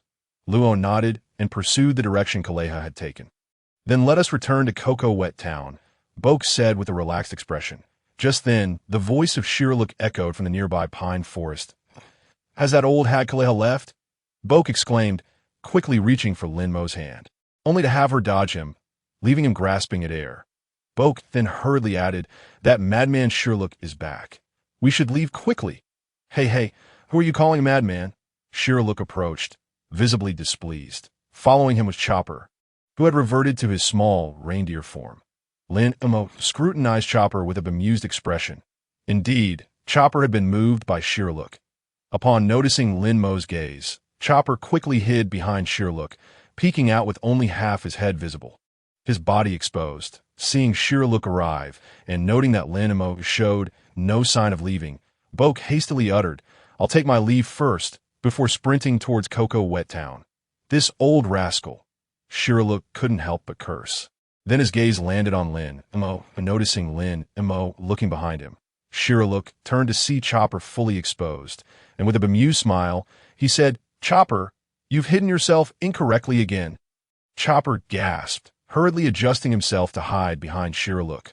Revealing half his face as he stared at Lin Mo, Shirlook chuckled, and then turned to Lin Mo, grinning broadly. I've named this little one Tony Chopper. I assent, he had a delightful name. Lin Mo nodded slightly. Shirlook continued with a grin. How wonderful. Chopper, look, there are still many who aren't afraid of you, and won't harm you. This kind young man is clearly a good person. Don't hide any longer. Come out. Chopper blinked, cautiously emerging from behind Shirlook, his cheeks flushed with a mix of joy and embarrassment as he said, about this morning, thank you that I ts nothing. Lin Mo replied indifferently. Shirlook's smile faltered, and he jumped aside in astonishment. Chopper, you can actually talk? Why didn't you say anything before? Having asked that, Shirlook suddenly realized another matter. You two actually know each other? I thought Chopper had no acquaintances. What on earth is going on? Shirlook was utterly taken aback. Never expecting that Chopper was acquainted with Lin Mo, he had presumptuously named Chopper without knowing if he already had a name. In an instant, Shirlook's face turned crimson, and he awkwardly asked, Chopper, little reindeer, do you have a name? Chopper blinked, gazing at Shirlook, before breaking into a sweet smile. No, I really like the name Chopper. Thank you, Dr. Shirlook. Shirlook was momentarily taken aback. Then touched. You're the first to say thank you to me. You little reindeer are just too adorable. As he spoke, he exaggeratedly wiped away tears. Chopper, being rather innocent, panicked at the sight of Shirlook crying. Dr. Shirlook, are you okay? Please don't cry. What should I do? I don't know what to do. Haha, Shirlook chuckled at Chopper's flustered state. I'm fine. I'm just extremely happy. You're truly a kind-hearted little guy. Chopper, taken aback, then touched the back of his head, joyfully twisting in place. You jerk. Even if you compliment me, I won't be pleased. Shirlook roared with laughter. I could see that moment. The atmosphere was filled with joy. Lin Mo found himself in the background. His presence barely felt between Shirlook and Chopper. It seemed there was no longer any need for him here. Lin Mo relished the sensation of being overlooked. Just as he prepared to leave, Chopper, quick on his feet, dashed over to Lin Mo, his face flushed as he beamed. You're the first person who didn't look down on me or fear me. You even saved me. Truly, thank you so much. Benefactor, what is your name? When I grow up and am capable, I will definitely repay your kindness. Lin Mo cast a fleeting glance at Chopper and replied with a hint of refusal. My name is of no consequence, nor do I require your gratitude. Humans are not as fearsome as you might think. The term monster does not necessarily carry a negative connotation. That in the future, you shall encounter many kinder souls. For now, simply focus on what you must do. With that, Lin Mo turned away and continued his journey towards Cocoa Village. Chopper stood there, lost in thought as he watched Lin Mo's retreating figure. Dr. Hiraluk approached Chopper and joined him in observing Lin Mo's departure. A smirk playing on his lips. Chopper, you have truly met someone remarkable. Chopper, with a naive expression, asked Dr. Hiraluk, what did my benefactor's words mean? I didn't quite understand. Hiraluk chuckled and explained, in truth, humans are not as terrifying as you believe. There are many gentle individuals among them.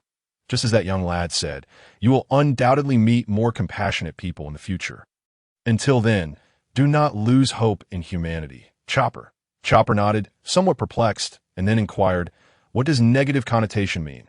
A negative connotation refers to an unfavorable meaning. Hiraluk pondered for a moment before continuing. The word monster can hold various meanings. It can be negative, but it can also be affirming.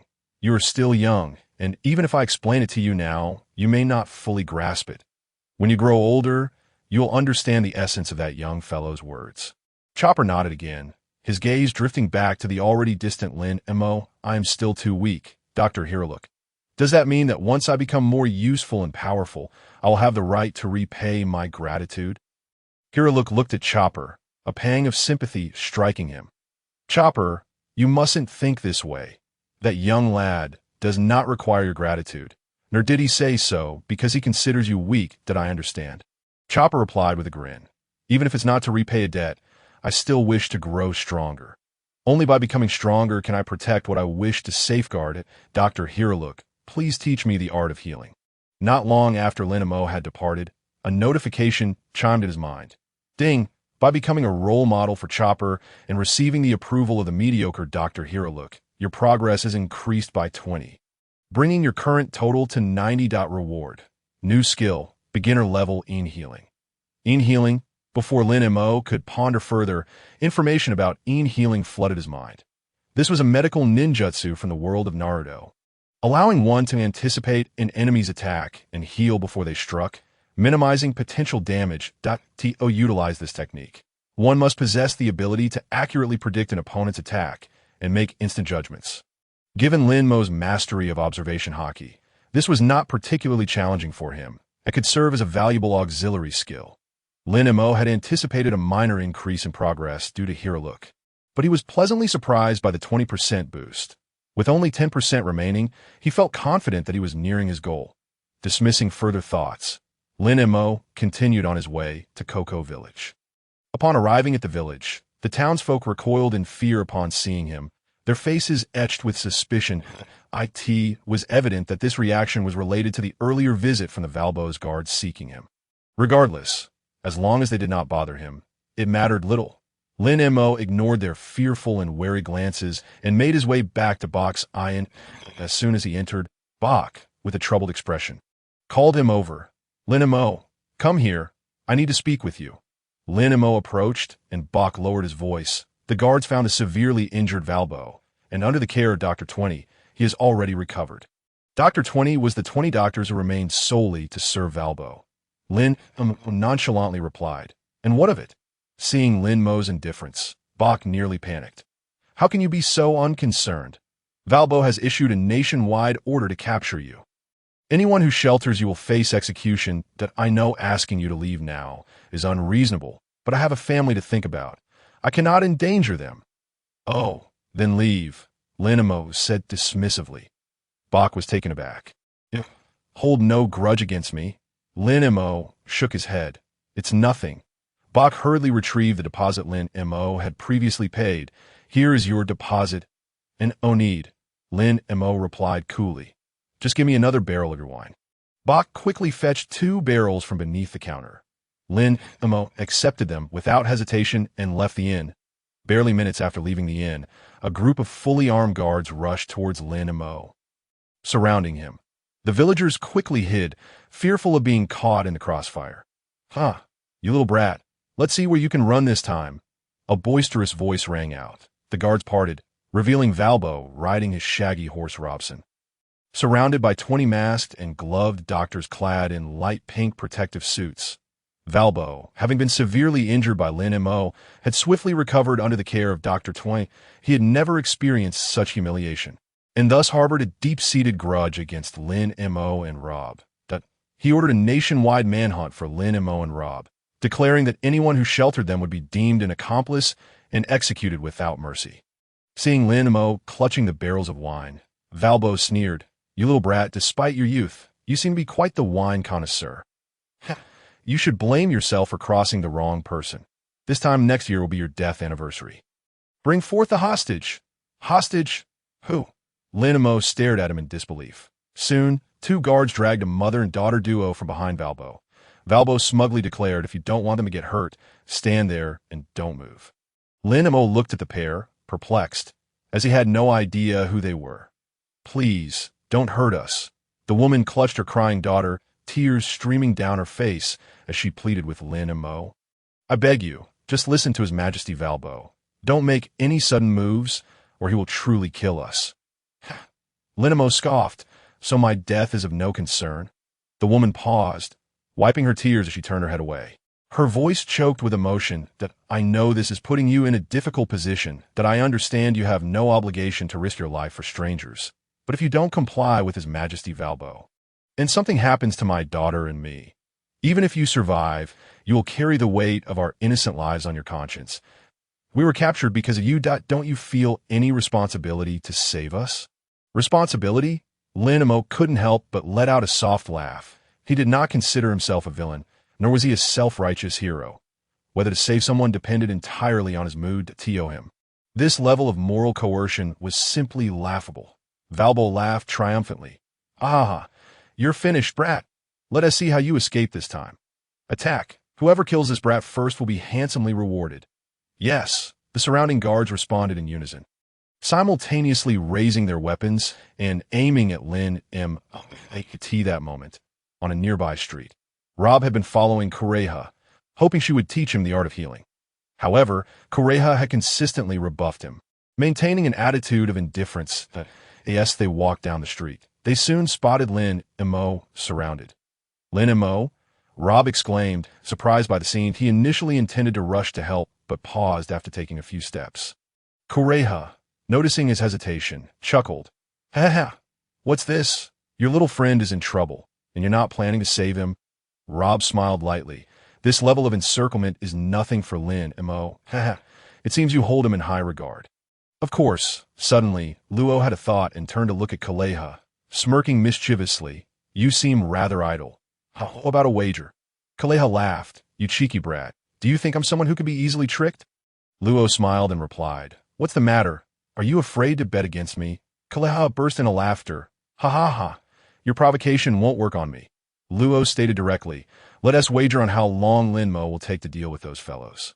If you win, I shall no longer pester you for medical guidance. That if I win, you must teach me your medical skills. What do you say?"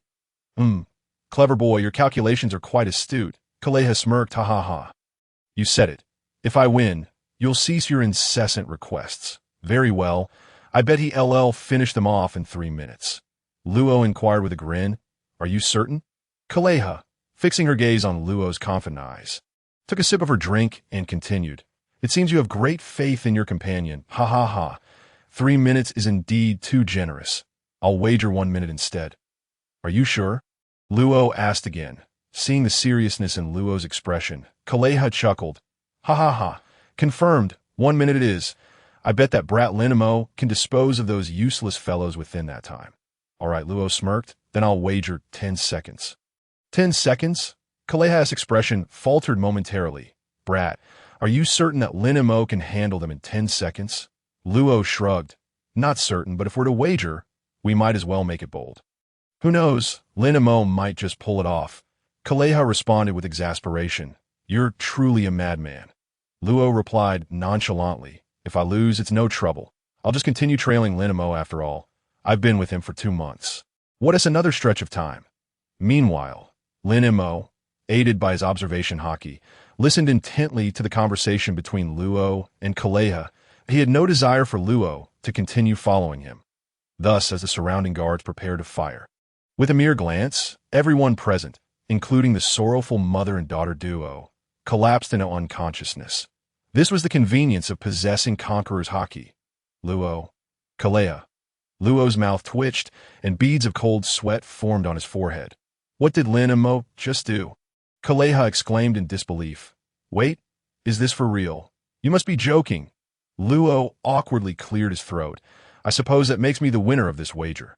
Kaleha immediately felt deceived. You little brats, you had agreed to this. Not at all, Luo replied, having stumbled into this outcome. He had never anticipated Lin Mo could indeed accomplish such a feat in 10 seconds, though he had always known he was quite formidable. Kaleha took a sip of her drink, calming her demeanor, and then said impatiently, Fine, I concede this round to you, what a bother. Luo, filled with excitement, asked, So, does that mean you'll agree to teach me your medical skills? Kaleha replied with irritation, A bet, though I, Kaleha, may not be the most reliable. I'm not one to go back on my word. You cheeky brat, I am quite strict, if you cannot endure it. You may leave at any time. Luo grinned, Haha, no worries. I may not have many virtues, but I can certainly endure hardship. On Lin Mo's end, after swiftly dispatching the group, led by Walbo, the system's notification chime echoed in his mind. Ding. Assisting Luo in apprenticing with the witch Kaleha. Sign in progress 10. Ding. Sign in task for Drum Island completed. Congratulations to the host for acquiring the proficient skill Shadow Healing and an increase of 1 in Armament Haki level. Current Armament Haki level is LV6. Instantly, a powerful force surged within Lin Mo, as though an invisible shield enveloped his body, significantly reducing the frigid harm from the surrounding natural environment. The completion of the Drum Island sign-in task surprised Lin Mo. He had not expected that by merely aiding Luo to shake off his attachment, he would inadvertently complete this final sign-in task. However, considering the outcome, he felt content. Lin Mo opened his personal status panel. Name, Lin Mo. Age, 10. Sign-in location, Alabasta, 0. Physique, all attribute chakra. Haki, Armament Haki LV6, Conqueror's Haki LV4, Observation Haki LV4. Skills, Fire Style, Great Dragon Fire Technique, Proficient, Swordsmanship LV6, Shunpo LV3, Night Gale LV2, Swordsmanship Divine Avoidance, Proficient.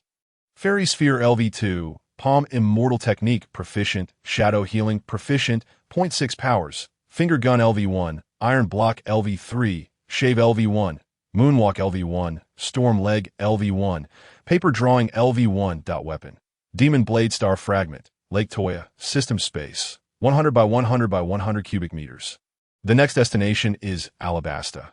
After closing the status panel, Lin Mo contemplated. The first thought that crossed his mind was of Princess Vivi and Crocodile from the Baroque works, judging by the current timeline. Crocodile should not yet have arrived in Alabasta. Thus, he was uncertain who he might encounter there. In any case, he would head to Alabasta first, and who he would meet would be left to fate. With this thought, Lin Mo carried the 2 jars of wine gifted by the innkeeper Boke and walked towards the port. Upon seeing Lin Mo heading towards the port, Luo, without much thought, hastily followed. Lin Mo, are you going to the tavern in the town by the port for a drink? I'm leaving, Lin Mo replied coolly. What? Luo was taken aback, incredulously asking.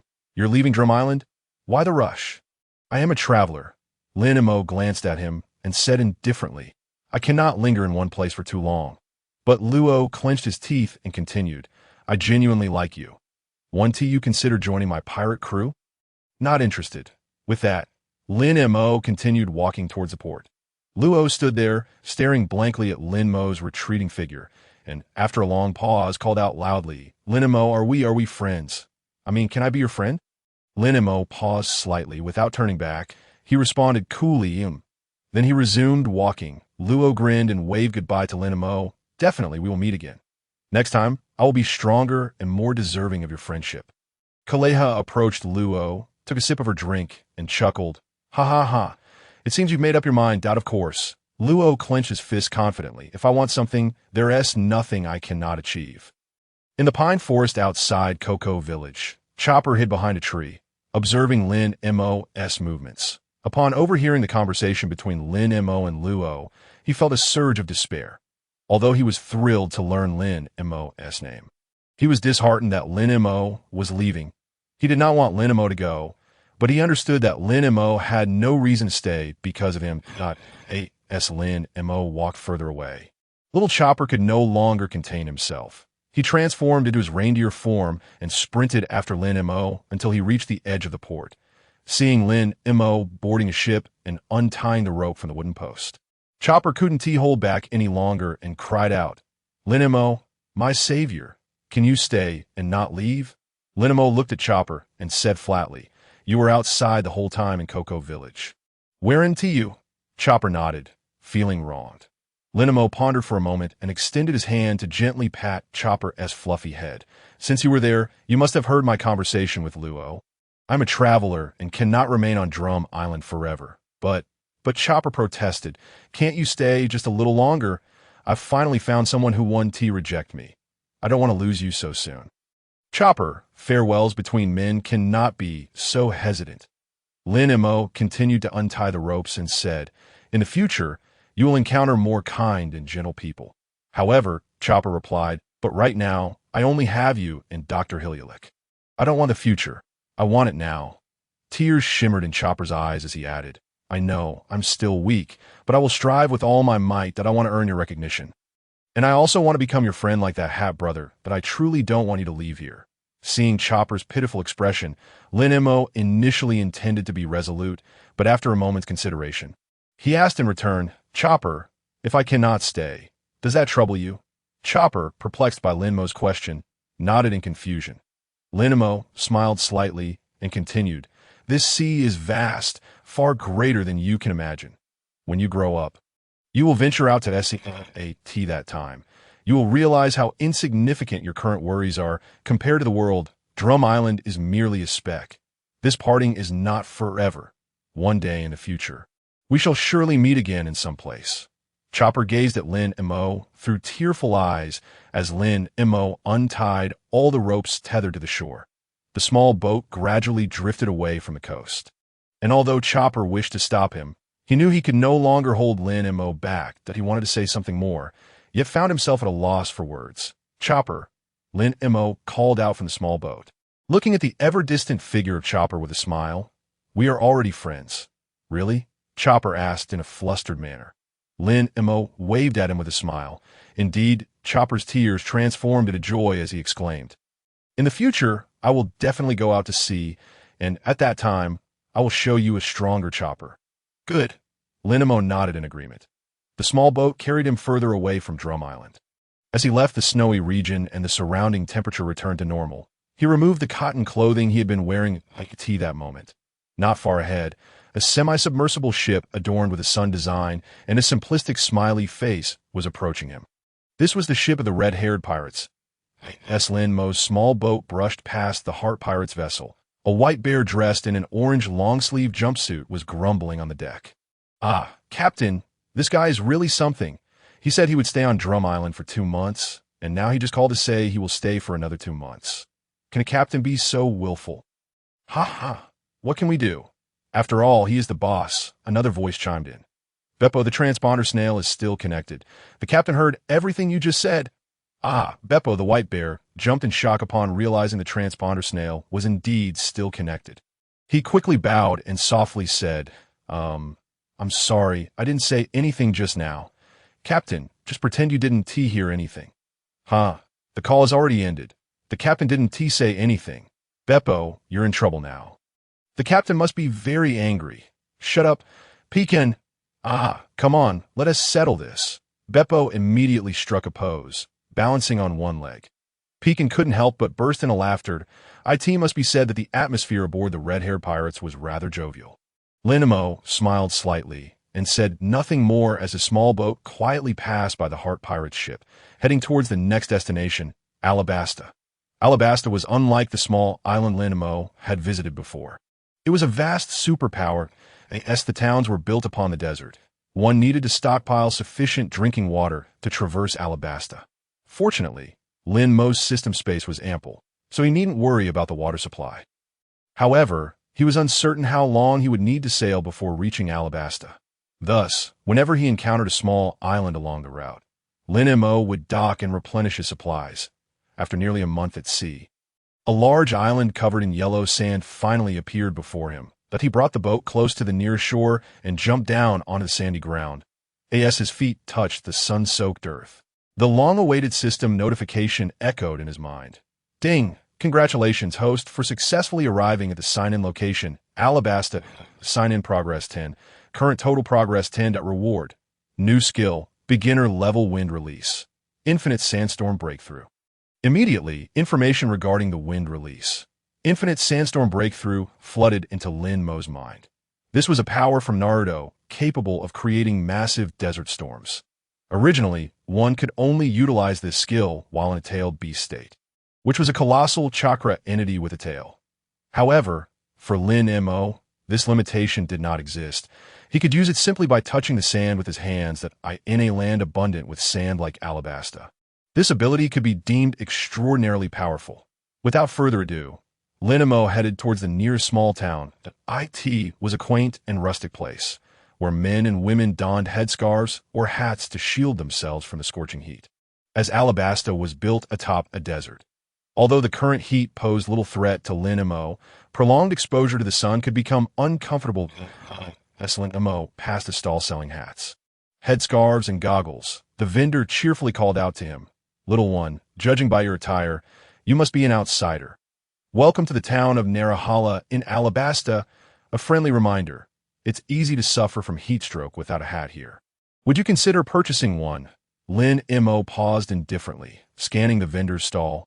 His next destination was the capital of Alabasta, Alabasta, and he would need to traverse a vast expanse of desert, so acquiring a hat was indeed advisable.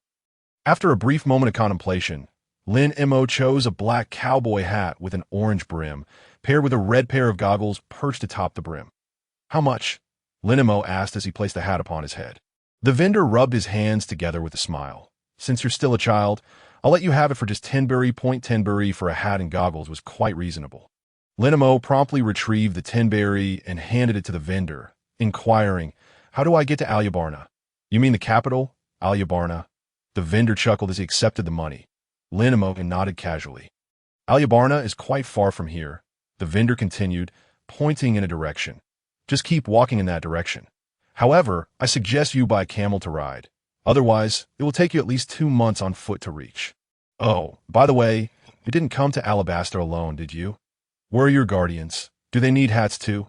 Lin Mo ignored the vendor's persistent sales pitch and left the stall. He wandered around the modest town, casually purchasing a camel as his mount, and began his leisurely journey towards Alabasta. Not long after Lin Mo departed Narahala, a pirate ship displaying a flag with 2 cross swords and 3 slashes beneath a right eye docked beside Lin Mo's small boat. "Ha! That kid actually came to Alabasta." A red-haired man grinned on the deck. Next to him, a man with a headscarf marked with the letters Yasop and slightly curled hair disdainfully remarked, "Boss, you really are something. Knowing we have business to attend to, you still had to come here. Haha, it's only been half a year since we last met, and that little brat has actually made it to the Grand Line.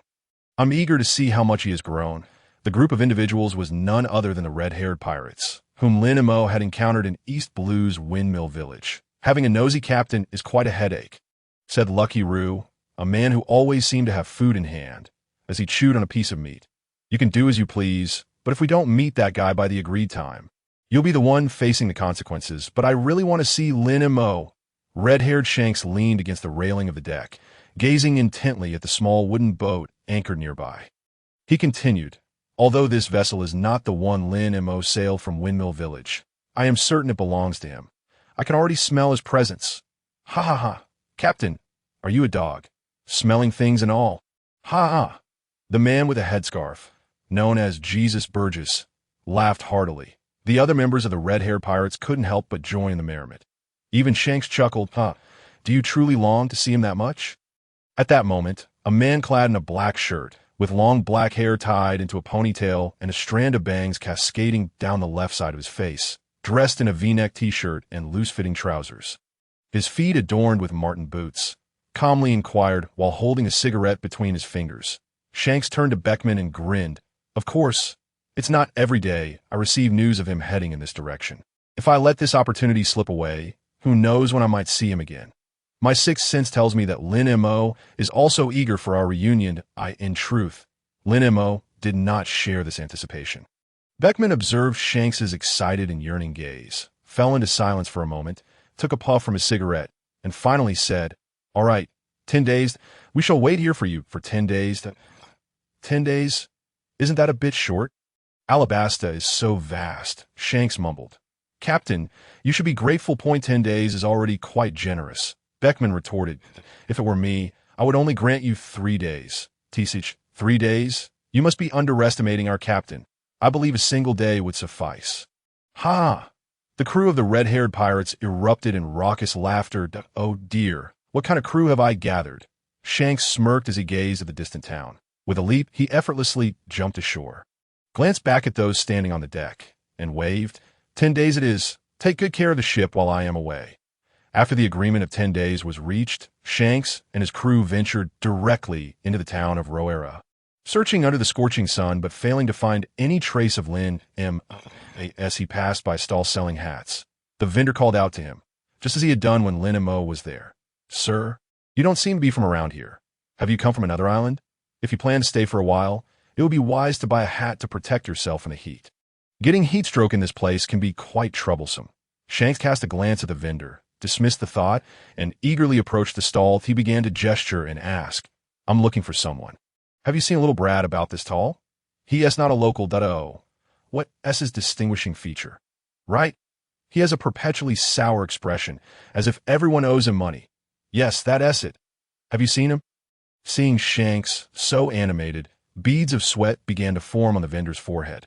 However, the description he provided seemed to match the boy who had bought a hat from him not long ago. "Well, I have seen him, but I can't quite recall where he went," the vendor said, deliberately stroking his chin with one hand while rubbing his fingers together with the other. "Perhaps I'll remember soon. Or maybe I want to—" "So you have seen him?" Shanks exclaimed with delight. "Yes, I have, but you understand how it is," the vendor replied with a grin. Shanks nodded, laughing. Understood. No worries, take your time. I have ample time to wait for you to recall where that kid has gone." The vendor thought to himself, could this person really be that dense? Is he doing this on purpose? The vendor sighed. "Are you certain you truly understand what I'm implying?" Shanks scratched his head. "Didn't you just say that you might remember soon?" The vendor raised his hands, rubbing them in front of Shanks, and when he saw Shanks remain unresponsive, he continued to rub. "Boss, what is wrong with your hands?" Shanks asked curiously. "Are they itchy?" The vendor nearly spat out blood from shock.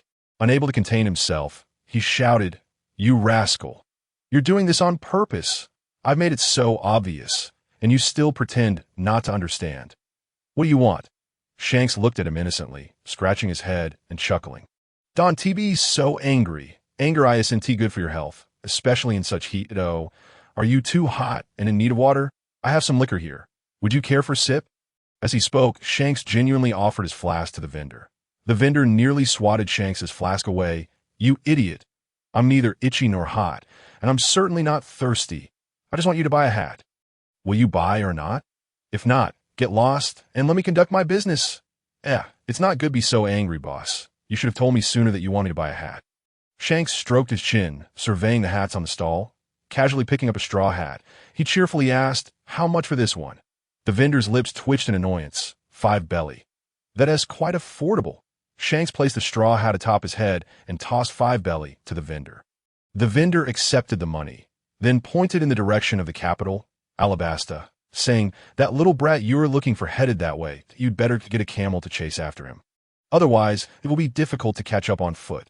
Your memory is quite good after all. You remembered so quickly." Shanks grinned. "Thanks." With that, he dashed off in the direction indicated by the vendor. After Shanks departed, a group of people suddenly appeared, surrounding the vendor's stall. "Boss, business seems to be thriving." Beckman, carrying a long rifle over one shoulder, remarked with a smirk. Lockie held a piece of meat in one hand and a gun in the other. Grinning as he pointed the gun at the vendor's head, "My gun hasn't tasted blood in a while." "Boss, are you selling your blood?" Hey. Lockie, put your gun down, let me handle this." Jesus Burgess raised his own gun, wiped the barrel in front of the visibly frightened vendor, smirked, and pulled the trigger. With a click, the vendor, terrified, fell to the ground. Jesus Burgess withdrew his gun, lamenting, "Oh dear, I forgot to load it." Jesus, are you even capable?" Forgetting to load bullets, the other members of the red-haired pirates burst into laughter. Only the vendor remained shaken, trembling as he pleaded, "I am sorry. Esteemed gentlemen, I didn't know I did anything wrong. Please don't harm me. You haven't done anything wrong. Beckman selected several hats from the stall and tossed them to his crew, then placed a bag of belly in front of the vendor. Smiling, that foolish Shanks is not someone you can bully or mock at will.I in the future. Don't judge a book by its cover, young vendor. With that, Beckman and the crew of the red-haired pirates turned to leave. Beckman, aren't you worried about the captain? One crew member questioned that he off on his own. Is that all right? Though I do acknowledge his strength. Even though we are all adults, sometimes he still behaves like a child. It is truly concerning. How about we send 2 people to secretly follow him? I genuinely worry he might get betrayed along the way. There's no need. Shanks knows precisely what he is doing. We'll just wait for him to return to the ship. Beckman replied with a smirk on the other side. Lin Mo remained oblivious to the fact that the red-haired man had also arrived in Alabasta. He rode leisurely on his camel, traversing the vast expanse of the sandy sea. Before long, a large sand mound suddenly erupted in front of him, and a colossal purple lizard emerged from the sand, gaping its monstrous maw wide open, lunging towards Lin Mo and his camel. Lin Mo regarded the beast with indifference. After all, he had slain numerous sea kings in the ocean, creatures far larger than this lizard, rendering it a trivial threat in his eyes. However, his mount was merely an ordinary camel, and upon sighting the massive lizard, it was already in a state of panic as the giant lizard approached. The camel, in a desperate bid for survival, bolted in every direction, carrying Lin Mo with it. Lin Mo, exasperated, reassured there's no need to panic. Everything will be fine with me around. Yet his words fell on deaf ears. As the camel continued its frantic escape, veering away from the correct path to Alabasta and racing towards an unknown destination, the red-haired man hastened in pursuit of Lin Mo's direction. When he finally spotted a small figure riding a camel, he felt a surge of joy, only to be interrupted by the appearance of the desert lizard. The camel, fueled by sheer instinct, sprinted away with astonishing speed. As Lin Mo began to fade from view, the red-haired man accelerated his chase. Just as he was about to catch up with the desert lizard tailing Lin Mo, another giant lizard suddenly emerged from a nearby sand dune, opening its jaws wide and swallowing the red-haired man whole. These colossal lizards often appeared in pairs in Alabasta. Almost instantaneously, as the lizard engulfed the red-haired man, a flash of steel illuminated the air, and the creature's head was severed in 2 as the red-haired man landed on the ground. The lizard that had been pursuing Lin Mo turned back in fury, seeking vengeance for its fallen companion. Noticing Lin Mo as a figure receding into the distance, the red-haired man disregarded all else. With a single stroke, he cleaved the approaching lizard in half, then swiftly resumed his pursuit of Lin Mo, shouting, "Lin Mo, it's me. Wait for me." Despite the considerable distance, Lin Mo sensed the absence of the lizard's menacing presence and felt a familiar aura. When he glanced back, he saw a man in a straw hat with red hair chasing after him. Instantly, Lin Mo felt a wave of incredulity wash over him. Why was the red-haired man in Alabasta? How did he know of Lin Mo's presence here?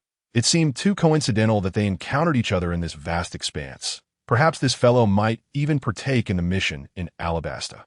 With that thought in mind, Lin Mo tugged at the camel's reins, attempting to bring the frightened creature to a halt. However, no matter how he pulled, the camel showed no intention of stopping. Reluctantly, Lin Mo exerted some force.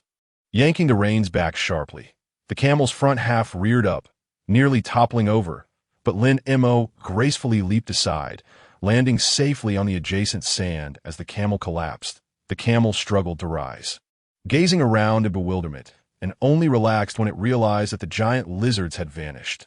Mere moments later, the red-haired man caught up. "You little rascal, you sure can run fast," he chuckled. Lin Mo's gaze fell upon the red-haired man's straw hat and intact arms. This wasn't his original hat. He must have given it to Luffy. Furthermore, Lin Mo recalled that the red-haired man had lost an arm while saving Luffy from the near Sea King. Could it be that the very Sea King meant to sever his arm was the one Lin Mo had dispatched when he left Windmill Village? Not pondering further, Lin Mo casually inquired, "Where are Beckman and the others?" The red-haired man shrugged. "They're waiting for me by the coast near that town.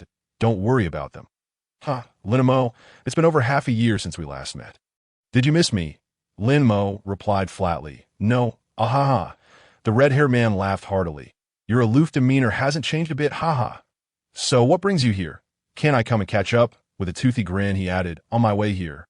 I heard about a little rascal, around 10 years old, who drinks in every tavern he visits and buys a hefty supply of liquor. It was obvious it was that S.O. I followed your sailing direction and deduced you would come to Alabasta. I can't believe my luck. Oh, Lin Mo replied nonchalantly, continuing to lead his camel forward. The surrounding landscape was bathed in golden sands, and with the overcast skies making it impossible to navigate by the sun. He could only rely on luck to wander aimlessly until he reached the next town to inquire for directions.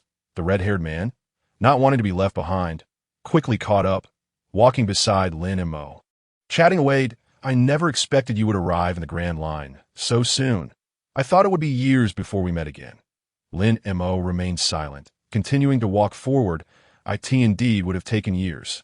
But due to the red-haired man's efforts, it happened sooner than anticipated. Truly, he was remarkable. The red-haired man laughed, taking a swig from his flask. His gaze drifted, and he noticed two swords hanging from Lin Mo's waist. Expressing surprise, have you started practicing swordsmanship? Lin Mo chose not to respond. The red-haired man's eyes landed on the third generation of the sword, narrowing slightly. That blade, it resembles the kitetsu, doesn't it? Could it actually be the kitetsu? Lin Mo offered a nonchalant issue. That's a cursed blade.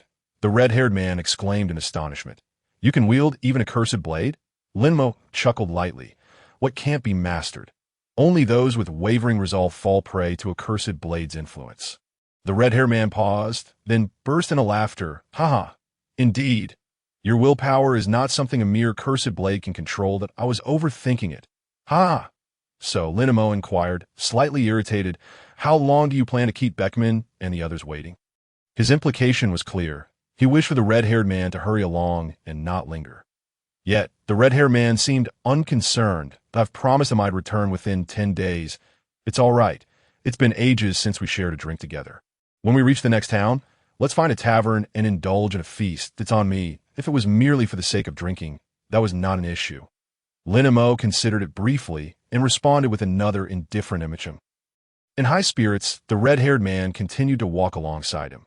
His gaze shifted to Lin Mo's gourd. That gourd looks nice. Where did you get it? I should get one too. Frostmoon Village. Frostmoon Village. The red-haired man stroked his chin.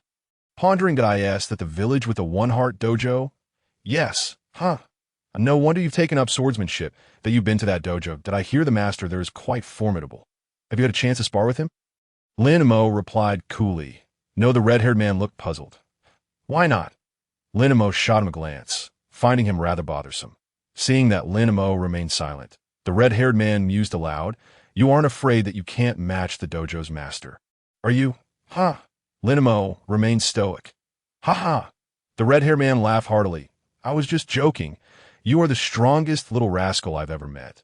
There's no way you'd easily fall in battle. Let me think. Given your personality, it's probably because you found it too troublesome and didn't want to fight, right? Am I right? Lin Mo is not the kind of person who would instigate trouble. Unless absolutely necessary, he would never seek out others for a sparring match. Thus, the red-haired one's conjecture was largely accurate. Nevertheless, Lin Mo remained disinclined to answer any further inquiries from him. Once such a loquacious individual was given the opportunity to speak, the conversation could spiral into an endless discourse. Therefore, terminating the topic at the outset was one of the few strategies Lin Mo could conceive to deter the red-haired man from continuing to pester him. You really are quite aloof. Traveling alone, do you not feel lonely? The red-haired one, noticing Lin Mo's silence, did not perceive any negativity in the situation and continued. By the way, there is something I wish to share with you. While I was in Windmill Village, I encountered a most intriguing person named Luffy. Are you familiar with him? Lin Mo, I am aware. The red-haired man continued. Do you remember that straw hat of mine? It was given to me by my former captain. Lin Mo, you would never guess who my former captain was. I'll give you a chance to guess. Their essay prize for the correct answer. Lin Mo, I'm afraid I already know. Hey, why are you so quiet? Would you like a hint? The red-haired man chuckled. My former captain was a legendary pirate who ushered in an era. Come on, can you figure out? Lin Mo, you are quite bothersome. Huh, the red-haired man continued. Well, let me reveal it to you. I was an intern on the ship of GOLD at Roger, the Pirate King. That straw hat was a gift from him. Impressive, I sent it. Seeing Lin Mo's lack of astonishment, the red-haired man scratched his head and added, You know, your reaction is rather disheartening. Yes, it's so unremarkable that I was once a member of Roger's crew. Lin Mo, surprised? I've known your background for quite some time, all right? Huh. The red-haired man laughed heartily. Well, if you were genuinely surprised by such trivial matters, you wouldn't be Lin Mo. The straw hat given to me by Captain Roger holds immense significance for me. Yet, I bestowed that very hat upon Luffy. You know why. Lin Mo, I am aware. So how long do you intend to keep talking? The red-haired man suddenly grew serious. In Luffy, I see the future. Perhaps he will lead the next generation of pirates. Thus, I entrusted the hat to him, for I firmly believe he will not disappoint. The red-haired man's earnest demeanor was a rare sight. Lin Mo couldn't help but glance at him again. The red-haired man shifted his gaze to Lin Mo, a smirk playing at the corners of his mouth as he continued. If you were willing to join the crew, I would certainly place the future of piracy in your hands.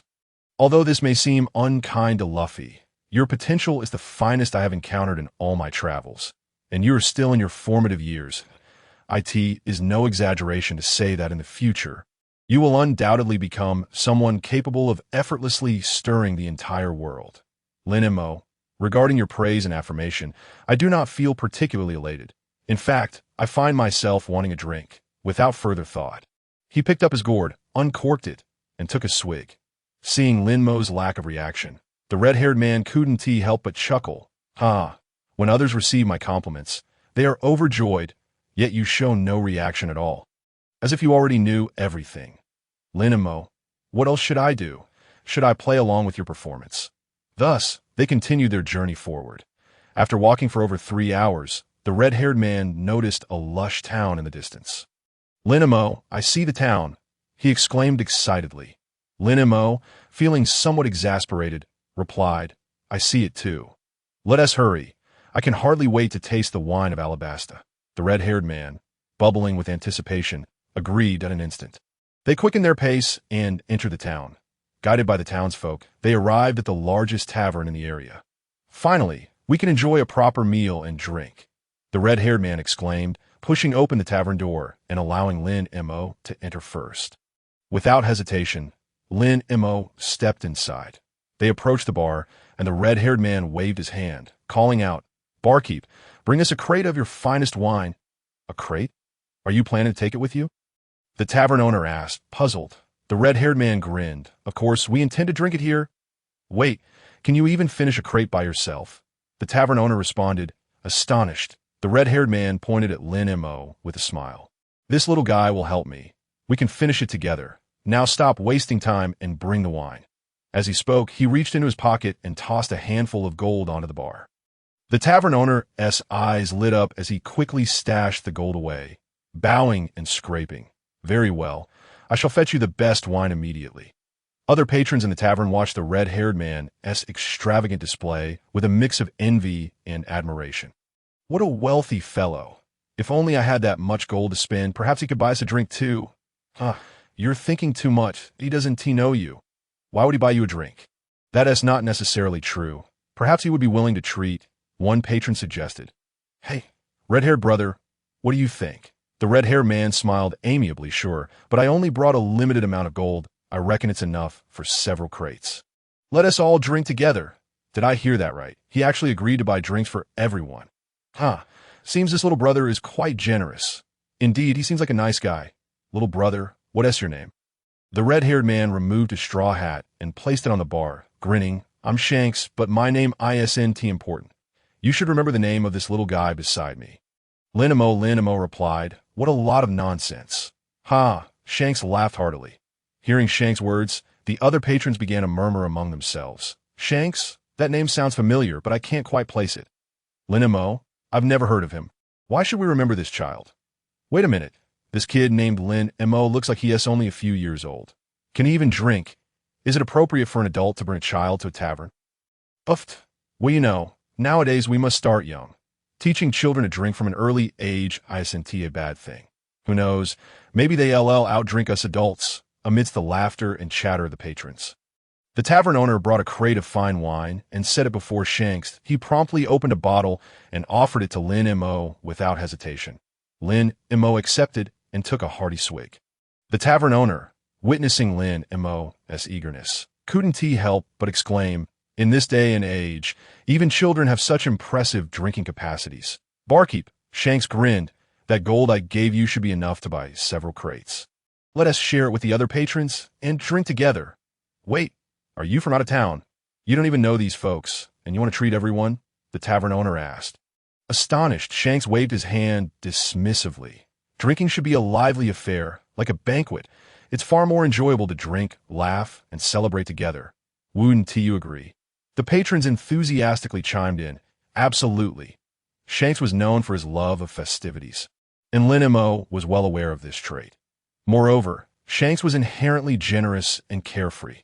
Therefore, his extravagant gesture of treating everyone to drinks was hardly surprising, just as the tavern owner began distributing the drinks Shanks had provided to the other patrons.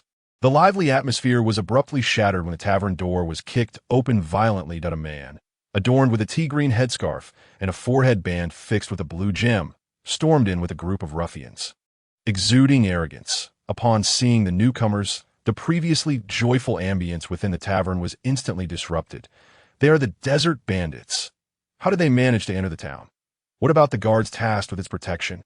This is disastrous.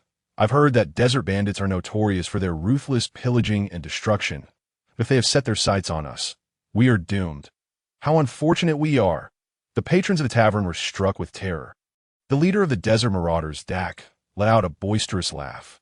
"Ah, it is truly unfortunate for you to have caught my attention. Dak, hurry up if you wish to avoid injury. Hand over all your valuables."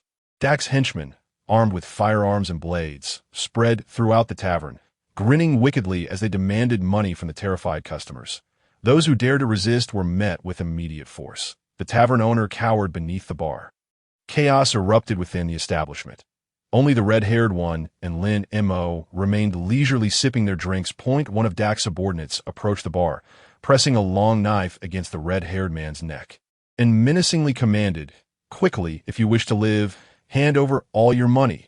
The red-haired man glanced at the assailant, raised his hands with a smile, and replied, "All right, I'll comply, but do refrain from harming the innocent patrons." "Hey, have you lost your mind?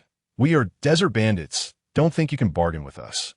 Hurry up, hand over your money." The red-haired man, however, complied and produced a meager amount of gold coins he had left. Dak's lackey snatched the coins and turned his gaze toward Lin Mo, immediately captivated by the third-generation guiche, which hung at Lin Mo's waist. The knife's appearance was relatively unassuming. To an untrained eye, its value would be undetectable. Yet this robber had some knowledge of blades and recognized Lin Mo's weapon as the infamous guiche. Although he was aware that guiche was a cursed blade, its worth was still tempting enough for him to take a risk.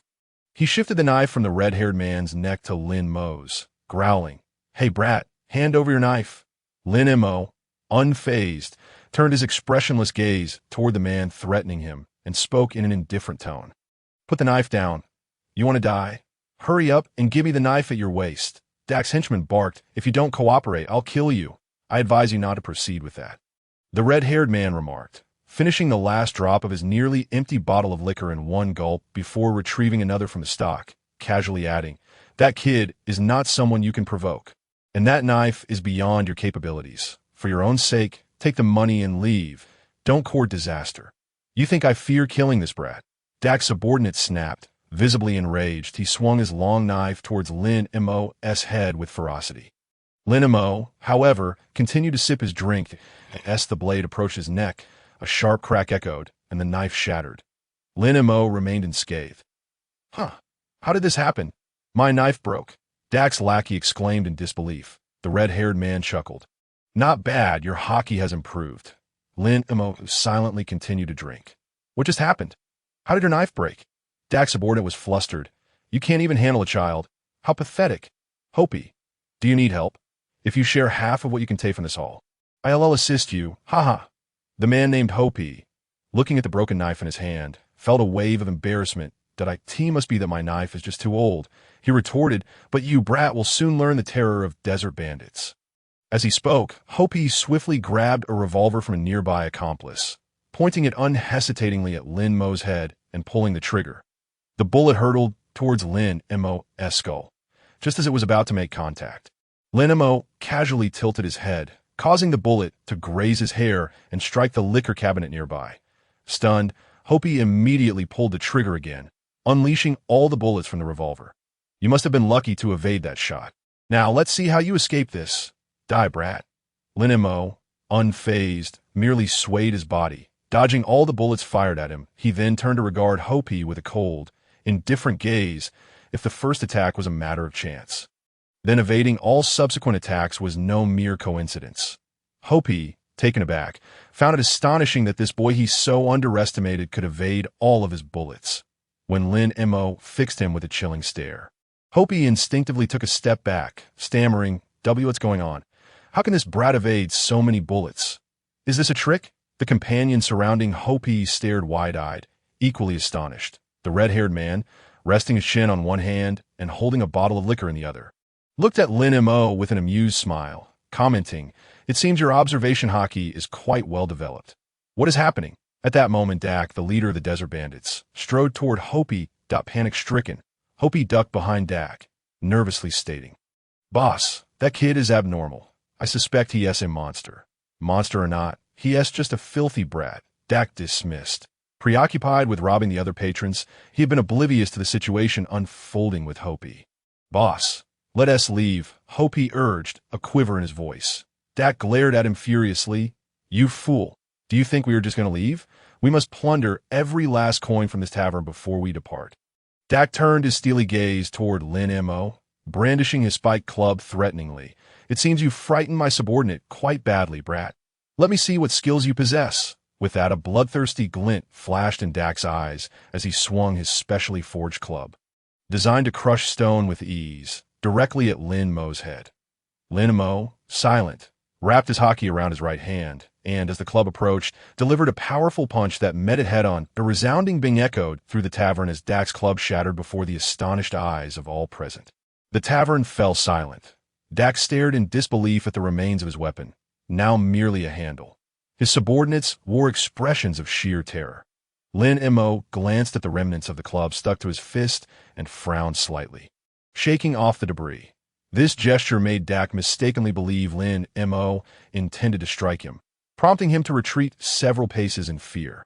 "For today, I shall spare you," Dak declared, turning to flee, leading his terrified henchmen out of the tavern. Once they had departed, cheers erupted within the tavern. "Incredible! I never expected you to be so formidable. No wonder Shanks urged us to remember you.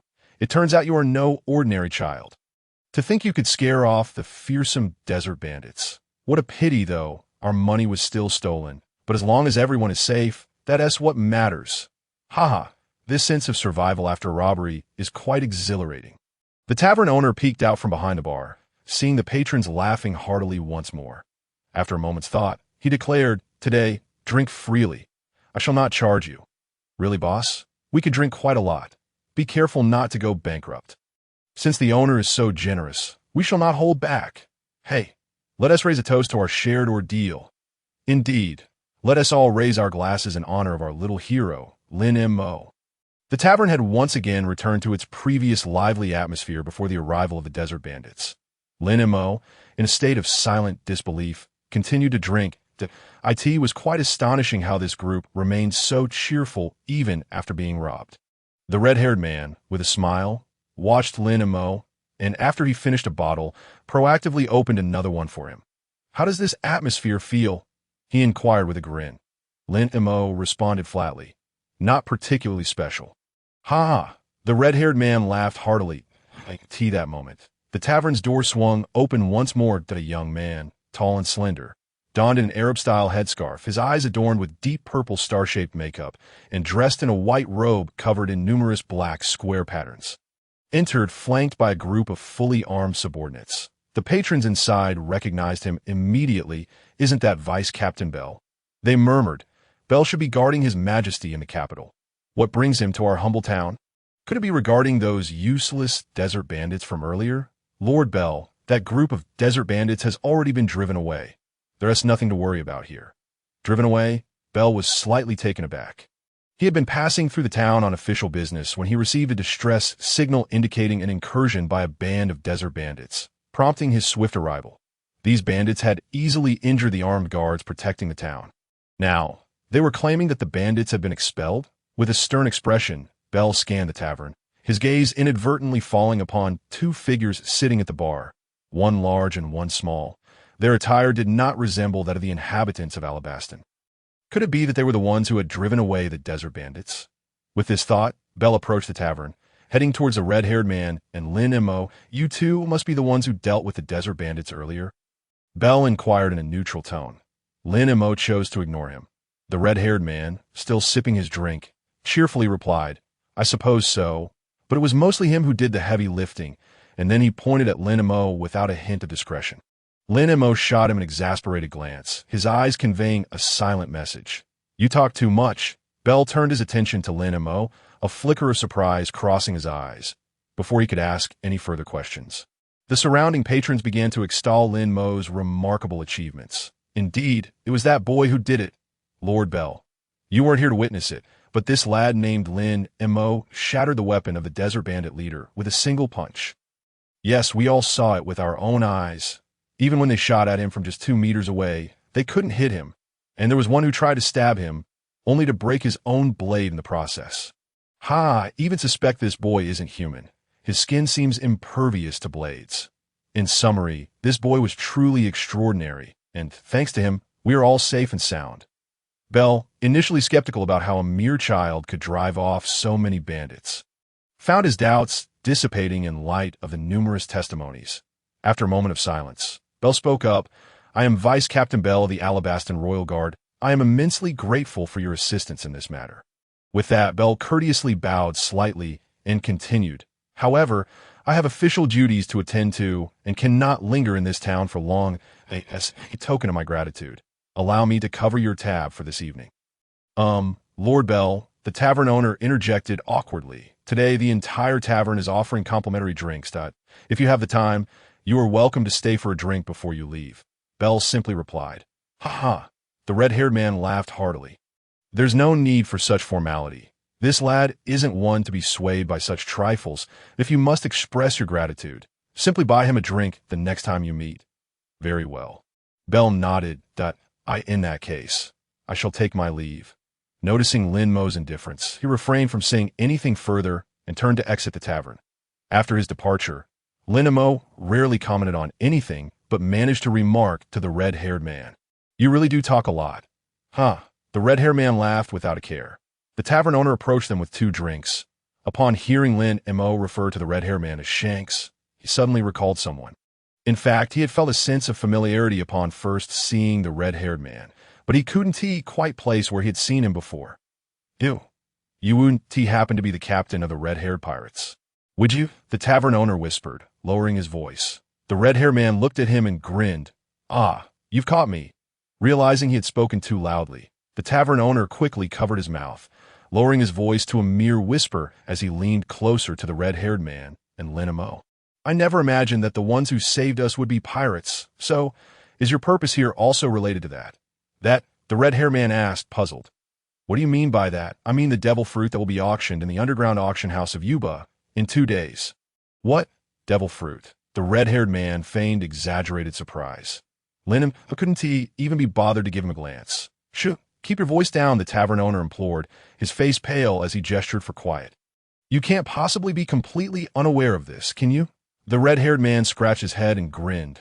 Well, now I'm aware. The tavern owner sighed in resignation. The red-haired man then turned to Lin Mo, asking with a smile, Devil fruits are quite rare. Little one, are you interested in taking a look? Lin Mo, sipping his drink, replied dispassionately. Not interested.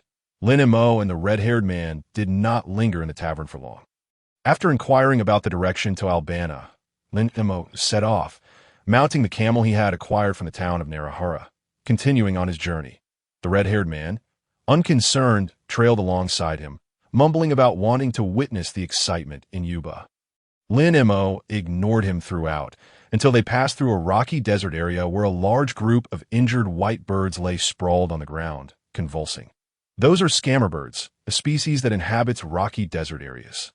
They feign injury to elicit sympathy from travelers and then steal their belongings. Huh, what is wrong with those birds? The red-haired man asked curiously, eyeing the group of scammer birds nearby. Lin Mo chuckled softly. Why don't you go take a look? True enough, the red-haired man dashed over to the scammer birds, picking one up and shaking it. Hey, are you all right? The bird he held weakly convulsed again, appearing on the brink of death. The red-haired man turned to Lin Mo with excitement. These birds look like they're about to kick the bucket. Why don't we make their demise a bit more meaningful? Lin Mo. The red-haired man smirked. They all look quite plump. I bet they taste great. The scammer bird in his grasp suddenly jolted awake and began to struggle. Oh, a last burst of energy. The red-haired man smiled as he tightened his grip on the bird's neck. Standing up once more, he turned to Lin Mo and asked, what flavor do you want for a roast bird? Lin Mo chuckled lightly. Whatever you like. All right then, let me show you my culinary skills today. The red-haired man focused intently on the now sweating scammer bird. The other scammer birds, previously feigning death on the ground, suddenly sprang to life, flapping their wings frantically and fleeing. They're all fine now. The red-haired man exclaimed in surprise. The scammer bird he held, nearly in tears, began to squawk loudly. The red-haired man laughed heartily, loosening his grip and releasing the bird, just as the scammer bird flapped its wings to chase after its companions. The sandy ground beneath Lin Mo and the red-haired man began to tremble. Instantly, countless massive, root-like carnivorous plants burst forth from the earth, lunging towards Lin Mo, the red-haired man, and the lone scammer bird that had fallen behind its flock. It appeared that there were quite a few formidable creatures lurking beneath the sand. The red-haired man smirked, unsheathing his sword without hesitation. Two of the giant carnivorous plants lunged at Lin Mo. The camel carrying him reacted just as it had when they encountered the giant lizard before. Before Lin Mo could make a move, he was frantically carried away by the camel, successfully evading all attacks from the two man-eating plants. Lin Mo had no intention of stopping the rampaging camel. Perhaps he could seize this opportunity to shake off the red-haired individual. Observing the camel's wild escape, which was directionless yet remarkably swift, the red-haired man realized that if he did not pursue quickly, he might lose sight of Lin Mo altogether. Without hesitation, he unleashed a horizontal slash, sending forth an invisible blade of energy that severed all the surrounding man-eating plants in half. This strike also fortuitously rescued the deceitful bird that had nearly been devoured by the plants. As Lin Mo's figure receded into the distance, about to vanish from sight, the red-haired man unhesitatingly grabbed the bird's leg, which was finally catching its breath. With a grin, he said, I've saved your life. After all, it shouldn't be too much to ask you to take me to chase after that lad, right? Startled, the deceitful bird, recalling how this person had effortlessly dealt with all the man-eating plants, felt a chill run down its spine. For the sake of its own life, with tears welling in its eyes, the bird reluctantly flapped its wings, straining to carry the red-haired man toward Lin Mo's direction. After a frenzied run of over 3 hours, the camel, utterly exhausted, finally collapsed onto the sandy ground, gasping for breath. Lin Mo promptly jumped off its back and took a swig from his wine gourd. Just as he thought he had successfully eluded the red-haired man, the latter's voice suddenly echoed from above. Hey, Lin Mo, the red-haired man cheerfully waved from the T that moment. Lin Mo's feelings were beyond words. This fellow was truly relentless. Upon landing, the red-haired man patted the sweat-soaked back of the deceitful bird, laughing heartily. You've done well. You can go now. The bird, feeling a wave of relief, quickly took flight, tears in its eyes. The red-haired man turned to the camel, which lay exhausted in the sand, and chuckled. This creature is easily frightened, isn't it? Fortunately, I caught up with you. Lin Mo, where shall we head next? Anywhere, Lin Mo replied, exasperated. Then let us continue along this path and see where it leads. The red-haired man grinned. Lin Mo indifferently responded, fine. After resting for an hour, once the camel regained its strength, the trio resumed their journey. After nearly 2 full days traversing the desert, they finally arrived at a large town surrounded by towering trees. Vibrant with greenery at last. We have arrived, the red-haired man exclaimed, feeling the heat intensifying. Lin Mo's forehead was also slick with sweat. The two hurriedly entered the bustling town. Compared to the previous town where they had drunk, this one was larger and wealthier. The pedestrians on the streets were dressed in fashionable attire, and the buildings appeared to have been recently renovated. Wow, this town looks quite impressive, the red-haired man remarked, smiling as he surveyed his surroundings, while Lin Mo remained silent and moved forward as they passed a stall selling golden apples. The vendor immediately held up one with a mischievous grin, addressing Lin Mo and the red-haired man. Hello. Gentlemen, you must be from out of town. Would you like to purchase a golden apple? This is no ordinary apple. It is a treasure discovered from an ancient relic. Just one bite can grant you 1,000 years of life.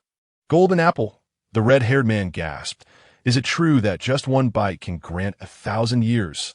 The vendor, noticing the red-haired man's apparent interest, grinned slyly. Absolutely.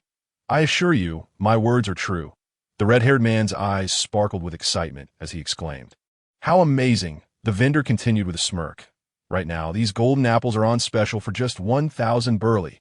How about buying 2 to share with your child? Child? The red-haired man blinked in surprise. Yes, the vendor pointed at Lin Mo, the lad accompanying you. Isn't he your child? The red-haired man couldn't help but burst into laughter. Oh, if only he were truly my child. Ha! Lin Mo remained silent. Wait, are you not father and son? The vendor scratched his head, then waved it off with a chuckle. Well, even if you're not, just buy 1 each. The price is a steal, and I guarantee you won't regret it. The so-called golden apple was merely a regular apple painted with golden paint to deceive outsiders. Only those who were particularly gullible or overly naive would fall for such tricks. Ironically, the red-haired man, despite nearing 30 years of age, was one of those who did. However, he had already spent all his money in the previous town and was now penniless. Unable even to afford a bottle of water. Lin Mo, lend me 1,000 burley. The red-haired man immediately sought assistance. Lin Mo flatly refused, not lending. Hey, this is a golden apple. The red-haired man, slightly disappointed, muttered, just 1 bite can grant 1,000 years. Lin Mo continued to walk ahead. Uninterested. The red-haired man reluctantly followed. The vendor watched the two departing, bemused. Did their identities get swapped? That child looks more like the adult. During their 2-day trek across the desert, they occasionally encountered hidden creatures lurking beneath the sand, daring enough to attack them. Thus, food was not a concern. Although Lin Mo had a plethora of food stored in his system space, he couldn't take it out in front of the red-haired man, who was always watching him. But so, they had sustained themselves on the natural bounty of the desert for 2 days. Now that they had arrived in town, it was time for a proper meal. Lin Mo casually chose a half-tavern-style restaurant and ordered a table full of dishes along with 2 bottles of fine wine. The red-haired man, unreserved, sat across from him, clasped his hands, and cheerfully declared, "Thank you for the hospitality. I shall dig in." Lin Mo ignored him and began eating. The red-haired man, however, was not idle, devouring the food as if he hadn't eaten in days. At that moment, 2 timid men at the next table huddled together. Whispering that, "Is it confirmed for tonight?" one asked. "Indeed, I heard that this auction requires tickets for entry." I managed to get 2, the other replied. Although I can't afford anything too expensive, it would still be nice to see what this so-called sea treasure looks like." Their voices were hushed, drowned out by the clamor of other diners in the restaurant. Nevertheless, Lin Mo and the red-haired man heard them clearly. Lin Mo, the sea treasure they mentioned must be what I think it is. Right? The red-haired man mumbled, mouth full of food, caring little for his image. Lin Mo remained silent. When the waiter delivered the last large portion of fried noodles to their table, Lin Mo turned to the waiter and asked, "What is the name of this town?" The waiter, puzzled, replied, "This is Yuba. You two don't even know where you are?" Just as the waiter finished speaking, the red-haired man, who had just taken a bite, burst out laughing. "Ha ha! Is this really Yuba?" "Yes, indeed," the waiter said, a bead of cold sweat trickling down his forehead. Without saying more, he returned to his duties. The red-haired man was nearly doubled over with laughter. Lin Mo, don't you think this is too much of coincidence?" Lin Mo continued to eat silently. Indeed, it was quite a coincidence, as if it had been orchestrated. Could it be that there was a progression task he needed to complete in this town? If so, it was likely related to that underground auction. Hey, as Lin Mo pondered, the red-haired man suddenly suggested, "Since we are here, why not take a look at that underground auction?" Lin Mo glanced at the red-haired man, who wore an expectant expression, and without much thought, nodded in agreement. "All right." The red-haired man paused momentarily, then burst into laughter and resumed his meal. To gain entry into the underground auction, securing a ticket was imperative. Although with Lin Mo and the red-haired man's capabilities, forcefully breaking in would not pose much of a challenge. Such an approach could easily incite chaos, ultimately leading to complications for him. Rather than inviting unnecessary trouble, it would be wiser to follow the standard procedure for entering the auction, minimizing attention from others. Therefore, as the two individuals at the adjacent table finished their dinner and prepared to leave, Lin Mo promptly produced a bag of berries and tossed it to the red-haired man, instructing him to procure the entry tickets. "Hey, can't you come with me?" The red-haired man reflexively caught the pouch Lin Mo had thrown, expressing his boredom that it's so dull to go alone. Lin Mo replied nonchalantly, "If you don't want to go, then we simply attend the auction." "What? You can't do that. You promised me just a moment ago. How can we get in without tickets? You should help me figure out how to acquire them, but I'm not going." "Why not? Troublesome." The red-haired man sighed, placing a straw hat on his head, conceding, "Fine, but you mustn't sneak away without my knowledge." Lin Mo responded with exasperation. "Got it." The red-haired man grinned broadly. "All right, I'm off then." With that, he immediately rose from the table and followed the direction the two individuals had taken. Lin Mo, after settling the bill, departed the restaurant. Intending to explore on his WAS, he passed by a vendor selling snake wine. Lin Mo halted. He had yet to sample snake wine. Observing several cobras submerged in a large, transparent vat of liquor, he contemplated whether he should purchase a cup to try. Just then, a tall woman with wavy, grass-green hair and golden eyes, accompanied by a stout man draped in a heavy orange coat despite the desert heat and adorned with a pirate crew insignia on his teeth, walked past him, sensing an aura that was distinctly different from the townsfolk. Lin turned to glance at them. Just a fleeting view of their backs was enough for him to recognize their identities: the Snow Woman Monet and the Truffle Man Buffalo. They were both members of the Don Quixote family, subordinates of Don Quixote da Flamingo, known as the Heavenly Yaksha.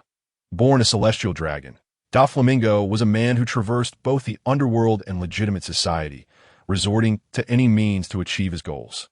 Given the current timeline, Da Flamingo had recently usurped the throne of Dressrosa, and now his subordinates were appearing in Alabasta. It was evident they were here for the devil fruit slated for auction tonight. The fact that Da Flamingo had set his sights on it indicated that this particular devil fruit was of significant importance. "Hey, kid, have you been eyeing that snake wine for so long? Are you going to buy some?" The vendor's voice suddenly interrupted Lin Mo's thoughts, snapping back to reality. Lin Mo shifted his gaze back to the large vat of wine and inquired, "How much?" 2 berries for a cup, 20 berries for a bottle. "This snake wine is quite a treasure, very nourishing. Would you like to buy some for your esteemed elder?" the vendor asked with a smile. Lin Mo promptly produced 2 berries that I'll have a cup first. The vendor, initially expecting him to order a bottle, lost some of his cheerfulness as he retrieved a small paper cup, scooping a portion of snake wine from the vat and pouring it into the cup before handing it to Lin Mo. Without hesitation, Lin Mo drank it in front of the vendor. "Hey, this wine is too nourishing for a kid like you. You shouldn't drink it," the vendor exclaimed, but Lin Mo had already finished. The wine was somewhat bitter and had a strong fishy taste. It was the most unpalatable drink he had encountered since arriving in the pirate world. "See, I told you that you shouldn't drink it." The vendor noted Lin Mo's expression, recognizing that the boy could not handle it well. As Lin Mo prepared to leave in silence, he noticed the red-haired man approaching, grinning widely while holding 2 golden paper tickets. After a brief pause, Lin Mo turned to the vendor, produced 20 berries, and chuckled, "I'll take a bottle. Good things are meant to be shared, after all." Thus, Lin Mo purchased a bottle of snake wine to gift to the red-haired man. The latter accepted it without hesitation and handed Lin Mo one of the 2 auction tickets he had just received. "I've also found out the location of the auction. It starts tonight. But until then, we can explore this town a bit," the red-haired man said cheerfully. Lin Mo, however, no longer wished to linger. "You can wander on your own." "Hey, where are you going?" "To take a nap." The red-haired man laughed heartily. Ha! Who would be thought you had a habit of napping? Lin Mo replied, Is that a problem? Not at all, but remember not to sleep too long. It's not good for your health that I know. All right, go ahead. I'll find you later. Sure. Lin Mo was more than happy to have the red-haired man drift away from him. After their exchange, he chose a direction and left. The red-haired man, with a smirk on his face, approached a brick building, leaned against the wall, retrieved a din mushy from his pocket, and dialed a number. Soon, the din mushy connected. Beckman's voice emerged. Is it the captain? With a slight smile. The red-haired man replied, Beckman, I'm currently in Yuba. Guess who I just saw? After a moment of silence, Beckman inquired, a Navy or a pirate? A Navy to a Navy? Beckman expressed surprise. What is the Navy doing in Yuba? Who knows? It might be related to the devil fruits, the red-haired man mused, stroking his chin. Devil fruits? Is someone trafficking them in Yuba? Indeed, there's an auction happening. Beckman pondered before asking, which Navy personnel are present? A Kainu. What? Beckman furrowed his brow. That guy's a tough one, or you are on your own. I'm fine. Lin Mo is here too. Let me tell you, that kid is truly fascinating. With that, the red-haired man launched into a lengthy monologue. On the other end of the line, Beckman listened in silence, torn between wanting to hang up and being uncertain if the red-haired man would suddenly recall something important to discuss, ultimately enduring until the red-haired man decided to end the call. On board the red-haired pirate's ship, Buggy entered while munching on meat. Noticing Beckman's headache-inducing expression, he curiously asked Beckman, What is wrong? Was that a call from the captain? Beckman nodded slightly. Buggy grinned. Did the captain find that Lin Mo kid? He did. Beckman lit a cigarette, took a puff, and continued. They're currently in a place called Yuba, and a Kainu is there as well. A Kainu? The Navy. Buggy momentarily paused in his meat eating, wondering if the captain could handle it. Can he manage to get out unscathed? I just hope that guy doesn't team meddle in things that don't concern him. After parting ways with the red-haired man, Lin Mo found a shady tree, set up his lounge chair, and comfortably reclined for a short nap. He had not been asleep for long when the plainclothes Navy officers scattered throughout Yuba suddenly assembled. Leading them was a burly man clad in a dark red suit, adorned with a rose boutonniere on his left breast, black leather gloves on his hands, a naval cap atop his head, and draped in a naval admiral-esque coat. He was none other than a Kainu, Sakazuki, one of the three admirals, known for his magma fruit abilities that in contrast to Wakiji's laid-back demeanor. A Kainu was a man who adhered to absolute justice, characterized by his rigid nature and ruthless tactics, sparing no mercy and allowing not a hint of evil to persist to him. All pirates were inherently evil. He is a ruthless man who, in his relentless pursuit of completing his missions, shows no regard for his colleagues or the general populace, treating them as mere targets to be annihilated. In summary, a Kainu is a particularly troublesome individual. Once he sets his sights on someone, he will relentlessly pursue and attack them. When Lin Mo opened his eyes and discovered that the person conversing with a group of undercover Navy officers not far away was a Kainu, he simply rolled over and continued to sleep. Although he was uncertain whether Akainu's purpose for coming to Yuba was also linked to that devil fruit, it mattered little to him, as long as he was not disturbed. It was fine. Time passed inexorably. Shanks, noting that the time was nearly upon them, utilized his observation haki to locate Lin Mo, who had long since risen and was now enjoying a drink in a small tavern. You little rascal really treats liquor as if it were water, Shanks remarked unabashedly as he seized a small jug of rice wine from the table where Lin Mo was seated, downing it in one gulp. Indeed, nothing beats drinking heartily. Lin Mo cast him a bemused glance, noticing that the bottle of liquor given to him earlier had been tucked away in Shanks' pocket. And it was still nearly full. This fellow usually drinks whenever he has liquor. Why hasn't he touched it? Seeing Lin Mo's gaze on the bottle, Shanks chuckled. This wine I plan to share with Beckman and the others on the way back. Ha ha ha, Lin Mo replied. If you truly share it with them, you might end up getting beaten. Unaware of Lin Mo's inner musings, Shanks simply declared, The time has come.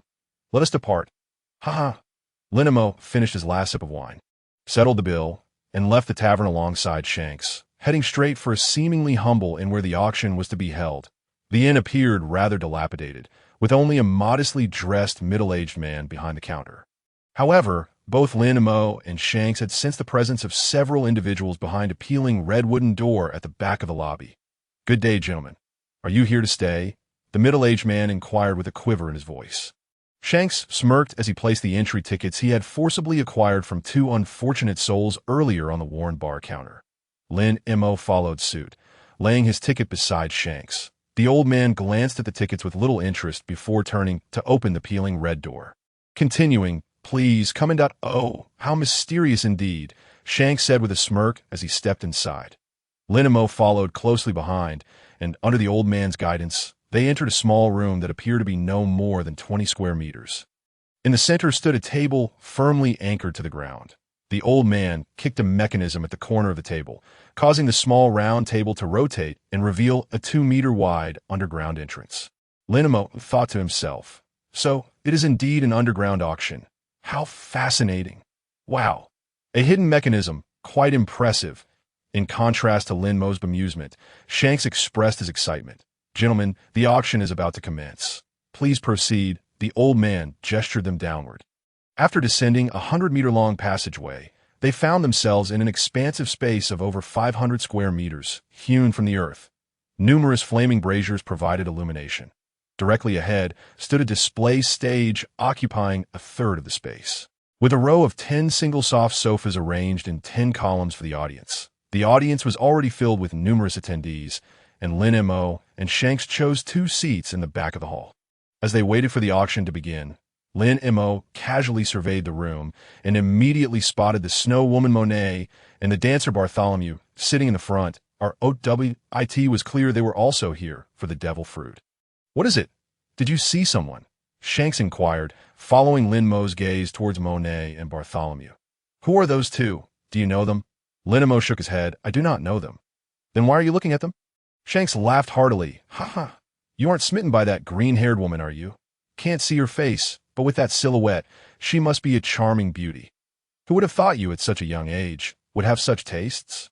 Lin Mo shot him a withering glance that moment. Several individuals entered the auction from the entrance that was a Kainu, clad in civilian attire, accompanied by several Navy officers.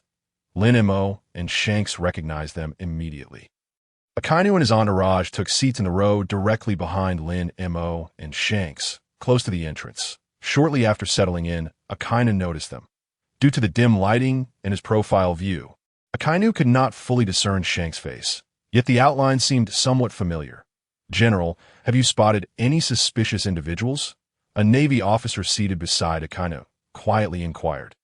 Akainu fixed his serious gaze on Shanks and stated, "That man with the straw hat, doesn't he resemble red-haired Shanks?" Red-haired Shanks. The Navy officer paused momentarily, then quickly turned to follow Akainu's gaze, upon noticing the difference between Shanks' hat and the one depicted in the wanted posters. He shook his head. "General, that fellow is likely not red-haired Shanks. The hat he wears belonged to Joel D. Roger when he was alive. It holds great significance for Shanks, and he would never discard it. The hat that man wears is locally made by Alabasta's residents. We've seen many people wearing similar styles on our way here, and it is distinctly different from Shanks' hat. Is that so?" Akainu had not paid attention to the hats worn by the locals. Retracting his gaze from Shanks, Akainu's earlier scrutiny had not gone unnoticed by either Lin Mo or Shanks. Lin Mo was unfazed. After all, Akainu did not recognize him.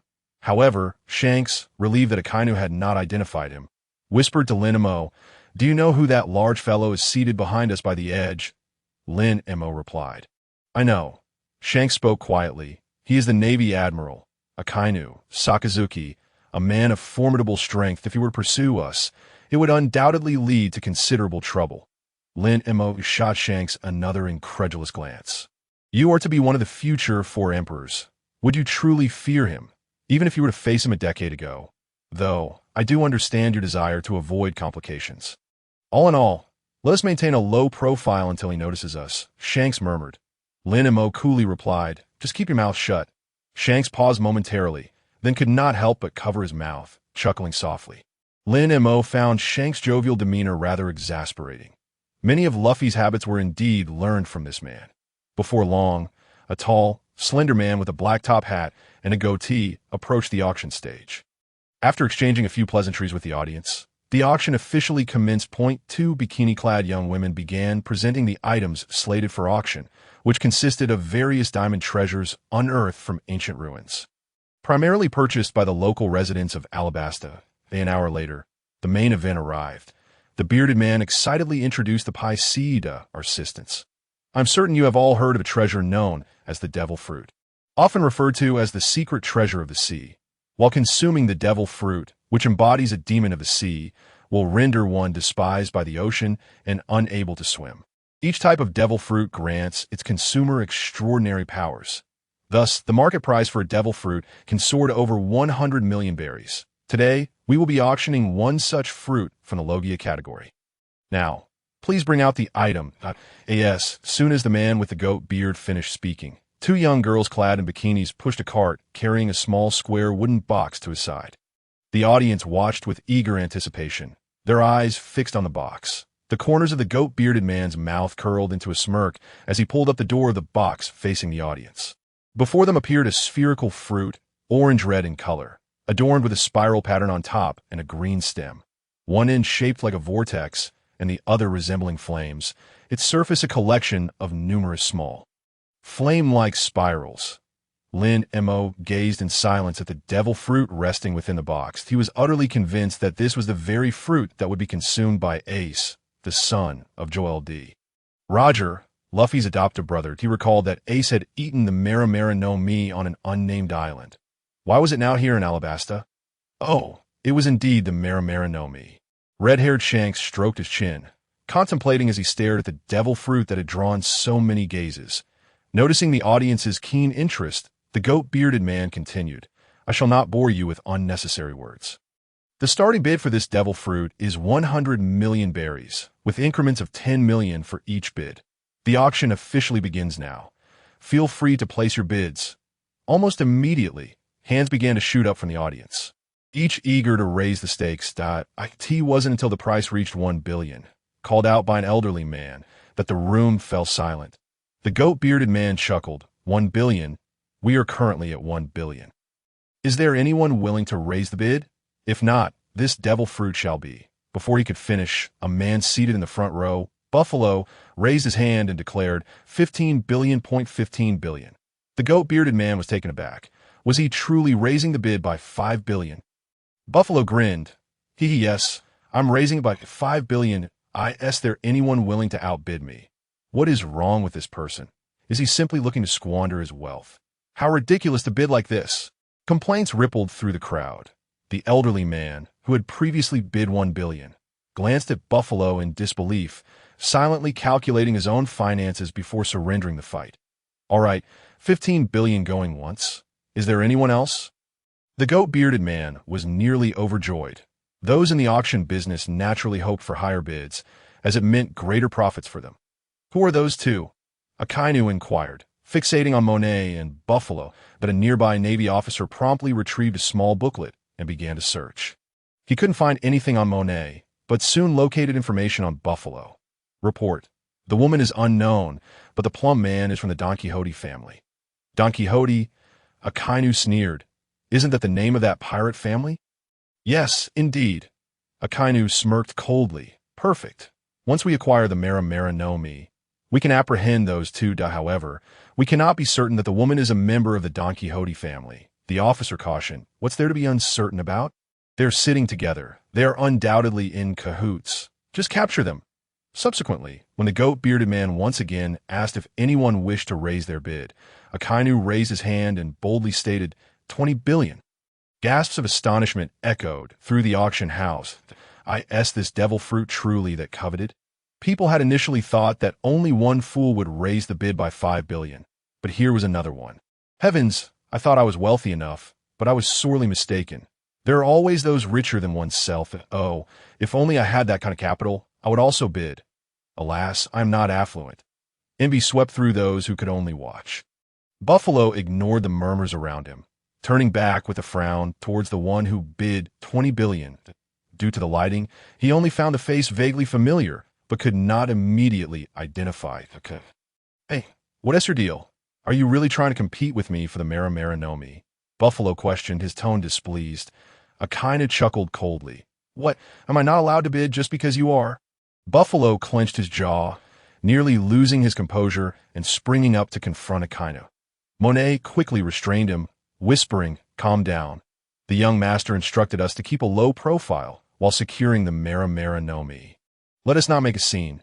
Buffalo grumbled, "Clearly, that guy's trying to oppose us, bidding 5 billion just like us. Humph.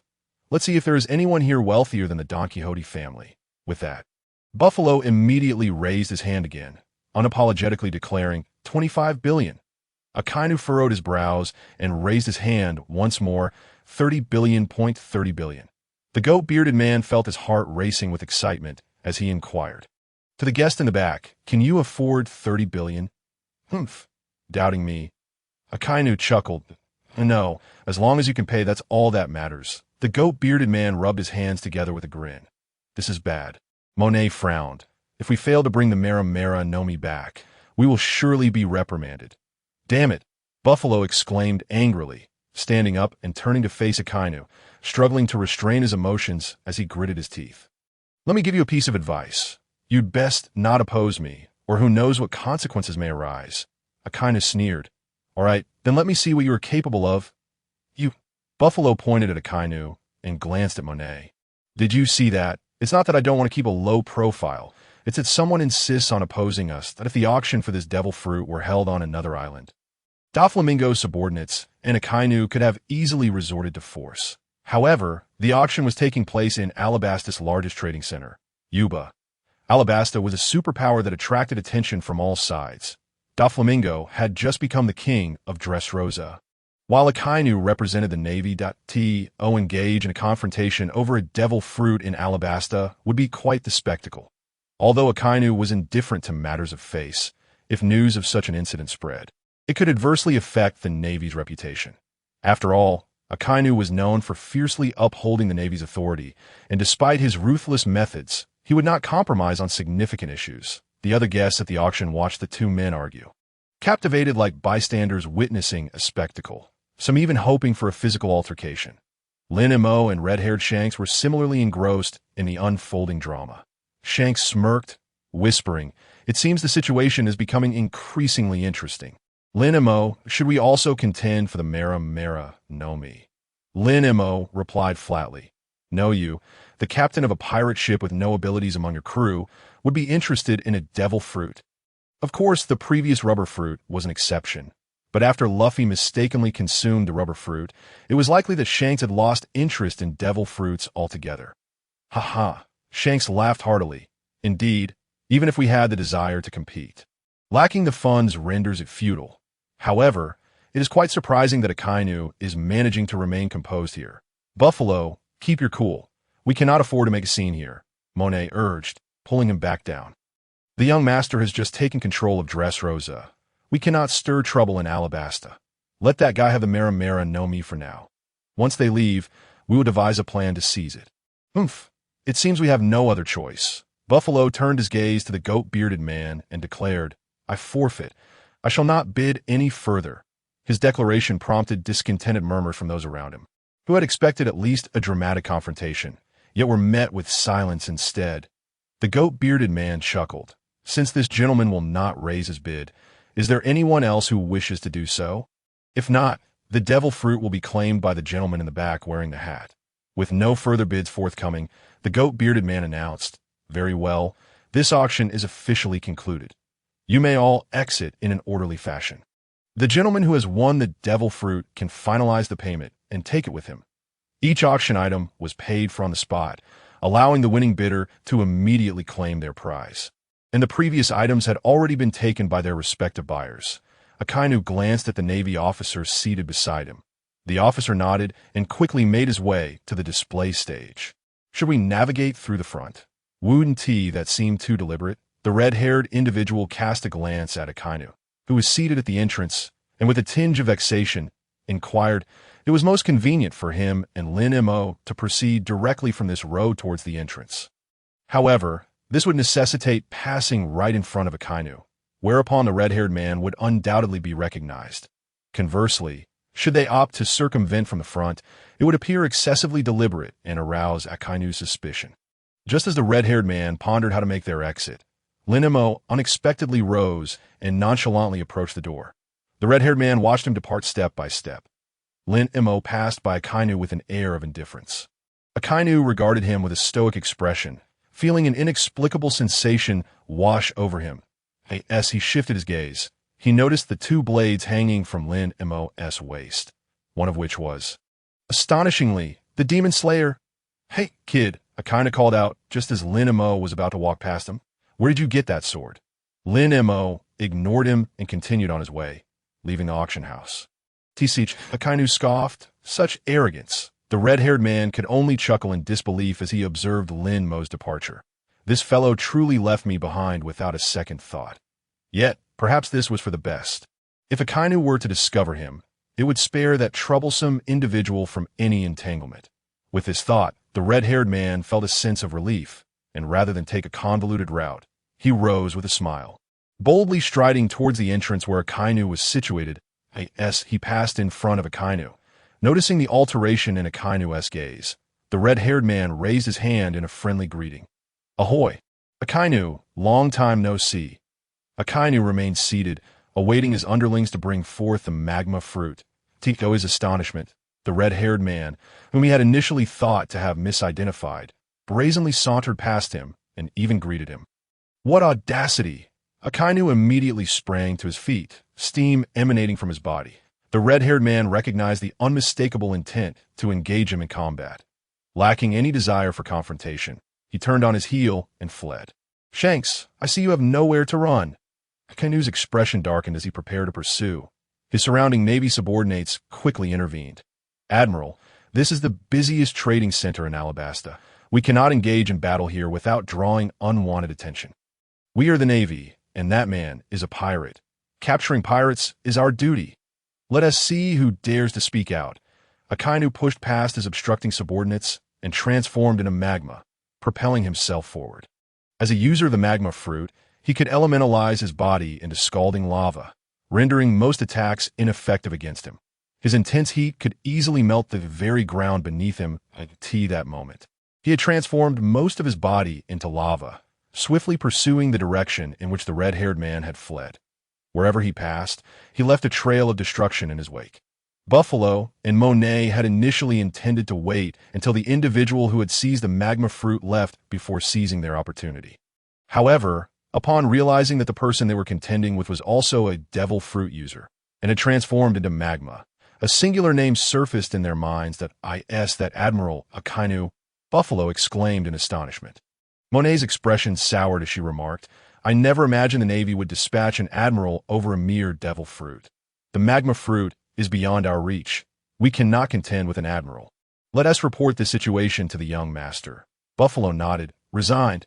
"It seems we have no choice." "Hey, Akainu, I didn't come here to fight you." The red-haired man chuckled as he continued to run ahead. Akainu, with a stern countenance, followed closely. "I am the Navy. Capturing pirates requires no justification. Since you dare to appear before me, prepare yourself to be apprehended. It was nighttime and not a holiday." The streets of Yuba were sparsely populated, which facilitated their chase. Akainu, unusually restrained, refrained from launching a direct attack on the streets of Yuba. Noticing this, the red-haired man began to dart through the alleys and thoroughfares of Yuba. Frustrated with the pursuit, Akainu extended his magma-formed arm with remarkable speed as the red-haired man reached a slightly larger street, aiming a strike towards him that he could not evade. "Are you serious?" The red-haired man halted and drew his sword, Griffin, bracing to meet Akainu's molten fist. Forcefully parrying the blow, a powerful wave of heat surged outward from the point of impact, shattering nearby unattended stalls. Were it an ordinary blade, it would have melted beneath Akainu's lava. However, Griffin was a renowned sword, and given the red-haired man's formidable strength, it was not difficult for him to withstand Akainu's attack.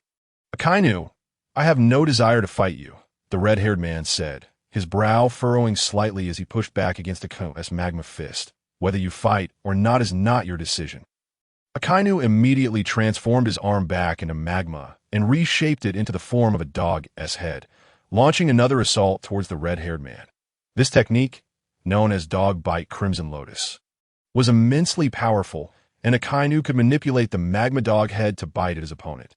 You truly are infuriating, the red-haired man sighed in resignation as he observed the oncoming dog bite Crimson Lotus. He slightly adjusted the angle of Griffin's blade, ready to counter when a piercing scream diverted his attention. No! A woman, her head wrapped in a scarf, dashed toward the young girl who was wailing, perilously close to being struck by a fragment of a broken stall. Yet her speed was insufficient to match that of the wooden splinter hurtling towards the girl, just as the girl was about to be hit. The red-haired man swiftly changed direction, appearing beside her and effortlessly slicing the wooden shard away.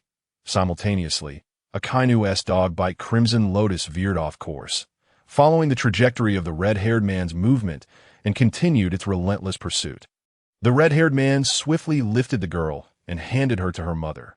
Hurry, get to safety. The girl's mother embraced her, bowing in gratitude before hastily fleeing.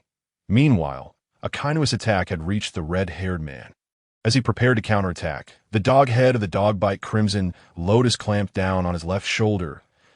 As he felt the pressure threatening to sever his arm, the red-haired man, unfazed, wielded Griffin and, as if slicing through tofu, severed the molten dog head.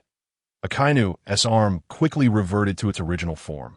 Although his elementalized hand had been severed by the enemy's strike, it would not truly be lost. Furthermore, most attacks failed to inflict substantial harm upon him. Yet this seemingly simple blow from the red-haired man had left a wound upon his hand. Observing the bloodstain on his right hand, Akainu's brow tightened in irritation. The lava dog head that had clamped onto the red-haired man's shoulder gradually dissipated as it was severed. The red-haired man glanced at his shoulder, now a gruesome sight, and jested, "Well, it appears I didn't lose my arm after all.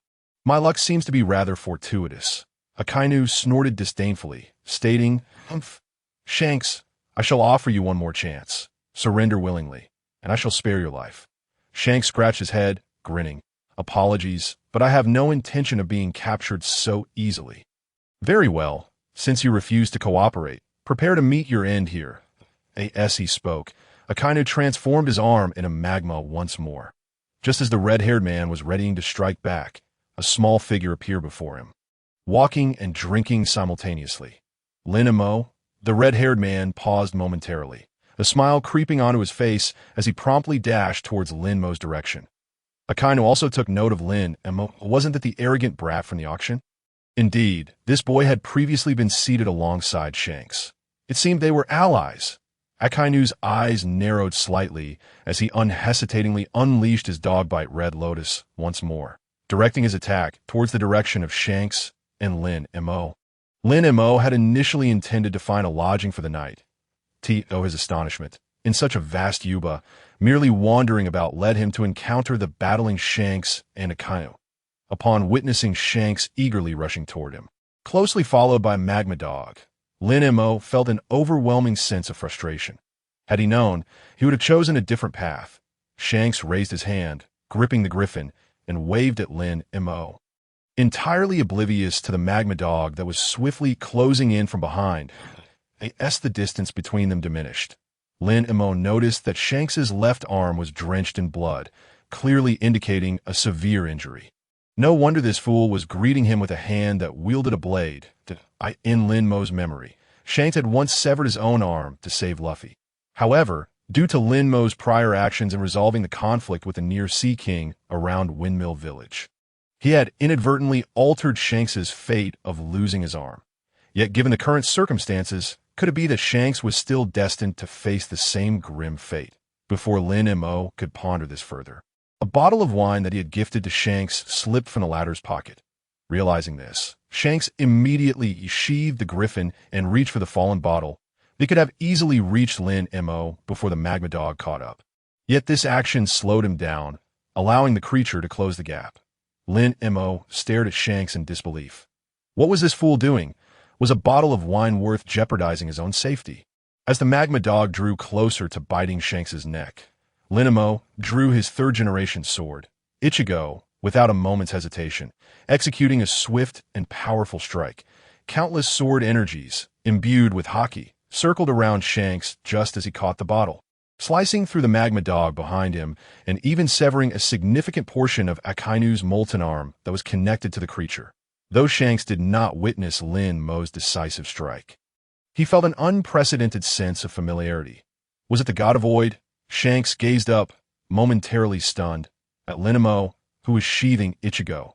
Meanwhile, Akainu staggered back a step, his hand returning to its original state, yet his entire arm was marred by countless deep gashes, some even exposing bone that, in an instant, his right arm, much like Shanks's left, was soon drenched in blood. Who on earth was that little brat? Akainu glared at Lin Mo with a grim expression. Lin Mo adjusted his hat and spoke with an indifferent tone. Let us go. With that, he turned and walked into a nearby alleyway. Shanks quickly snapped back to reality, stuffing the bottle into his pocket and hastening to catch up. Akainu had intended to pursue them, but at that moment, his subordinates rushed in, each bearing injuries. Upon seeing Akainu's blood-soaked arm, they were taken aback. Vice Admiral, are you all right? Was it Shanks who harmed you? Quickly. Where are the medics? We need to tend to the Vice Admiral.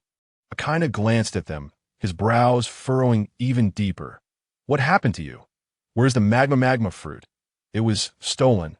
What? Akainu's expression darkened even further. You useless lot. You let something be stolen right under your noses. Was it the Don Quixote family? No, it was not. It was a man wearing a mask. His methods were quite peculiar, and we could not discern his identity. Fuming with rage, Akainu's subordinates fell silent, afraid to utter another word that might further provoke his wrath. Meanwhile, Lin Mo and Shanks had long since vanished from sight. Akainu took a deep breath, his countenance grim. Give me the din mushy. Yes, sir. A junior officer hurriedly produced the din mushy connected to headquarters. Presenting it to Akainu with great respect, Akainu snatched the din mushy and dialed the number. Before long, the call connected, and he was greeted by a crisp voice. Fleet Admiral Sengoku was leisurely enjoying some sunbae with Garp and the recently returned Akiji when the din mushy rang. Upon recognizing the call from Akainu, Sengoku answered while chewing on sunbae. Oh, Sakazuki, how are things on your end in Alabasta? Have you secured the magma fruit? Akainu was engulfed in a tempest of emotions, seemingly on the verge of exploding.